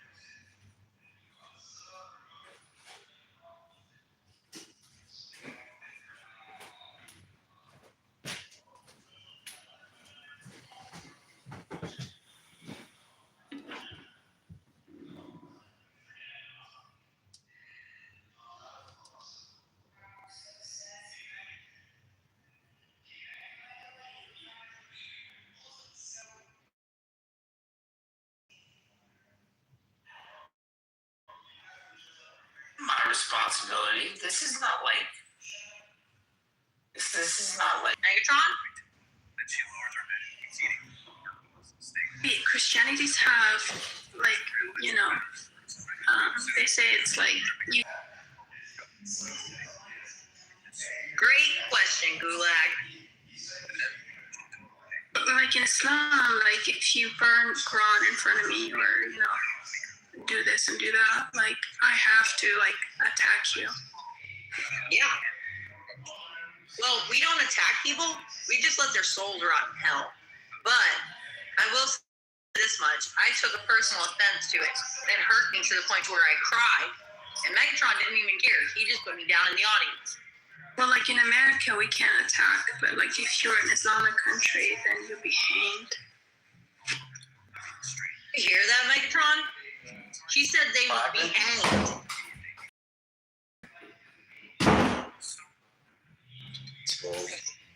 I'm not asking you to hang that boy. I'm not asking you to fucking give him a 21 gun salute. I'm not asking you to electric chair him. I mean, that's crazy. But you could have at least, of the two, you could have put the Muslim down, not me.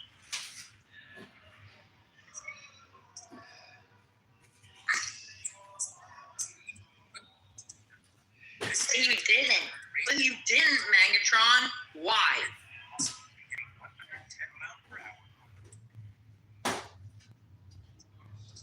Why are you forcing him to be extremist, Kitty? No, I'm just forcing him to be honest.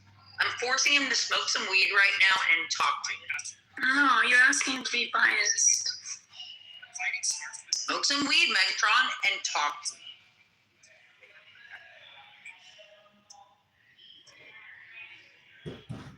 He just thinks it's not worth it. He wants to go home at the end of the night, right?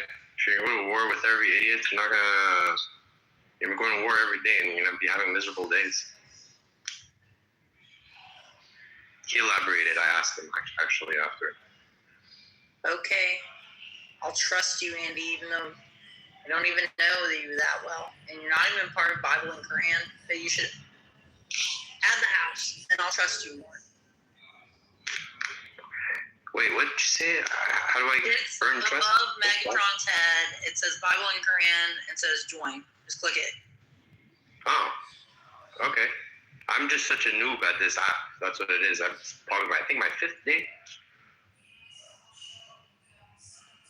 Welcome, Clubhouse. Thank you. Oh. This is an action led by Japanese company seeking contract.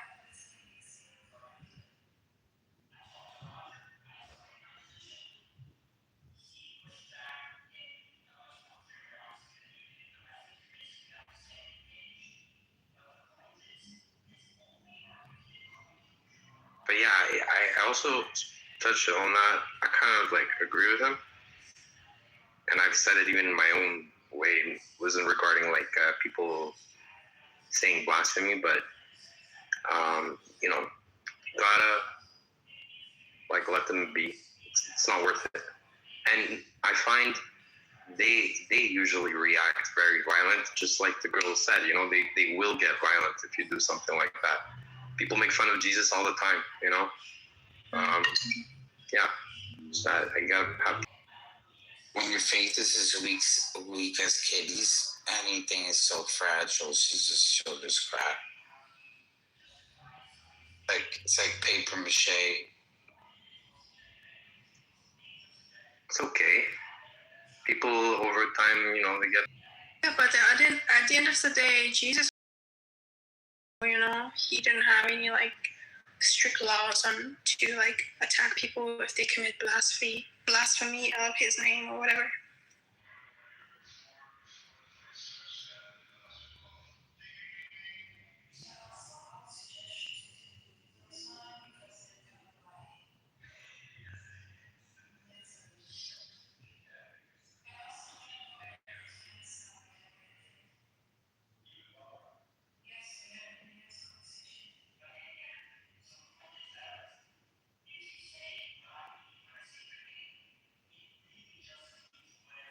Wait a second. What do you know about Jesus? Have you read the New Testament book? Yeah, they handed off to when I was I just graduated, but they give me a little booklets on campuses. Little booklet? Oh, don't read those. Those are Jehovah's Witness sort of things. Stay away from those. They say New Testament. It's a little book. They're lying. What does it say? Does it say New World? Yeah, just read it. Is it a little book? Just read it. Is it a New World Translation?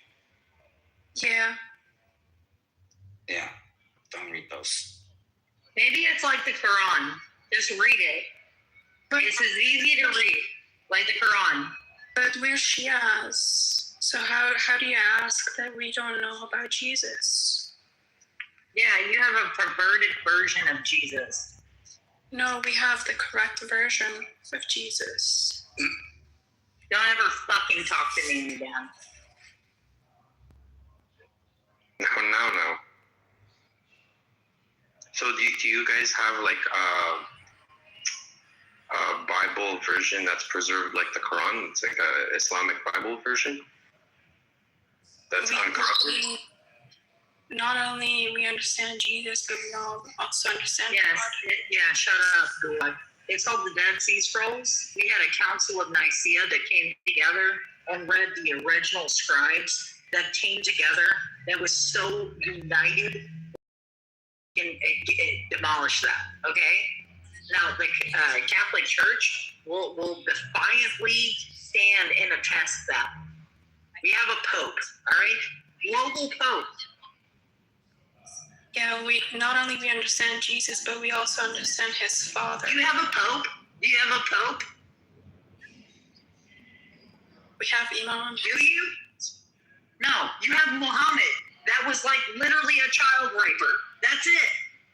We have Jesus. Actually, Jesus. All right. This is for you, Kitty.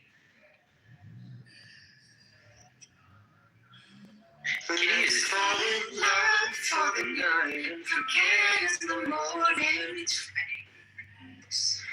Play me a song that you like. You can bet I'll know every line.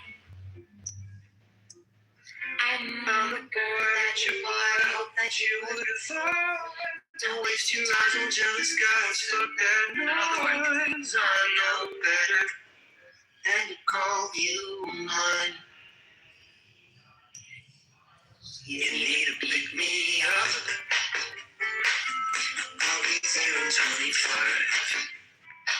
I like to push my luck. So you could drive. I've been living in the future. Hoping I might see you soon. I want you to ride a shotgun. I do. And I got one bride. Let's fall in love for the night and forget in the morning. That was for you. I hope you can calm your nerves down.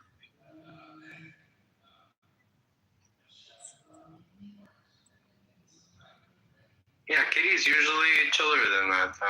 Well, I'm new here. Yes. Seems like people are hot and cold. Depends on their mood. I mean, I don't blame her. She just gets frustrated. She reaches her limitations and she doesn't know how to go beyond. Did you figure out, or like did she just leave? She left. What happened? I wasn't here. Put her down. What happened though? I can't believe the room you're having in the morning. Like, that had to be the biggest troll room in the history of Clubhouse. I'm talking to you, boss. Are you there? What was I doing with Salafi? Isn't that great? Draco gets it now. You finally gets it. You know he's not a Louis, right? Where? You know he's not sitting in the kill. He was actually telling them how he can't like exchange information in the age of information. Yeah.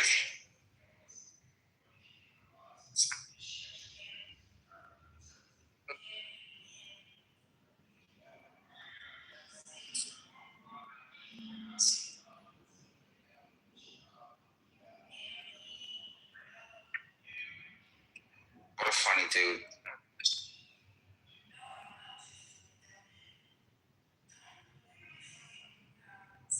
Kulak, feel free to speak.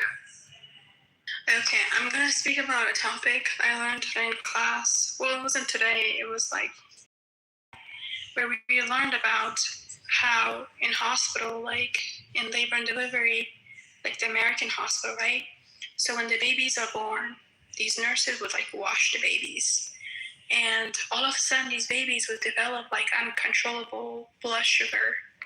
So if you wash the baby immediately after birth, that's going to cause the baby's like temperature change, and it's going to cause fluctuation in their blood sugar.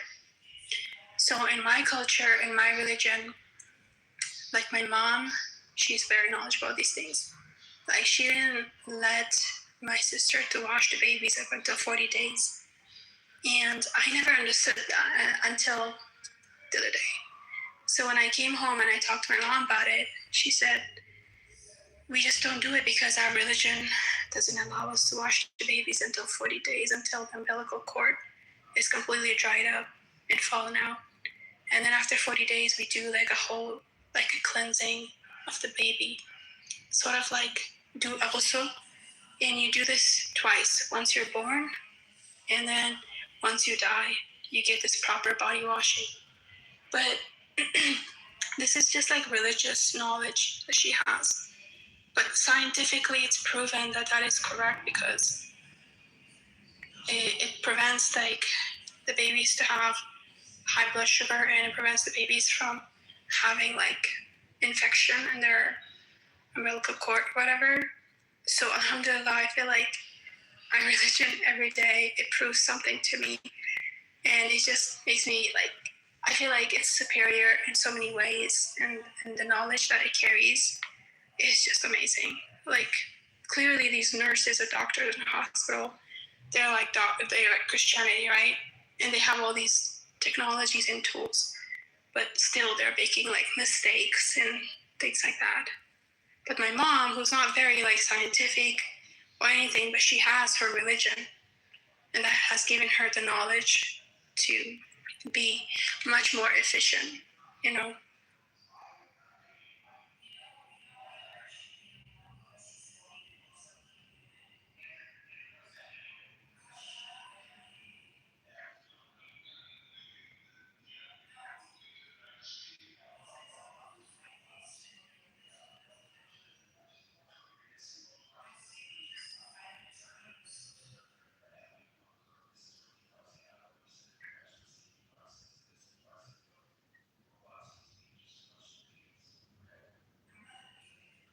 So I feel like America is just behind in so many ways, but they call like the Muslims in Iran backwards, this and that, and call them like a rape culture or whatever.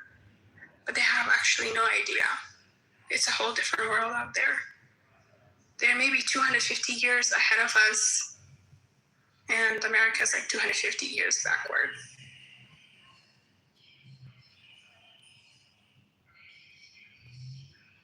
And this is like psych.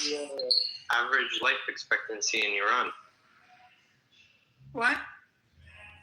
Like, what's the average life expectancy in Iran? Actually, I don't know. That hasn't been like statistically studied. Also, where in the Quran does it say you shouldn't wash babies? Or is that just a cultural thing? You know, because that doesn't matter what religion. If it's a cultural thing, it just came from the culture. Culture, like learned behavior. Yeah. There's also a possibility that like infections were being witnessed and observed whilst these babies were being washed. So therefore, that even if like the hadith, I'm suspecting it's in the hadith of the Shia. Well, yeah. So it is. It's called a ghusl. It's a ghusl, right? I think maybe it's in the fiqh. It's observed, just behavior, and you've seen like over time that there is a possibility that these kids are getting whatever infections in their umbilical. So therefore, if you make it a religious ruling, because people are adherent to religion, therefore, you know, no child should, even if there's like a 1% chance of this umbilical getting infected. It's a good ruling. Caters to the well-being of like the health of the collective. I can see why like this would be a religious sort of additive, right, or a fixture in religion. Yeah, it's called a ghusl. So you do that. Yeah, so when the child is born, I think, when we die, we also get washed, I think. 40 applies a lot in the biblical Old Testament. Yes, 40 years old. Yes, Muhammad was 40 years old. 40 years old. Yeah. Lent, 40-day season of fasting, right? Right. You got Noah, 40 days of rain. Yeah. Then we have something called like a chehellum, like a 40-day mourning after somebody dies, right? So this is a common practice in Iran. So my friend who's a doctor, she was saying like it takes the body like 40 days to sort of come back from its shock state to a kind of normal state with like the death of a loved one, etc. So it allows for like reality to persist at this time. So it's, I think, something about like the number 40. I don't know, Illumi is really into numbers, so maybe he can explain. But the 40 days, the 40 is a a repetitive theme in most cultures around the world, and like spiritual systems.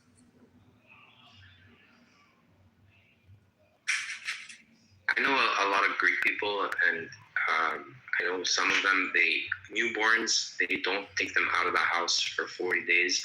I don't think anybody can meet them other than direct family. Correct. Also in Iran, like older Iran would do that. Mama, even when I had mine, she'd say, don't take Mariam anywhere. She has to stay at home for 40 days. Yeah. It's like, dude, you're kidding me. Like, these Americans have their kids and they're out in the ocean on like day 10, day 12. Come on, bro. But there has to be like some sort of rationale behind these practices that they do. It's caution, I think. Yeah, like I don't understand as American, like when I come to these academic spaces or discussions or even meet people online, they're so like, they have so much hatred for Islamic culture, and their hate is not coming from factual places. They're actually coming from very ignorant mindset and very limited knowledge. So it turns into like anger and frustration and just... Some Muslims have behaved like quite horrendously over time, like the Abbasids, the Umayyads, like that. Yeah. And then, so that is why everything is put under like one fucking, even the Hashashi, these are all like violent people. So over time, these freaking, and whether you're Shia or Sunni, mostly Sunni, I think, you will get a lash drag. People will like point at Islam, and which is primarily like Sunnism, and will like not like it. See the behaviors of like certain people, even on this app, so freaking violent and crude, and they represent the religion they so preach, right? So obviously, like people don't know much. Like, they won't rationally observe like the religion. They equate the religious to the religion.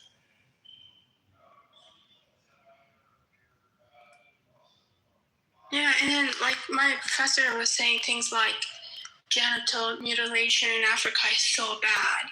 And I asked her, I was like, do you know why that they're doing that? And she was like, it was because they want to control their women. And I was like, control them in what way? And then she was like, to prevent them from having sexual intercourse. And then as a Muslim, in my mind, I was like, how idiot are you? Because in Islamic culture, women are, encouraged not to have like sexual intercourse outside their marriage because it affects their motherhood. And as a result, it's going to affect the baby's behavior. And that's why they're doing this. And that's why it's not about a very rational mindset that they're doing this. I know it has the physical, harms to it, but at the end of the day, they're trying to protect their women, not to control them. But this professor is American, right? And she straight up said that. And I could not believe my eyes. And I was like, I am so glad, and I was so humbled for a minute that I am actually Shia, that I have this mindset to think about these things when I hear it, to think about this information that they're trying to feed my mind. And if I don't, for 1 minute, if I wasn't a Shia, I would buy what she says. I would say these Muslims are bad, they're trying to control their women, this and that. But no, I was actually, I was like, how sad is it that she thinks that way? And I doing this to control their women, or there's actually a higher purpose behind this. I'm sorry, what is the higher purpose? And what is the scientific, reason why FGM is ever good? I don't want to repeat myself. She didn't say FGM is good. I don't know. I think Zaya was making false equivalence. No, I don't think it's false. They're just like... FGM is not good, Zaya. It's haram, I think. Yeah. But we don't understand their culture properly to say such thing, right? Would you do it to your kid? No. Not it's you. Like you're depriving of... Not you. The one that's saying, they do it because the women in the family... I don't want to talk to this Islamophobe. Yeah, I am. You're right. Because what you just said. He said that he killed. What you just said. He said he wants to kill entire Muslims in America. I never said that at all. Yes, you did. No, I did not. Did I never, ever make any You threats said you hate whatsoever. every Muslim in America. Yes, I do hate them. I do hate them. Yes, I do. I didn't say every Muslim. I hate Muslims. Yes. That's very different than what you just said. You lack the ability to Yes, understand. you're when you say you hate Muslims, you're actually creating violence upon me. And No, I'm not.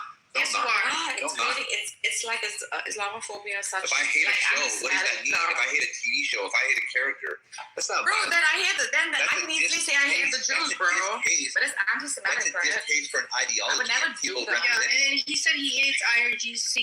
I hate them. this and Yes, that. I hate them. Yeah, But that's right. yes, You're I hate inflicting them. And I like violence what's going upon on over there. Muslims I like worldwide. Yes. Look, if And you're fucking black. What'd you say? What'd you say? Like as a black person, you're hating a Muslim, bro. I'm a fucking Persian, and both of my parents are Muslim. No, How about you're that? not. Is this No, I'm not. Yeah, it's Mike. Oh my God, it's Mike. Yes, I am. You're just dumb. That's what it is. said you were black. And what you just said about the female genital mutilation is a demonstration as a disgusting brainwash that this fucking religion puts onto these poor. You're a poor. I should It's feel not sorry part for of you. Islam. Like, I don't know what why. it is. This is I an should just African feel sorry practice. for you. No. Look, I'm not saying it's exclusively a Okay, thing. stop talking. Stop But talking. she was like, Preaching look, I'm not here. talking anymore. No, So don't just get preach out of to it. me Look, if you don't what understand was what I'm said, saying. what was Okay? said was like, Don't preach. it I'm was not gonna let trying you to give preach. I'm not gonna let you space. It preach was bias trying to on me. give space Be quiet. towards something so quiet. disgusting. Categories preach like on A, me. B, Don't C, or preach on D, me. right? Don't I'm not preach on denying me. B, C, or D does You this are thing. I'm just saying in this case, she was trying to create a little wiggle room as to why it could be potentially You don't justified understand. to You don't do such a understand. My religion disgusting has taught me to thing. be a critical It's thinker. so weird. And the only reason why is thinker. because of the religion that she's trying to defend. This is the religion doesn't exhibit have it. that I love for people to hear. Islam doesn't It's allow so female mutilation. gross. Where are you getting it from? Like, It's so He's a dumbass. gross. I just said I told So you the question is, that if my somebody religion would is she not do that to her allowed. daughter? I just No, it wonder doesn't allow if it. she would she do that to her daughter? Didn't I just say my religion has taught me to be a critical thinker? And No, it has not. You're not allowed to think. You're not allowed to think. Deeper than what the You're not allowed to people saying from their asses. You're not allowed to think. Like you. You're not allowed to think. You're speaking from your ass. You have, actually you know why I know you're not allowed to thinking about think? these things. It's because you have things like thought crime, right? You have things like thought crime. If you have certain thoughts in your head, you would actually like punish yourself. That's how weird it is, I don't even bro. know what's soccer. Yeah, I don't either. He made that up from his ass, bro. What is Yeah, well, I did. So I made it up to my ass. No, What stop did I make? speaking out of your ass. You actually don't have anything useful to say. Look, all I have to do is just point out what you just said. No, you I'll don't. just use your own words. You're just pointing. You're saying I'm stuff just from gonna your ass. I'm just gonna point out to you. Why don't you answer my question? Would you perform that to your daughter? Dude, Zai is really young. Would you do that? Oh my God. Maybe Would you perform such an He's a act to your daughter? dumbass. Like, You don't want dumbass. Yeah, dumbass. Would you do such a thing to your kid? wait, Do you want to answer that question? Because if it's yes, you look like a fucking monster. And if it's no, then the follow-up question is why? Yeah, good luck. oh, congratulations, you're president. Congratulations. You're so She mad. literally made the claim, Yeah, oh, he wanted to kill. I don't kill anybody. I don't believe in that bullshit. That's You your have fucking your elites idiotic eating the religion. babies. Why are you so mad idiotic about religion. some culture, Islamic culture in Africa? Yeah, They have a fucking homosexual loophole. Yo, son, shut the fuck up. You trying to bully this girl? Shut up, bitch. What are you gonna do? Shut up, bitch. Go fuck yourself. Go fuck yourself. I will. I fuck myself every night. Right in the butthole. You want to see it? You want to smell my fingers? Anyway, On my fingers? can I say something to I Gulak? put my thumb in my ass. Does that make you feel better? Mike, he's still not inside. Sorry. Gulak, being critical of something that doesn't align with your biases and preferences isn't the same thing as critical thinking. But she doesn't hold to that view. I think she's trying to say that how does the professor know what like the use of FGM is like in that society, or why? I don't know. Maybe did I get She that has right? very surface level understanding. Because it's not allowed within her. Like, Ask her to repeat herself. I know it's not allowed within would serve her Islam, paradigm. and yet the imams, they turn a blind eye to it, right? Because they're allowing they're allowed. They're not like sanctioning the cultural practice, but they also aren't going into like making big efforts of preventing it because it happens to align with Islamic cultures. It's like, and there's this sort of already, and I would say this is the same thing about Amish people, right? There's already this tradition of putting the responsibility for male sexual impropriety onto women, right? That there is like anthropologically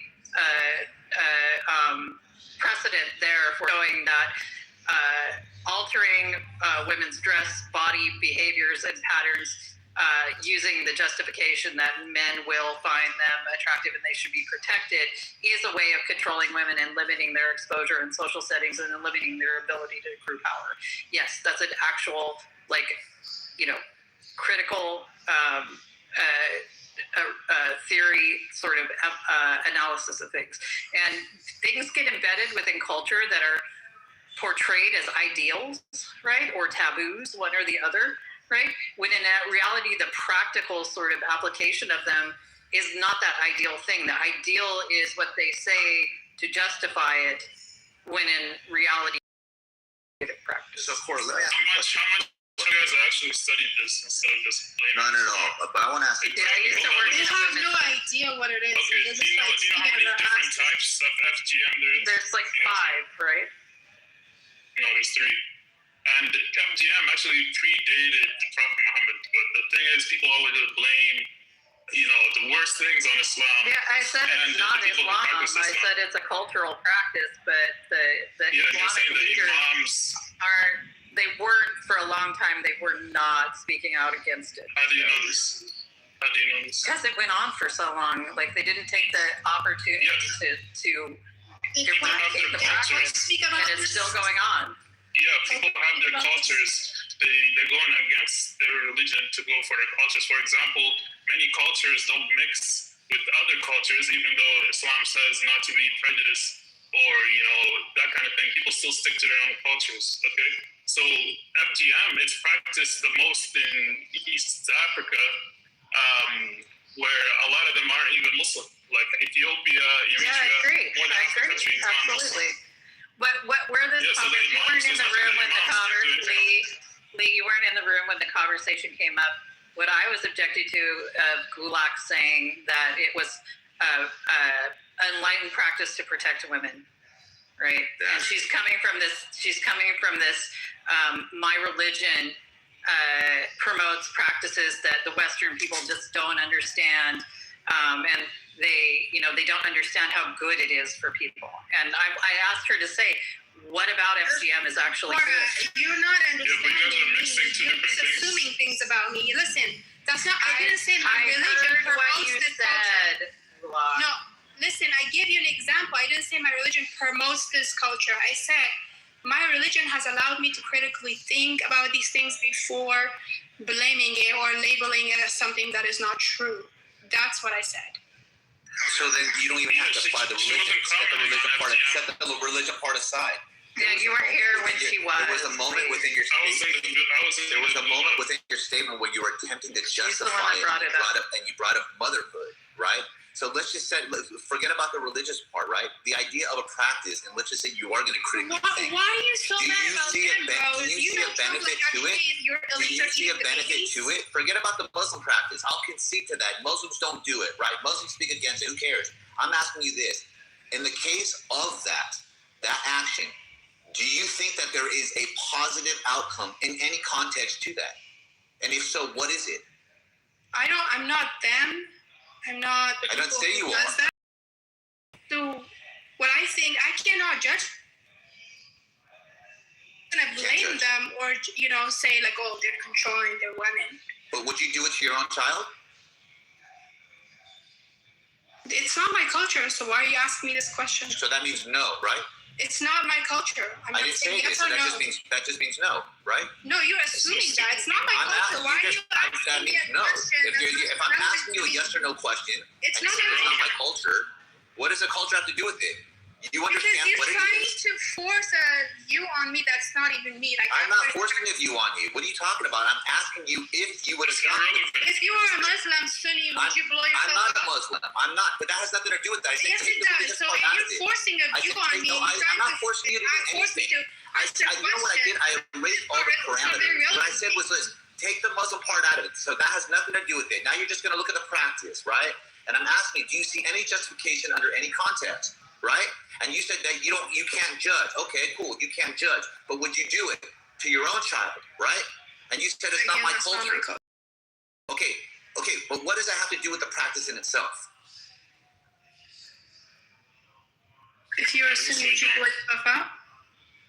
Yeah, what does that have to do with? So that means you don't see any benefits to it. No. Right? I'm just showing you how you're asking a question. Okay, that means no, you don't. Right? Right? Thank you very much. You actually didn't make any points, so how embarrassing. I did. Silence was the point that I made. My silence means that you're too stupid. Like, you're literally dumb. Well, then what does it mean when you talk? Because you're talking right now. Yeah, the thing is too, this everything, they keep blaming the guys, but it's actually the women that pressure other women and pressure their daughters to get it done. It's not even like a, misogynistic thing. Like, guys don't even like that. It's the women doing it on other women. Nobody's even talking about men. Nobody's talking about men. I'm asking a woman if she would do it or not. I'm not commenting on you, you idiot. I'm not commenting on you. I'm just talking in general. Oh, so you're just bringing that up. Okay.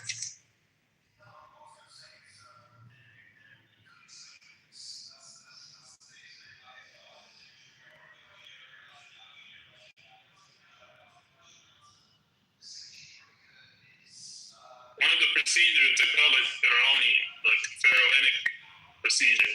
Like this practice been there since the time of the pharaohs. Would you say it's oppressive practice?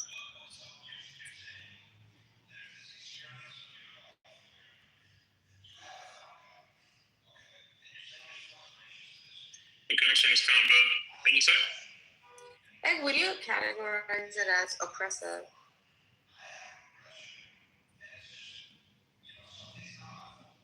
I guess, yes. I know. A lot of stuff in the world is, dumb. Call it oppressive.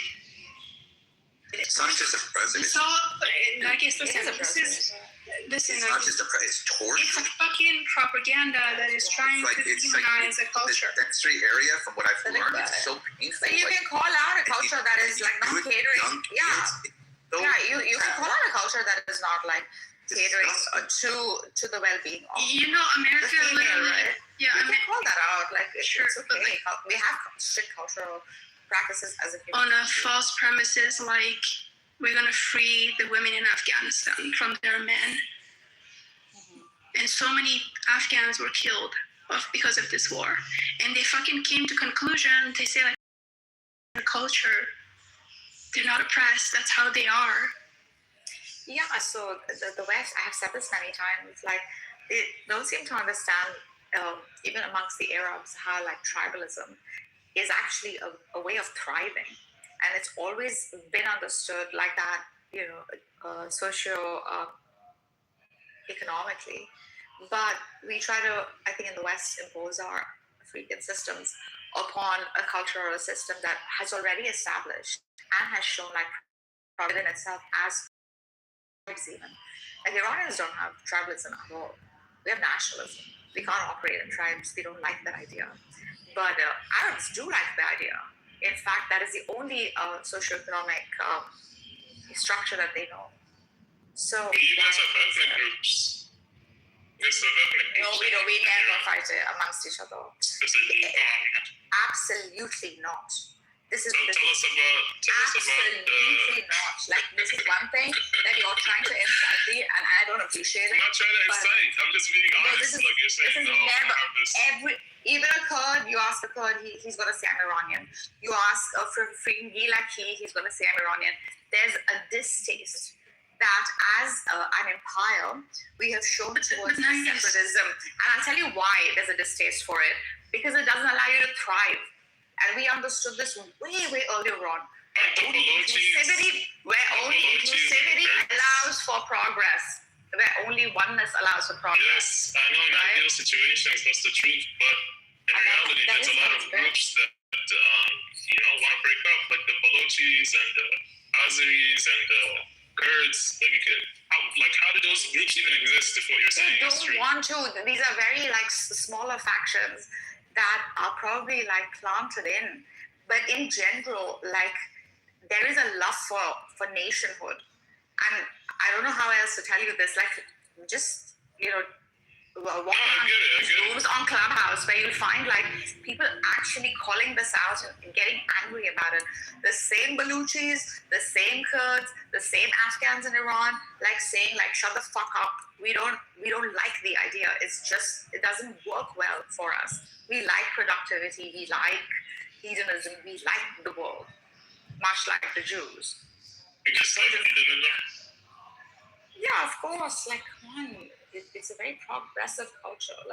When you try materialism, it's a very progressive culture, and within it is also built-in spiritual systems where we have not been intolerant of the Christians or the Jews, or we just realized that internal strife is the worst kind of strife, and that probably because of watching patterns of how tribes create so much of unrest. I think the biggest advantage, that you guys have, Arabs, as your neighbors. So if anything bad happens in the Arab country, they're we're not Arabs. Look what happened to them. Don't behave like the Arabs.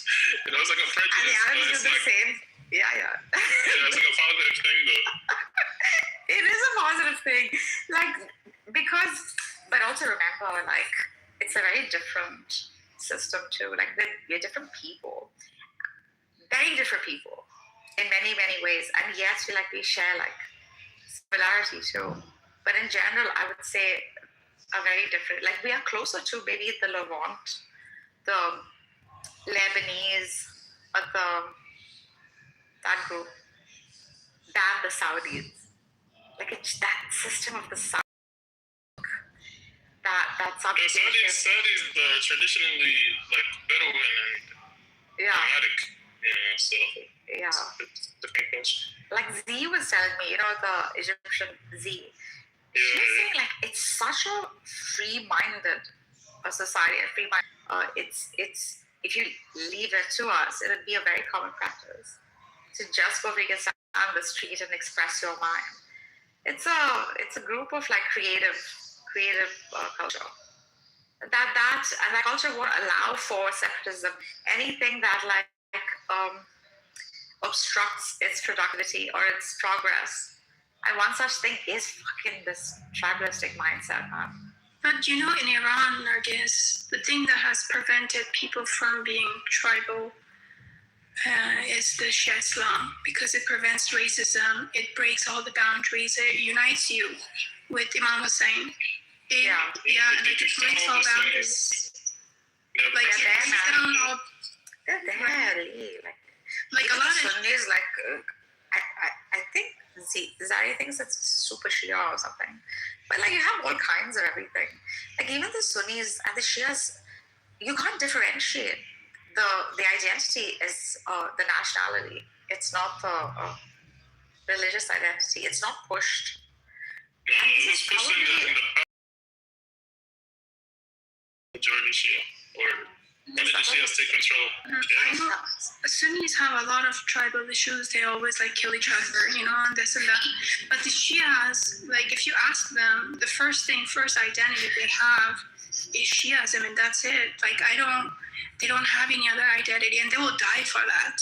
But the Sunnis, I come from a Sunni country. They have so much tribalism. They have to deal with this polemics. Yeah, and they don't give a shit about religion, to be honest. But it's only the Shia Islam that breaks down racism. They push back on all kinds of boundaries. They only give you one identity in this, the Shia Islam. No, the thing is, the Sunnis are a lot larger than the Shia, and the Shia, the majority of them are certain, ethnic groups. But the Sunnis, you can't even count the number of that's true. The Shia Sunnis are larger in number and bigger number, but the unity you can experience among the Shia will not be experienced among the Sunnis. It's easy to do, when you're small numbers. It's like the Jews, right? Like, Jews are so united, blah, blah, blah. Yeah, there's only 16 million of them. Let them get to like 1 billion and let's see what happens. The Sunnis have 4 distinct madhabs, 3 distinct akidas, and yet, they have the system of they have a system of consensus, which allows for even the Ashari to somehow get along with the bully Salafi, right? And there seems to be quite a bit of unity amongst Sunni Islam. The Takfiri culture came from the Salafi. It didn't come from the original Sunni at all. In fact, the Shias and Sunnis coexisted pretty well for the longest time in history, till this seed of the Abdul Wahab was sort of planted in, and it was the otherizing, exactly. I mean, even them, or even if you say the Sunnis are fighting, majority of them are not fighting. It's if you look at the percentages, it's less than 1% that's doing all the violence. Correct. Even less than that, maybe 0.001%. Sunnis, that's why it looks so large. But even say the Ahmadi, right? They're completely taken out of the fold. Within Sunni Islam, you have tariqas of the Sufi, and so on and so forth, right? Of course, there's a kind of otherizing, but the Ashari or the Maturidiyya never did that. In fact, some of the finest works of literature, philosophy, has come from this part of the Sunni world. The Salafis contributed basically nothing. Yeah, except for my point is not most of the Sunni violence comes because of their tribalistic mindsets, not because of their religion. No, bro. But it's religious. It's just culture is tribalistic. Yeah, so they're culturally they're very tribalistic, but religiously they are not. But they are against the Shias. The Shias within Arab systems are also tribal. The Kurds are freaking tribal who are Shias, the Failis. They come from their tribes. You kidding me, Zari? Don't be biased about it. Somehow, Islam's progress has been much due to its unified nature, because everything points at this unity called Allah, the Qibla, the freaking everything it's esoterically and physically pointing to oneness. Yeah, okay, let me give you an example. In Afghanistan, there's a group called Tajiks, and there's a group called Pashtuns, and they're both Sunnis, right? And they're the most hardcore tribalistic people. They kill each other constantly, bro. They cannot stop fighting each other. They cannot stop killing people. That's my point. Yeah, so it's that's not because they're Sunnis, it's because they're Yeah, I'm not saying this violence amongst them is coming from their religions. It's coming because their tribalistic mindset. Culturally, they dominate in that way. It's not because of religion, but they use religion against the Shia. So the Tajiks and Pashtuns, they hate each other because of their cultural difference, right? They kill each other based on that. But when it comes to the Shias, they kill Shias because of religion. Does that make sense? Yeah, that is true. That hate for Shia has always been. But also, their justification would have been way more in the 80s and 90s. Again, I think that seed was very much planted and allowed to grow. Yeah, by this Wahhabi movement. Mm-hmm. The Shias would not kill other Shia just because if he's a Sayyid, I'm gonna kill you. No, it's not. It actually almost happened in Afghanistan, I guess, but it was immediately put to stop, full stop. So now you have this different tribal Shias. They are marrying each other. They have grandparents. They share bloodlines. So the differences. But there's a lot of unity. She's right about that. Something maybe the story of Karbala or something unites the Shias way more. Will you see like a Lebanese Shia marrying like Pakistani Shia? I haven't seen that. Yeah, not so often. I haven't seen. But they do, like in the state, depends on the geographics, right? I see it here. I've seen like a Pakistani friend of mine. She has married an Arab or Shia. They marry amongst each other, but not as much. The geographies are different, right? And I think when put in a society, culture still prevails there. You know, to me, the first sin is, you know, basically obviously disobedience to Allah. The second one is like racism and tribalism. Like shaitan is like, you know, I made a. I'm just gonna say like shaitan has very little. You cannot influence it.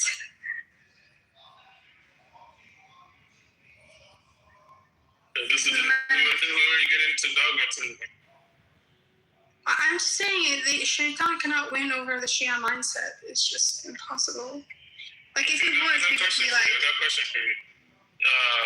Do you believe drinking alcohol is okay? With Shia?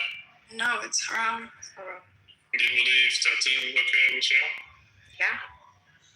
Tattoo is not the same as alcohol. No, it's two different questions. I'm asking you. Yeah, they made it okay. The thing is with the system of the fiqh and the Shia, the faqih explains it, the Maraja has to provide an explanation that is rational. Alcohol causes toxicity in your body, especially liver. And by the way, same thing with tattoo.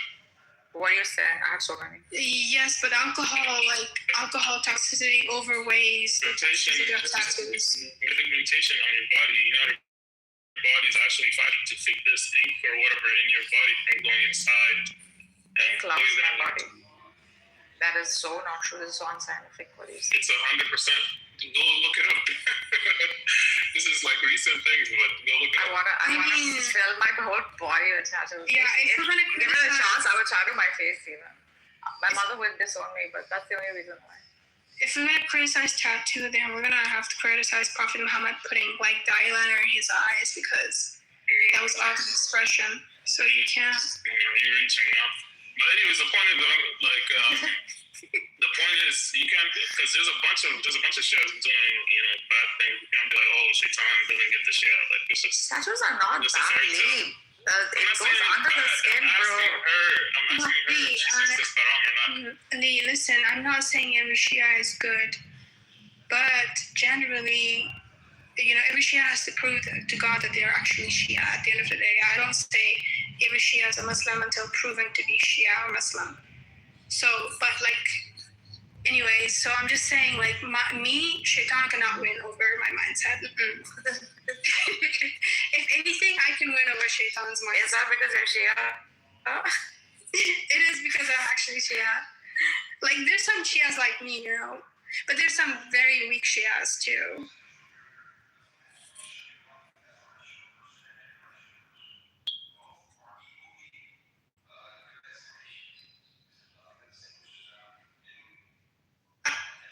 They're not entirely bad. They're just.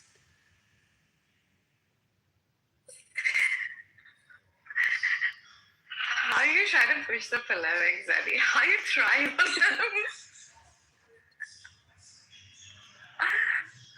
But yeah, plus the thing is too, like, for example, right? In Syria, there's a lot of Shia that were killing, you know, innocent people, and the same thing it goes both ways, right? Same thing in Iraq, it went both ways. So you can't be like, oh, you know, all these people are good, and you know, shaitan can't win stuff. You know, like there's good ones and there's bad ones.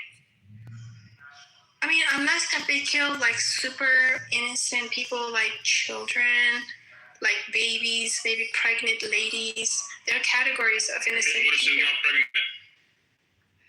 If she had a weapon in her hand, like attacking, and she got killed. You don't have to get into this. Let's just say there's bad people. Why that's so hard to say?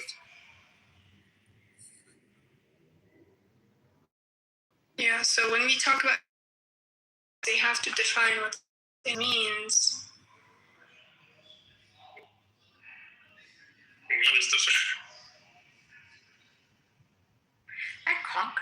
stuff is not a Shia concept. That I'm quite sure. And for the longest time, I think Saud government was under the impression that Iran is forming these proxies as a Shia nation in order to like overtake and annex and conquer. It's just not a concept within Shia Islam at all. Neither is like Dawah and things like that. It's never expansion. Yeah, but but Nargis, that is true. But at the end of the day, Assad left Syria, right? On who's saying? That was not a good move. Yeah, but that at the end was a bad political move. They should have just kept out of that freaking, created more enemies, more hatred, and plus so many lives. But now, yes, like this attack in Syria wasn't because we're gonna attack Syria. It's because Syria, ISIS was threatening to attack and to attack Iran and to attack every Shia. The Trumas are one of the concerns, and plus he's an Alawite. Like Shias don't even consider him to be. Yeah, they're not really Shia, but they're aligned with them politically. It was a favor that he had to give back, okay? Which was like, why? The guy would anyway chicken out. Like, this is Bashar al-Assad who. Fuck, man. Yeah, but like in Afghanistan, chicken out. Did you see his picture when he was wearing Speedos in the 80s? Yeah, I did. But you know, Nargis, like in Afghanistan, the Fatimian or whatever, Fatimian Brigade, they're mostly like the Shia Afghans, right? So when the news reached Afghanistan that the ISIS Sunnis are trying to destroy Bibi Zainab alayhi salam's shrine, like people on the street, boys who were like selling fruits, age 16, I don't know what, they got on the bus without telling their families, and they were headed to that is an empty path. Like this is what, but then again, I can see the concern. One such shrine is demolished, and this gives the leeway to all others, right? So look at the whole, like, even though Trump would say, like, I'll take Iran back to the freaking Stone Ages, I bet you my life he would not touch the shrine of Imam Reza in Mashhad because of the sensitivity of the Shia towards, the visitation of the shrines of the Imams, because they're living bodies and stuff. But this was not propaganda. They actually committed the Shia genocide in Iraq. Remember, they killed there's a river. The Sunnis take all these Shia young men right by the river, and they shoot them one by one, and they're just committed atrocities against the Shias. I'm not gonna lie, you have to look at the history. I have the amount of trauma that the Shia bears genetically is unbearable, actually. Much like, this is some recent times we don't see it as much because the share has risen finally. But over time, absolutely, I agree with you. Horrendous acts of freaking barbaric.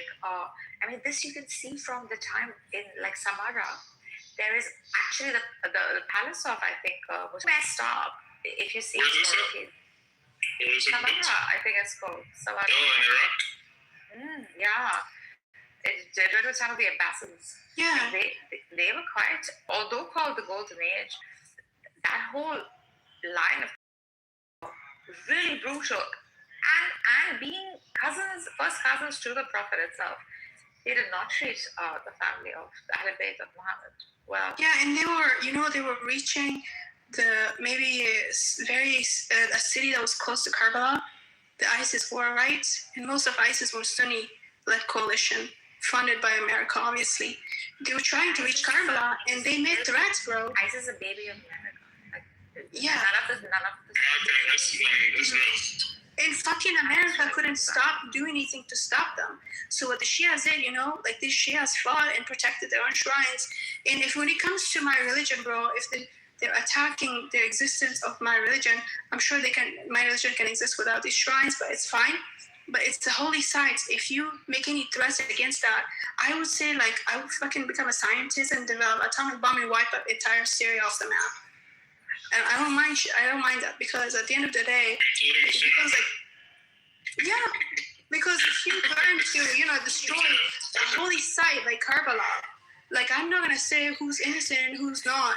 Like I'm gonna get rid of the cancer that's trying to threaten in existence of a holy site. That's so. But over time, like no doubt, Shias have proved to be far more like brave and courageous. Even the people in the Levant, I think Palestinians have that in them. Lebanese have that quality in them, and the Shia have that. They stand. Look at the combat of Iran. There's no fear whatsoever. The ideology doesn't allow for Saudi king bootlicking behavior. That is, she's right on that one. You can't deny that. Yeah, and the main purpose of Iranians going into Syria was to stop ISIS that America funded and couldn't stop. So the Shias had to stop it. To stop these dogs from, attacking and completely going wild. So you know what? The Shias in Iran actually did the Sunnis and everyone a favor. It shouldn't be blamed on them because they corrected something. But the world is so biased. And also, Israel was in Syria at that time. Like, Israel's been fucking playing with the Syrian region for a while, man. Just like Lebanon, they've just never let go of Damascus. This fucking obsession they have with the Syrian and the Lebanese. Yeah, there's settlers in Syria now and in Lebanon. They're trying to set claim to the land. Even their soldiers are like, yo, what the hell are you doing here? Go back. But they want to force themselves inside Syria and force themselves inside Lebanon. What about so what are they doing about it? What is freaking Giuliani doing about it? Giuliani? Another puppet. But I don't want you to think that Iran made a mistake by getting involved in Syria. It was not a mistake. It was actually the same thing as stopping Israel from attacking more. Ideologically, may not. Ideologically, I grant you. I just think financially, socioeconomically. Yeah, but financially, most of the Shia militias were volunteers. They were not actually funded at all. I'm telling you, like people in Afghanistan, like those boys, got in the bus, they didn't get paid. They lost their lives. Nobody knows what happened to them. I see. I don't know. We are not Arab. We should not be fighting in the Arab countries. Put our money not for proxy. We do not eat lizard. We do not eat lizard. We are passion. We don't ride a camel. We ride horses. Okay. We do not eat lizard. We drive white BMW. Okay. We don't ride on camel.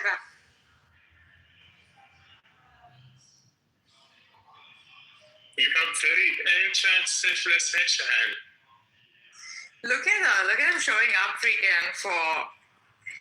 They asked freaking Pahlavi go show his face or participate at least during all this freaking 40-something days. He was completely out of the picture. I have to go listen to his speech. Oh my god, Lee, he's so funny. The whole just crazy, bro. I think the point of this conversation is crazy. The point of this conversation is not to be like offensive towards anyone. You just have to think deeper about these things than what you think. Do you see what I'm saying? There's a level of thinking. There's one on the surface, a little bit lower. You have to go a little bit more deeper, and then you'll see what I'm talking about and be like, holy shit, I get it now.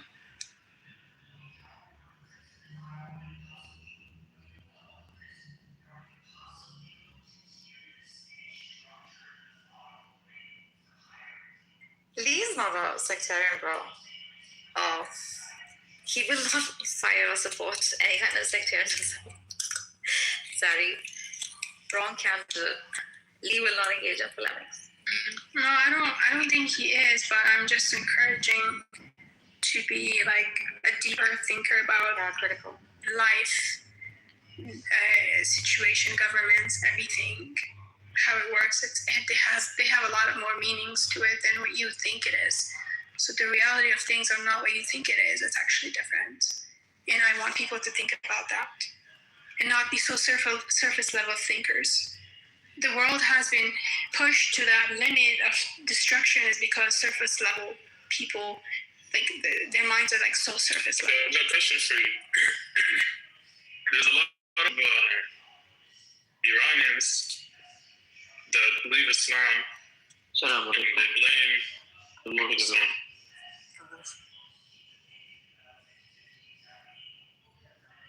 They blame the Shia regime in Iran. They say this is not Islam. What would you guys say to this?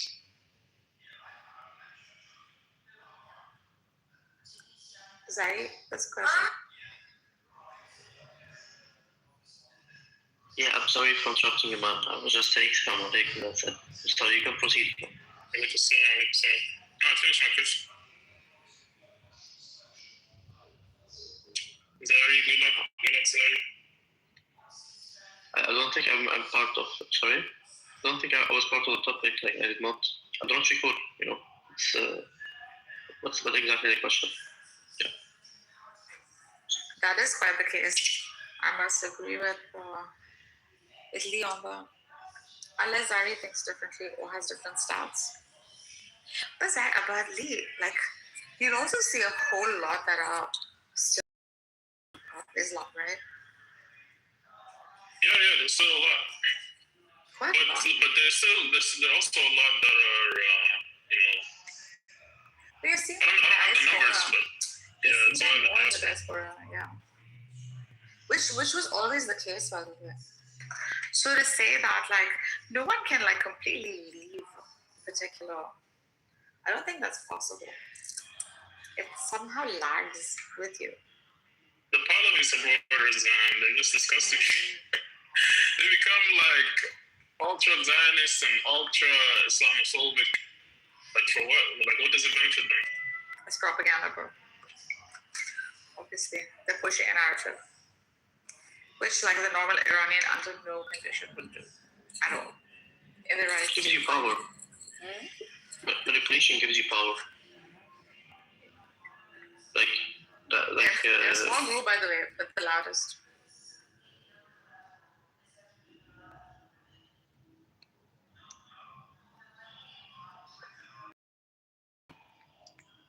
Yeah, for example, Republicans, they got the presidency. It doesn't necessarily mean like they stand with everything they say they stand for, But manipulating the people, giving them the presidency. This is how the Machiavellian political system is, Okay. You know what General was saying? He was like, this whole attack on like the US bases in the Arab countries, right? Or at least the bougie ones, was a good wake-up call. I thought that it is quite golden that he's saying that. It is time, I think, for them to rise and see like this whole butt-licking and bootlicking that's been going on for fucking the longest time needs to stop. Because these guys can turn their backs any minute. Look, basically, some countries, are forced to do what they have to do, No one forces you, bro. You are the master of your own fate. No one forces you. When you are free, a free human, in Allah's dominion, no one can force you. Especially not the US. I'm gonna be fair. I'm not from hypocrisy. I'm not gonna lecture. Okay, but I have to be fair. I do agree with what you're saying. Okay, but there were certain events in the Middle East that made them reliant upon the US. Like for example, Kuwait, for example, before there was no American bases in Kuwait. The Emir of Kuwait really rejected it. And it's one of the countries that actually is in the war against Israel, but the only reason why they got American bases was after the invasion, the Iraqi invasion. So I think Arabs, not just Arabs, we should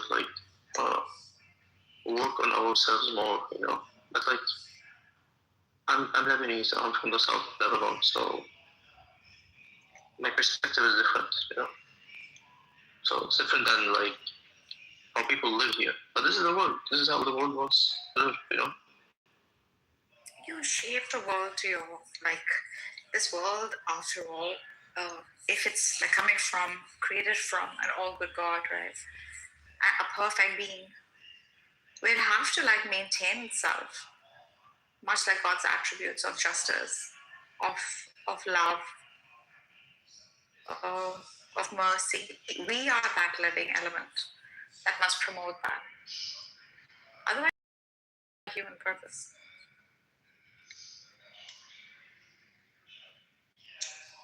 Look, to be honest, there's just some stuff, like some stuff like us Muslims, we pass them down. You know, some Muslims they drink, some Muslims they go to like some kind of parties, and because this is how they live their life. So this is how they want to live. You know, according to religion, it's not right, and they keep doing it. So they are okay with the circumstances or the consequences, sorry, because it's only something that affects them, you know. But like when you see oppression, like genocide and oppression, I'm talking about myself, by the way, not presenting any country here, you know. When I don't know, somebody sent me something. It's my first time receiving anything. Thank you. Basically, when it's about oppression, you cannot just like turn a blind eye, you know. Thank you, Alex. Yeah. Absolutely. Probably is the biggest evil. Oppression is the biggest evil of human nature. I really believe that. To oppress another, which is what the whole story of Shaitan and Adam was, right? He's trying to oppress another being, not just because of his pride, but because of his the racist difference between him and say Adam. That whole thing was an oppressive act, which came from like his pride. We don't have to go back to Adam methods. We can go back to Kitover. Of course. Yeah. Kitover was much closer, much closer than Sayyidina Adam by himself, because Adam, like, they were different kind of humans back then. Like, very tall, they used to live for a very long time, you know. But the most recent one is like Hajjad of Kitover. That's like the main thing of it. The day humanity understands like the principle of Hussein, that is the day where oppression is truly understood and the oppressor is seen in like clear daylight. Like the principle of Hussein. Yeah, unfortunately, nowadays we don't live in a really good time, you know. Like people are not really sure of what they're following anymore, you know. But some people, they're just following specific parties or scholars or whatever, without knowing anything about Ahlul Bayt and Karbala, you know. Just go there and that's it. It's like a ritual, you know. That's really unfortunate, yeah. It shouldn't be like this. Like people should know like what happened, especially like that they do this ritual every year.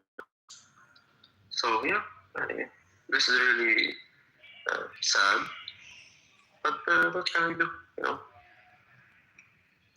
we eat for ourselves, and we hope for the rest of people. Yeah. And I'm not saying that like I'm a very, very religious person. Unfortunately, I'm not that religious, but like I consider myself to be moderate, you know.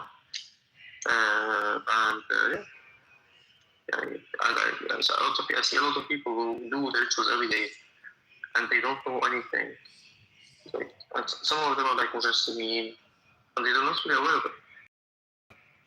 And others are like not other than the Muslimin. Just saying in general, don't know anything about Sira Nabawiyya, their Sunnis, or Ahlul Bayt if they're Shia. So yeah, it's really sad.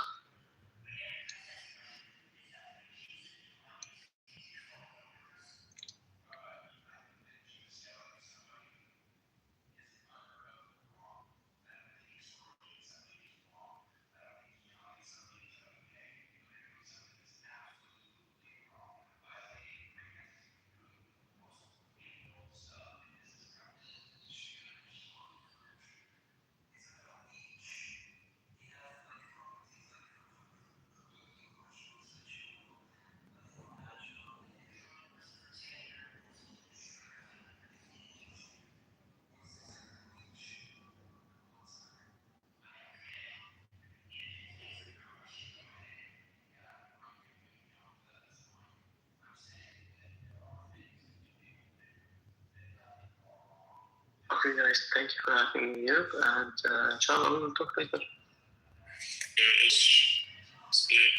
Take care. Take care. Inshallah, we will meet later, Mr. Habib, inshallah. Next time. Goodbye, Nader. Goodbye, everyone. Goodbye. Goodbye, Mola. And goodbye.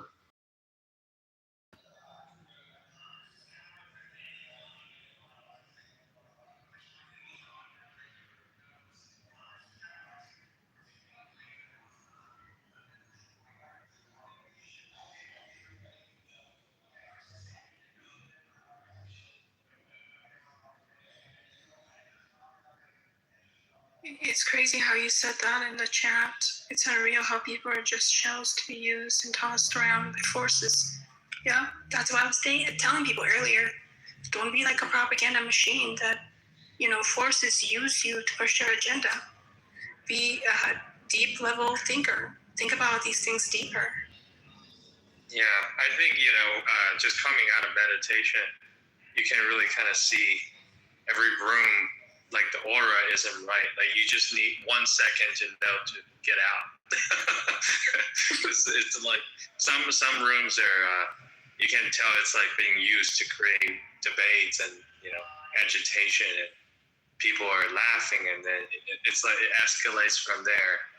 And when you're trying to, like, you don't even want to be near there, even if they're like have a good title, whatever. Clubhouse is the worst thing you can do for your soul. Yeah, Really, exactly. like the amount of frequency drop that I also feel like when I enter certain spaces. Okay, yeah, this is a good one. Let me join this group. Because the other ones I don't even speak. I usually try to type in something and see if anybody even cares, Because most people, they're so caught up in the moment trying to get back at somebody. It's actually themselves that they're trying to get back at because they're possessed to do it. They don't even know what they're trying to get at. Nobody ever met each other on this internet thing. Yeah. But it's crazy how they project that much destructive energy out. And it's like, holy shit. Like, sorry, no one curses here. But, I just try to be real with how these chats make me feel. It's like, wow. Do anybody know each other on here? Like, not really, but where does all that destructiveness come from? It's like It's very particular to some sort of online discourse. My friends were telling me TikTok is like 100 million times worse than this. And I never joined it anyway. But I think, where is it coming from? Surely they can't act like this in their real life. Yeah. No. I mean, it's that's why I just get to work with the shadows, right? Because I'm like into meditation and Jungian, techniques, how to really tend to your shadow and be able to understand yourself better. But just to be a complete slave to the shadow, things that you don't understand, that's kind of sad. That's the part that I feel like I couldn't give any benefit of the doubt, because I'm a very open-minded person in real life, right? I give every religion, spiritual practice a chance to try to understand the motivation behind it. But when it's just rambling for rambling, right? Like hate for hate, like there's no purpose to it, Like it really just, it's a negativity that they're trying to like pour out of their shell. And you can just tell very clearly, this person is like possessed, need an exorcism. Because so I think some of them are trolling, thinking that to be this way is cool. And I think this would be like a younger idiot generation.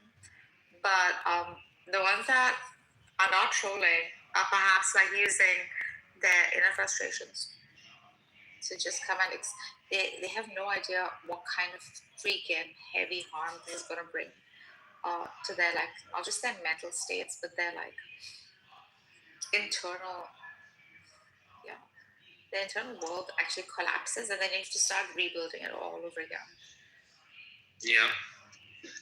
It's crazy how I feel like even in real life, people are trying to like gossip more than they should. It's like most conversations I hear from work, it's about somebody else like talking behind their back. I feel like it has become like 80% of all the conversations humans have. Like nobody's trying to really just check in like on a good faith basis. Like, hey, how are you really doing? Right? Like, because the way we structure our conversation hopefully has like significance. It's like, hey, how are you? It's not meaningless to say that, but I feel like most people are just trying to use these as like, okay, that's the first time that we meet each other. Of course, we're gonna keep it somewhat distant, but I never even meant it from the beginning. But they build these really, I'm talking about, let's say, in a dating context. I mean, like, you go on a first date with someone and it's like, okay, cool. All these conversations, I can tell is very plastic, but I'll give it a benefit of the doubt because, first time, I don't expect people to just open up their heart completely. But then you realize, that's actually their limit. That's the furthest they can reach emotionally on an energetic level, and that's kind of scary. It's like, okay, cool, this person I can go on like 10, 20 dates with, and it's always going to be the same thing. Or it's like the other extreme, right? Like people just love bomb you, and they also don't mean it, but it's like their behaviors are so wired by, like, I don't know, like social norms, right? Like just this mass inertia, like how most people do. Like they don't even feel for themselves.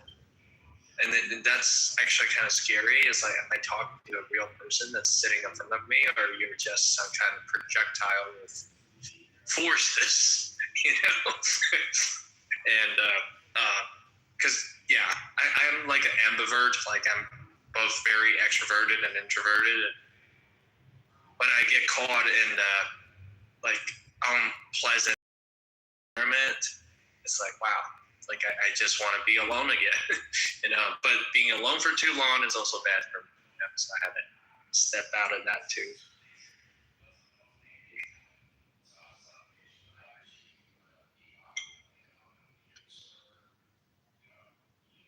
Well, didn't mean to take this chat like too far away.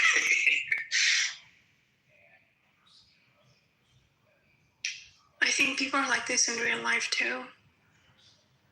Yeah, they're just more polite, I think, because they don't want to get shoved in their face if they're trying to be like this online.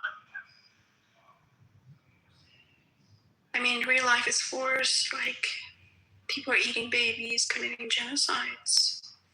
Oh gosh. On social media, you only hear like language violence. Yeah. Real world is forced. That's true. That's the thing. I try to like keep myself distant from everybody. It's like even like now I'm talking to people online. That's me trying to create some sort of distance, because in real life it's like people leech off your energy, and then you actually, because it's a habit, right? Like I feel like I'm still working on myself to the point where I could just be so discerning. None of those leeches will get to me, right? Like my heart chakra, like people can't really feed off it.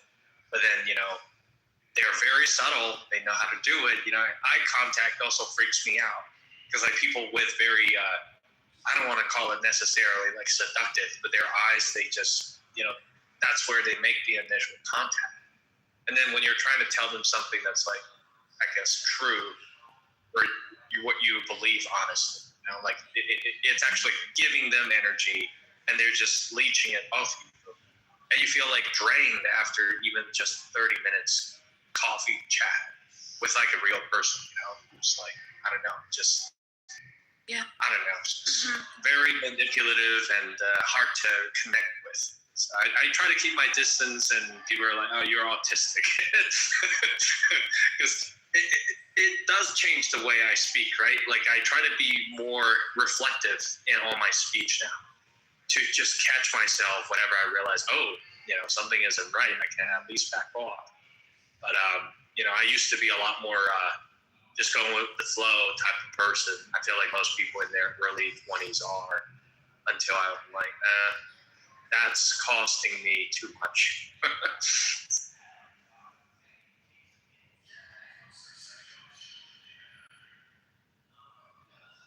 Yeah, it's good to have a spiritual authority to pray to and meditate on. I feel like, not even necessarily Christianity, other religions that I study, like Buddhism and Taoism, spiritual practice is not really a religion. They all kind of emphasize the similar ideas, just being truthful to yourself through different techniques. Yeah. To practice a certain kind of meditative technique for a certain school of thought. You're asking me? Yeah. Okay. Yeah, I mean, I practice like Zen Buddhism. It's actually quite simple, right? Like you can start with just, like I will go with mantras because there's like a bunch of different mantras you can find on YouTube. Once you find one, algorithm keeps pushing like all the other different ones. Like for me, it's like a taking a chance type thing. Not every mantra is going to resonate with me, but if something after I listen to it for like 10 seconds, I really kind of felt, wow, this is, healing my heart. I can feel my heart chakra becoming lighter. And yeah. And then I was just going with which one? The Surya mantra. That's my most favorite mantra. I do the Om Mani Padme Hum every day. Oh my gosh. Oh, good. That's very powerful. It's yes. Powerful. Yeah. So I've done like medical meditations. Like, can you tell me what it is? I'll describe it. So it was like a therapist, right? She kind of like put me to sleep, not entirely like sleeping. She just like my eyes were like completely shut. It looked like I was sleeping, but I could hear. She guided me like through the very first step, and then I took the lead after that, and I just saw everything. Like there were times where my heart rate would drop too low, so she would wake me up, like wake up, come back. But throughout the whole process, I would be talking, describing what I was seeing to the therapist. What kind of meditation is that? Oh, that could be like hypnotherapy. Like people do like trauma, I'm trying to think of the technical term for it. Past memory regression. Because like when you're a kid, a lot of the I've done the same. Yeah. Oh, sorry. Sorry. Like as a kid, we were all like exposed to different levels of traumas. Like just either neglect or like abuse. There's just a million forms of them, right? But as we grow older, they kind of sink into our unconscious, meaning we forget about them, but they're really still shaping our behaviors, right? Like as a kid, I mean, I can be pretty open about it now. Like years of therapy, I learned that, like my parents are a combination of narcissistic style versus the silent manipulative style. So it's like that combination growing up. And then I become very insecure of relationships and people and trusting people, right? Like, and I don't even know why. It's still something I'm working on to this day and probably. But mine was like, at first she would just like tell me the technique on how to like open my mind, but then she would just like not say anything, and then it was just me, and I would not see like trauma or anything. Like in my vision, like I saw space, like I was legit in the space, like I was going through this portal hole that was like pulling me in. So I saw stars. No, she would just tell me to like focus on one point, and then that's it. And then after that, this point would like become like a hole, like a portal hole, right? And then I would just be sucked into this, and then all of a sudden I'm like pulled into fucking space. Like I saw like stars, the sky, not the sky, but like out being in space, dude. Like, So that's what I saw, and I would see the other things, and it would put me like it would take me to different like world. Like for instance, I was pulled back into a little pink room. It looked like meat, but there was no blood or anything, and this thing was like closing on me, and then all of a sudden this light came and it pulled me up. Like it would look like a human, but it didn't have a face. And it hugged me and pulled me out of this room that was closing. And then there was another one where I was like put into a park, but there was no houses. It was just fields and fields of grass, and there was only one tree.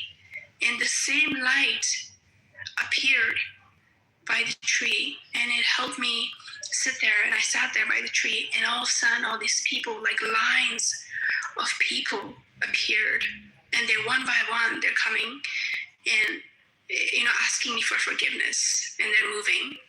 And there's lines of people that came out of nowhere. So I would have these episodes. I don't know what kind of meditation.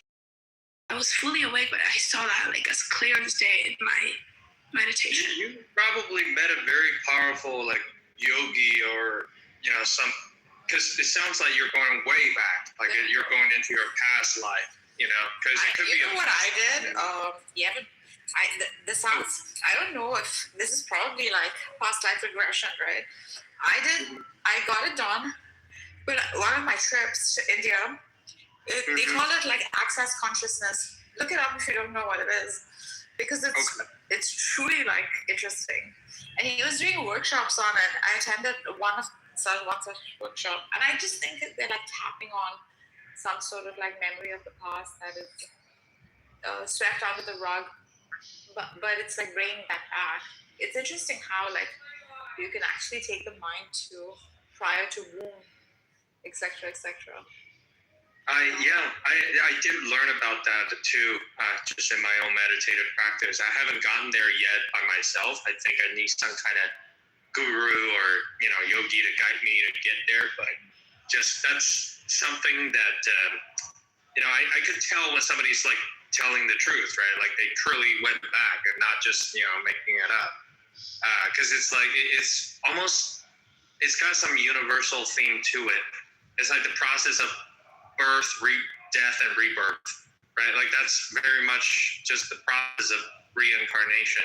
Like in a previous lifetime, I could have been like a different species, because consciousness is like universal. You don't have to be always human, right? You could be a different. You could be a mammal of some other sort. You could be an ego or like a fish or even a tree. Because any life form, organic life form, has the ability to access the, the cosmic spirit, whatever you want to call it. Some people call it God, and it's the same entity that we're all like interconnected with at the end of the day. And just to go back in time and see that play out, I think it teaches like a lot of valuable lessons. Yeah, and this, like all these things, like it wasn't her, it was me in my mind. The only thing she did was just put me to sleep and help me relax and open up the portal. The first, like, so when I started, she'd be like, lay down on your back or whatever, you can sit, however you're comfortable. And then she would just tell me to relax my mind, close your eyes, focus on one point. And that's what I did. And all of a sudden, I would tell her to be quiet, and all of a sudden this point like opened up like a hole, right? Mm-hmm. And then it like pulled me, like it was telling my mind to put my finger in this singular point. So I would put my finger there, and all of a sudden this singular point would turn into like a hole, and it would just suck me in through that, and it would take me to like different spots. And when I was like, there was another one at the end of my months of this era. There was one phase where the freaking flower like literally inserted on my back, and it bloomed through my chest. Like I felt the pain. Like I started screaming, crying.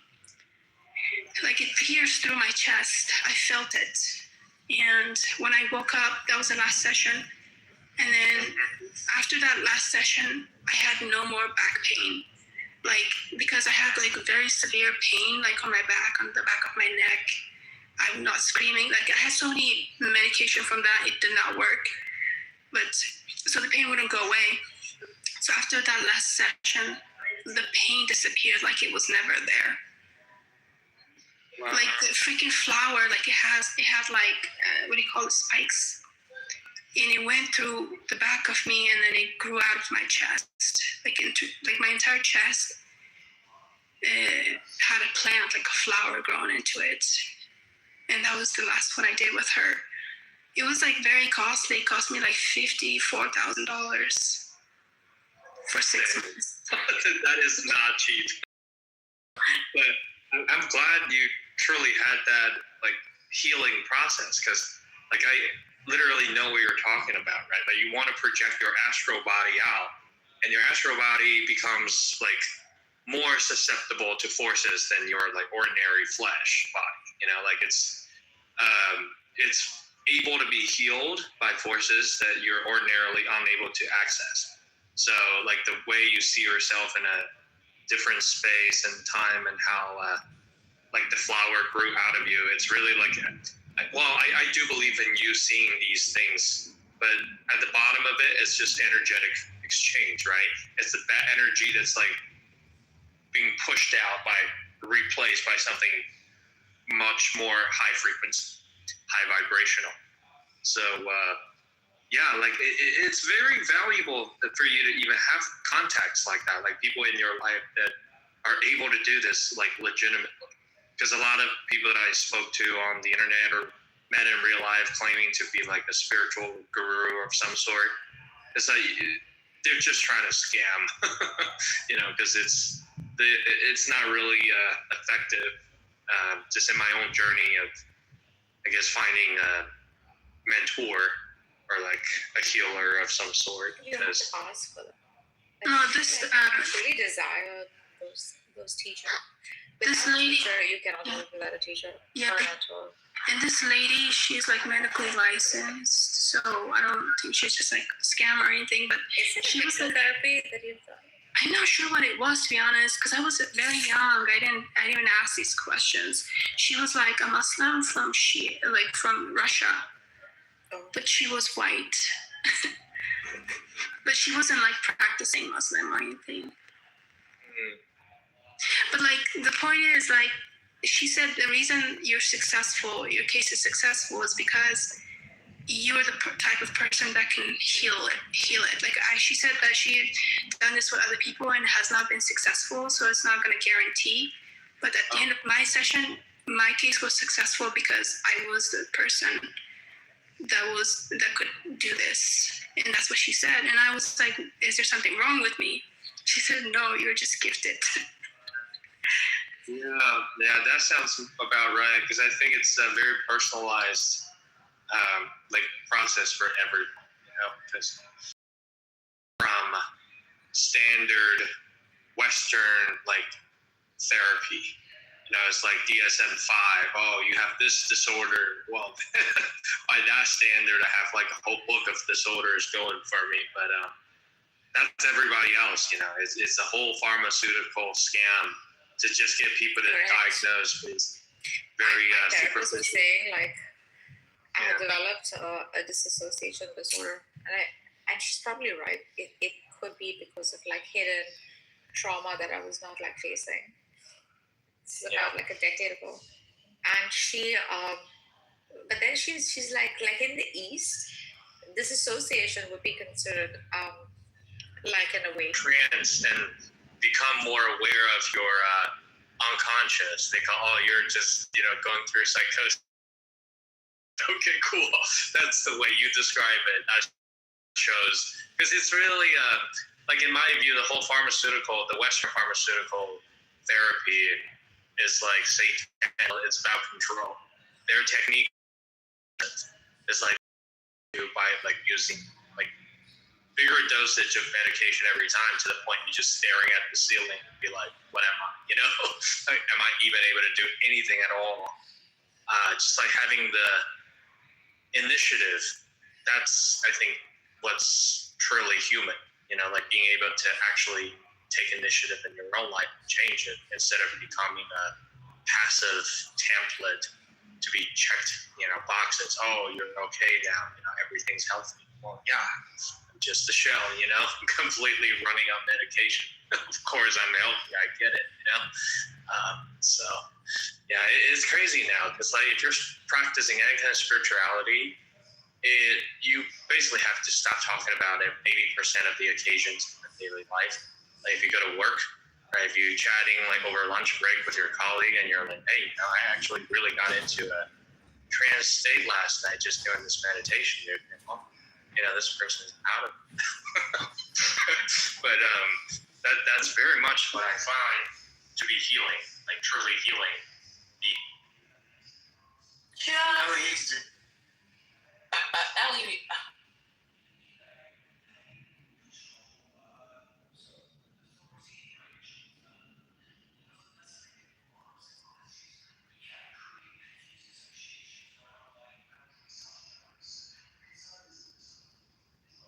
Able to help the animal perform the function, even just from the structure and the physics of its configuration. Okay, so intelligence, when you think of it, is agentic in terms of you have agency, you have some goals and some objectives and some timeline, and how well can you manage that? The Rock has intelligence debate. I was. Yeah. That's also a non-trivial question. Goes that where you're on. With that, it's a matter of time, because the rock eventually can turn to magma. Magma can turn into organic molecules that are precursors to organic life. So in the long term, you have to consider timelines, or what they're called as bins, statistical windows, for what you mean is intelligence. Within the structure lifetime of the rock, maybe not, but there's still structure there that has the non-zero potential for becoming intelligent. Okay, so let me ask you that. Like, can you name all the 8 planets in our solar system? All the 8 planets. Can you name all the 8 planets? Yeah. Okay, man. I'm not really into playing like trivia games. If you got actual serious questions, we can talk about. No, it's not a trivia thing. It is literally a trivia question. Hey, do you know these 4 or 5 things? Hold on. Let's talk about Uranus. I know. And the fact that I'm not willing to do it is somehow going to be an indication that I'm saying I'm not too sure. Just because I don't know what's going on with this guy, bro. Just because. Oh, if you don't know a tomato is a fruit, then you man, I'm not going to make it in life, man. Somebody help me.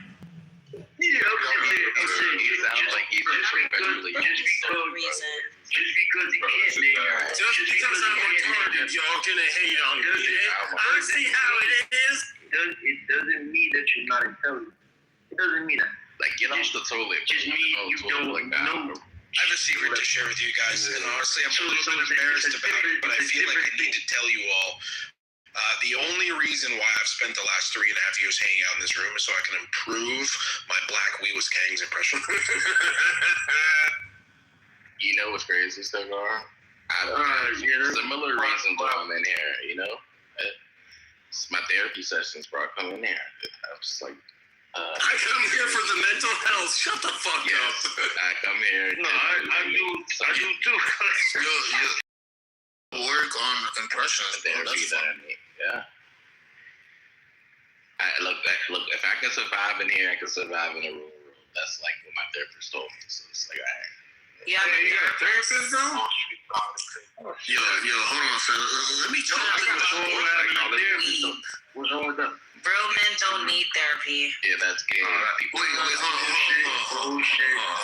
What a fucking women around here. you are. Yeah, but then the niggas that do it all of a sudden. Y'all gonna let this little nigga talk to y'all like that, bro? Nah, y'all some hoe ass niggas. Y'all gonna go down therapy, so you don't fucking the entire family to death. You complain that they killing one. Never mind. You got. But you right though. There you go. No, you right though. Go to therapy so you don't fucking just conversations like your children to death. These niggas is some hoes, man. I feel like I don't got much going on in my life. Yo, I don't like how these niggas they don't stick up for you got some. Yo, can you just stop acting Dominican even though you're Dominican? He's just a whole bunch of Wait, Shy, you Dominican? Y'all gonna need the Avengers to fuck with me. That's I all don't I'm need gonna let nothing y'all to fuck with you. Y'all gonna need the Avengers and all the Power Rangers in this bitch. All I gotta offer you is a little bit of insight. You're already shut up, nigga. You know what? Y'all niggas disappointed me. Dirty bodega, bitch. Wait. Shut your weak ass up. Weak ass up. Fucking bitch, you standing in front of the arc right now. My boyfriend is on the island. What is every fucking artist there is?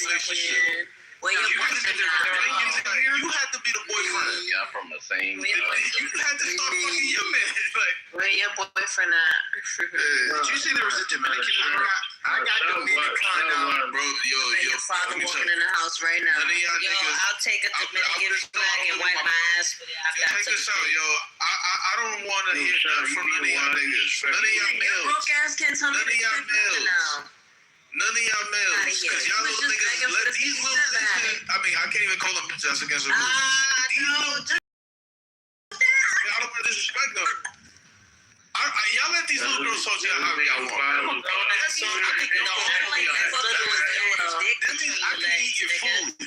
the only thing that's little. You probably wanted a little girls talk to y'all like that. The only thing that's little is Yo, bro, y'all the reason why they act like that. Little girl. Public assistance when I hear it. You know what I'm saying? We got grown. I know a good cheese for dinner when I hear it. Yeah. So what? Yeah. Yo, shot. I don't judge people that. Yo, shot. You need a wristband. I don't judge people. You need a wristband. If y'all live in the projects, that's none of our business. Some shit. That's none of our business if y'all live in the project. Yo, that's your business. You're none of your business. Shut up. Because they can't get their money up and leave. Dominican, you're not going to catch me shaming them. You know what I'm saying? Like, that's not my place, nigga. You all live in the project, that's on you. I know a lot of people that live. I'm sorry. You know, Shot, you know, it be the ones that can't even provide food for back of my mom. This nigga never had a house a day in his life. Ridiculous. You can't even provide food. I think he got a non-drive. He can't claim no dependent.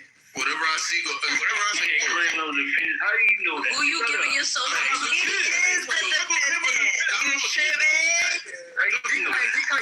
He is the dependent. I claim all y'all little niggas as my dependent. My sons, nigga. Y'all my kids. I come on here to just make sure my kids is eating. You went in with your shit. Open your mouth. Gave y'all water today. You know what I'm saying? Somebody took you out for sunlight today. You know what I'm saying? That's it. Play with your butt without We have mad sunlight out you give me the same vibes as like a cardboard box. No, we have mad sunlight out Not cardboard. You see how it is. Ew. Who the fuck said that? What you hell your chest up, nigga?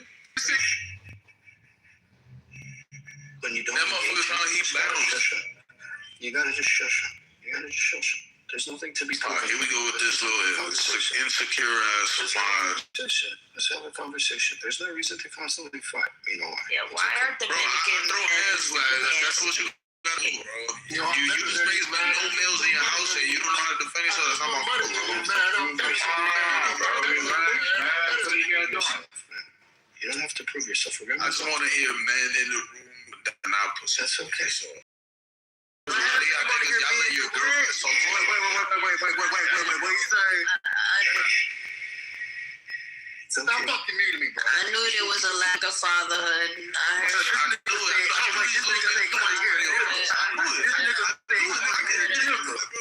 This nigga said he want to hear. What's up? I bet you gotta call somebody to fix something in your house. We're not gonna fucking do this, bro. So if my father was your father, you wouldn't act this way. You needed to get beat so you don't have to constantly prove yourself. Oh God, don't say that. Are you talking to me? Oh, I want to get beat. I call that conversation. Emily, you gonna beat me? You too, Coco. You know how boring. Yeah, but can you guys have a fucking conversation? Yo, Emily, my dad will never teach me to cook people, bro. He will man, bro. I'm pretty good guy. Your dad was a runner, a track star. You know what I'm saying? For 45 minutes. My dad would run dick. Hey, yo, mama. I got money. Yeah. Yo, Oleg, chill. Your dad got brother. I bet you gotta order food through a box. Yo, Coco, why you laughing, man? Not too much on drive. Dude, that shit funny. That's hilarious. Sometimes you I can't even laugh. Yo, Gato, shit funny. Bro, you bro. That shit wild when you First of all, where are you from? You from Queens? Orient's cat dog. I'm from Washington Heights. Cat dog. I'm not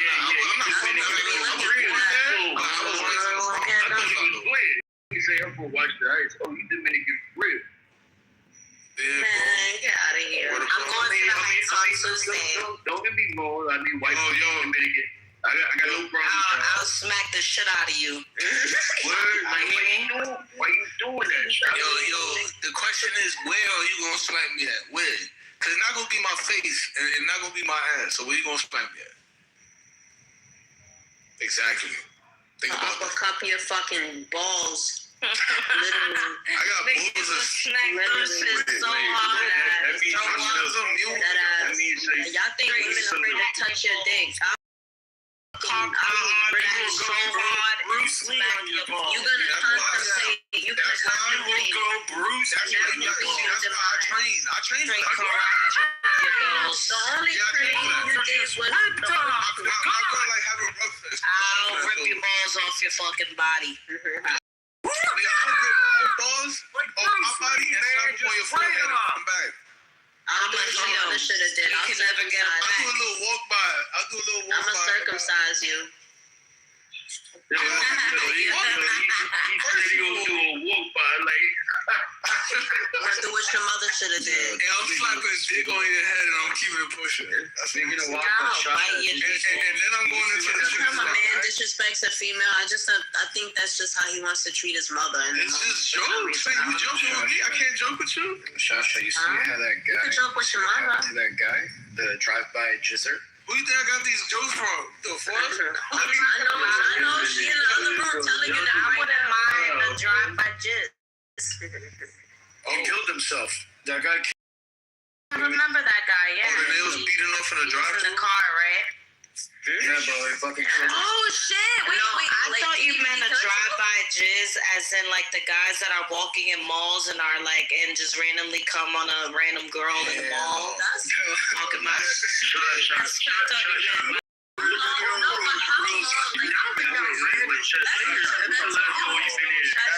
Never seen those videos. Because if you could literally come anywhere, like you could. I want a boyfriend like that. Kiss anywhere. I want a boyfriend like that, straight up. It sounds like you're But maybe for men it's different, because men, you never see a woman doing that shit, trying to fucking. You imagine she like squirt on you and shit, keep it pushing. You imagine a woman randomly coming up to you trying to squirt on you with your phone on the first floor, she on the second floor, and you think it's crazy. Get the fuck out of here! I'm going to jail. I'm going to jail. I'ma try to catch it with my mouth. Body fluids? Oh hell no! Bodily fluids is crazy. Keep that shit to yourself. Come on, Miss Nah, yeah, drive-by cum shots. That is what charge even is? Isn't that what they call IVF? Say I call the cops because I got a drive-by cum shot on me, and like they catch the guy. That's not great. I have a drive. Right? Itself is sexual assault. That is, yeah. You if you expect, it's like public indecency. But what if he doesn't be labeled a touch sex you? offender? Yeah, no, you can still be labeled a sex offender, especially if you're in the mall. You're jerking your chicken, and your chicken sauce lands on a random girl at the mall. And you can get accused of attempted murder. I don't know about it. I don't know about murder. You don't got nothing that you don't know about. Definitely assault. Definitely. Now start trying to make it rain on me. That's crazy. Yeah, I mean, I can if you want me to. I'm just saying. No. Who is gargling? No. Focus. What the fuck is you talking about? With my mouth open wide. Yo, I got no problem with it. No kids. Why do you know that? Yo, I got no problem if it's white people, but like, you randomly squirting on me. What are you talking about? Don't address me when you're saying that scenario. You brought it up, though. I didn't bring that up. I brought up drive-by cum shots. Very different. Oh, the same thing. Imagine somebody just load up a gun and do that. Men do that. That pressure as you're driving by, you gotta get timing just right. That's wild. When have you ever heard of a man? Fuck out of here. Well, it's Now really a introducing walk-by cum advanced shot. nozzle control. Like Sasha, like imagine like you in public and like somebody, it's just fluids. Like I don't know, like I would lose my fucking shit. Yeah, I'm losing like my mind. Like if somebody just randomly throws some water at you or it's hot. Wait, I've never heard a drive-by cum shot before. Like, Well, now you can improve your browsing history by clicking a follow. None of y'all niggas have ever heard of this shit, the drive-by cum shot. Yes, I heard, bro. I see it, bro. Yo, internet, it's all exists. Yeah. Men do it all, man. Men go into malls and come on random women, and they also fucking murder their wives. They're capable of anything. Nigga, like, you have never heard that? You never heard the phrase? Wait, there was a story. I'll put the link in the chat. So niggas just running by, just jagging off, and just squirting. Yes. Check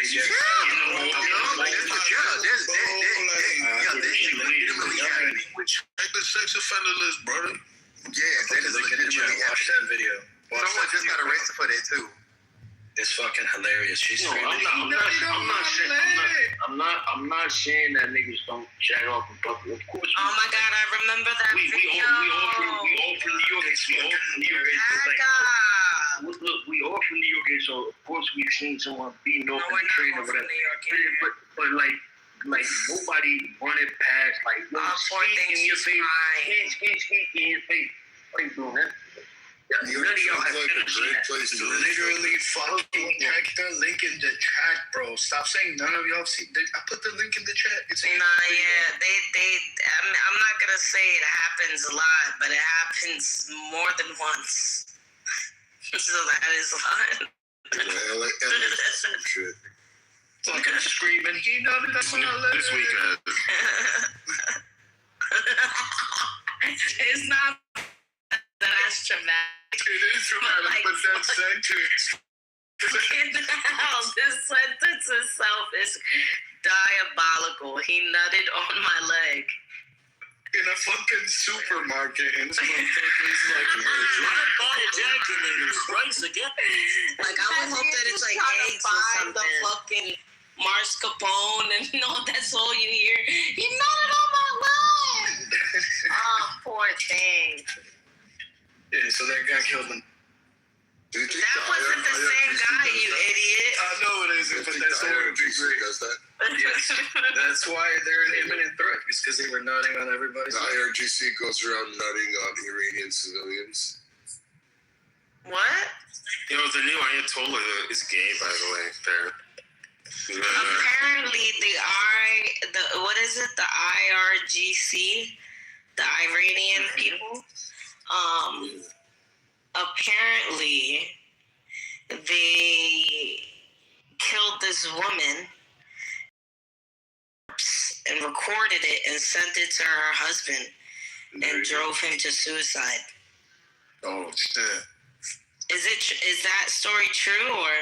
Probably. Stories like that, like rape as a war crime, yes, that is a thing. Unfortunate.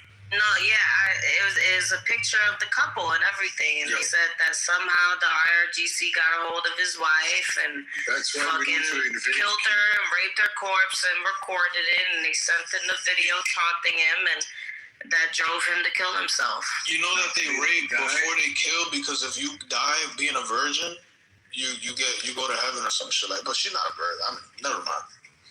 Not to be that guy, but there is idea of stories of the same thing. That's never happened, not once. Well, what's never happened? Their telegram got leaked, and they had a bunch of videos of them doing shit to old people, women. Yeah, I seen a stoning video that happened last week, and it wasn't AI. I'm talking about what's going on in Lebanon right now. Oh, Lebanon? Yeah. Lebanon? People be dying. Y'all got quiet after we started talking about rape. Yeah, bro, you mentioned the idea from. We'll be white black after these Mexicans. He nodded on my leg. So I brought that story up because a group of people went and held a vigil for the drive-through guy. And now they're protesting, wanting to press charges on the girl, saying that she drove him to that point and also drove him to suicide. That's retarded. It is, but it's fucking hilarious. A bunch of fucking internet gooners are protesting a drive-through bikini barista place. That city needs a tactical nuke. Los Angeles. Well, he should have never fucking did that. I mean, but it was her fault. Why was she in a bikini serving coffee? Shut up, bitch. I thought this was America. That's a good point. Hey, I know someone who was a bikini barista. She's a very good woman. Exactly. Well, did she drive a man to masturbate in the drive? No, she paid for nursing school and didn't have any debt, any student debt. She's very successful now. Smart. That's humans. All thanks to OnlyFans. No, she was a bikini barista. No, I'm just taking it up a notch. I'm being honest. Some of the best people I've known in my life for sure. It's a tough job.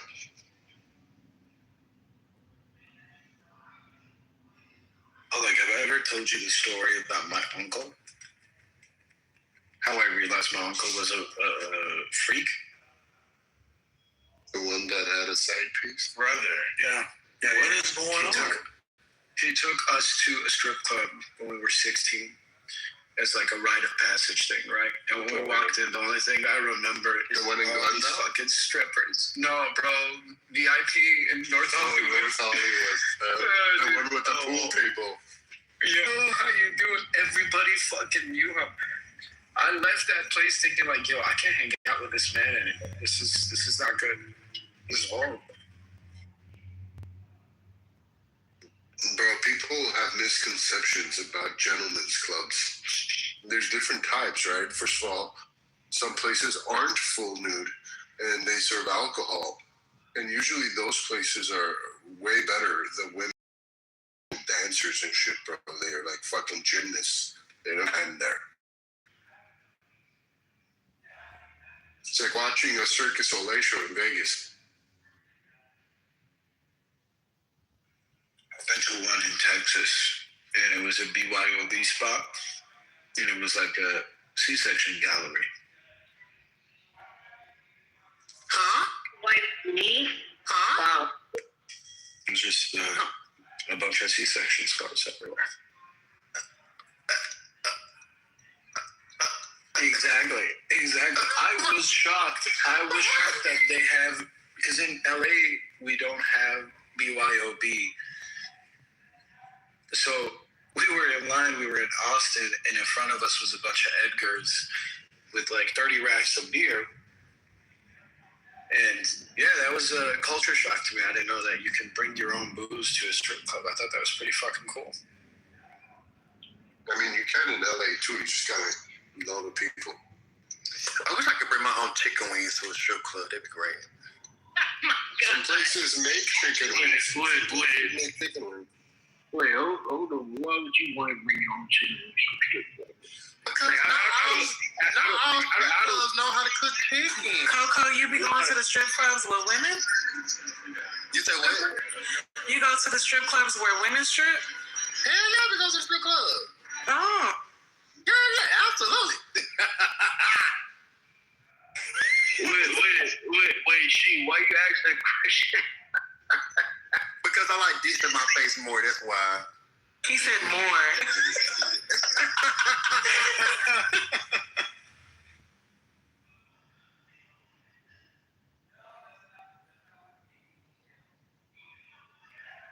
After hours at strip clubs are the best parties. Never mind.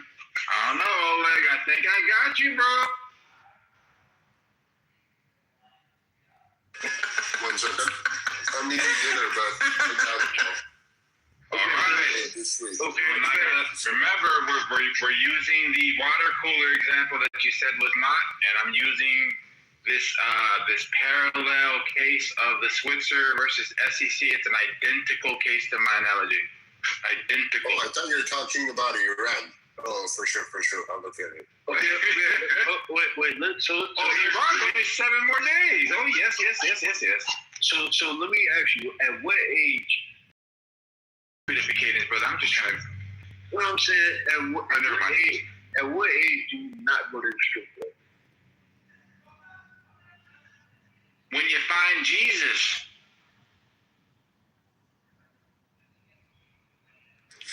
Honestly, it's not a good answer. Honestly, if the slightest excitement can cause you to have a heart attack, I think you should just go ahead and just hang it up right there.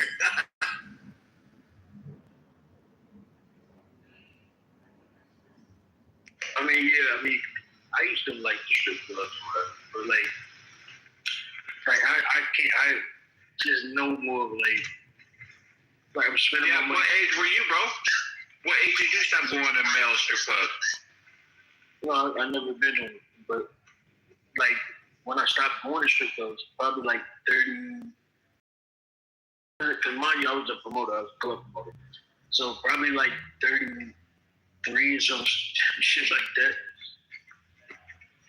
I never understood why people go on there knowing that you're just looking, and how many people have sleazed their way in these types of crevices. Oh.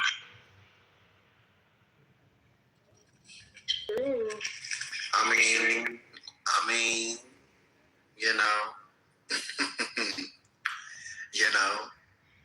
we need some type of entertainment. Yeah, in my Google, I'm not knocking, if y'all want to go to that shit, I'm not knocking that at all. You know what I'm saying? But at the same time, it's and maybe it might be different because, I'm attracted to women, so I think it's different. So I don't know.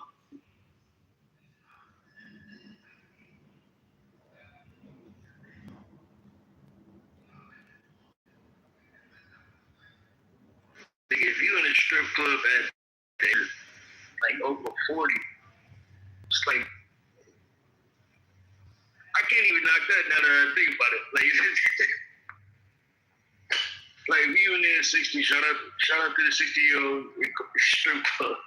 Well, it was kind of crazy how you said my answer was the wrong answer, or not a good answer. No, I didn't say it was the wrong answer. Because you're looking for an arbitrary number that you subjectively assign to being weird, right? And I'm saying no, I didn't say it was weird. No, it's okay, brother. It's okay. I'm saying that Jesus knows no number. And the point of finding Jesus is when you move out of the wilderness and the sinful life that would lead you to these places. So any age when Jesus, would now be appropriate for you to vacate this type of behavior. I think you could agree with that, right, brother? Yeah, I don't not like if that's what you feel you got to do or whatever. It's cool. I don't knock it at all. I'm just saying like. Y'all's ATM queen left. The ass to mouth queen left. Oh no. Oh no.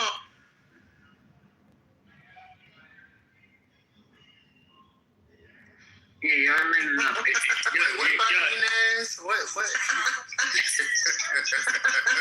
No, the ass to mouth queen. You know, when you take a dick out of your ass and you put it in your mouth?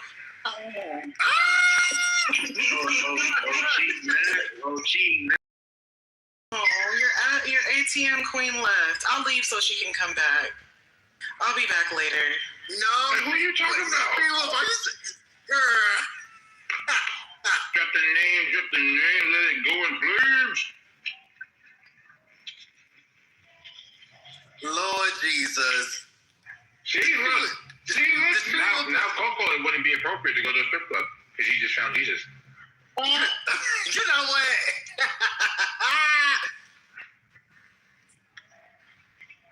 I'm trying. You're saying? I've heard of people, finding Jesus at the strip club, No, that's Jesus. The bouncer. Oh, wow. Right.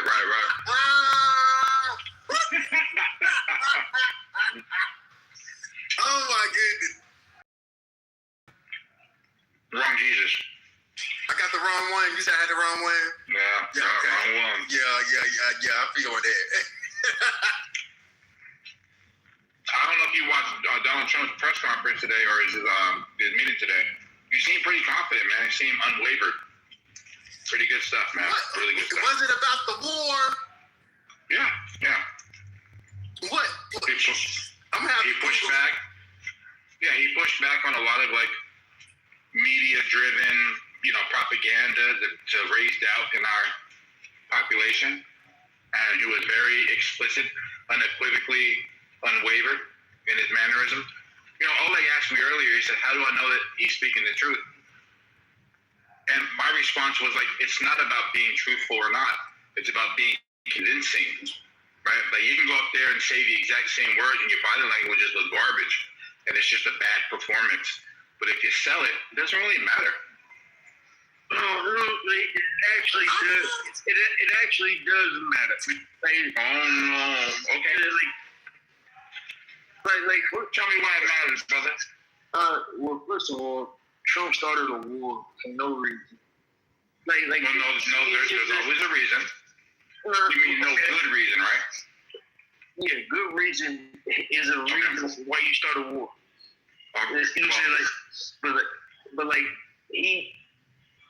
You think Trump is dumb?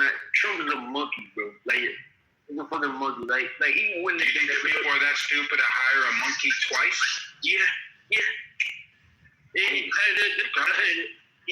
That's why I'm moving to China. When I went to China, those people are so more sophisticated than us out here. Trump is a donkey, bro. The fact that people actually take him seriously is incredible. That shit is wow. Do you think on this topic you're smart or you're intelligent? I'm intelligent. On this topic you're intelligent. So you were just kind of... I am. Okay, cool. So you're saying by using your definition, you were kind of born with the mental faculties to be able to process all of the ambiguity and the nuance to the geopolitical sphere, right? Yeah, you just said a word salad, bro. That didn't make any sense. All right. Well, maybe I should slow it down. So you believe that you have a natural, from birth, quality to decipher geopolitical nuance and ambiguity. Okay, nuance and ambiguity. All right. Yeah, geopolitical. I know what geopolitics means. I know. Okay, so the nuance. Where's the nuance in that? Yeah, the nuance would be, first it's this, what's explicitly stated, and then what's brought up that was unforeseen, so it adds to the thread that was not expected. Word salad, Jamal. Like for example, let me give you an example. So 2 weeks ago, the narrative was Iran controlled the Strait of Hormuz, and that they had the leverage and had the advantage in the war. America, unforeseeable, created their own blockade to block exports from Iran to reverse the strategy. This would be the nuance to the geopolitical affairs in Iran. Because nobody had it on their bingo card. Yeah, I mean, if you're talking about the Strait of Hormuz, like, we've already known that Iran had control of this. All right, so did you know we were going to do a blockade? We do blockades all the time. Did you know they were going to do it this time? Yeah, but it doesn't mean anything. Yes, you did. No. It doesn't mean anything if countries are scared to ship their oil through the Strait of Hormuz. And we've already. Hold on. I don't know what you're doing right now, but if you could just stick to the questioning, please, it'd be appreciated, right? I'm asking you, did you see them creating a blockade to put an economic hindrance to the well-being of Iran's economy? Yeah. You knew that was going to happen? Everyone saw that. Trump's his generals were telling him, like, no, don't attack Iran. We've been in beef with Iran since the 80s. Like, they've been prepared for this shit since the 80s, since before that also. Did they look prepared when they lost 250 of their leaders? Yeah, that doesn't matter. They still fight. Imagine if we lost 250 of our leaders. Do you think that would matter? Yeah, like our president, our vice president, our secretary of state, our speaker of the house. If they don't get advantage, that's not going to happen though. Like, because we know how to defend our country. It happened to them. Do you think they were ready for the last 20 years? No, I'm saying, like, well, look, the Strait of Hormuz, we already know. If you attack Iran, they will fuck up our oil shipments. Okay. Like we've known that for years. But Trump is too dumb. Trump, he could have never pointed out Iran on a fucking map. Like he don't know shit about that. Did you see the interview in 1987 when he said that he would take Karg Island? I saw it. They were to send one bullet across. I saw it. Yeah, I saw it. But he didn't. So he was aware of the importance of Karg Island for the economy of Iran 30 years ago, right? Karg Island. Like he literally said, "I would take their crown jewel, Karg Island." That's a direct quote. I saw the interview you're talking about, Simone. I saw the interview you're talking about. Brother, it was a direct quote. He said, "I would take the jewel, the crown jewel, Karg Island." That was a direct quote. And he's not. He's not. Oh my God. That's not going to happen. I thought you said he didn't know anything about Karg Island, brother. I'm reading you the quote. Listen, bro. You brought up an interview. Yeah. You brought up an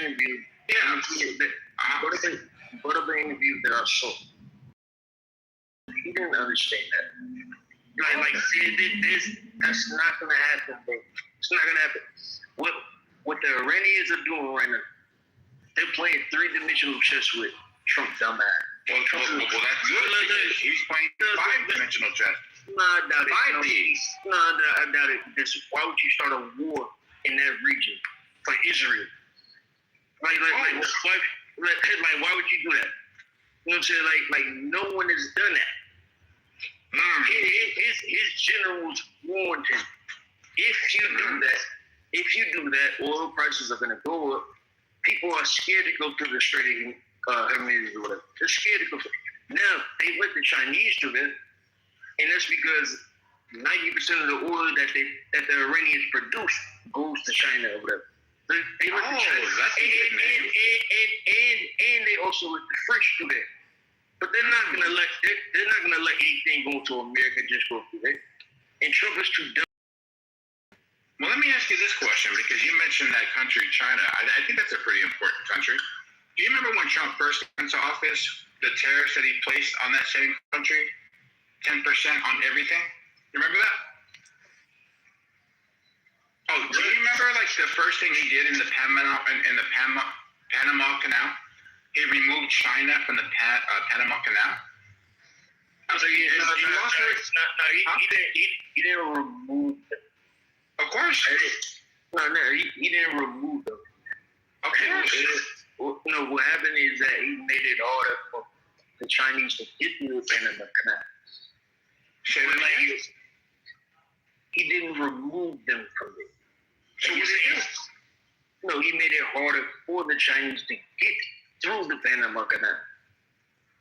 Oh, so he removed the leverage that they had in the Panama Canal.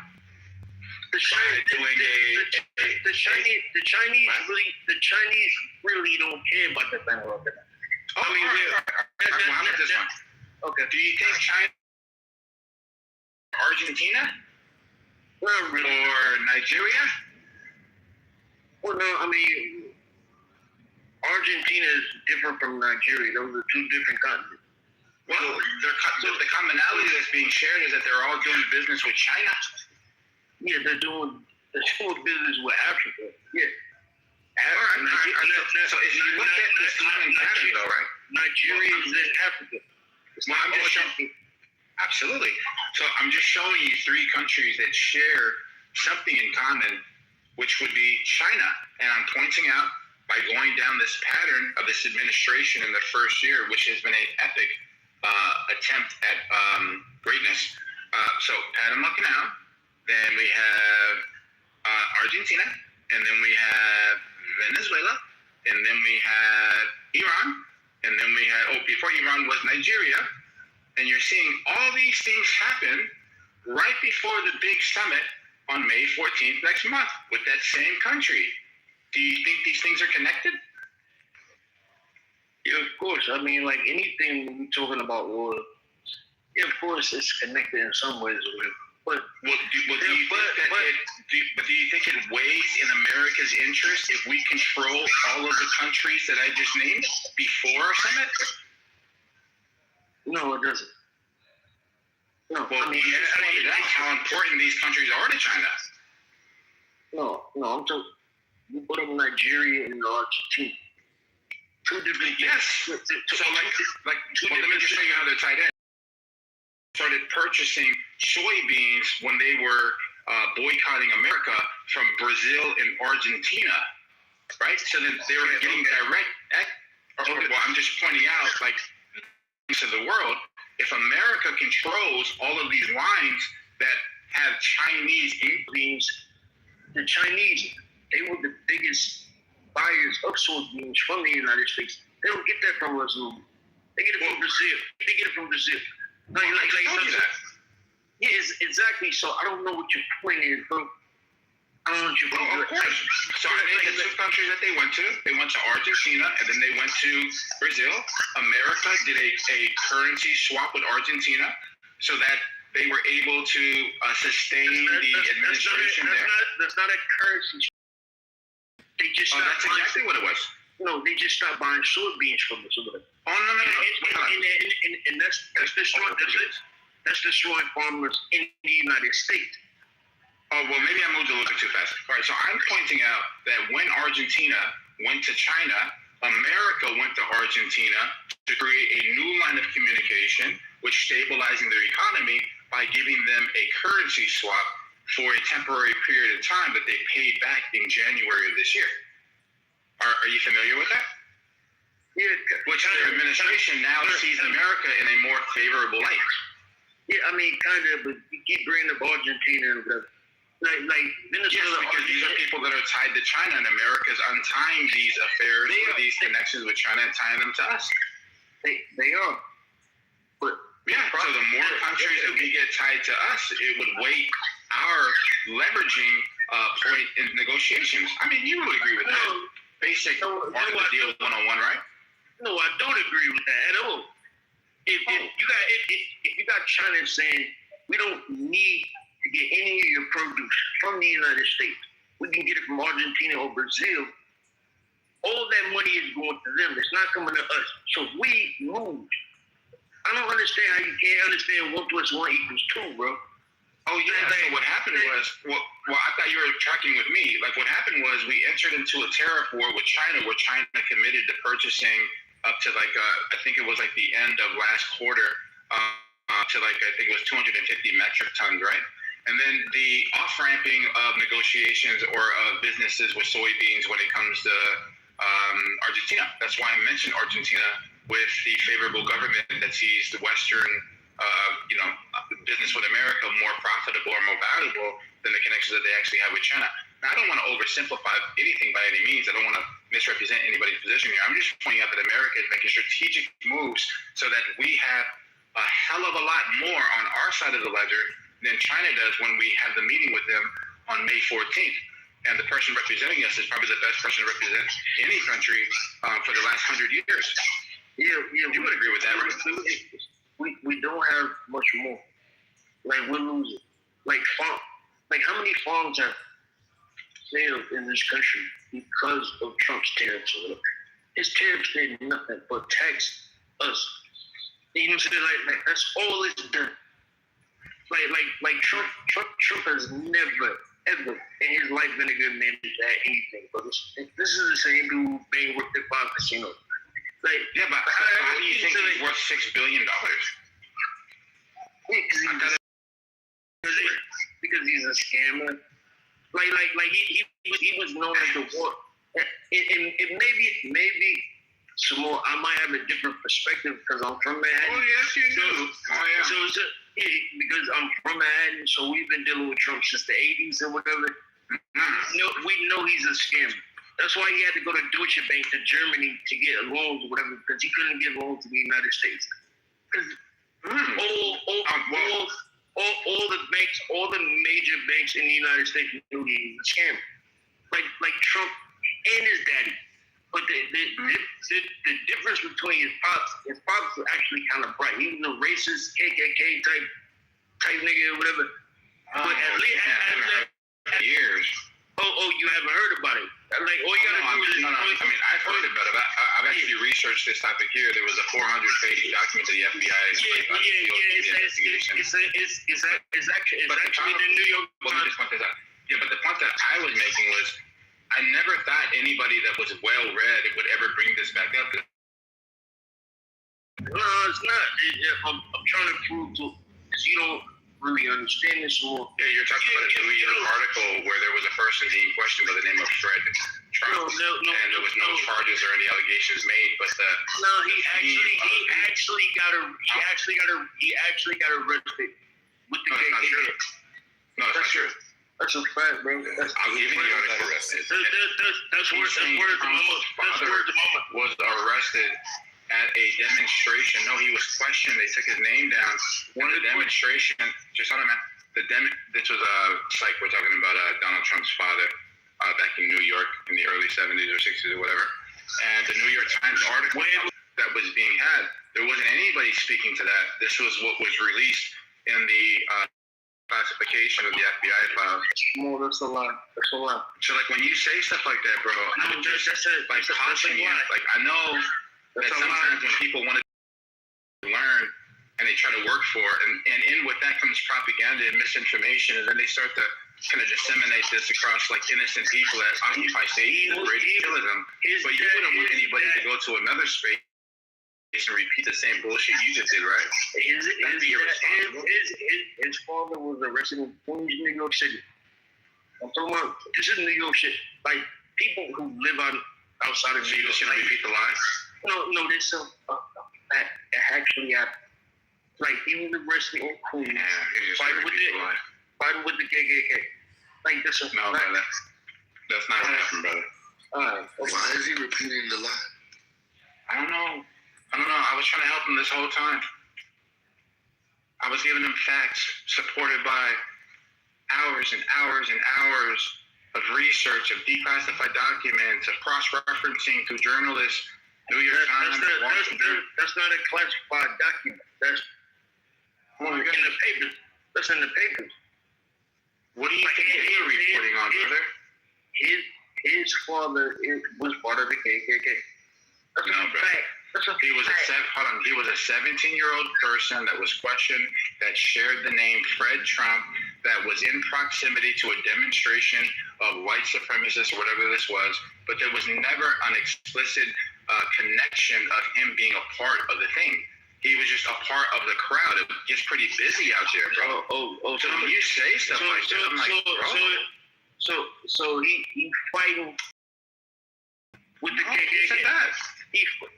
It's literally like, all you gotta do is look it up. Hold on, you think that Donald Trump's father was fighting the police and was arrested for assault or something? Yeah, in Queens. Yeah, that happened. Oh, damn. But like this, hey man, I really do appreciate the engagement, bro. That's easy work here. I just wanted to introduce you and say what's up. No, maybe you should be on the right side of facts and not really like the feelings of being a New Yorker and being so close to it. You should just get on board, bro. It's good to be it's good to be on the right side of things, bro. Like what you're saying right now has been like demolished like 20 years in the making, right? It's just not good to be bringing this. Kind of like you saying right now, there were fine people on both sides, right? It's not like saying it was fun. Bro, Samoa, you gotta listen to the words you're saying. But Donald Trump actually said that. He actually took up for white supremacy. Like, I don't know if he's black or not. He might Latino or some shit like, or Hispanic or whatever. I don't know.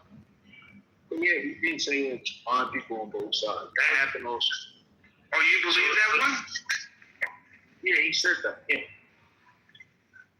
Did you miss the next line where he said, I'm not talking about the white supremacists or the white nationalists, they should be condemned totally? If you say that it's fine people on both sides, white supremacists, we're in that group, whatever. You're talking about white supremacy. So you're not listening to this. So you're not going to listen to what he said explicitly right after that? I'm not talking about the white supremacists or the white nationalists, they should be condemned totally? He never said that. He never did. That's a direct quote. It's not a direct. All right. Type it in, brother. Put Charlottesville, Donald Trump's transcript. Type it in. Wait. What if he found out it was a direct quote? Does that change anything for you? No, I mean, because like it wasn't a direct quote. If it was, would it change anything?